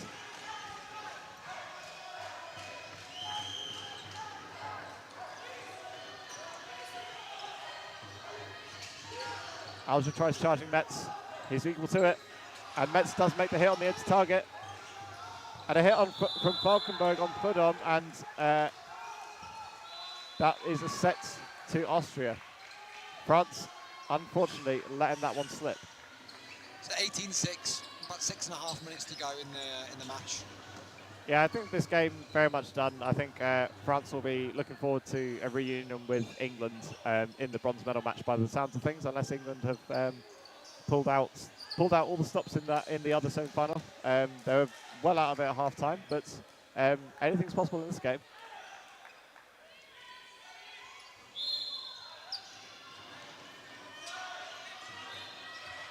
In the group stage, there was one match, I think, that went 16-2 down, that came back to a 16-all draw. So, yeah, as you say, all possible, and it has been done here. In this match here, we've got Austria coming forward with 3 balls at the start, failing to connect, and now, making a hit on Ainu. Must have just clipped him. Great honesty there from the French player. Yep, Northern Ireland are indeed in the driving seat in that game. They are currently 18-8 up.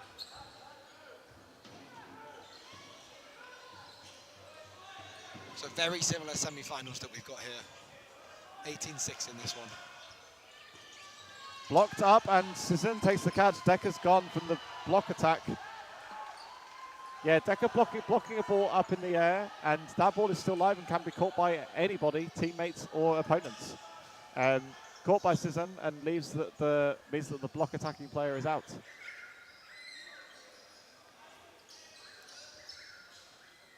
Even frame now as we wait for the retrievers to just gather some balls that have bounced over to the other court. Austria coming forward now to attack. They're on play ball here. And Alger clipped on the way through. And they managed to get a ball back by making the hit. And a nice catch from Falkenberg. Baits out the retrieving the ball in front of Prudhomme and does well to secure the catch. Nice work from Falkenberg. Brings his team to a 2-player advantage.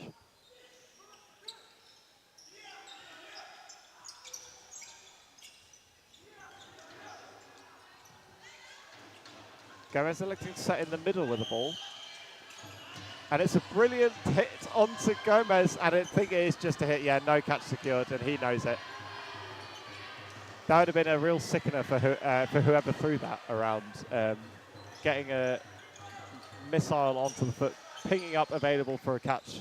But he gets his just rewards and secures only the hit. France have made a lot of low dodges on that left wing, and Austria, I think, starting to get wise with a lot of the low 2-ball attacks against the French left wing. Yeah, very much so. Artur Ballant doing likewise, getting low under the ball from Gomez. And Grill recycles that 3rd ball. France gathering together for this attack, looking for those catches. Yeah. Not able to secure. It was worth trying to try and speed up the game and get back into this set, but France being too good. Decker does well to get out of the way of those and take 4. Looks to his right. Are we doing it? Are we doing it? No, let's calm down. Yeah, the right decision from Artur Ballant to tone down that one, but a very nice cross court. Takes out Gomez, and Austria put another 2 points on the board, which I believe puts us to 26. Yeah, probably just under 3 minutes left is my guess. We still can't see the stream too well in front of us. We've got our phones out, but there is a bit of a delay. So 1 more frame at least, maybe 2 if it ends fast.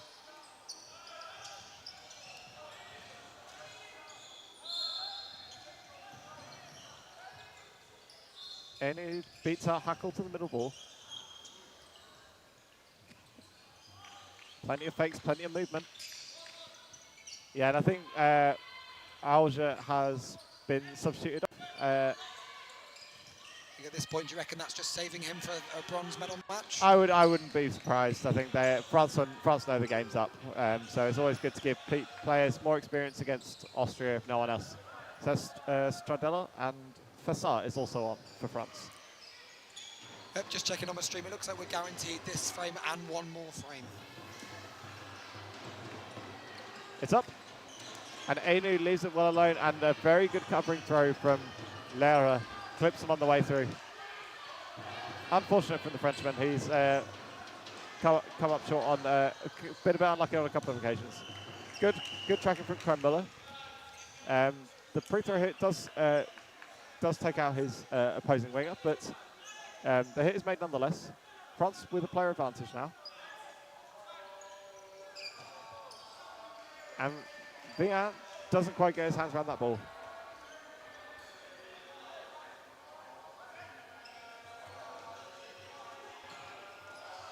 and Hackle nearly makes a point-blank miracle catch, but can't quite secure it this time. 2 balls onto Grill. Falkenberg pressures.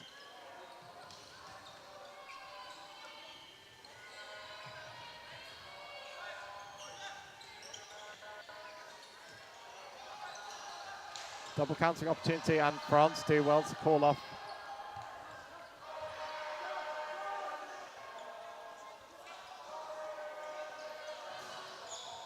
Brought up by Scissor.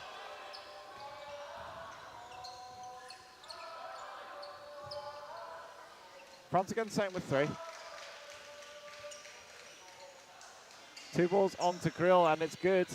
And the response onto Falkenberg. He gets on the way.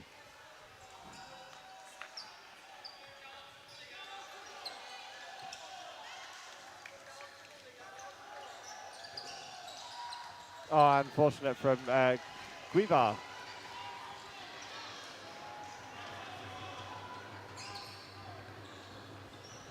And that final free throw from Stradea does take out Falkenberg and puts another set on the board for France. 20-10, and it'll be a 90-second set to finish.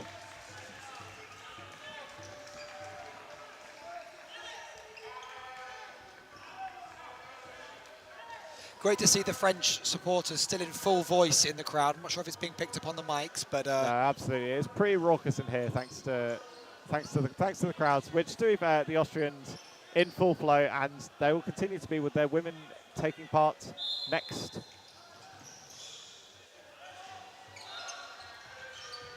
And a wonderful catch from Hackle in the middle. There's a bit of a fracas in the middle between the 2 centre runners, which was only, I think it was Grill coming over the middle line. But Hackle does his friend a favour and brings it back in. Lera can't get out of the way of 2 balls though.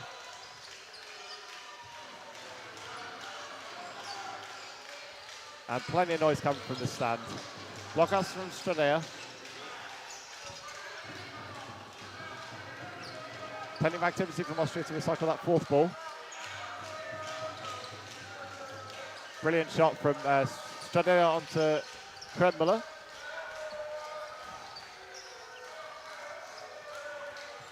3 balls here for France, and they are level. Bounce onto Grill. That's a hit, but that's a catch. Unfortunate for César. Yeah, hit onto Grill, but a ricochet catch brings his team down a player. Ball bubbling up. France able to secure a catch. And I think he makes that catch, but I think it is a hit as well. He nearly got double the money. And Hackle goes a little fishing, and Austria left on their own with Ertl Ballant, and France win the final set to make it 20 points to 12. France finishing that match very strong, I think. Yeah, very much so. France, Austria's class in the first half definitely showing through, but France showing exactly what got them to the semi-final. They didn't get here by chance. They still have a dream of playing for a bronze medal tomorrow, and regardless of 4th place achievement, even if they do lose to England, then a 4th place achievement is still absolutely streets ahead of where they came last year. So very well done to France, and a very good showing, but well done to Austria. See you tomorrow in the final.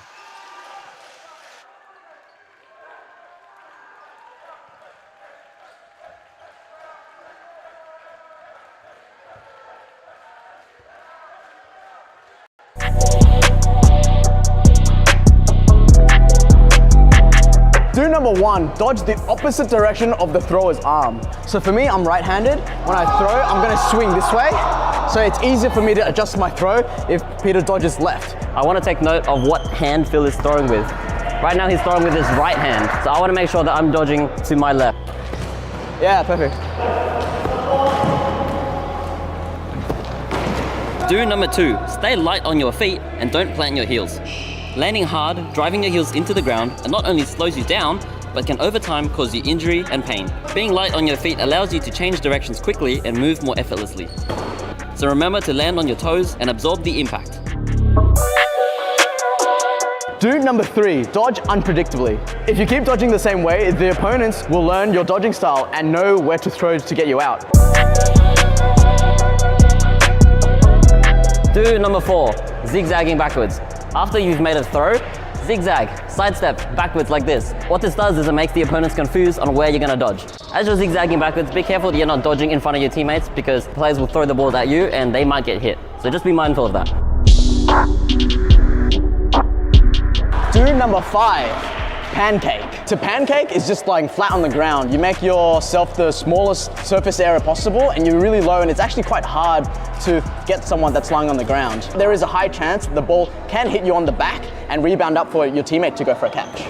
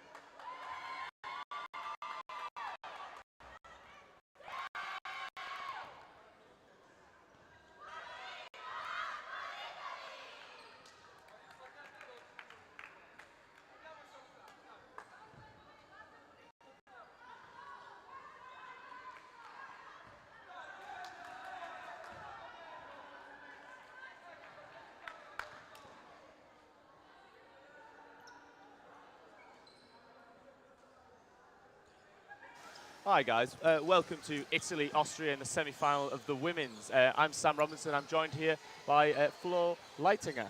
Hello. Yeah, so it's going to be here again. Yeah, it's going to be an exciting match. Yeah, it's good to have you in the box as a bit of an insight into what the Austrians are thinking and everything like that. Yeah, the two teams know each other very well. They go way back. We've had some tough games in the past, and we'll see who has evolved more since then. Absolutely. I think Italy have been looking very strong in this European Championships. Who did they play in quarterfinals? Ooh, I will tell you now.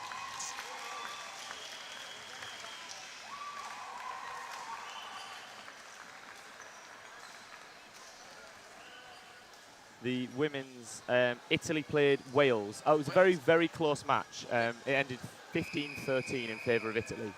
Yeah, and I think either of those teams could have come through to this, and it'd be an exciting challenge for the Austrians.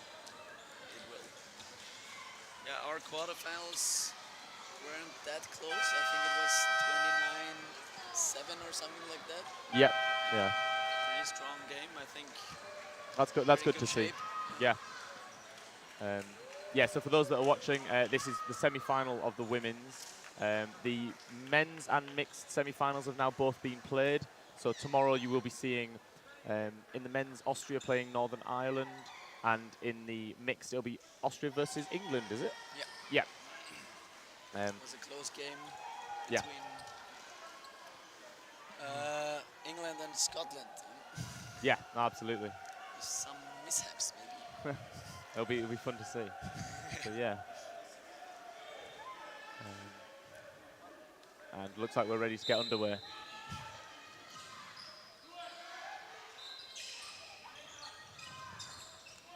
Yeah, I don't know much about the Italian women's team, but I'm excited to see what they can do. Yeah, I know some of them. Oh, second hit from Kati Weber, who just became a mother this summer. Yes, of course. She's already back on court, looking good as ever. Of course, yeah, ready to play and obviously competing straight away at that top level. Of course.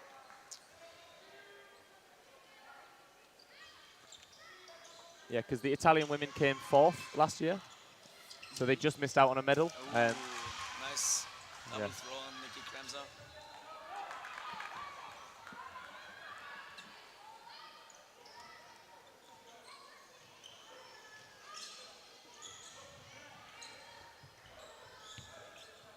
Yeah, I think the Austrian women are probably the favourites for the women's overall. They've been a very, very strong team for years, and that doesn't look like it's changed.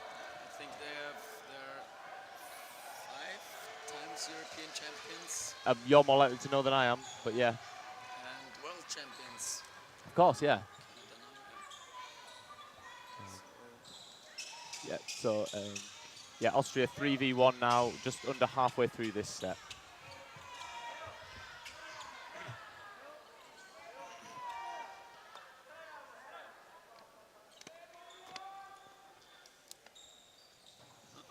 Just wanted to say they probably to play this till the end of the set, but they want to take her out. Yeah, and I think the other semi-final for the women's is Sweden versus England. So that'll be an exciting one because the Swedish women look very strong. They're very strong. They have strong arms. A lot of handballers there. Yeah. So Austria take the first set. So it's Austria 2, Italy 0.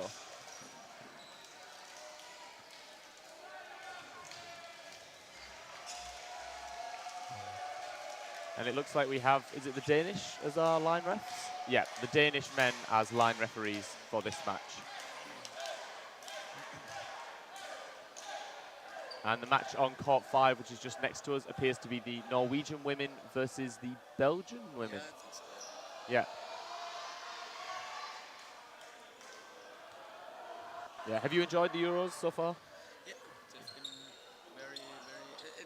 the only problem, it's jammer van hoog niveau, as we say. I don't know what's the English saying for jammer van hoog niveau. Crying on a high level. Yes, yeah. But there are a lot of ways to reach the court, so a lot of meters to be made. Yes, yeah. Before you even have to play, but it's still nice, nice courts. Yeah. Well organized. Yeah, Good food. Yeah, it does seem very good. Yes, the Italian women are up 6-5 at the moment after a lovely catch by number 20. Oh, nice hit from Leona. Yep. She's our youngest player, I think.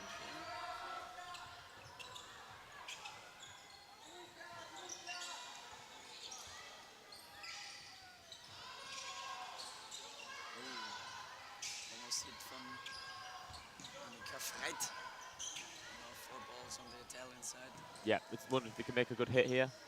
Nice dodge from Moni. Yeah, it's nice to see the aggression with the Italian. Yeah, they play very aggressive. They have like a very strong mindset. Yep. And not easy to break. No, absolutely, and I think they'll provide a strong test against the Austrians. Yeah, that's true. I think we even played a final against them a couple of years ago. Right, yeah. And it was a very exciting and emotional game. Yeah, no. I think it's really nice to see. Nice catch and hit from Leona. And Kati Weber is back on the court.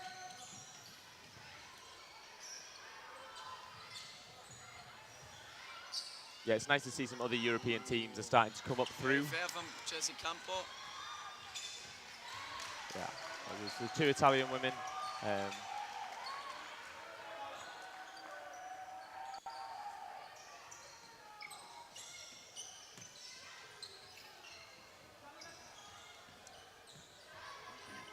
3 balls on the Austrian side. Let's see if there's a hit now. Oh, a catch from Zanon.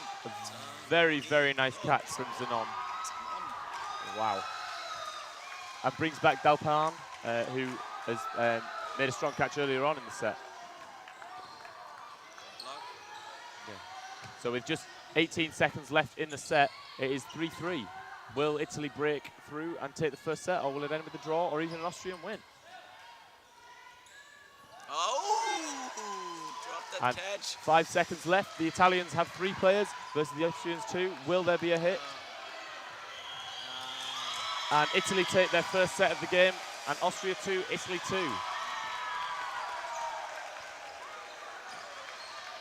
Yeah, a very strong catch there from, is it Zanon? To bring them back into the game there.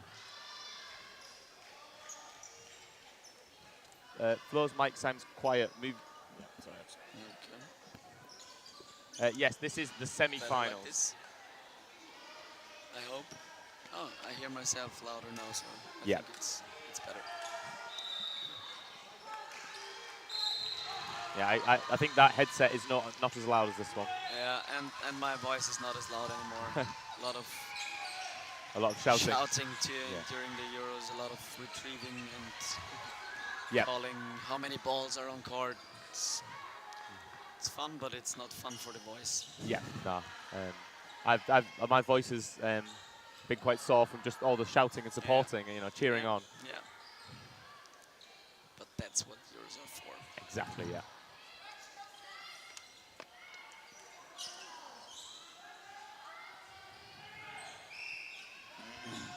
Still 6-6.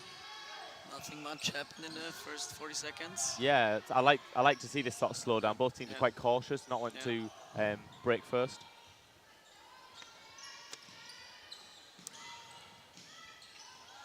Oh, nice hit and catch from. Doesn't really help us, but still, it's. Yeah, it's a always statement. Yeah, it's a morale boost if nothing else. Exactly. Morale boost. Good word. Yeah. I was particularly impressed when watching the Austrian men's match, seeing Flo Hackel take the catch to bring your brother Stefan back into the game. Yeah. When I spoke to him afterwards, he said that wasn't intentional, just to replace himself with Stefan. And he did that in the last game too. Yeah. So that's his new move. We like that, yeah. Always a useful player to have on nice. court. Nice pre-throw from Ani. Yeah, and quickly the Austrians have taken charge in this set. And with 1:20 left, it's the 6 Austrians versus the 2 Italians. Oh, close to the line, but all good on the Italian side. Oh, and there's the catch from Leona. Oh, that was an impressive catch. I did not think she secured that. Yeah, she caught a lot this year. So. Yeah. And she does have a strong arm too. So, and Yeah. she's our youngest player. So we're gonna see a lot of her. Yeah. The next 2 years. Yeah, no, absolutely.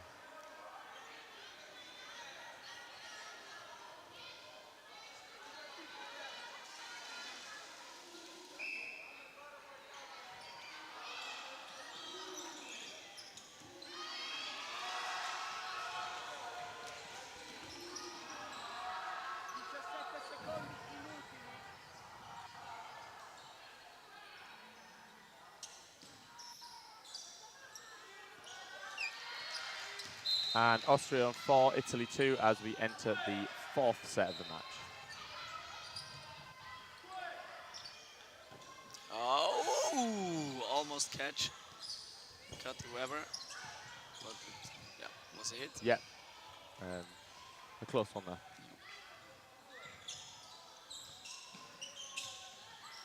And again, Katja has probably one of the strongest throws in the women's team. Yeah. Is Kati number 9, is it? Oh, sorry. Yeah, on our left side, so on the Austrians' right side. Yeah, I thought so.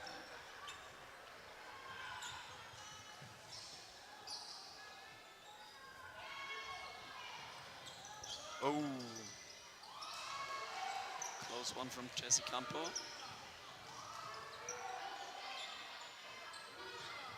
And 4-ball attack. Oh, and there's a shot. Yeah, it's always an unfortunate part of the game, but sometimes it's the best way to secure the hit. Yeah, it's true. Nice one from Katy Weber. I think she took out 3 or 4 players. A strong set for her. Yeah. Yeah, we're just 10 minutes into this first half of the game. Bounce.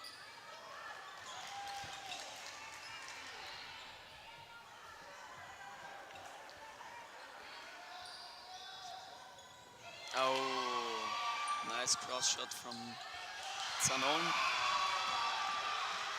And 5 girls on our side, and there's a hit from Leona.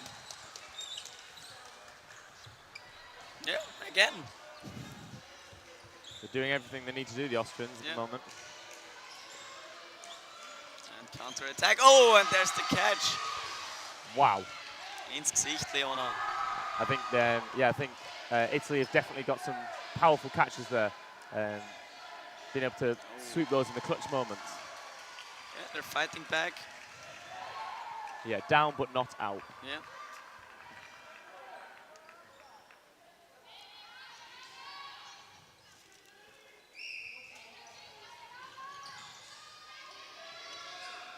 Free throw and 3 balls on the Austrian side.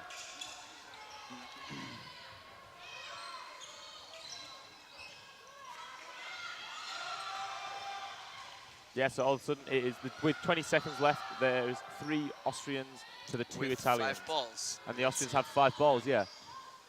Oh, nice big dodge. That's impressive to see. And the Italians have to move quickly now. 5 seconds With left. 5 seconds, and 1 hit evens it up. Nice dodge from Moni, and this set is done. Yeah, and just quite not enough time for the Italians to bring it back. And timeout. Stefan calls a timeout. So we have Was that a timeout on the Austrian spare side? time to chat. Yeah. Was that a timeout on the Austrian side? Yeah, timeout on the Austrian side. So if you were the Italian coach, what are you asking? What are you telling your team? Oh, that's a tough question. Somebody told me you're gonna ask some tactical questions. And well, that's why we bring the great minds into the booth. I think I saw a lot of 4 balls on the Austrian side, so I tried to keep the 4th ball on the Italian side. because we have a lot of strong throwers. Yep. And yeah, they always take one out, at least one, after they get 4 balls. So I try to play it a bit more conservative. Yeah, oh, that makes sense.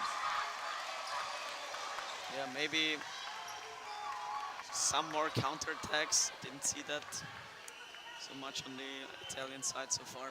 I guess as a team that seems to be favouring their catching, maybe they feel more comfortable Yeah. giving more balls away and then sweeping up those catches. Yeah. But But it's not easy to catch Austrian women. no, it's not easy to catch any Austrian players. But yeah, for those of you that aren't aware, Flo Lighting is here with me, plays in the men's and the mixed for Austria. So is that 2 finals then that you're in? You'll be in tomorrow.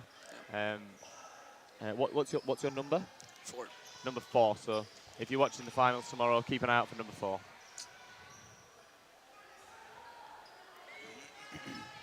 And Austria 6, Italy 2, as we enter the last 8 minutes of the first half. What was that? Oh, I think they won their first opening rush against Moni Böhm. She's very fast. And then they made a hit with the ball. Moni Grill, sorry. She got married this year.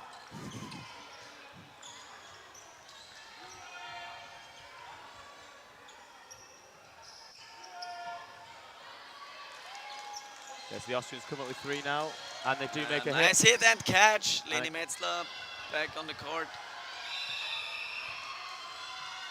yes, the Austrian women now reinforced back to 6, so 6 on 5 as they come up with 3 balls. And there's the hit And from then make a Leona hit. again. Yeah, relentless is the word I would use to describe the Austrian attack. We appear to not have the set timer on the screen, but I believe the referees do have that in hand. Oh, nice hit from Leona, and Leni makes another hit, so it's 6-2. Yeah, we're not quite sure how long is left in the set. Sorry, but Almost catch from find out Leni, soon. and Leona fakes the counter. 3 balls on the Austrian side, and we don't see a set time. No, we were just saying this, that I'm not sure if the ref has it on a stopwatch maybe. Yeah. There's Yeah, been I some hope so. technical issues.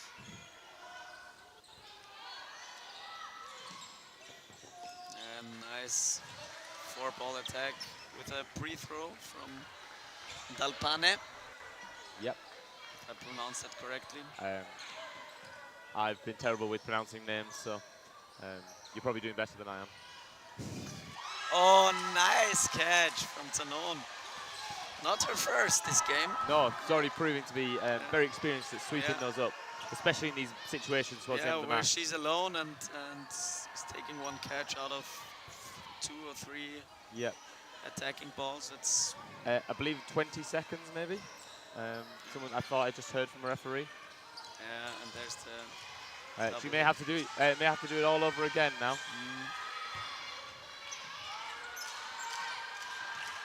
The Austrians are gonna play this one down, I think. Yeah. And it's gonna throw safe throws. Exactly. Yeah, you can see she's looking for that catch. Yeah. Ooh. That could have been one. Yeah, and nice. Yeah, and a free very throw from Katri Weber. a good trade there to end the set, and the Austrians take that one. Oh, I believe just mark that down to Italy. Hoppala. Score is not correct. Yeah, I It's think 8-2 for they're the just Austrians. discussing that at the moment. Clara, kannst du da intervenieren? Es steht 8-2, nicht 6-4. Yeah, so we have just sat next to us Clara, who's been refereeing across the European Championships. They're working on the TV, I think. Yeah. There's been a lot of complications, but the system that the referees are using is the one that links up to the screen, so you get to see what we see in terms of the score and the times and all that. It's a very complicated system, but still it's proved very strong so far, I think. The streams are very high quality. I mean, I think the whole setup of Euros has been very, very good. Yeah, really good, yeah. I haven't seen the nets come down yet, which is something that we often see. But yeah. But still the score, ich glaube Clara. Yeah, we'll have to query with the referees at half time if that remains. Or they do miss something. But I think they know it's incorrect, so they put something over the screen. Okay, okay. But it looks like we might have about 90 seconds in this first half. But Last 90 I'm not seconds sure because the referees may have paused the time separately. But I think it's the last 90 seconds. Maybe I'm not sure if the time was paused before we got to this, so there may yeah. But there's not much left in this half. A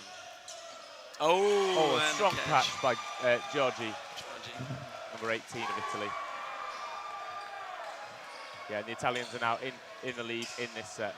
I would really like to see the Italians take another set before the half time. I think it would it adds a lot and will bring some exciting second half moments.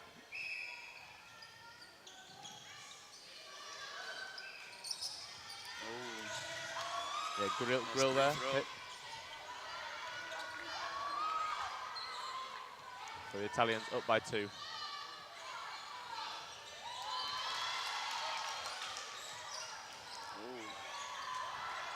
Nice block from Benvenuti. Is it Benvenuti or Benvenuti? Yeah. Oh, it's Benvenuti, yeah, sorry, yeah. I was looking for the E on Zanon. Okay, yeah.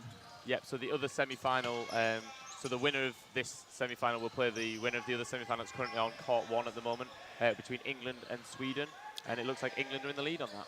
Yep. 8-2 so far. Yeah. All still to play for on both courts.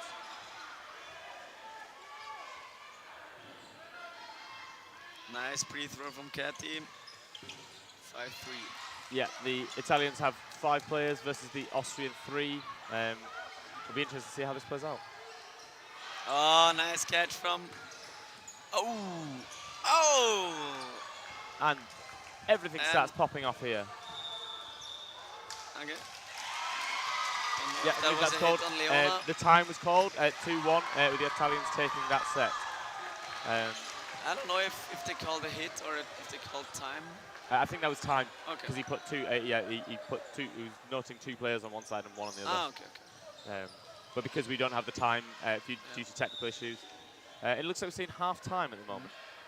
And yeah, so we'll try and get clarification on what the score is and see if the times will be right for the second half. Nice. But yeah, we'll take a short break and we'll join you soon for the second half. Thank you. And bis später.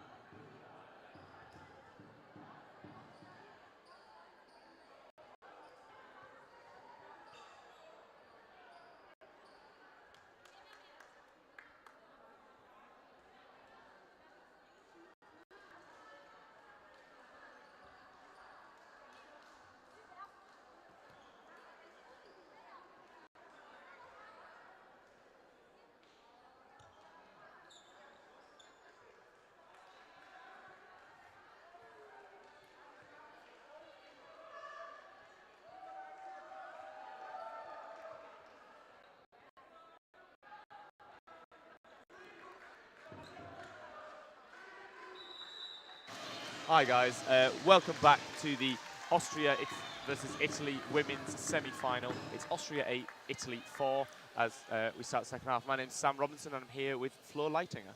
Hello. And it looks like we're off.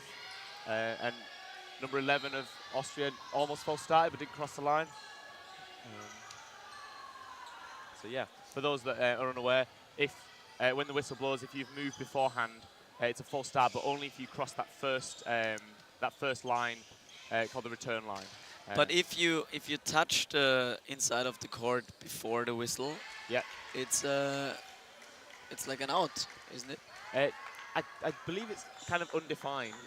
I think because it happened once that somebody, I don't know, did a small step over the line and they called an out. Yeah. I think, yeah, it seems to be a bit open to interpretation. Yeah. Oh, a ball coming into the commentary booth. Yeah, 3 balls on our side. Yep. So Austrian side, sorry. Yeah. But it's our side now because we're sitting on the Austrian side. Of course, we're sitting behind the Austrians, yeah. Yeah, so Flo Leitinger plays for Austria, for those unaware, and maybe just joining us in the second half. Oh, almost catch from Nikki. Yeah, yeah. Kremser went for a catch there, and so close to securing it. Yeah, so it's 4v4 at the moment. Nice. Almost trade, but just a hit from Leona. Yeah, is it good Leona dodge Zartel? afterwards. Zartel? Is that Zartel, yeah, that's Leona, yeah. Let's see. And 5 balls on our side. Oh, We talked that's a about strong that. hit. They Yeah. didn't. Probably the coach didn't talk about that. Yeah, we were talking about, yeah. But look, the Austrians are very, very strong with those 4 balls. I mean, as they've just seen, take out 2 players with a multi-ball attack. And definitely in the driving seat now.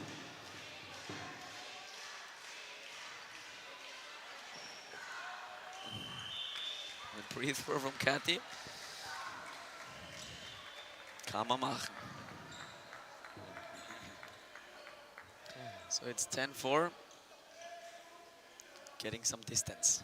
Yeah, no, it's going to be good to see. The Italians may have to start changing things. What's happening in the chat? I'm just translating it from Italian at the moment. Oh. So Forza Italia means go Italia. Yeah, of course, yeah. That's how far my Italian goes. Yeah, there's a question, how do they only manage to play 6 sets in 20 minutes? And it's because if a set is 3 minutes long, there's a set, between each set, there's a 30-second reset time. So in 20 minutes, across 6 sets, you'll see, 3 minutes of reset. So that with the sets being longer, that's when you'll can only play 6 sets across that 20 minutes. And 4 balls on the Austrian side again. Side again, yeah. It's definitely something the Austrians seem aware of and ready to make use of. Oh. I don't think that was a catch. I don't think she secured it. I would have said it was secure, and then there was the hit. But doesn't matter. Yeah, it's all nullified there with the catch from Buda.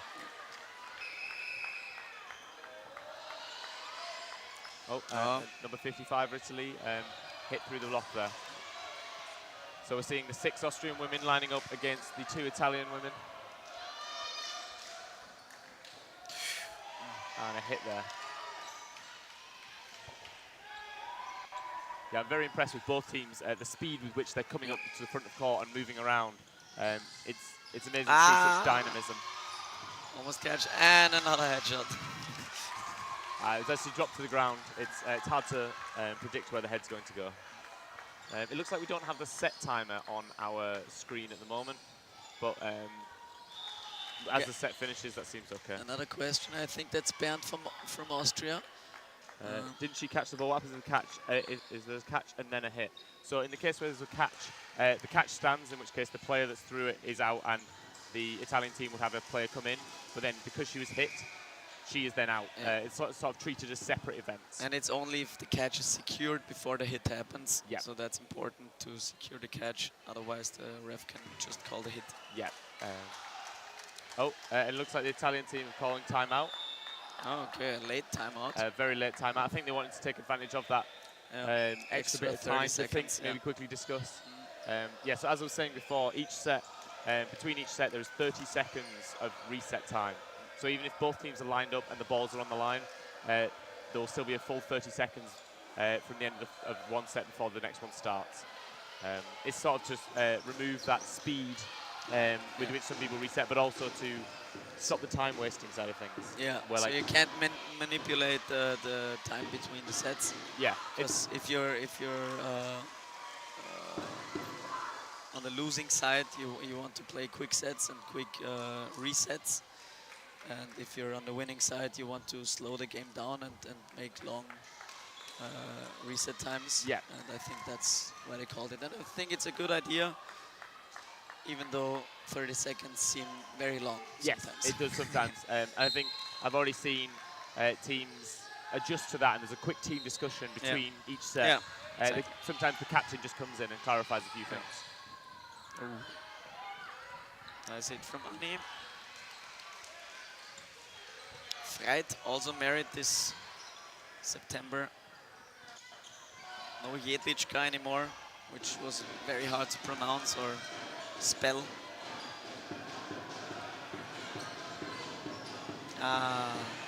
Almost catch from Leona. And still 2 balls on Austrian side. Yeah. To stop that. Yeah, so the Austrian 12, Italy 4, as we see the Italians come up. And it's 5-5 now, right? Yeah. Will the Austrians make a hit here? No hit on the Italian side, and now they have 4 balls. Yep, it's nice to see. They may be learning from their own mistakes and taking advantage of that. Oh, wow, No phenomenal dodging by Buda.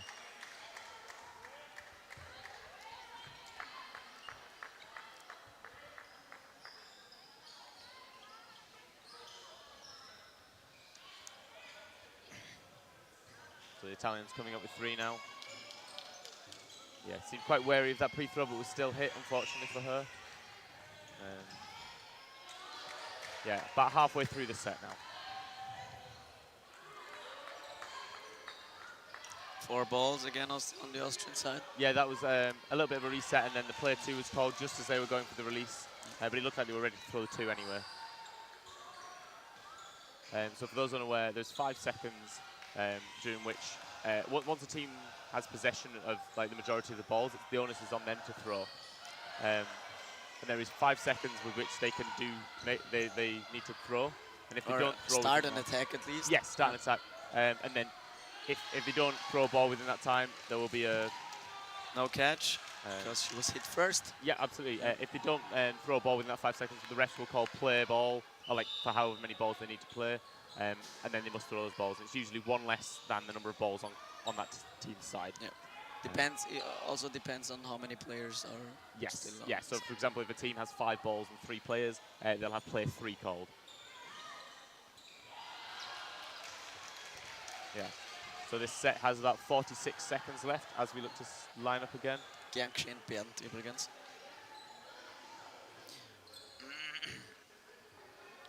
But the Austrians look firmly in control of this match. And I think closing out this set may be enough to push them through to the final.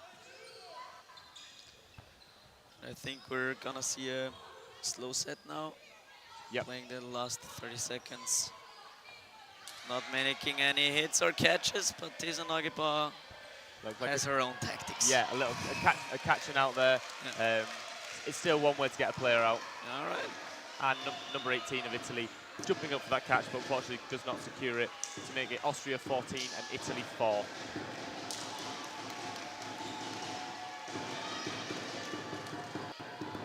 You can hear from the stands the Austrian supporters chanting and banging the drum.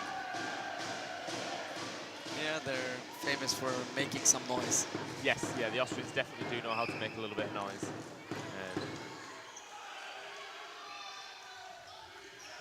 So there's about just over 12 minutes in this half as the 9th set is underway.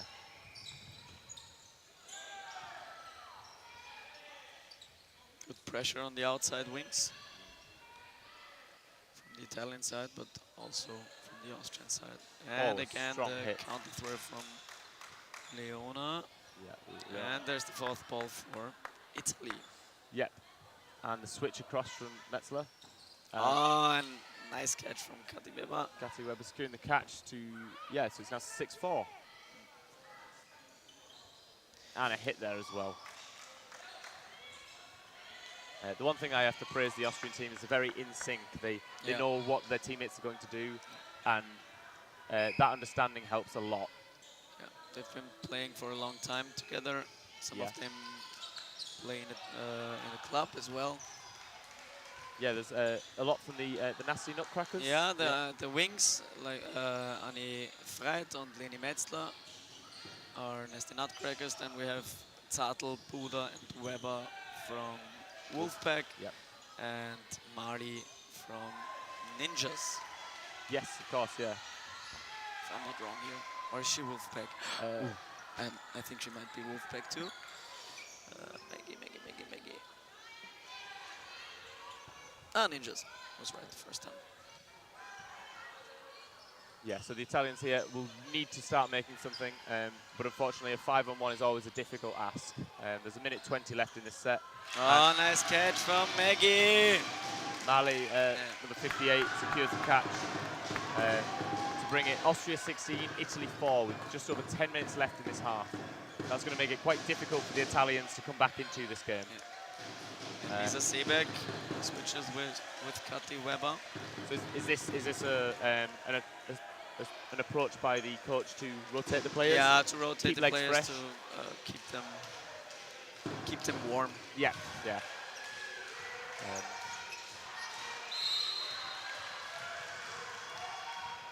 Oh, an unfortunate middle rush there, knocking one of the Austrian balls to the side, but they still do secure 2 of them.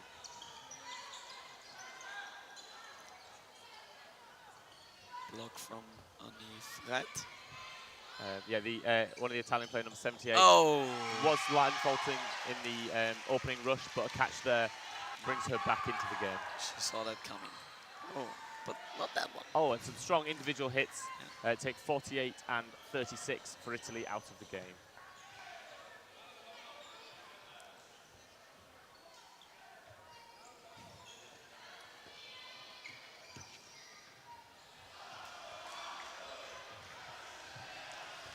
Yeah, I think there's always the question is that the Austrian team, obviously they've been dominant for so long. Yeah. Is there enough fresh new talent coming through that they can continue that? Enough, I'd say so. Yeah, it's not overflowing with new players, but I think we're happy the way it is. Yeah. So for those that are unaware, Austria have around six or seven clubs in their league. Yeah, I think so. With approximately nice 200 catch again players. from Zanon. Oh wow, she is making a lot of catches. Yeah. Big impact on this game. A lot of turning point catches. Yeah. Really important ones. Yeah. But Mali knows how it goes.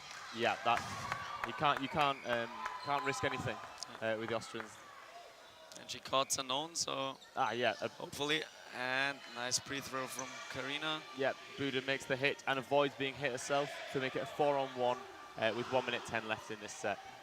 If the Austrians lock this up, then it's likely they will be through to a final. Yeah, and with that going that way, it's Austria 18, Italy 4.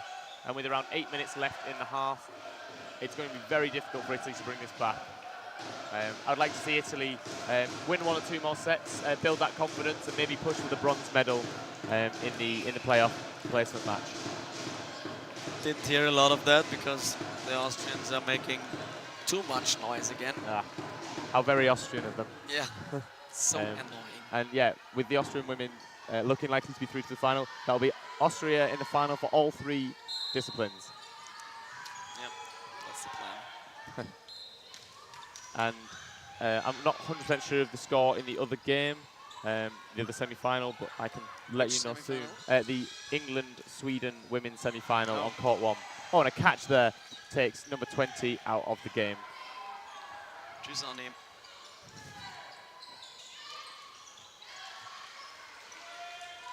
Yep, so on the other semi-final for the women's, England 16, Sweden 4.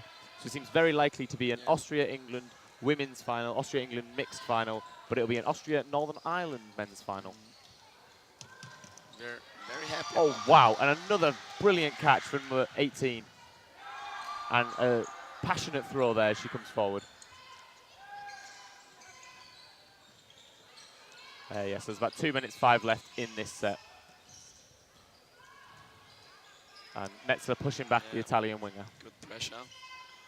Oh, a nice hit from Mari. I believe it was, I think it was Buda made the hit and then Mari followed up to help. I think it was a trade. So it's 3 against 4 now. Yeah, the Austrians don't need to be winning this set. All they need to do is play for the time. Exactly. But for some players that maybe aren't in the starting 6 for some matches, it's a good chance to show their ability. Yep. Yeah. Yeah, we're gonna try to take some time off the clock, and there's the catch from Lisa Seeberg.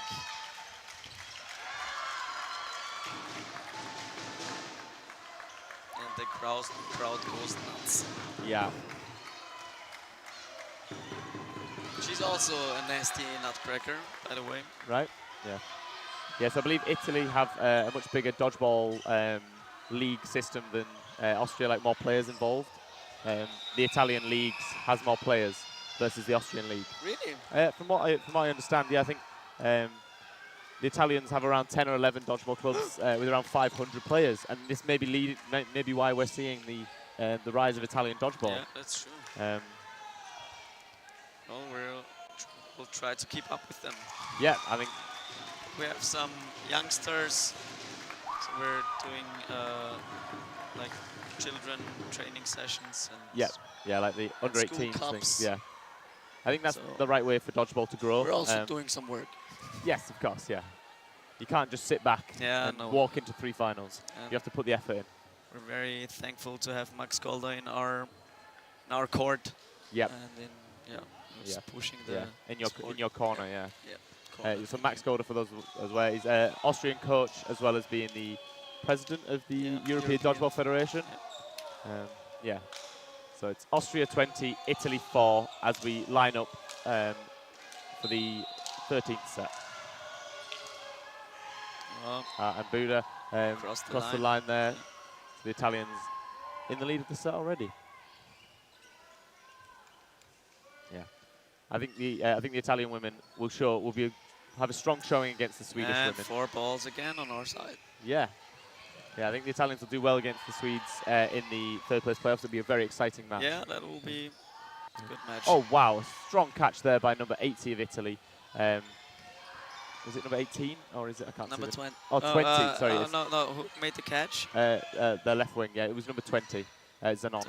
Oh, 20 caught 20. Nice. Yeah. Oh, it's 80. Oh, is it 80? Oh, fair enough. It's quite difficult to sometimes see from where we're sat. So we are lower down than the camera, sort of like behind the court a little bit to the right. But yeah, a minute gone in this set. Austria just looking to play out the time. And they look set to be through to the final. No hit. And again, no 3 hit balls. there despite throwing 2 Could on the have counter. had 4 balls. Yeah, the Italians seem to favour having the 2, which is interesting because I'm not sure it's quite paid off for them here. Oh, a strong catch there by 48. Yeah, Guzzo. I haven't managed to watch much of the Austrian or Italian matches on the women's side, but it's really exciting to see this level of dodgeball. Oh, nice catch from Zanon nice again. catch. She picks them up like... Oh, yes. Yeah, when I was saying number 20 that made the catch before was Dalpan, not Zanon. Yeah, but Zanon did just make that catch there.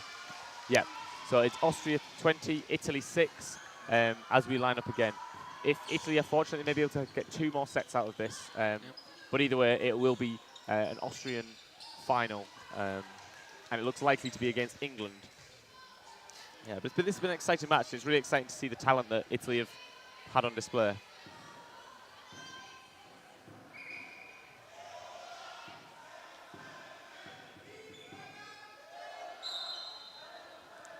Ja, danke Robin. Hat Spaß gemacht bis jetzt. Und wir vermissen dich natürlich extrem. That's Robin Oberhauser commenting. He played for Austria many years, but decided to focus on basketball, I think. Yeah. Which is, as we all know, the worst decision you can make. That's your opinion, I suspect, but yeah. But he'll be back. Yeah. A very nice dodge from Kadlec just before there, after making the hit on the free throw. So we have 1:20 left in this half. And the Austrians are now level with the Italians after that hit there. On Frisch.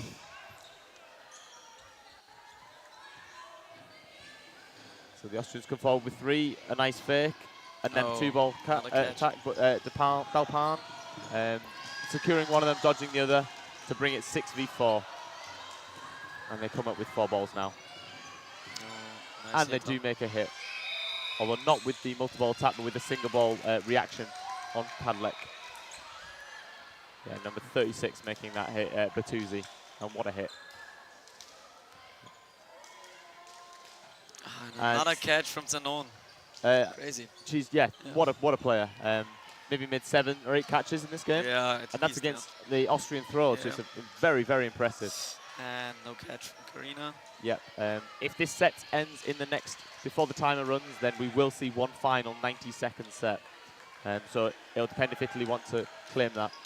Oh, almost catch, and we're gonna see another set. Yeah, we are gonna see another set. So that makes it Austria 20, Italy 8, as we enter the a 90-second set of the semi-final for the women's. Yeah, very impressed by Zanon, and I think Dalpan has been doing very, very well with some catches as well.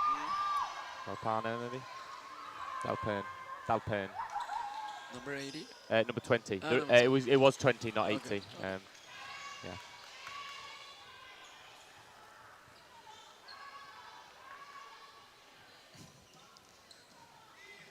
Shout out to David Rana. Oh, das wäre jetzt zu laut, leider. Yeah, and the Austrians claim 3 balls at the rush. So for those that are unaware, in a half, if there's less time on the clock than 90 seconds when the set's due to begin, it will be a 90-second set. Oh, and there's the catch from Lisa again. Yeah, Lisa Seebach. Very nice.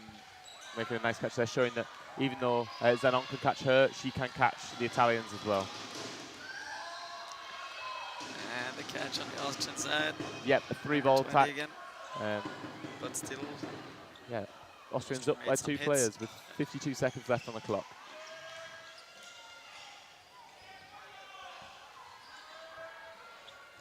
Yeah. Eva Kulnik now on the left-hand side. She plays for the Vienna State Spartans. Yeah, so a number of the Italian women play for teams such as Valkyrie DC Lugo, Shamrock Ravenna, Empoli Swarm. Seems to be the favours, and there is a few Venetia Lady Lions. Oh wow, what a catch! Yeah, a lot of catches, and I'm afraid we're gonna see some of those in the final too. Yeah, yeah. With 15 seconds left, we are currently tied with 4 Italian and 4 Austrian players on court. And a hit there puts the Austrians in the lead with 5 seconds left. The Italians. There was a hit both ways. Oh, and bounce catch, but I think that's. I think the Austrians did take a hit to the draw for that final set. And it's Austria 21, Italy 9, and Austrian women are through to the final of the 2023 European Championships. A very impressive showing from them. Impressive. And I think. Sorry, go ahead. Yeah, thank you. It was a good game to watch. Yeah, absolutely. And thank you for joining me. It's nice to get the Austrian insight, as well as to be able to answer some of the questions that come through in the chat. I look forward to seeing them play in the final, and I also look forward to seeing how the Italians will do against the Swedes in that bronze medal match. Thank you very much, guys. I've been Sam Robinson here with Flo Leitinger. Have a nice evening. Thank you. Tschüss und Papa und auch Katzelschwaf.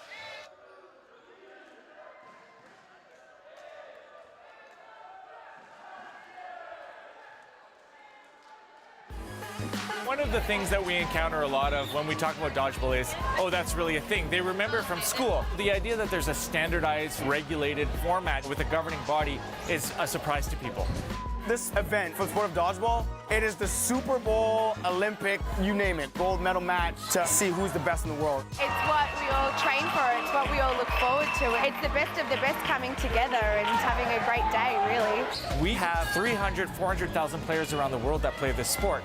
And that demographic is not necessarily the demographic that's shared with basketball, tennis, golf, soccer. It's very untapped. The minute a company comes in and says, we do dodgeball, they will have an exclusive market.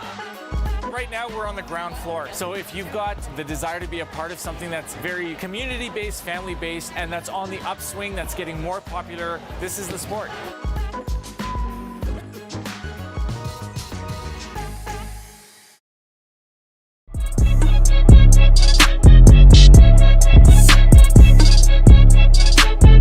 Don't number one, don't get tunnel vision. The person in front of you is trying to get your attention so that their teammate will cross into you. Make sure you know who has the ball so you don't get distracted and over-pressured by the person in front of you. Don't get tunnel vision. Don't number two, don't plan yourself in a position that you can't get out of. For example, planning down on your knees like this after you've thrown and you're in the middle of the danger zone, then it's really hard to get back up and move around or dodge. Give yourself options to move and dodge.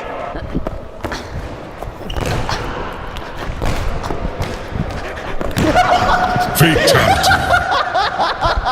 Well done. There's no way I'm gonna catch that, man. Don't number three, don't dodge before they release the ball. If you dodge too early, then they'll know where you dodged, and in the future when they throw at you, they will throw exactly where you moved. So don't dodge before they throw, because they'll throw where you dodged. I feel like that made sense, but it was so like... Don't number four, don't turn your back. If you turn your back, you won't see the ball coming. Oh! And therefore, you can't dodge or catch the ball. Make sure you keep the body and eyes forward, whether it be picking up or passing a ball. Just me. It increases your chances of surviving and catching a lot. Don't number five, don't overcompensate when you dodge. You waste a lot of energy by exaggerating a dodge. Use as little energy as possible when you're dodging so you can conserve your energy throughout the game. You're dodging a ball, not a car.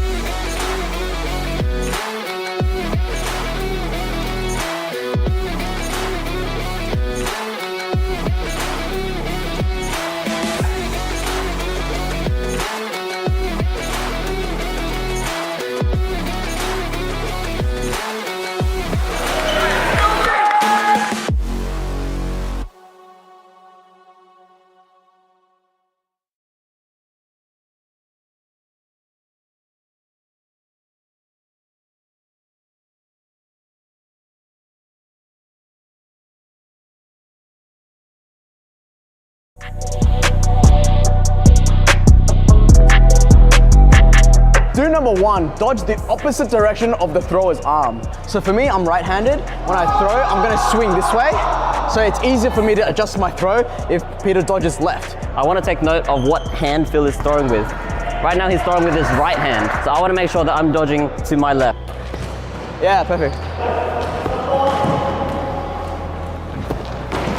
Do number 2, stay light on your feet and don't plant your heels. Landing hard, driving your heels into the ground, and not only slows you down, but can over time cause you injury and pain. Being light on your feet allows you to change directions quickly and move more effortlessly. So remember to land on your toes and absorb the impact. Do number 3, dodge unpredictably. If you keep dodging the same way, the opponents will learn your dodging style and know where to throw to get you out. Do number 4, zigzagging backwards.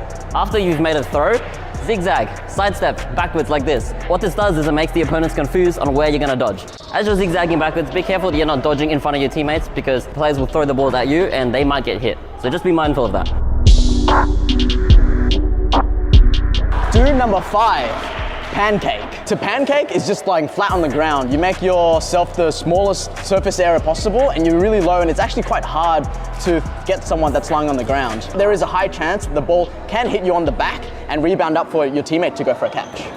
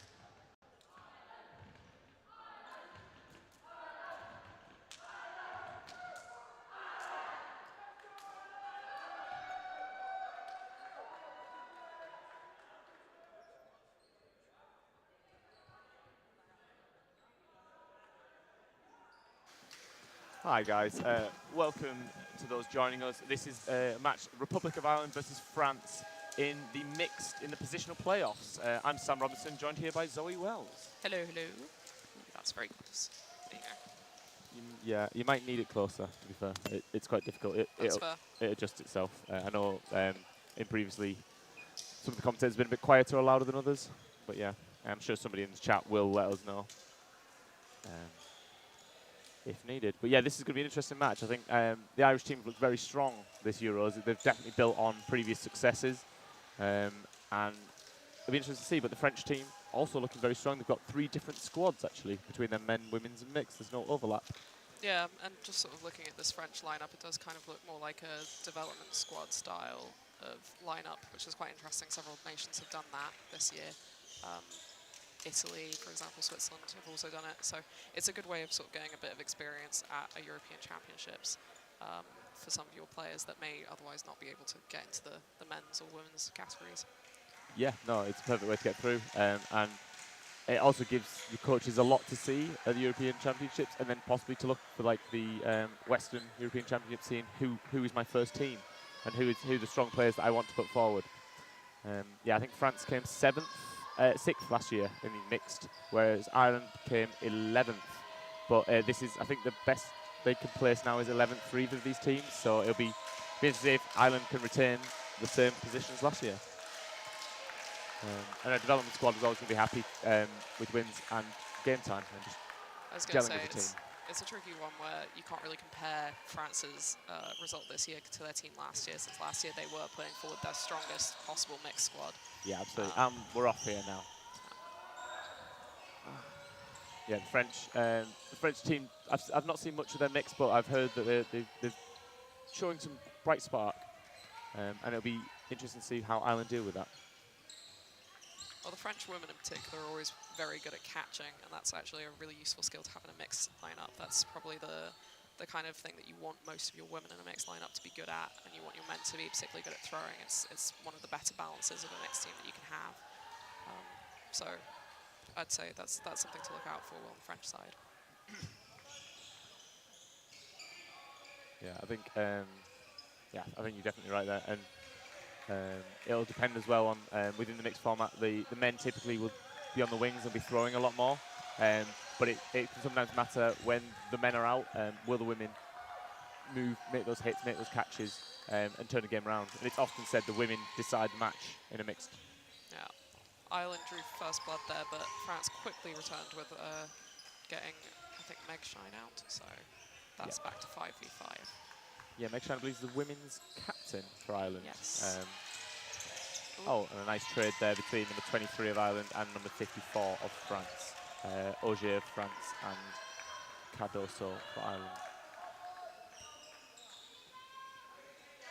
Yeah, and Libdiri coming up, not quite making the hit on the French player. Fantastic dodge there from Minichi. She's really, really good dodger. This isn't her first European Championships. Yeah. Unlike quite a few people on the team, so it's good to see that she's, still able to keep up and get those good dodges in. Yeah, I believe she's captain of this mixed squad actually. That's that's not surprising at all. Yeah, and you can see already her experience shining through. Absolutely. Oh, the French doing some good work up front court there, and it looks like Libdiri number 4, last player left for Ireland against the 3 French. I've got a lot of experience playing with Frankie Libdiri. He does play for London Storm alongside me, and he's a very strong player. See what he can create here. We've got 35 seconds left in this set, so the French will probably be looking to just play it out calm and cautiously. Yeah, you can see there they were positioning themselves quite far back up court to give him as long a throwing distance as possible.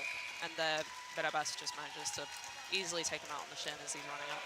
Yeah, I think there's a tiny bit of complacency there from Ireland where, as came up, wasn't expecting that single ball because he's aware that they should be looking for like the more cautious player, and he was sort of caught a little bit unawares there. But a very good hit there by number 39. And France take the first set. France 2, Ireland 0. And yeah, just to remind people that at the end of a set there is a 30-second reset timer. So even if both teams are lined up and the ball's in the middle, such as in this case, there'll be 30 seconds between each set as a minimum. And that's come alongside the halves being moved to 20 minutes instead of 15. So the matches are now 2 20-minute halves, whereas in previous years it was 2 15-minute halves. I think I'd have to do the maths on it, but overall that 30-second break is quite nice because it does make the 20-minute halves not feel quite so rough. Otherwise, I think the change from 15 to 20 minutes would be quite a tricky one for some players. Yeah, I think I've seen teams initially weren't quite sure of it and they were just lining up, but now it's started to be, I've seen coaches and captains quickly come in, discuss 1 or 2 things, using it as like a mini timeout each set, and I kind of like the impact that has on the tactics for a team. Yeah, very best there just managed to sneak a ball under Cardoso's block. Yeah, I was really on the ball there with number 8 of Ireland pushing up court to claim that 4th ball, so Ireland come forward with 4 now, and they do make the hit. They actually make 2 hits with Meg Shine taking the unawares Bilibas. So yeah, Ireland now set with 5 players against the 4 French, but the 4 French come with the 4 balls. Meg Shine is hit there. A fantastic delay throw there from number 8. Which I can't quite read the back of his shirt. I believe it's View. Yeah, View.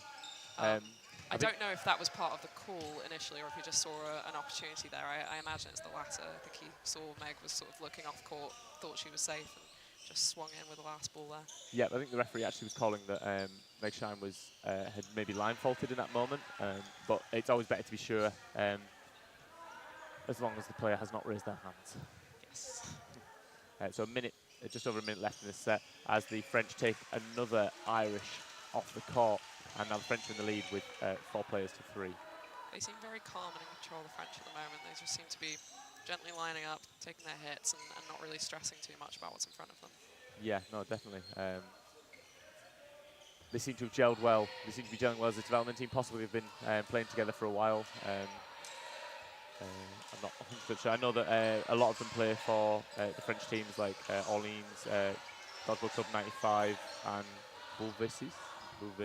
I can't speak French, but it was there's an a attempt. lot of vowels in that one, I think. Yeah. That's a tricky one for you. Beauvaisis. Of course, yeah. And then Lycon as well.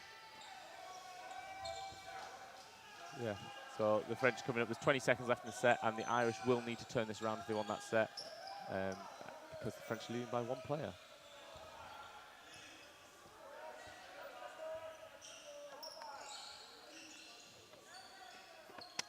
And with 5 seconds left, the Irish need something right now. With Liv Deary just going wide of the mark. Yeah, they split their throw there to try and maximise potential, which is always a debate point. Should you throw your 2 last balls at the same target to try and definitely get 1 person out, or should you try and get 2 people out and actually win the... I think in that case, it may have not even been necessarily communicated. It was just sort of that we have 5 seconds, Yeah. I have a ball, Go for it. I need to make a hit here. But yeah, McAvoy and Liv Deary not making the hit there. So France 4, Ireland 0 as we set up for the lineup again now. Yeah, this 30-second period does seem quite long sometimes. But at the same time, I've seen other teams where it's like, we're about to start, we need to step on court sort of thing.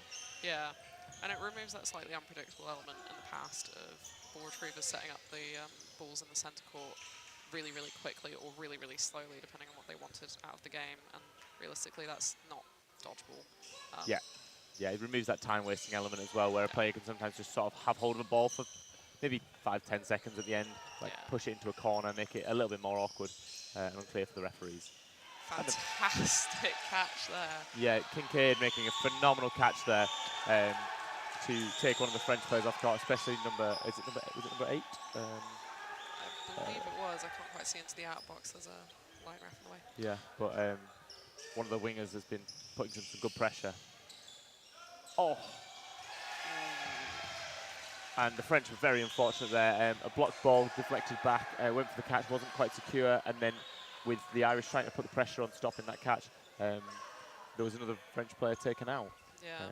Unfortunately, Givet saw an opportunity there to try and get a catch and just didn't quite manage to get it because of the Irish pressure. It was great defending from the Irish there, and great reaction speed. It's been really tricky sometimes to actually respond to that danger situation. as it arises. Very, very small fraction of time to do something. And they handled it perfectly. You see number 10, McAvoy, setting for the free throw catch. But then number 8 of Ireland, O'Leary, making a catch there to really cement Ireland's lead in this set and maybe bring this game a little bit closer together already. That looked to me a catch and out, which is called by ref Clara. I believe to be a one-handed catch as well, as he clamps it up against his thigh and brings Auger, number 54, apologies, as mentioned before, brings Auger back on court. That was a brutally quick running counter there against number 5, but very, very good dodgeball there. Yeah, And Cardoso is a strong player, and he makes the hit there to end the set and give Ireland their first points of this match. That is some impressive pace up court from Cardoso. That's really, really quick. Yep. I know Cardoso is one of the older players in the squad, but do not count them out. Yeah, so France 4, Ireland 2, as we near halfway through the first half. Yeah, this period, you can tell there's not as much discussion going on, but maybe it's just that breather. It gives you that if you've had a really intense one, you can go again. And neither player go for the middle ball, and then the French go for it, and unfortunately actually crosses the line with her foot whilst kicking it towards the Irish players.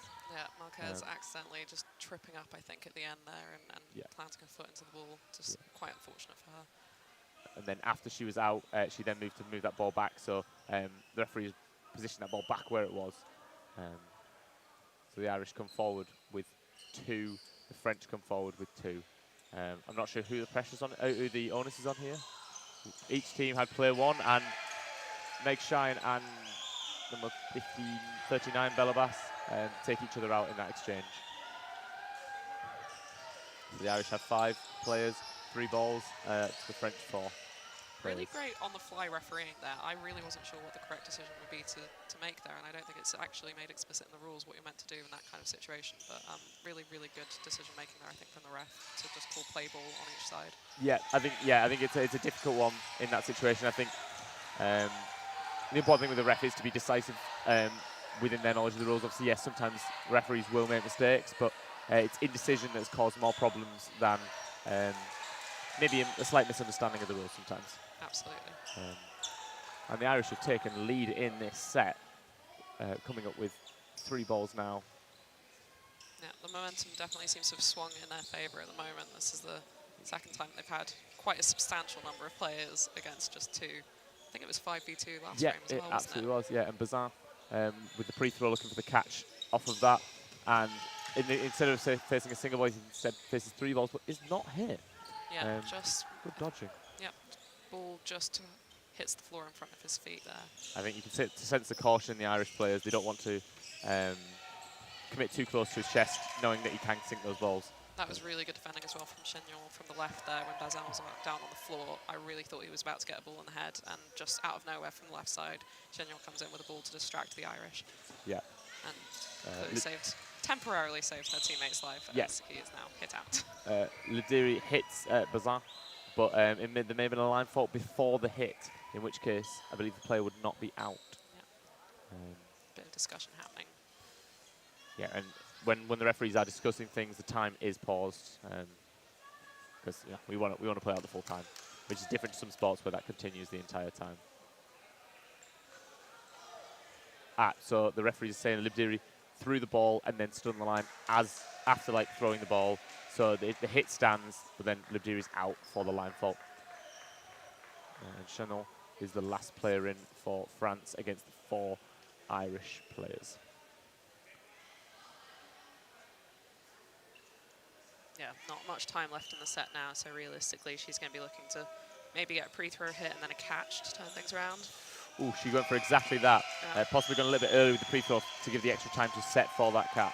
Yeah, and it looks like she tried, I think her arms weren't quite in time with her legs there, and her arms kind of flicked up in time to catch the first ball, which wasn't in her arms, and then the second ball arrived and hit the outside. The number of times that happens, you'd be amazed. Yeah, I think Cardoso went a little bit earlier than even his teammate expected. Yeah, it's a bit of a delay there between the 2 balls, which I think was the key. Yeah, intentional or otherwise, it was successful. So we've seen a timeout now. So with Ireland 4 and France 4, have you got any thoughts for either team? Yeah, not really. Yes, I said but no. yeah, yes, but no. No, I think France initially seemed very confident, and I think they still do, but they're not quite moving enough. I think some of the hits that they've been taking have been ones where they maybe tried to dodge up and down rather than side to side, and just like a little sidestep in a lot of these cases, the ball would just go straight past them. The Irish have definitely found their stride. I think they've worked out that those running counters are clearly working. They've got that speed up court, and the French don't have the speed backward. So I think they'll probably keep going with that. Yeah, that makes sense. I think the one thing for the Irish to be aware of is they're making some trades with some players, and obviously a lot of time that's quite a strong thing to do. So maybe continue to do that, taking out some of the stronger French players for the Irish. For any of the Irish players is of asset. I think the Irish has a more balanced squad from what I can tell in terms of ability, but maybe I've just not seen enough of the French yet. Yeah, recency bias maybe. Of course, yeah. So we've got just under 8 minutes in this first half left, and the fifth set will be starting shortly. And we should see at least 3 more sets in this match. In this half. In this half, sorry, yeah, of course. Thank you. It's the end of the day. It happens to everyone. It's been a long day, but it's been a very exciting one. Yeah, we've seen the semi-finals played, with the finals all lined up for tomorrow. Yeah. So that will be brilliant.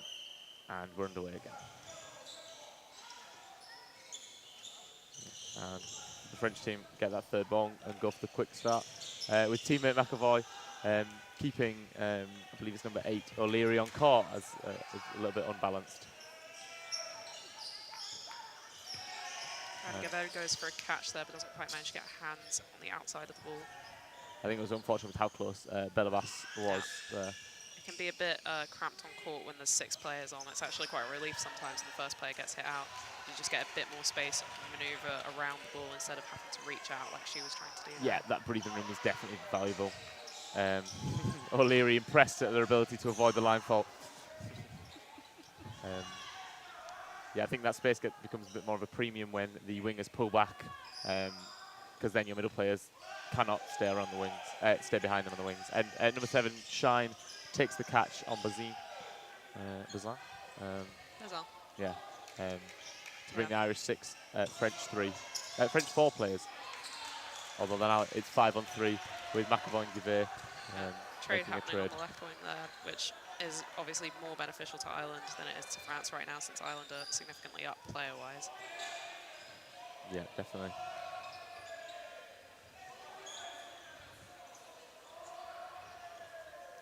Cardoso making a call with the 4 balls. A really strong hit by O'Leary there. Slightly off the target when she saw Marquet had dodged prematurely. Minute 20 left in this set. Seems to crisscross there of throws, which didn't quite work out for France, as they are a very strong team of catchers over there in Ireland. Yeah, O'Leary's definitely got into the catching ways. I think it was like 2 or 3 maybe catches so far, maybe even 2 in this set. 2 in this set, yeah. Definitely, yeah. Once again, we've got Chagnon against 5 Irish players. Yeah, with just similar amount of set time of 50 seconds as to the previous occasion. Tried to waste a ball there. She's going to try and get rid of the third ball safely as possible. And goes for that catch, but again, not quite managing to get it. It's a very tall ask for a player to get the catch in that kind of situation. There's so much pressure on you. And there, Ireland have the advantage that they can take up as much court space as they want, since there's no one with the ball that's, sort of threatening them on the other wing. So you can see there, they spread out, they took up the full width of the court, and what that did was that allowed the player on from our point of view, the left-hand side, to get a really good diagonal. And that was the one that sort of went underneath any ability to catch, sort of caught her off on the elbow, whereas she was aiming for the one that was coming straight towards her. It's much, much harder to catch a diagonal ball. Yeah, no, 100%. You'll see that sometimes in live play where a team will go forward with 3 balls and they'll throw 2, and they'll throw it on the ball holder on the other team, aiming to sort of cut across the side of them whilst distracting them with that first ball. But yeah, Ireland 6, France 4. Yeah, Ireland have definitely come back strong into this match, turning what was, it was 4-0 before, wasn't it? So Yes, they've was, won yeah. 3 on the trot. Yeah, it looks like Anne Bazin in the chat supporting France, possibly a relation of number 30 on court.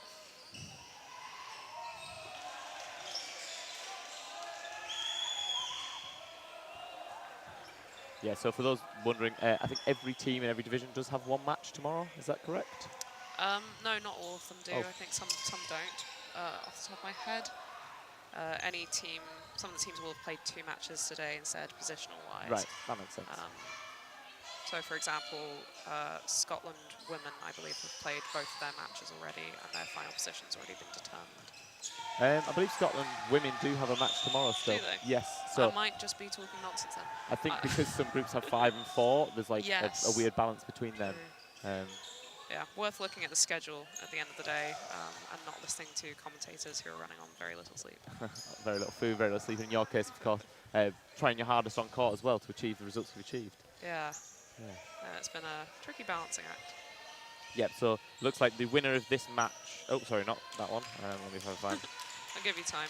Ireland there, again, coming very, very quick up on the running counter. And just France, Chenyol there planted herself on the ground really early, and she didn't have any defense to be able to get up and backtrack herself out of danger. So Ireland have definitely noticed that as an issue in France, that they're either planting themselves up high on court, or they're just very, very gently running backwards. And with that speed, again, you can see Meg Shine there on the right-hand wing coming in with a fury. Referee calls bounce on that one there, in case there was any uncertainty. Yeah, this match actually is the 11th place positional decider. So there is no further match for either of these teams in the mixed division. Ooh, Libdiri baiting the 5th ball out of France. So Ireland now with 5 players coming up with 5 balls. Let's see what they can make of this. Yeah, they decide that they will just take out number 30. He's scratching his head a bit, not really sure what he could have done more there. And to be honest, there was nothing he could have done more there beyond just sidestepping potentially. But when there's 4 balls coming towards you like that, it's very, very tricky to get out of that situation. The trick is to just not give 4 balls in the first place. Yeah, absolutely. And Ireland take that set to make it, I believe, 8-4 as we look to be entering a final 90-second set. So because the timer has less than 2 minutes on the clock, with a 30-second reset time, there would be less than 90 seconds for a set, so there'll be a 90-second set. I feel like I said 90 seconds a lot there. You did. It would be quite tempting at this point to say that the match has kind of slipped away from France here, but I don't think that's the case. I think it's more that Ireland has just hit their stride. France doesn't seem to have changed much about their game or got worse. It's just Ireland has noticed some things that they can do to pick holes through France's defence, and France hasn't quite got a response to that yet. Yeah, I think Ireland maybe just switched on to who the catchers are within the French team and who the threats are overall. And seem to be managing them a little bit better now. And number 7 of Meg Shine of Ireland taking out Guivet, number 4 of France. I believe that trade has happened multiple times so far, with Meg Shine taking out the French right winger. I believe number 48 on the French side was just subbed in. Madou, I don't think she was there before. Yeah, that's a new addition. Yeah. It'll be interesting to see if they're maybe making substitutions now to try and add something to the lineup that they might not have had in their original one. Well, she made a nice hit on Cardoso there, just in that last exchange.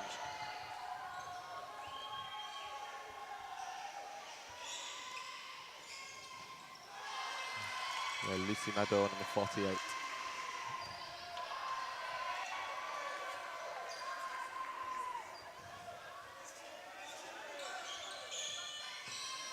Ooh, and the 2 balls from Ireland, steering clear of Chanot. A little bit wayward, but it has given France 4 balls. It was good blocking as well from her. She made herself a very, very small target Yeah. there behind the ball. Yeah, it's easy to think that it's just because the player has missed, but a lot of the time it's about blocking well. Ooh, so much stuff happening. Very, very good 2-ball attack there from number 48, Madou, as well as number 21. on the left-hand side there. They perfectly placed their balls to take out Ireland. Read that as a jump very, very well. So that's what turned it around there right at the end and secured a win for them. Yeah, I didn't even realise myself how little time was left in that half. But we entered the half time with Republic of Ireland 8 and France on 6. There's 5 minutes between the end of the first half and the start of the second half. We're going to take a short break, but we'll be back with you soon.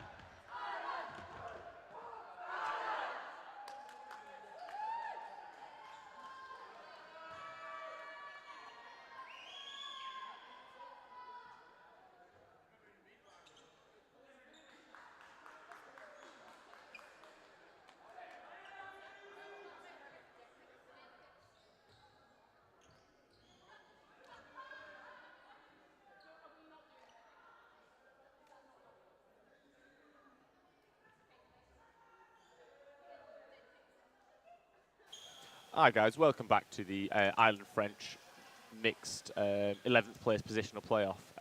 It's Republic of Ireland 8, France 6 at the moment as we start the second half. My name's Sam Robinson, I'm here with the lovely Zoe Wells. Hello, hello, hello. think the ref's just giving a few last-minute things to Ireland. Not really sure what that was about. And they're all ready to go now. So it's quite successful Euros, I'd say, so far. I think, what would your thoughts be on it? I was going to say, what are you comparing it to? Isn't this your first Euros? Yeah, no, yeah, of course, yeah, but just like, it seems like the organisation's gone well. Yeah, I think it's... the setup's been very good. Yeah, I think the setup's been really, really nice this year. I think it's always impressive when you get to Euros, just see the kind of scale of it, considering that this is a very new sport, a very young sport, and one that vitally doesn't have that much financially within it yet. So the fact that there's, we're able to create such an atmosphere is so much down to like volunteer work, and like EDF, for example, is completely non-profit. None of the people who work for it are paid anything. So it's sort of, it's always impressive when you get to this point and you're just sort of looking around and realizing that so much of this is off the backs of people just caring very deeply about dodgeball. Yeah, absolutely. Yeah, like all the, I believe the referees, commentators, and other support staff, all volunteers, giving up their time to be involved and to make these events possible. Yeah, it's huge. It's really, really amazing, the amount of people that put energy and effort into this at the end of the day. So just to clarify what's happened there, it looked like there may have been a false start on the side of the French, which is where you cross the line before the whistle's blown and then cross the return line as well. And what that means is a turnover of balls. Not quite sure why that sparks a chant of the Marseillaise, but, I think that's fair enough. Cheer your team on once they've made a slight little error. Yeah, and they make the Irish make a hit on the French player. Is that Gouvet? It's trickier to tell from this side because I can't see the numbers on the backs of their shirts. Yeah, so for the player, for those watching at home, we are sat behind the Irish on the right-hand side, so behind the screen as you see it. Another really good catch there from O'Leary. It's going to end up saying that a lot, I feel, this match. Yeah, absolutely. You can tell exactly why she's in this squad and why she's on court at every moment. I feel like at this point you'd maybe just choose a different target and just sort of leave her for last. I'd be terrified to throw against her at this point. Yeah, no, 100%. A little shake of the wrist there. Fantastic catch there. Yeah, very, very strong catch by Auger on Lediri to bring France back into the set a little bit. Yeah. And a hit there. 2v5 yet again. Familiar sight in this match.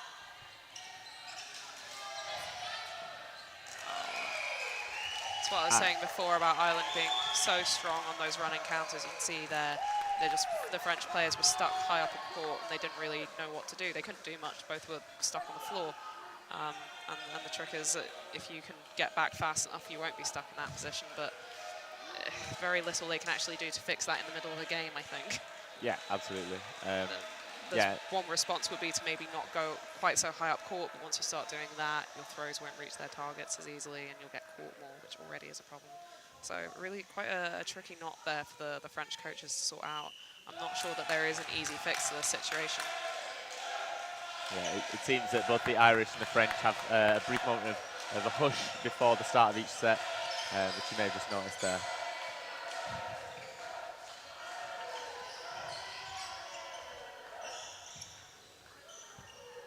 The Irish look like they're setting here. And they bait that fourth ball, which Cardoso collects. And using those balls to lethal effect, making a trade with Givet for Libdiri. Very, very nearly a catch, I think. Well, he thinks. Yeah. Oh, and Shine hit there to even up the sides, 4v4.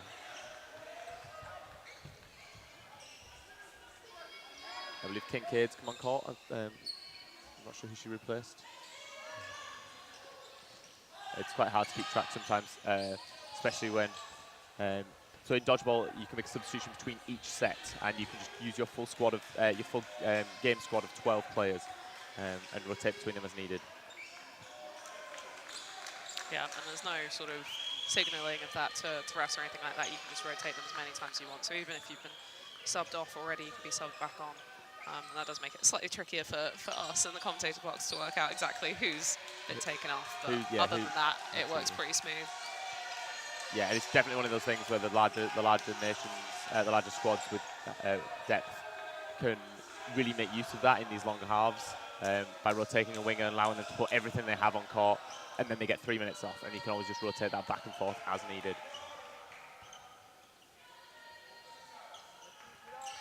Yeah, so a minute 5 left in this set. France managing to hold their own in it. This is quite an even frame, this one. Yeah, I think it's a decisive set as well. But I think the winner of this, obviously, French win is very, very close. Leary not quite making that catch there. Chignon again, throwing a ball there and then realizing she's now trapped high up court with no ball and on the floor and getting punished for it immediately by Ireland. I think the French could do a little bit more to cover and provide, help alleviate that pressure on her there. Yeah, I don't think we can fully put that blame at her door. I think No. there's potentially some work that her teammates with balls could have done to quickly run up and provide a bit of cover. And a pinpoint shot by Cardoso there to take out the French player and leave one left on court, which they... Oh, sorry, there's two on court, my apologies. My vision was blocked there. There is now one on court. Yeah, Theo tried to go for a catch there against his leg, but the ball was very, very low, and it would have been a very hard angle for him to catch. Again, those diagonals, like I was saying before, 10 seconds left. 5 seconds left for the French. Nothing needs to be done on the Irish side. They just need to hold on to this pressure, and they do so. Yeah, and that makes it Republic Ireland 12, France 6, with just under 15 minutes left of the half. Yeah, quite hard now for France to turn it around. Not necessarily because of the difference in points. It's still obviously very mathematically possible and easy enough for them to get ahead again. But it would require them to keep winning sets on the trot. And at the moment, they won 2 sets at the beginning and then 1 in the 92nd set, which is always a bit of a tricky sort of anomaly. Yeah, definitely. A bit of shushing there towards the And the champ crowd. and the supporters erupt as the set begins. Yeah, I think the French have come out with a lot of strong support for this Euros. Maybe a factor of having these 3 different squads. There's a lot of players around that are then helping support their fellow players. Yeah, that is also one of the things with bringing quite a young squad, lots of young players, is there's always a lot more mums and dads that are willing to come and watch when you're 17, 18, 19 playing Euros versus when you're in your late 20s or early 30s. Yeah, absolutely.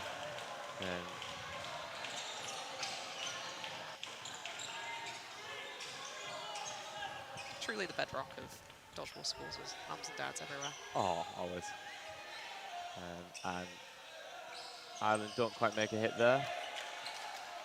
It looks like McCartney and Eastaway have come on court, replacing... Did Livdeary come off? Yep, Livdeary has come off, as has Kincaid again. Yeah, I've noticed the nations with a number on the front of their shirt or even on their shorts make it so much easier to identify the players for us in the commentator booth. That's your top tip towards kit design for the next Euros, is please put numbers somewhere on the front. Big fan of the Norwegian one where it's just very plain with a number on the front. Perfect for what I need to do. Simple, classic. Yeah, but there has been some very fun designs out there that still do have them on the front, including the Irish one actually.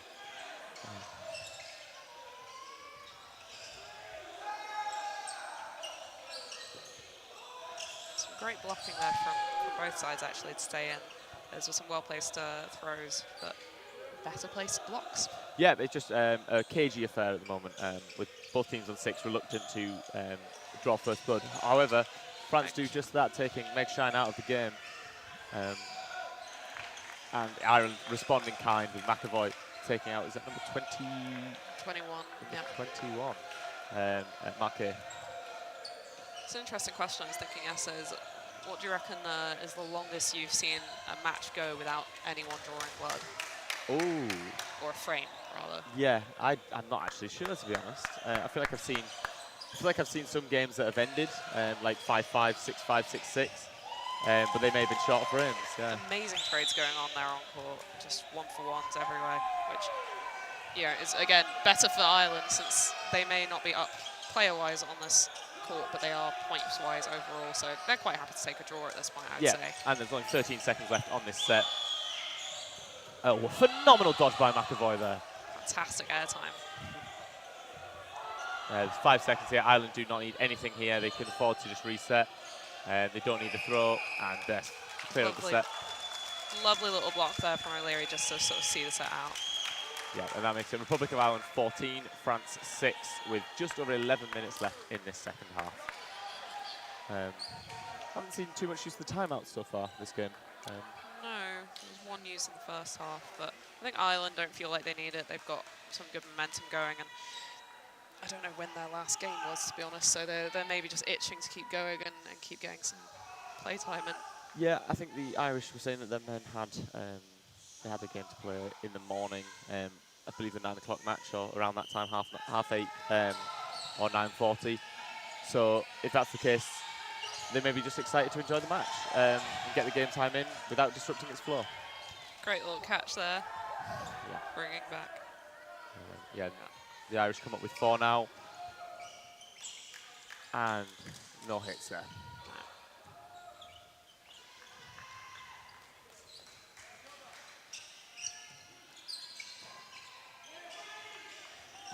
Cardoso coming up and making a hit cleanly on the French player, as if she didn't even have a ball in hand. That speed again, and then combined with the precision to be able to just hit right underneath the ball. Ooh, that was a bit unclear there. Whether that was from my view, it looked like he dropped the ball and then caught his own ball. Yeah, but, that's what I thought he'd done. I'm not sure whether it was a catch. Quite hard to tell, especially because the balls are black and blue, and we're facing a blue wall and players wearing blue as well, so it's actually really quite difficult to see the outlines of which objects. Yeah, no, absolutely. Refs are deliberating. Either way, a very low catch for him to have gone for, so the right idea, I think, in that situation. Ireland have been placing their balls relatively low recently, so if you're able to catch on your knees, I think it's a good idea at this point to start sort of trying to pick those ones out. Yeah, seems like the crowd and players are all quite quiet, trying to listen in to what the referees are saying, it seems. And the headphones are coming off in the commentator box. Yeah, I feel like it'd be quite fun to have the refs mic'd up occasionally, even if just in our ears rather than the viewers, so that we can reiterate things. I believe they did that at World Champs last year, but they didn't necessarily, I don't think the mics were going straight through to the audience. I think it was coming through to the commentators, so we would know what was going on. Yeah, I mean, with technology these days, we could possibly get a live transcript without even needing to hear it, letting us know what's being said, which could be quite fun. My answer for the question earlier, by the way, for longest I've seen a match go course. without drawing blood was yesterday, Switzerland versus Sweden, the first set. 2 minutes and 10 seconds. Oh, wow. Before anyone hit anyone. Yeah. And it's the pinnacle of 2 defensive teams going into a match thinking, I'm going to play safe and just work out what the other team's doing. And then you've just got 2 safe teams playing. A very cagey affair. Very, very, I mean, I don't know if it would be thrilling to watch back, but funny if anything. Yeah. Definitely an insight into the different styles of European play. I'm sure there's a match out there somewhere that's probably gone to 3 full minutes without anyone being hit. Referee's calling no catch there, but no hit. I believe the ball hit the ground, and he may have just picked up his own ball. Yes, because if he'd caught his own ball back, then he would have presumably blocked the ball that was coming towards him with the ball that he just quote-unquote caught. Yeah. So. Oh, and a strong hit there. France taking no prisoners with that throw.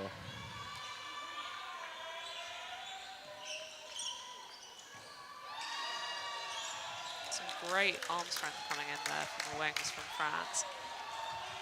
It's good. They're able to pick off some targets now with their offensive throws. Yeah, I think number 30 will have to be very wary of Cardoso's lightning speed up course of the court. And they're actually quite I would say actually quite a good decision from France to put additional pressure there and defend their players on the way back by releasing an extra ball. Does give Ireland 4 balls though, which they then use to convert. Yeah, really strong delayed throw by McAvoy. When he's seen the dodge, saw that his teammates had missed, he threw that extra one just to initially clean, made that hit, and put themselves 3v2. Oh, and O'Leary does make the catch, and then he's hit. Need to start keeping a tally just for her on the board. I think Ireland sense that they've probably won it by now. Yeah, I believe that makes it Ireland 16, France 6. So with just over 8.5 minutes left in this game, it's unlikely to see France turn this round. It seems like we have timeout called. Yeah. I'd imagine that's come from the French camp. Yeah, I think it looks like it's a boost of morale, of camaraderie. As we said, this looks like a mixed squad is more of a development one, working on bringing players into the international scene rather than necessarily pushing for the top results. I think in future years they are capable of doing so. Absolutely. And I think they can be impressed with their Euros performance so far this year. Yeah, I think they'll probably be, sort of telling each other to remember to enjoy these last few minutes. This is their last game of the Euros, and it's only every 2 years. So realistically, this is something that they need to really be in the moment and just enjoy, even if they're not winning the sets. Just take pleasure in being on court with each other and enjoy these moments while I've got them. That being said, it's probably slightly easier to enjoy if you're Ireland right now. Absolutely, yeah. So the French women's will be playing a 9th place final against Switzerland tomorrow. So they'll be playing against you, Zoe, actually. Yes, they will. At 10 to 11. Yeah. And then I believe the French men are playing for the bronze medal against England at 12 o'clock. Now, these times are all in European times. Central European Central times. European times. There are multiple European of course, time yes.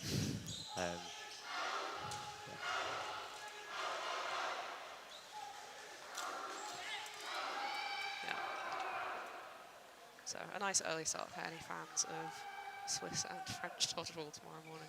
Yeah, indeed. It's been quite nice watching all the viewers sort of telling us where they've been watching from. Some fascinating stories coming through. And Meg Shine hit there again. I would have said number 7, Meg Shine, is one of the stronger players in this Irish team. But that's definitely not shining through today. Oh. I've snuck a few puns in. What a setup. I've snuck a few puns in throughout the day. I'm not sure if any of the viewers have picked them up. But make a cut at the end of count, all of your terrible puns. And Milne on for the first time in this game. O'Leary is trying to gesture to the refs that there's a wet spot on court, but she seems to have dealt with it, so it's all good.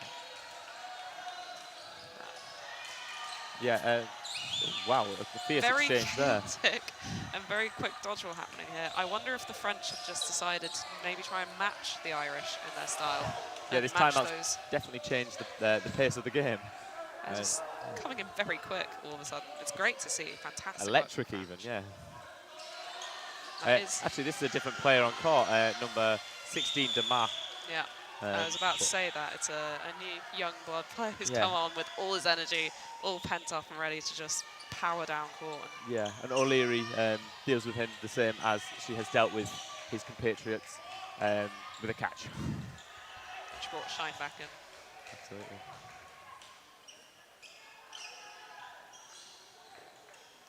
And Shine nearly caught there, but is it number 30 is Bazzi? Yeah. Bazin, couldn't quite secure that. Looking a bit tired as he crawled his way off court there as well. Ooh, O'Leary hit on the shoulder there, and Cardoso reacting to trade and make it a 2-2. There's just over a minute left in this set. Both teams will be wanting this set because it's always better to win than it is to lose. The celebrations in the Irish, with a brief look of confusion then. Yeah, quick look to the ref right after celebrating and go, right? I believe hit first before the catch was secured. So the Irish do take that set to make it Ireland 18, France 6. A little bit heartbreaking there for Gavel, who just managed to get that catch in the last second. Just slightly the wrong order of events for her. Yeah, I mean, all you can do is if you see two balls coming, you've got to grab what you can. And she did successfully catch one, just not the first one that came to her. Yeah. It's nice to see some support for some of the Irish players in the chat on YouTube.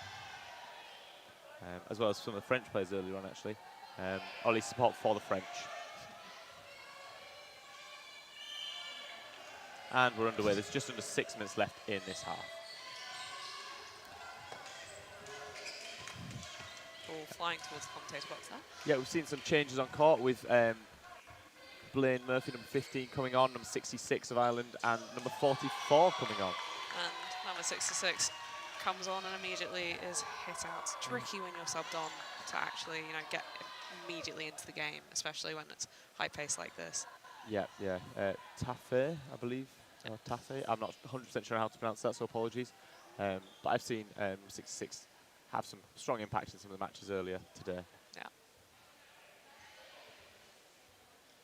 Headband always signifies that you're a good player, right? Oh, in that case, I may need to start wearing a headband to improve as a player. Clean Good. dodging there by Milne. Yeah, fantastic dodging. It's nice, easy. Ireland don't need to be playing particularly fast anymore. They can actually just try and play out time. But I get the sense they kind of want to play fast. I mean, at this point, it seems like there's nothing to lose, really. Yeah. They're not going to turn 6 sets over, so they can play at whatever pace they want. They can lead everything they have on court. They can really just enjoy themselves, and I think that's kind of what both teams are doing now. Yeah, give their players that international stage to perform, and Milne caught there to bring the French player back in.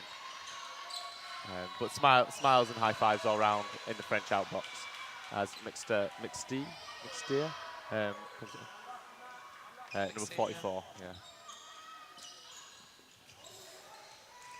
yeah, and Murphy, number 15, the captain of this mixed team, called out there for a glancing blow on the knee. And making faces towards the commentator box as he leaves, so just gesturing very, very slight hit. Oh. And it was. It's those ones you can just hear. Yeah, and number 39, Billabah, couldn't quite secure that from Meg Shine. So the 7 and 8 of Ireland coming up together, trying to make an impact and bring the set back in the last minute 10. Strong diagonal throw there from France. Very much a fan of that. That's a great throw.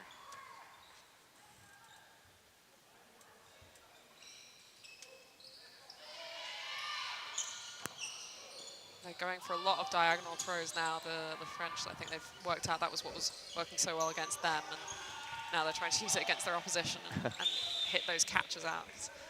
I wouldn't trust myself to throw straight at either Shine or O'Leary, to be honest. Yeah, I think both can take a catch, and they both have done at the highest level. And in this match. But then it looks like Shine's there, caught by number 8.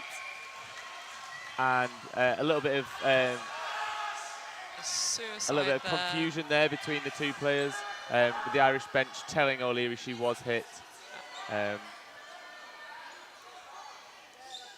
But a little bit of confusion there, just taking a moment. This is one of the benefits of that 30-second reset time, as it gives you the opportunity.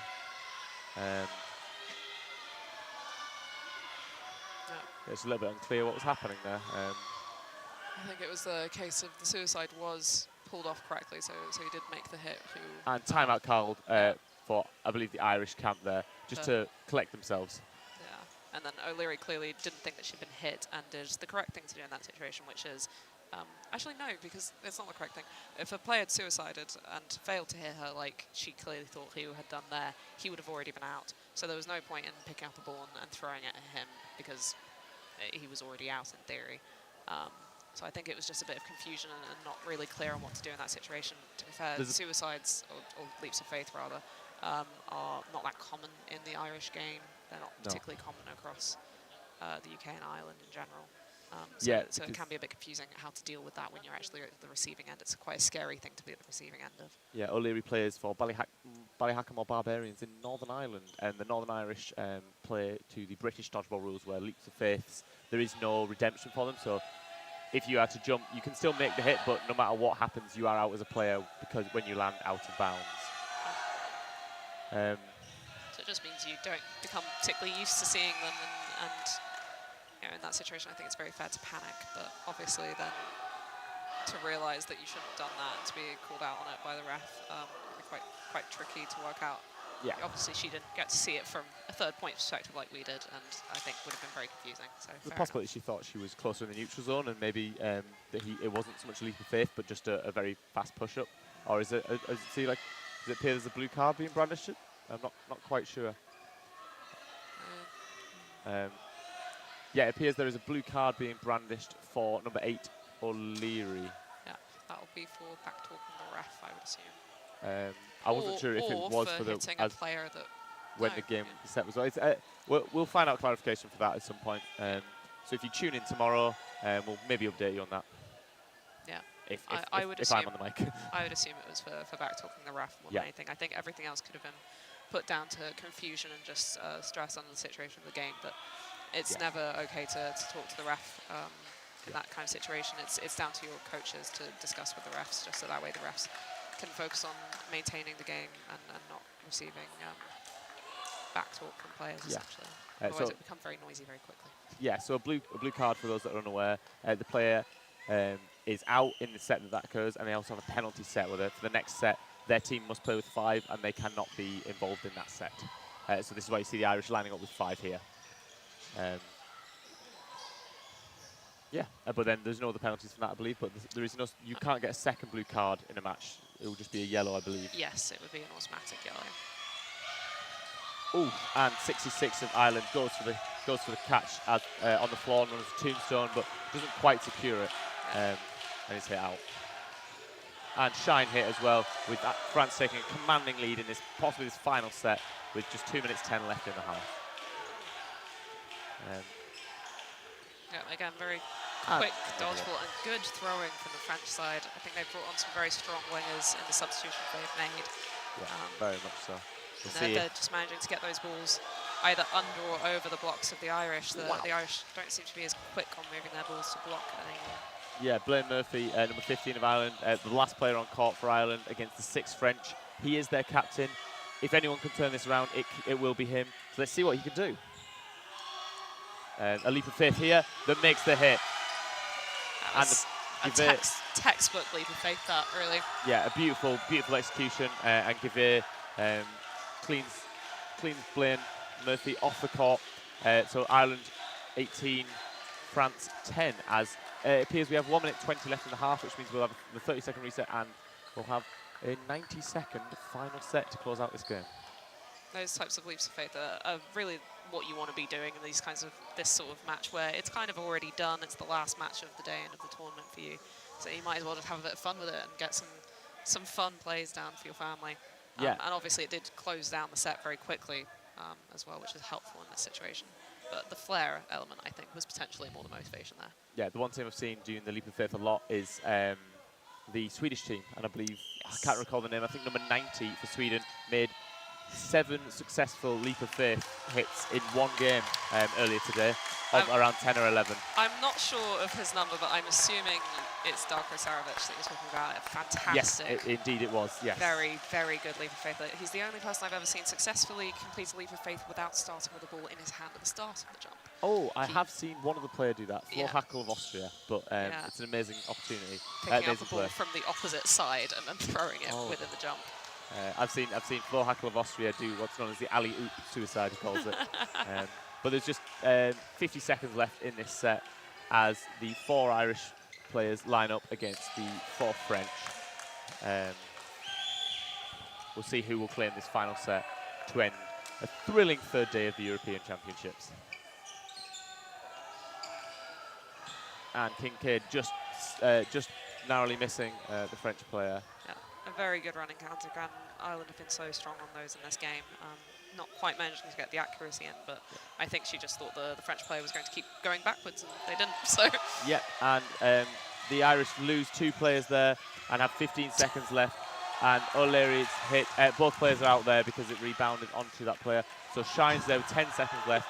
Can she turn this around? She needs to do something big. And she makes the catch in the final 2 seconds. And a free throw hit. To make it Ireland with 2 players, France with 2 players, to draw the final set and secure Ireland 11th place in their mixed. That was some truly incredible dodgeball there from Meg Shine at the end. You know, she really didn't have to do anything. They'd already won the game, and yet, why not? Why not just turn this frame around? Why not commit, 5v1 push hard? in a single little play of action. That was fantastic work from her.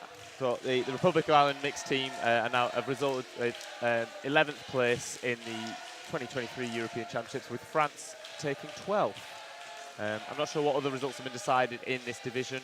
I think there may still be some more matches to play lower down. There definitely is a final still to be played tomorrow, and some other playoff around that.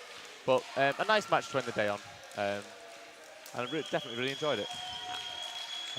Claps of support and high fives between the teams. But yeah, I think it's been a very, very good day overall. Very, very good day. Yeah, very I've been exciting. Sam Robinson. I've been here with the amazing Zoe Wells, who you'll be able to see in action playing for Switzerland tomorrow as well. At 10:50. At 10:50. And yeah, thank you very much for tuning in, guys. Cheers.